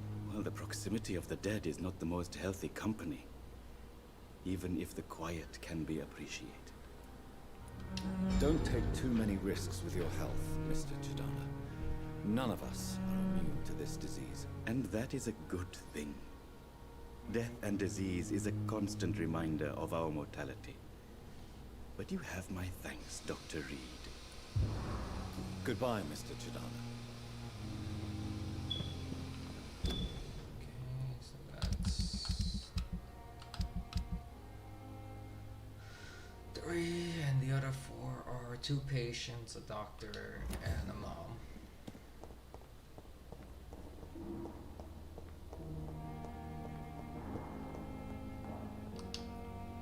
Good evening, Mr. Fiddick. Good evening, Dr. Reed. Any news about my operation?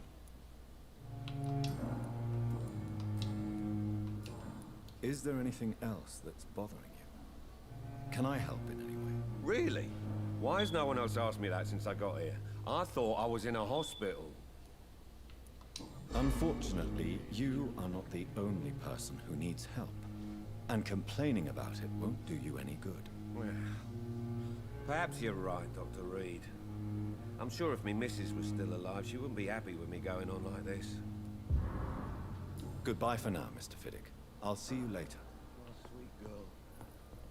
Reads me like a book. Good evening, sir. Doctor. Good evening, Doctor. How is my son doing?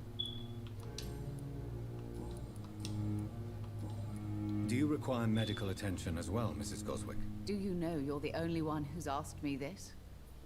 No. I don't feel well, actually. Despite what you think about this place, I can tell you with absolute certainty, taking this will help you recover. Well, at least your reputation seems well deserved. Unfortunately, I can't say the same for this hospital. Goodbye, Mrs. Goswick. Don't waste your time with me. You always knew the words to calm the children, Ellen. As for me. I'm quite busy right now, Dr. Reed. Do you need my assistance? Don't be ridiculous. I'm capable of dealing with this myself. I've just not taken the time to do so. Then you are lucky that I have taken the time to do so. Consider it a gesture of solidarity between professionals. I wish this hospital could have received as much attention from you, Dr. Reed. We do not see you in surgery very often. Thank you for your time. We'll talk later.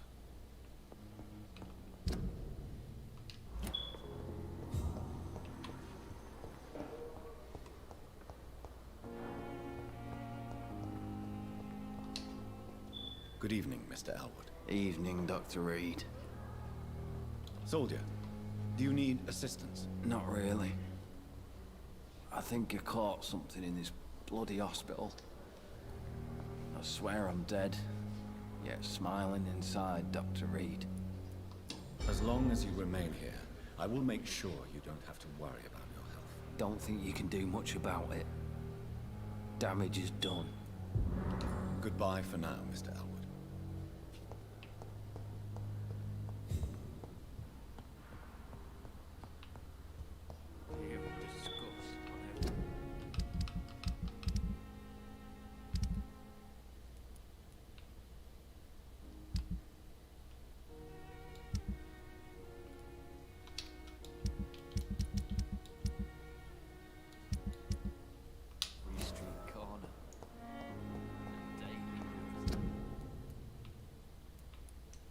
Go up there, so I need to cut through Whitechapel again.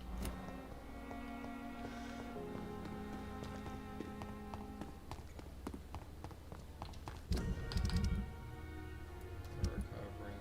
Everyone's good here. Only one person down here.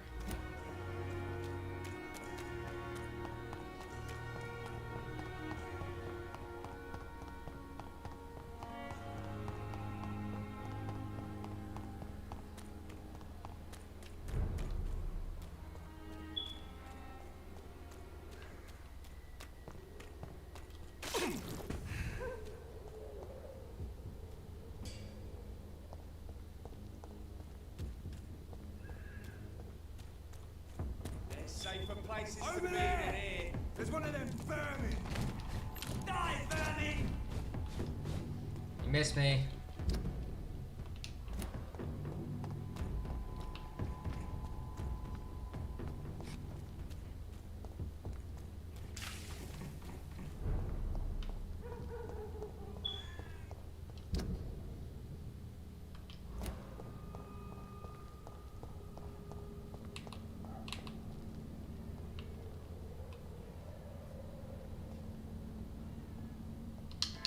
Over there!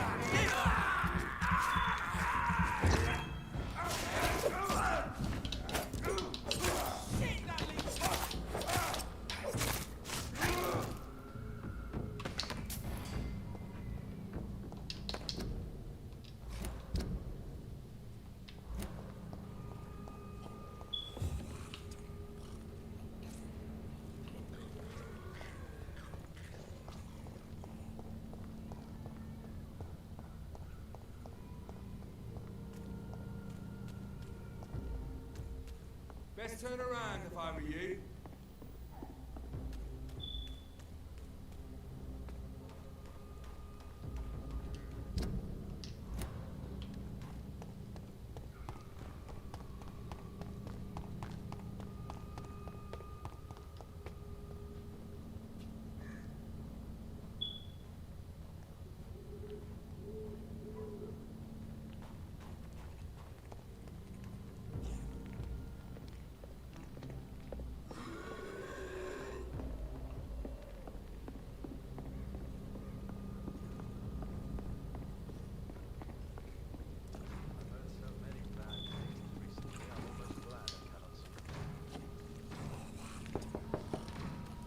Good evening, sir. It's me again. Leave me alone, I say, whoever you are. It cannot be safe for a blind man to live here alone.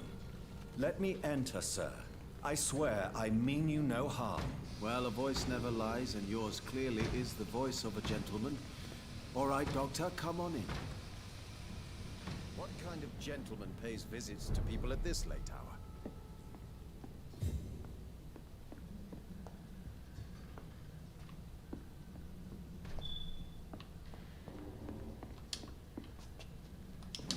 Wandering in this part of town at night, you're either brave or a fool. A little bit of both. It's locked, all right. Tell me, so what is the name of my nocturnal visitor? I'm Dr. Jonathan Reed. As I already explained to you, I'm inquiring about the epidemic. Dr. Reed? The eminent surgeon? My God. I'd never have expected a brilliant physician like you to knock on my door. You flatter me, sir. No, sir, I am flattered. I read all your work when I still had my sight. I loved it. I'm Mason Swanborough, by the way.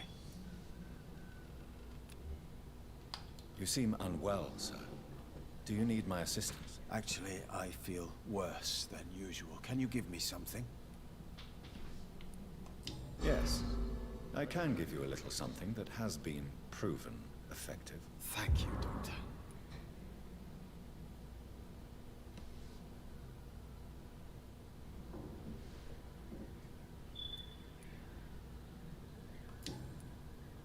And what else have you learned about me, Mr. Swanborough? I know you assisted Professor Carell in France, and that you invented a new blood transfusion method based on his work. Yes. Those were frustrating but exciting days.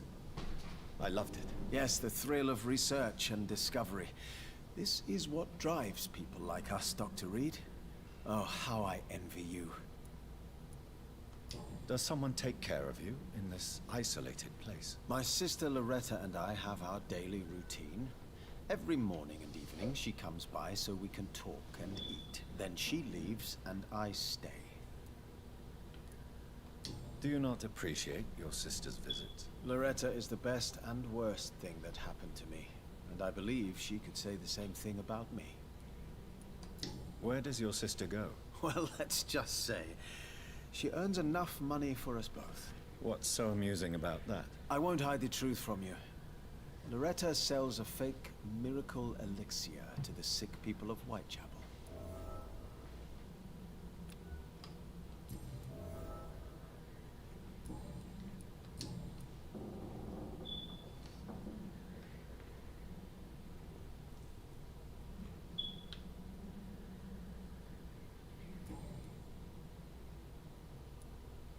Have you heard anything about Nurse Crane and her dispensary? I think I've heard my sister talk about her. I wasn't paying much attention, though. Do you know Braille, Mr. Swanborough? I'm no expert, but I learned it in my spare time, yes. Why? I found a strange document entitled Cure for Blindness. It's written in Braille, so I thought perhaps it was yours. Really? Is that some kind of sick joke? Let me see. Here it is. This letter seems authentic. And actually refers to an experimental cure for blindness. You have piqued my interest, Dr. Reed. Could it be of any use to you? No. This page is just a part of a larger diary.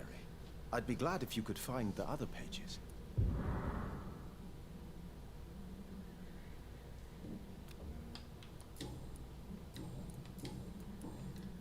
Goodbye, Mr. Swanborough. I'll leave you now. What kind of gentleman pays visits to people at this late hour?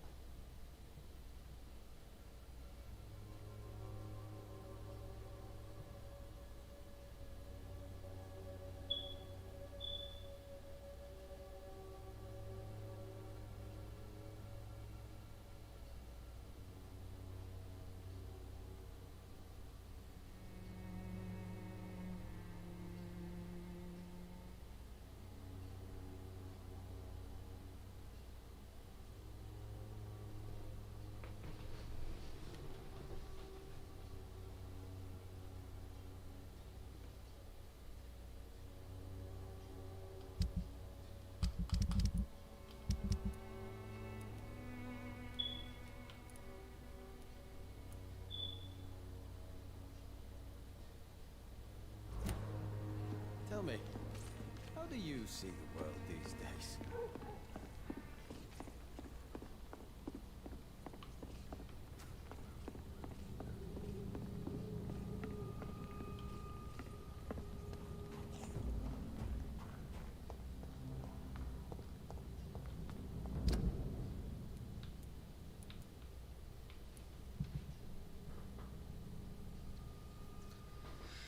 Oh boy.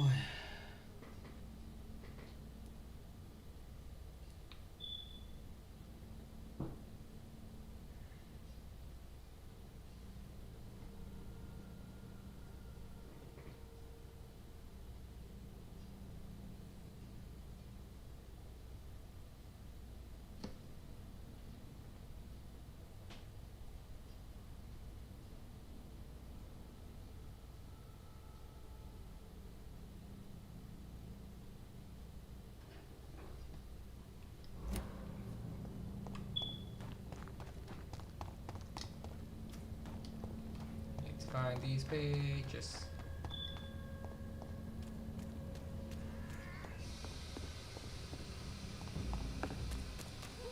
Best turn around if I were you.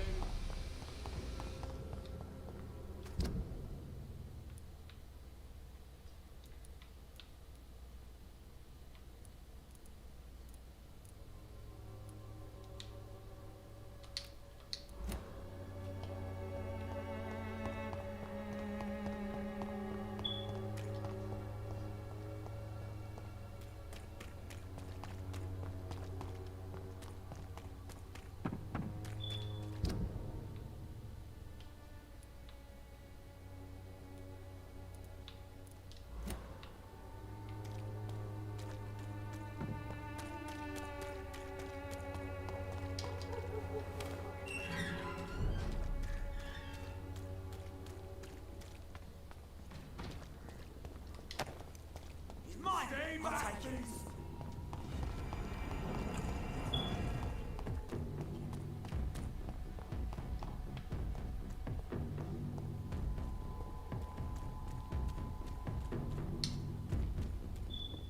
Over there!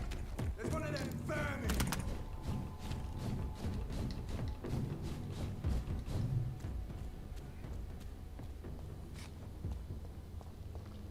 I've gotten very good at dodging bullets.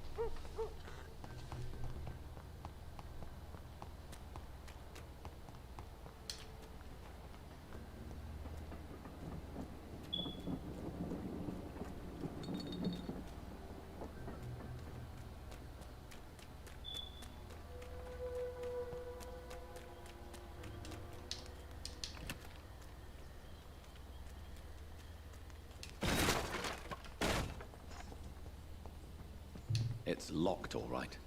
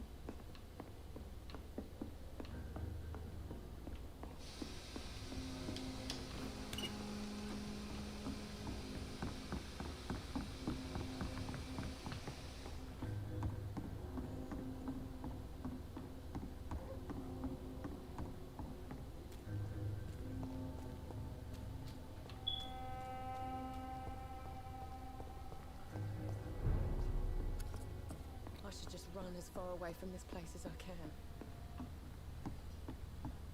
Nowadays, a good drink's just as likely to cause a problem as to solve one.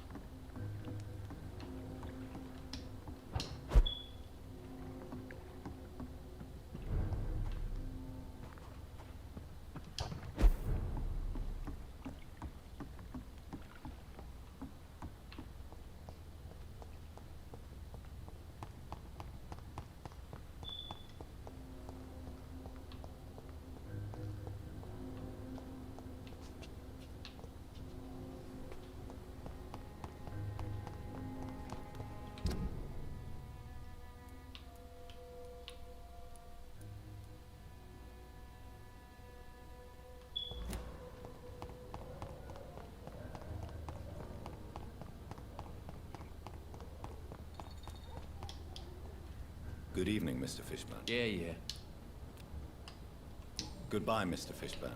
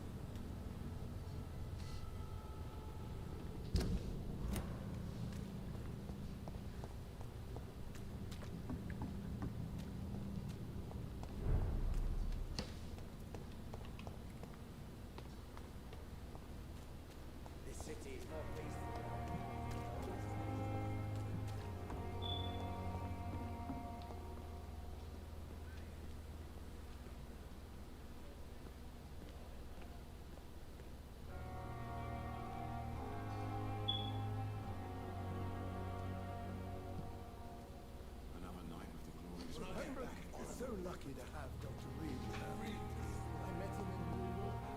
If only there were more of us. Less resignation, more determination. I know I can do it. I wish I could say the same for you. You look exhausted. You're pushing yourself too hard. You don't understand the circumstances.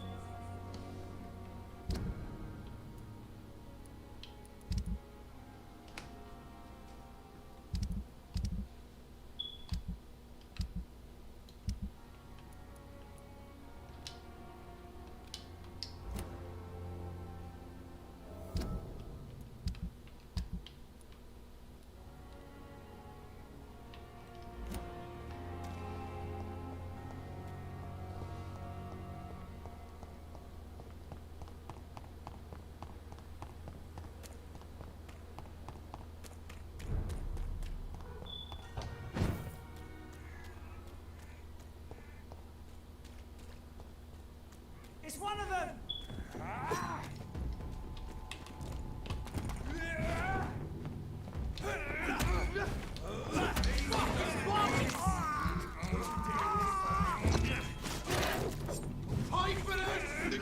He's dead!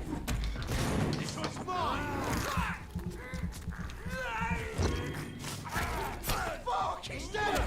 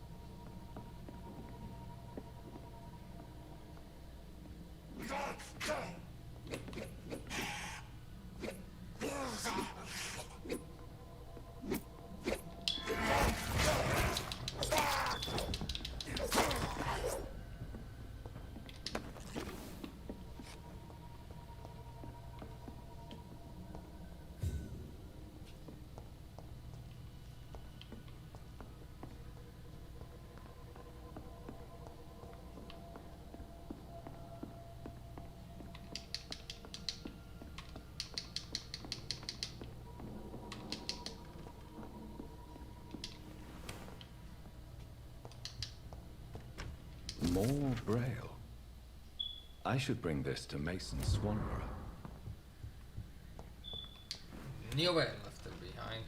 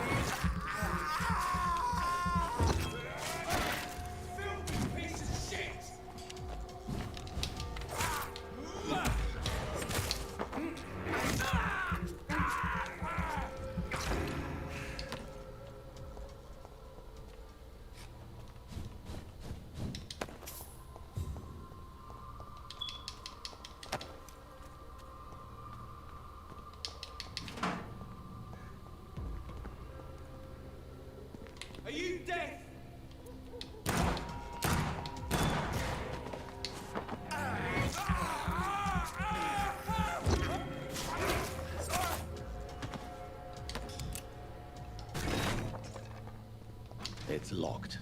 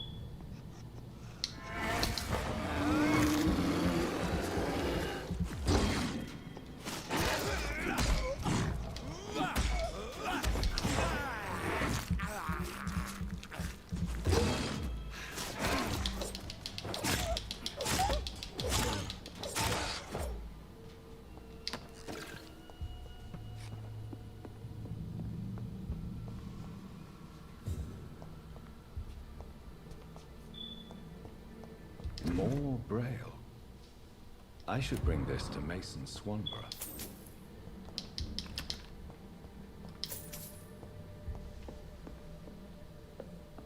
I cannot enter.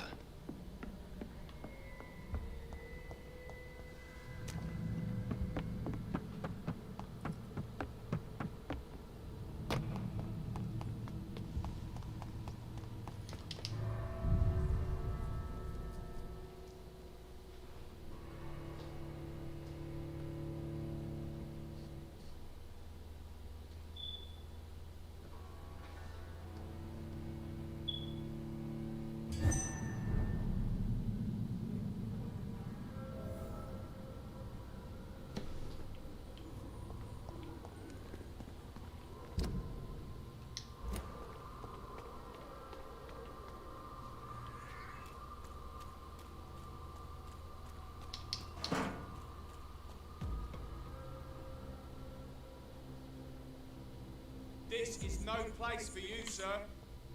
Are you deaf? He's mine!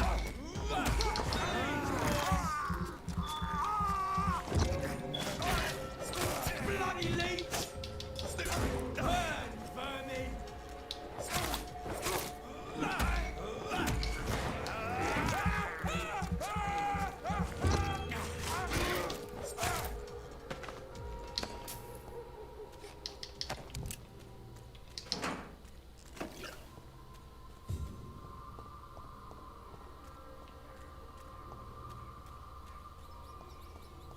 It's locked, all right.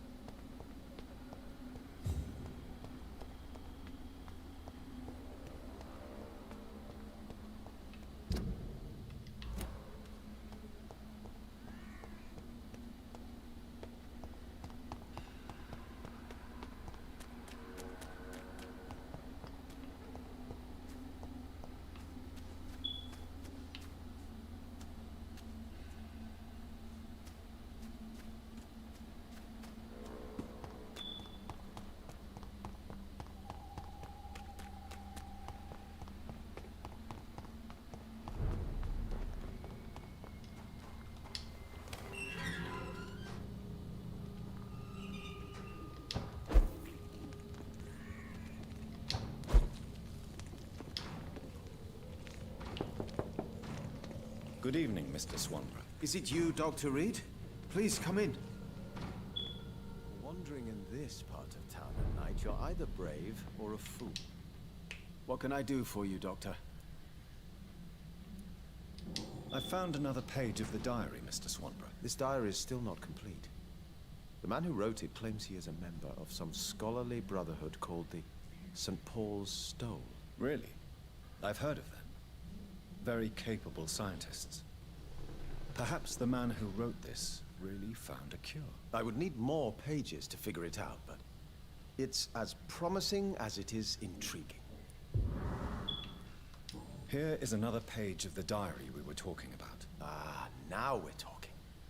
Ingredients, dosages, dangers, and side effects. This is it. Is the diary complete now? No. The author tested his work in a hidden laboratory. We must find out where it was. Please, find me more pages, Doctor. Goodbye, Mr. Swanborough. I'll leave you now. What kind of gentleman pays visits to people at this late hour?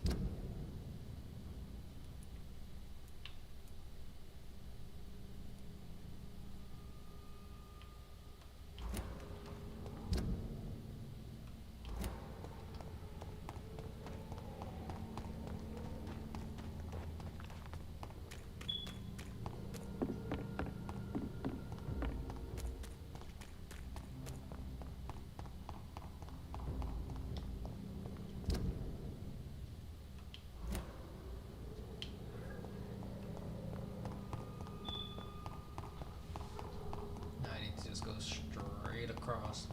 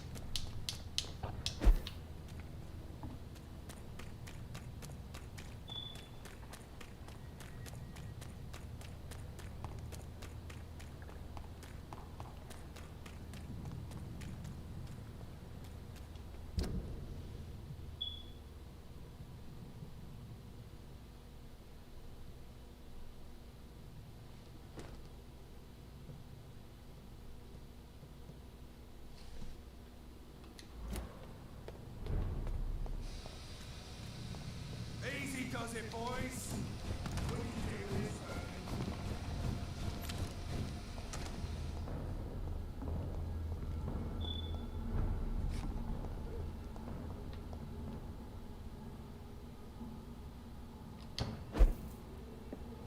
"29 Pretty Orchard Street. This is it. What's in there for me?" There's been a fight here.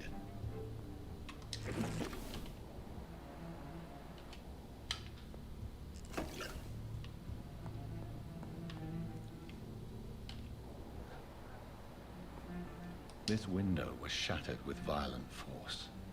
Someone's been pulled through it and dragged through the street. Who could have done that?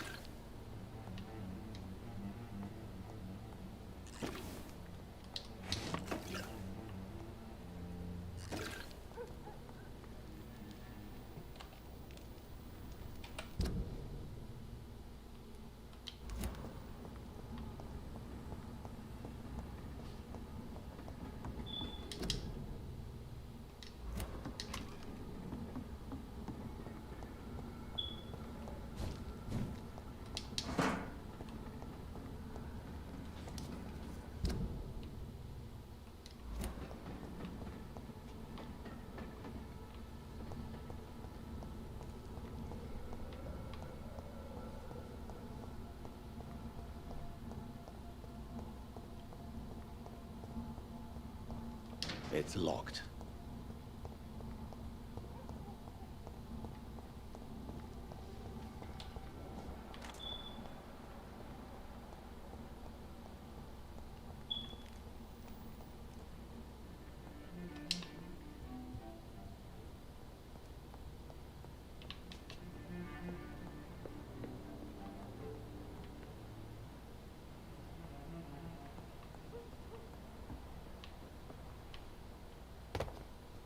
Where does this blood trail lead?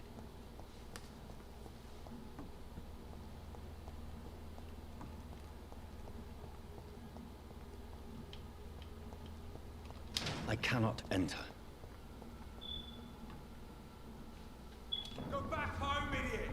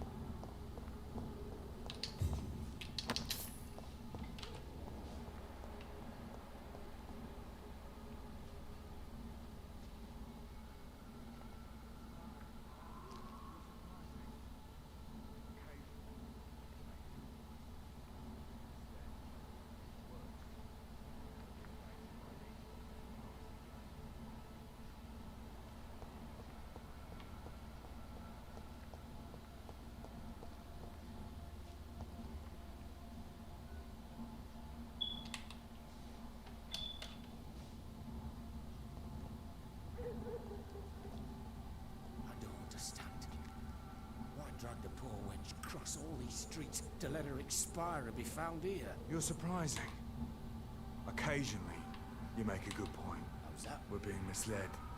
Or worse, we're being baited by leeches playing a nasty game.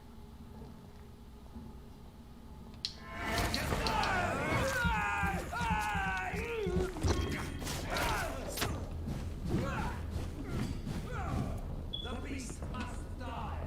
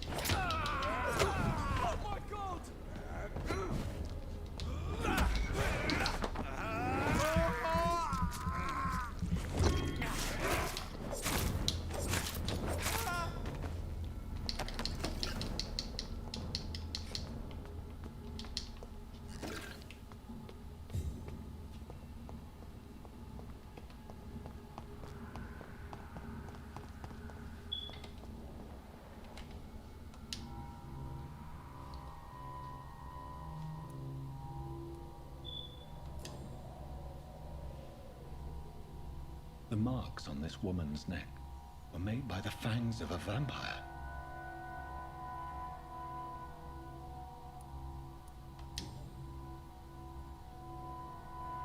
This is the very flower my mother tossed on Mary's coffin. Someone is targeting my family.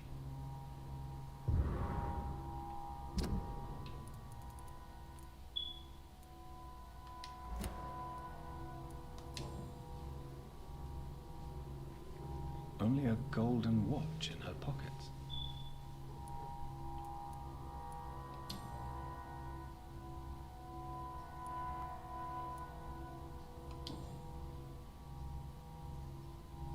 Her shoes and clothes are quite worn out.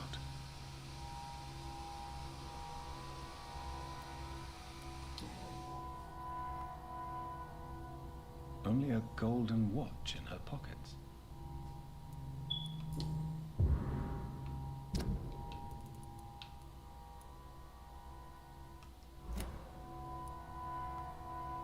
I see you.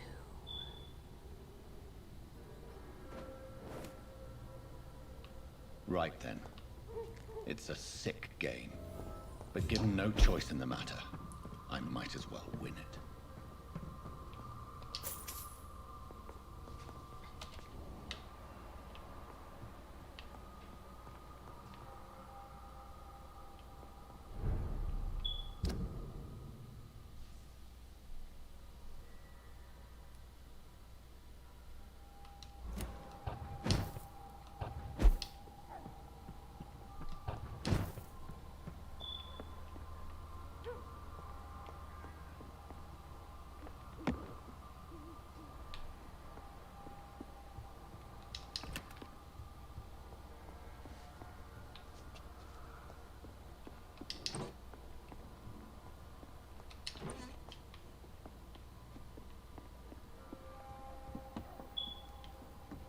Jonathan.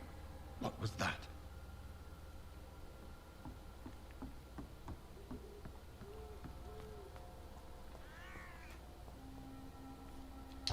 I won't let you escape. You're very fast, but I'll catch you.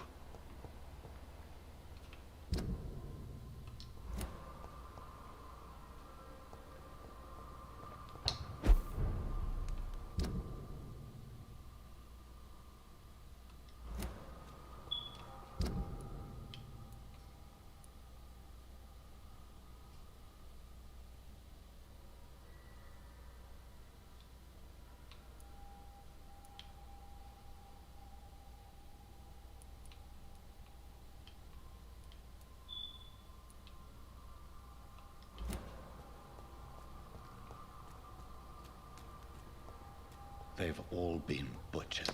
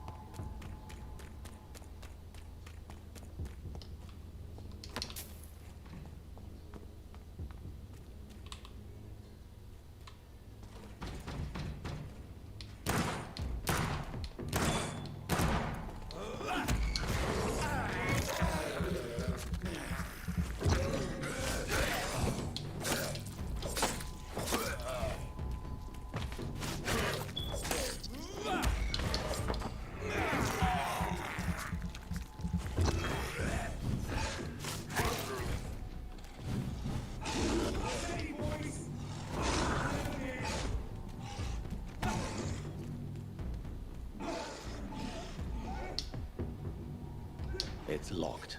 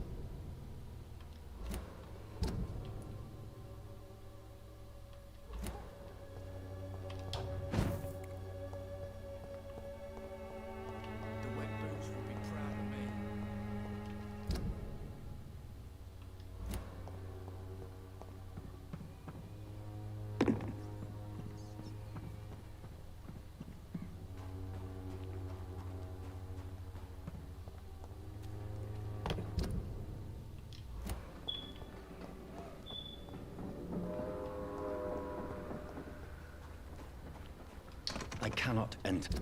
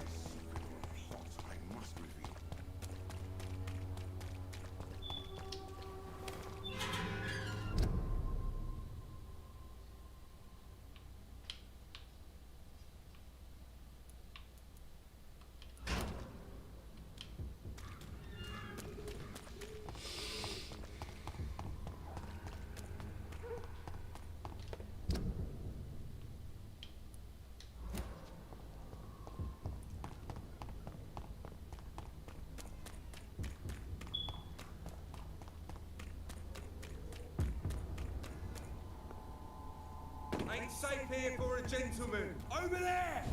There's one of them vermin.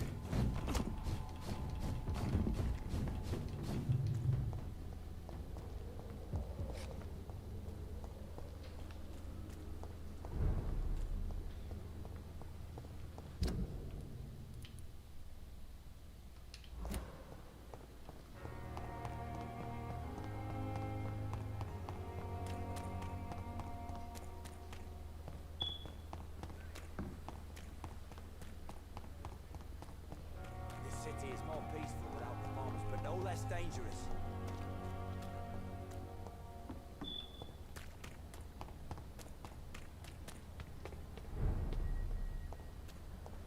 Over there! There's one of them vermin!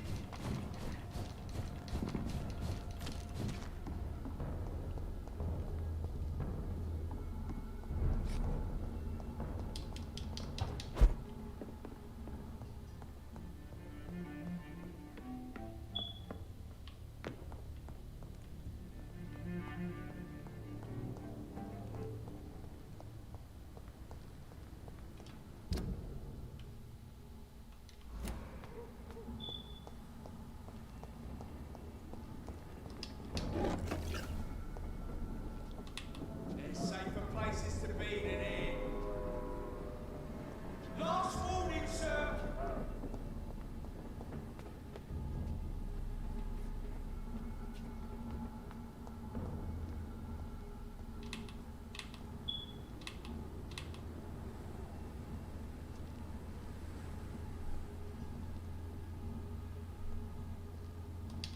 It ain't human!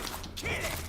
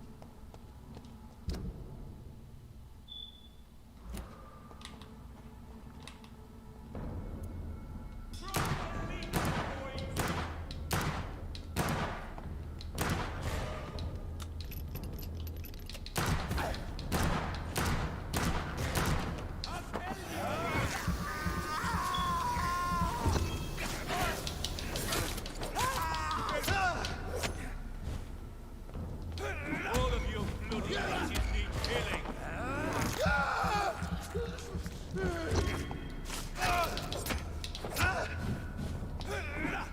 I'll send you to hell.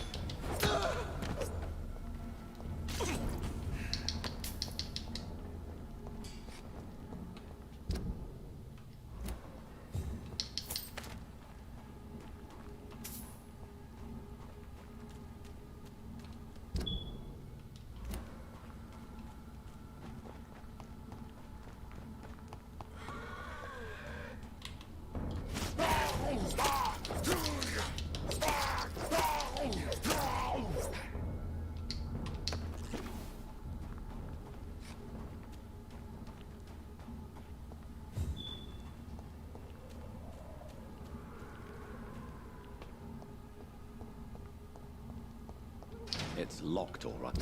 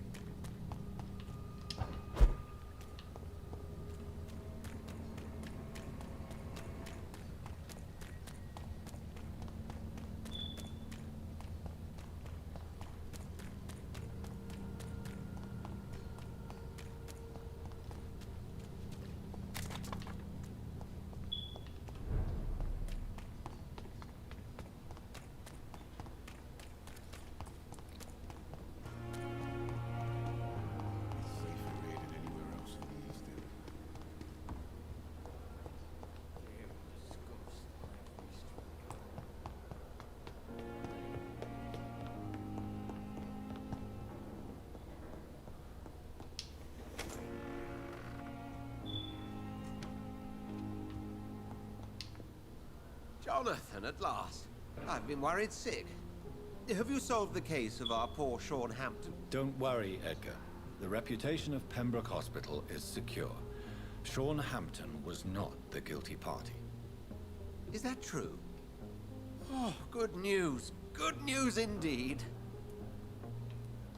What do you know of the Ascalon Club? Not as much as I would like. There have always been rumors about a secret society of vampires operating in the interests of the British Empire, though I've never met a member. I crossed paths with one. A terrifying creature going by the name of Fergal. He was sent by the Ascalon Club to exterminate the Skulls of the East End. By the stole, Jonathan. If vampires are eliminating their own progeny, then dark times are upon us. Darker than I've ever witnessed. Do you think Lady Ashbury would know of them? Jonathan, our beloved lady is not one for social dalliances, nor the assemblies of dark orders. She's a woman of superior taste and selective acquaintance. Does the name Old Bridget ring any bells? I've never heard of her. Why? A patient of ours? I must confess, I don't know them all. No, it's just someone I recently met. A fascinating woman. I had thought that perhaps... By the stole, Jonathan, you've met another vampire. I would appreciate an introduction, if that's the case. I found Harriet Jones. She's much the same old, embittered woman she was, only she's been made a Skull. Her transformation did not go well. Incredible. Why not bring her here? We could learn so much by studying her condition. It would be fascinating. I doubt that. She can barely move. Perhaps we could learn more about the degeneration of Skulls. Perhaps. But she could also belong to a new species.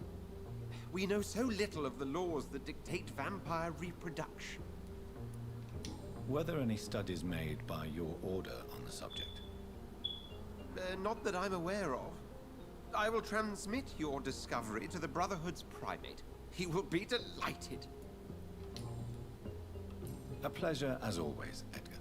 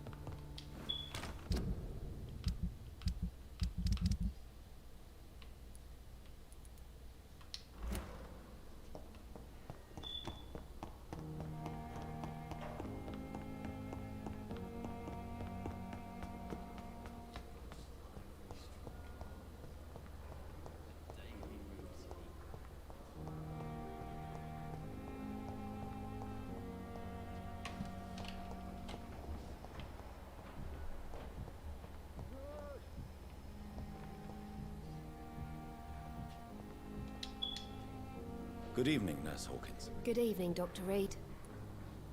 Do you need medical help yourself, Nurse? I'm afraid I've contracted some illness, Dr. Reed. Not under my watch, Nurse. Take this. You'll feel better. Thank you, Dr. Reed. Goodbye, Nurse Hawkins.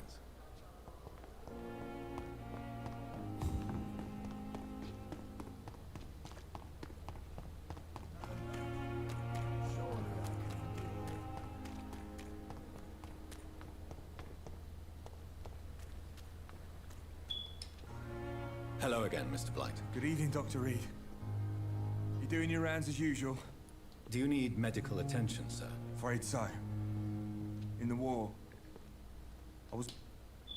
Throughout history, some diseases have done more damage to armies than any weapon created by man. You're working at the Pembroke Hospital, aren't you? Goodbye, Mr.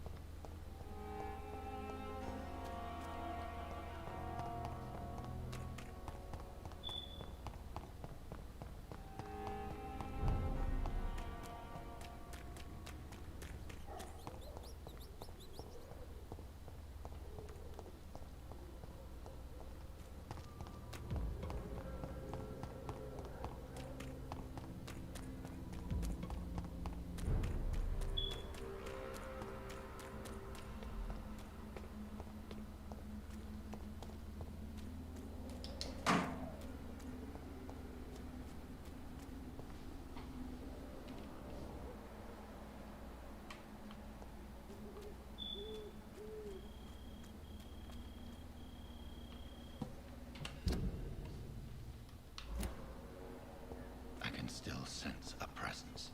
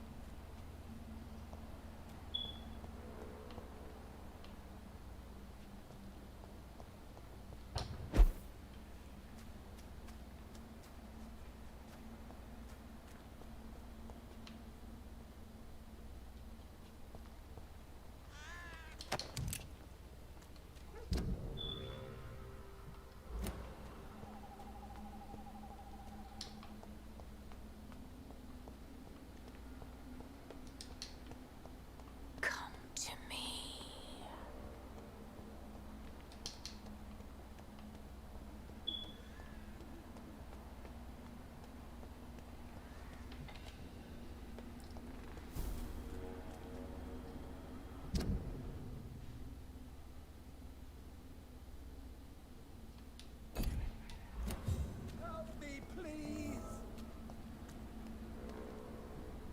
You! What have you done? Vicar Larrabee.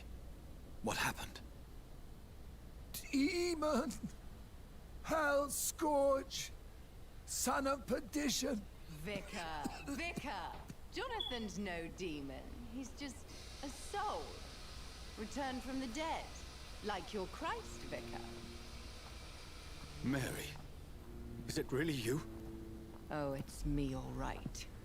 Precious brother. What is Mother doing here? I'm gathering the family for a final reunion. All smiling, all dead. Thanks to the good Dr. Reed. Mary. Mother, say hello to your son. Hello, Jonathan. Mother, What do we have here, Mother? The prodigal son has lost his tongue. Our Jonathan always had the first and last word at dinner. The entertainer, the star of our show. I'm sorry. Let me explain. Shut up. It's my turn to do the talking. I have this nasty hole in my chest, Johnny. It needs to breathe. Of course. You can speak.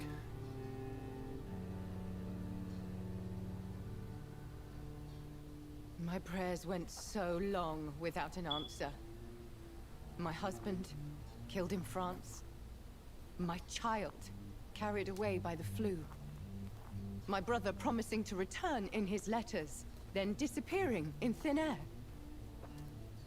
I went from hospital to hospital, cemetery to cemetery, grave to grave. I've lifted every stone in London, searching for an end to the nightmare. And there you were, in front of me, on a dark pier. The hunger had taken me.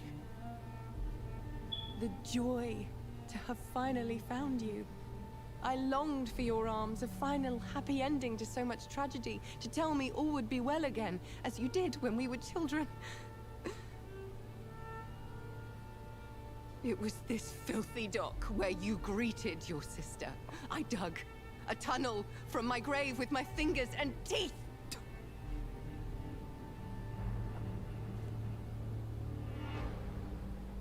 Mary, I thought I had murdered you. I tried to end myself. We've been through the same horror. We are a disease, Jonathan. A sickness that corrupts all it touches. All we kiss, and all we kill. Look at me. Admire your ilk. I'm so sorry. Apologies will not suffice. I demand reparation. I want a miracle. Are you a miracle worker, Dr. Reed? No? I'll show you mine then. The family Reed, reunited and complete, living forever in a red sea of eternal love. Time to go, Mother. Say hello to my son for me. Mary, wait. I have made friends with vital knowledge. Vampires. We are not alone, Mary. With time, we can learn to live almost as we lived before. How long? What? How long will this masquerade continue? I've been watching you.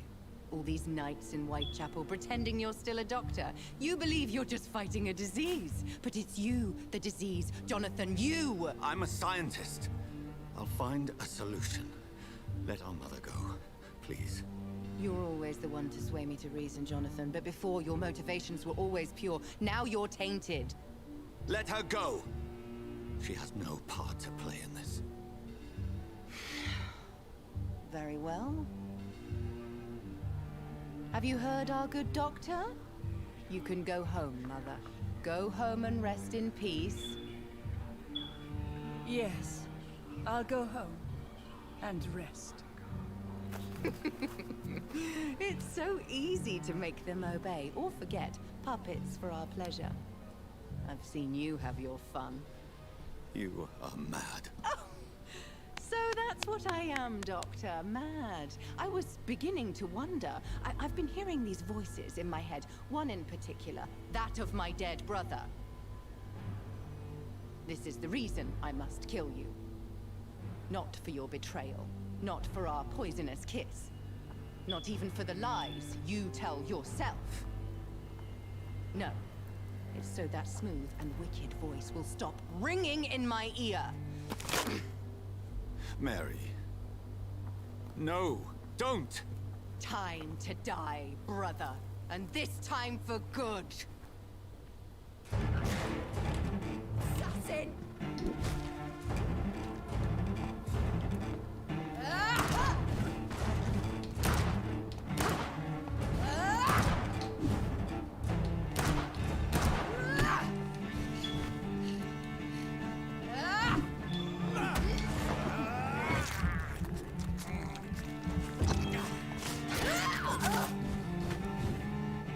You left me to rot. Kiss me again, sweet brother.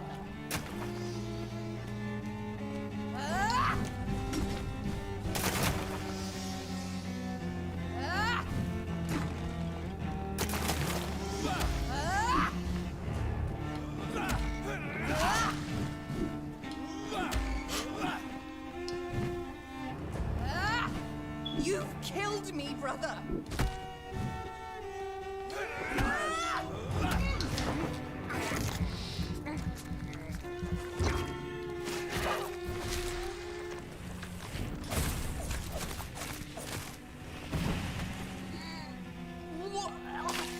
Come to me, Jonathan.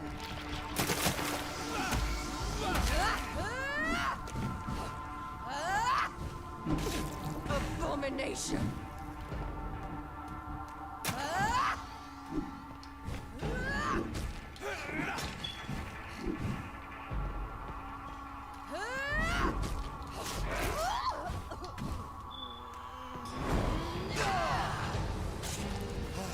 You've spared the precious Nurse Crane, but not your own Mary. Kinslayer, what have you done? Give me your blood, priest. Final thoughts are just to die for.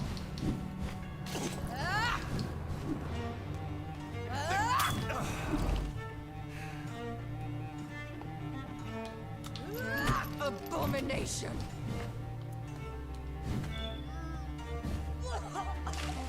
Rest in peace, monster.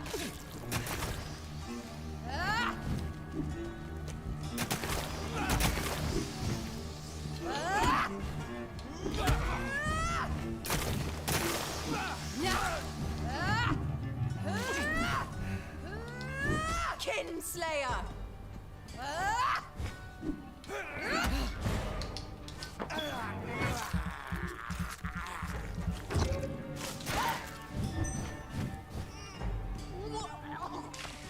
Kiss me again, sweet brother.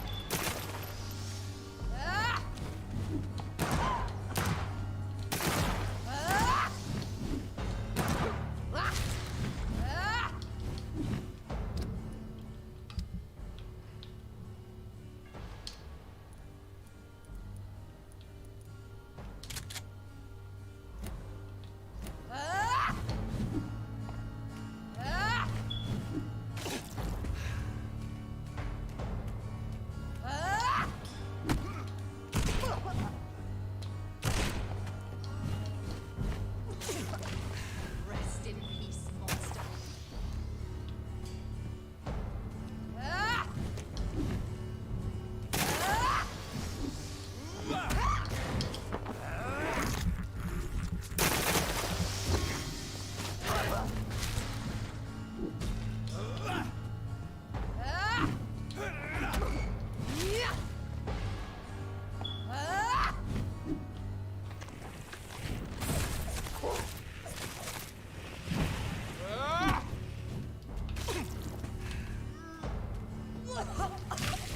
What have you done?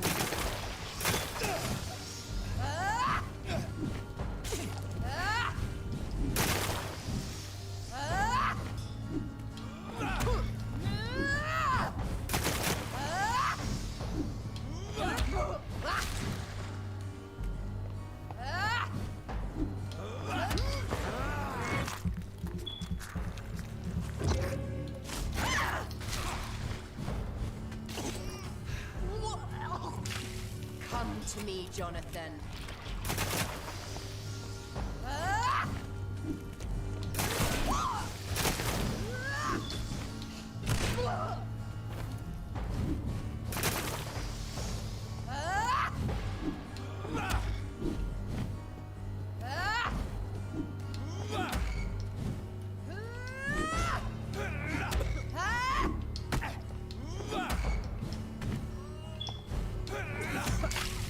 What have you done?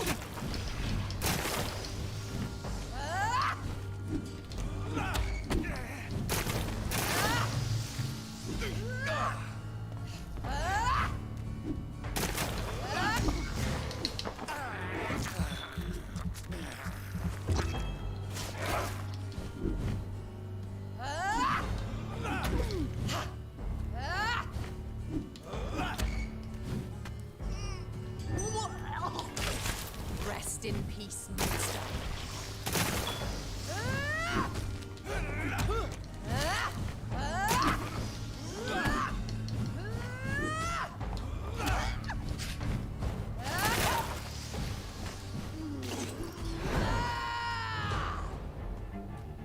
I'll make you kneel like a dog, just as you did to Sean Hampton.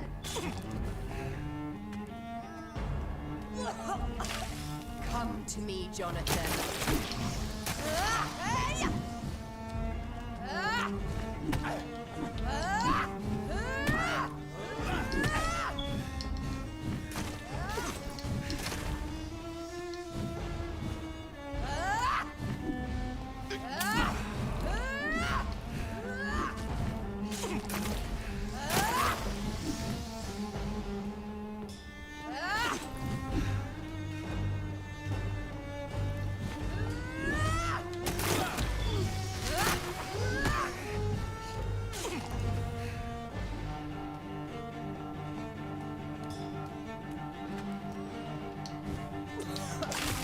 Kiss me again, sweet brother.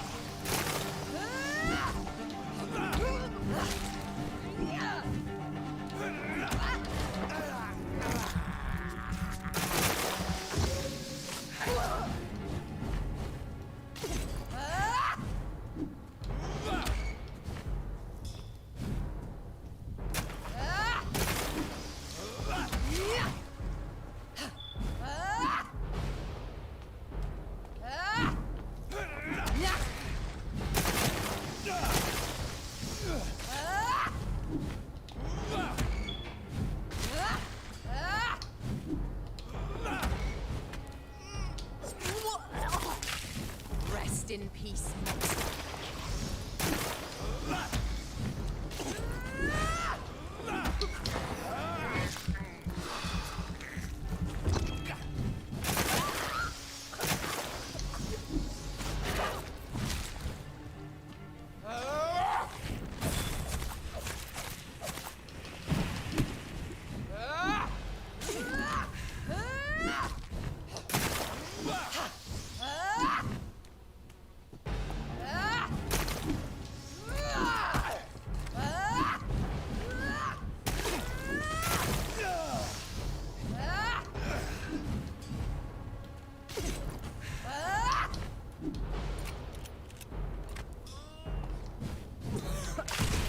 Kiss me again.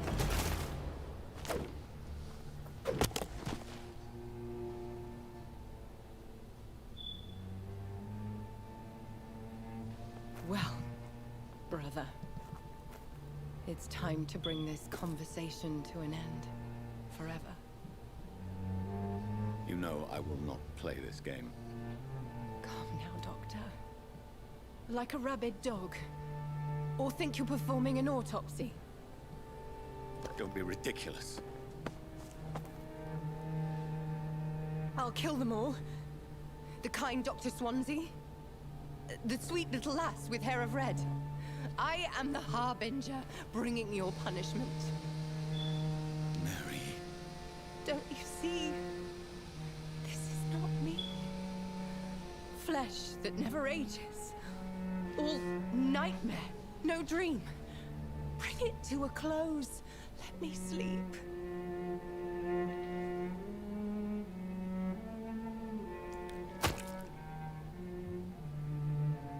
I will find a cure, Mary.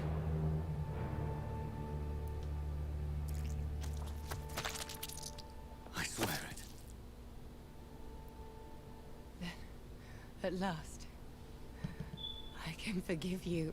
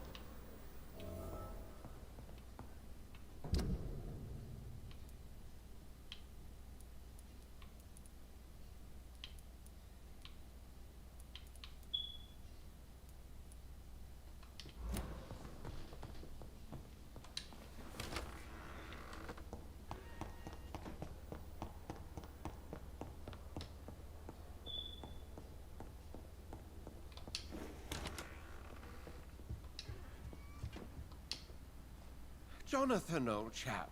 How are you tonight? I've seen little of you of late. I was conducting research in my room, away from the nightly routines. Of course, of course. Worry not, I understand. The situation has been testy around here. I won't deny it, but we still stand. What news do you bring? The news is not good, my friend. We try to keep the epidemic at bay, but street violence is escalating quickly. How bad is the epidemic? It is killing the infected patients faster. In less than 2 days now. The only blessing is that they are contagious for a shorter period. Tell me more about the violence. Jeffrey McCallum seems to have sent his war dogs on a hunt. On a nightly basis, Prewen patrols exterminate every skull and vampire they find. Have they come closer to the hospital? No. They mainly focus on fallen districts or abandoned buildings. But they're growing in numbers. They must be recruiting heavily. I have received an alarming letter from Lady Ashbury. She wants me to meet her at her house. I have been granted safe passage. Then you are twice fortunate. I have never been invited to the lady's mansion. And with the quarantine and controls, city access is nigh impossible.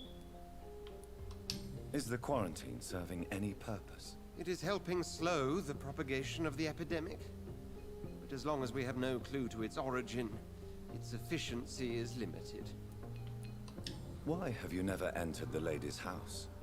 You are one of her good friends, are you not? My dear Jonathan, you have no idea how reclusive the good lady normally is, nor in what great esteem she must hold you to let you into her domain. Have you any reliable friends in the West End who might assist me? Unfortunately, you will be alone. Except for our ravishing red-headed acquaintance, of course. What about the Brotherhood of St. Paul's Stole? Where are they? There are only a few of us, and most others would not speak to you. I am the black sheep of our brotherly flock, you know. What of my commission here at Pembroke Hospital? Nothing to fear, Jonathan. Your position here is in no jeopardy. You remain one of us, and you are always most welcome. Thank you, Edgar. We shall speak again later.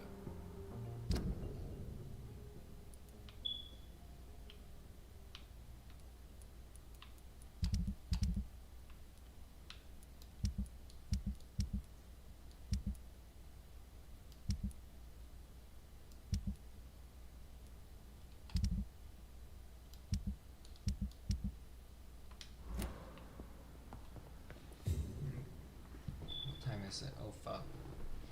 Well, that's it for me. I think it's almost 4:20 in the morning. I don't know how long I've been streaming. So for anyone who is still watching, thank you. Have a good night. Have an amazing day. This is Gregor Games, and I'm out. Out this.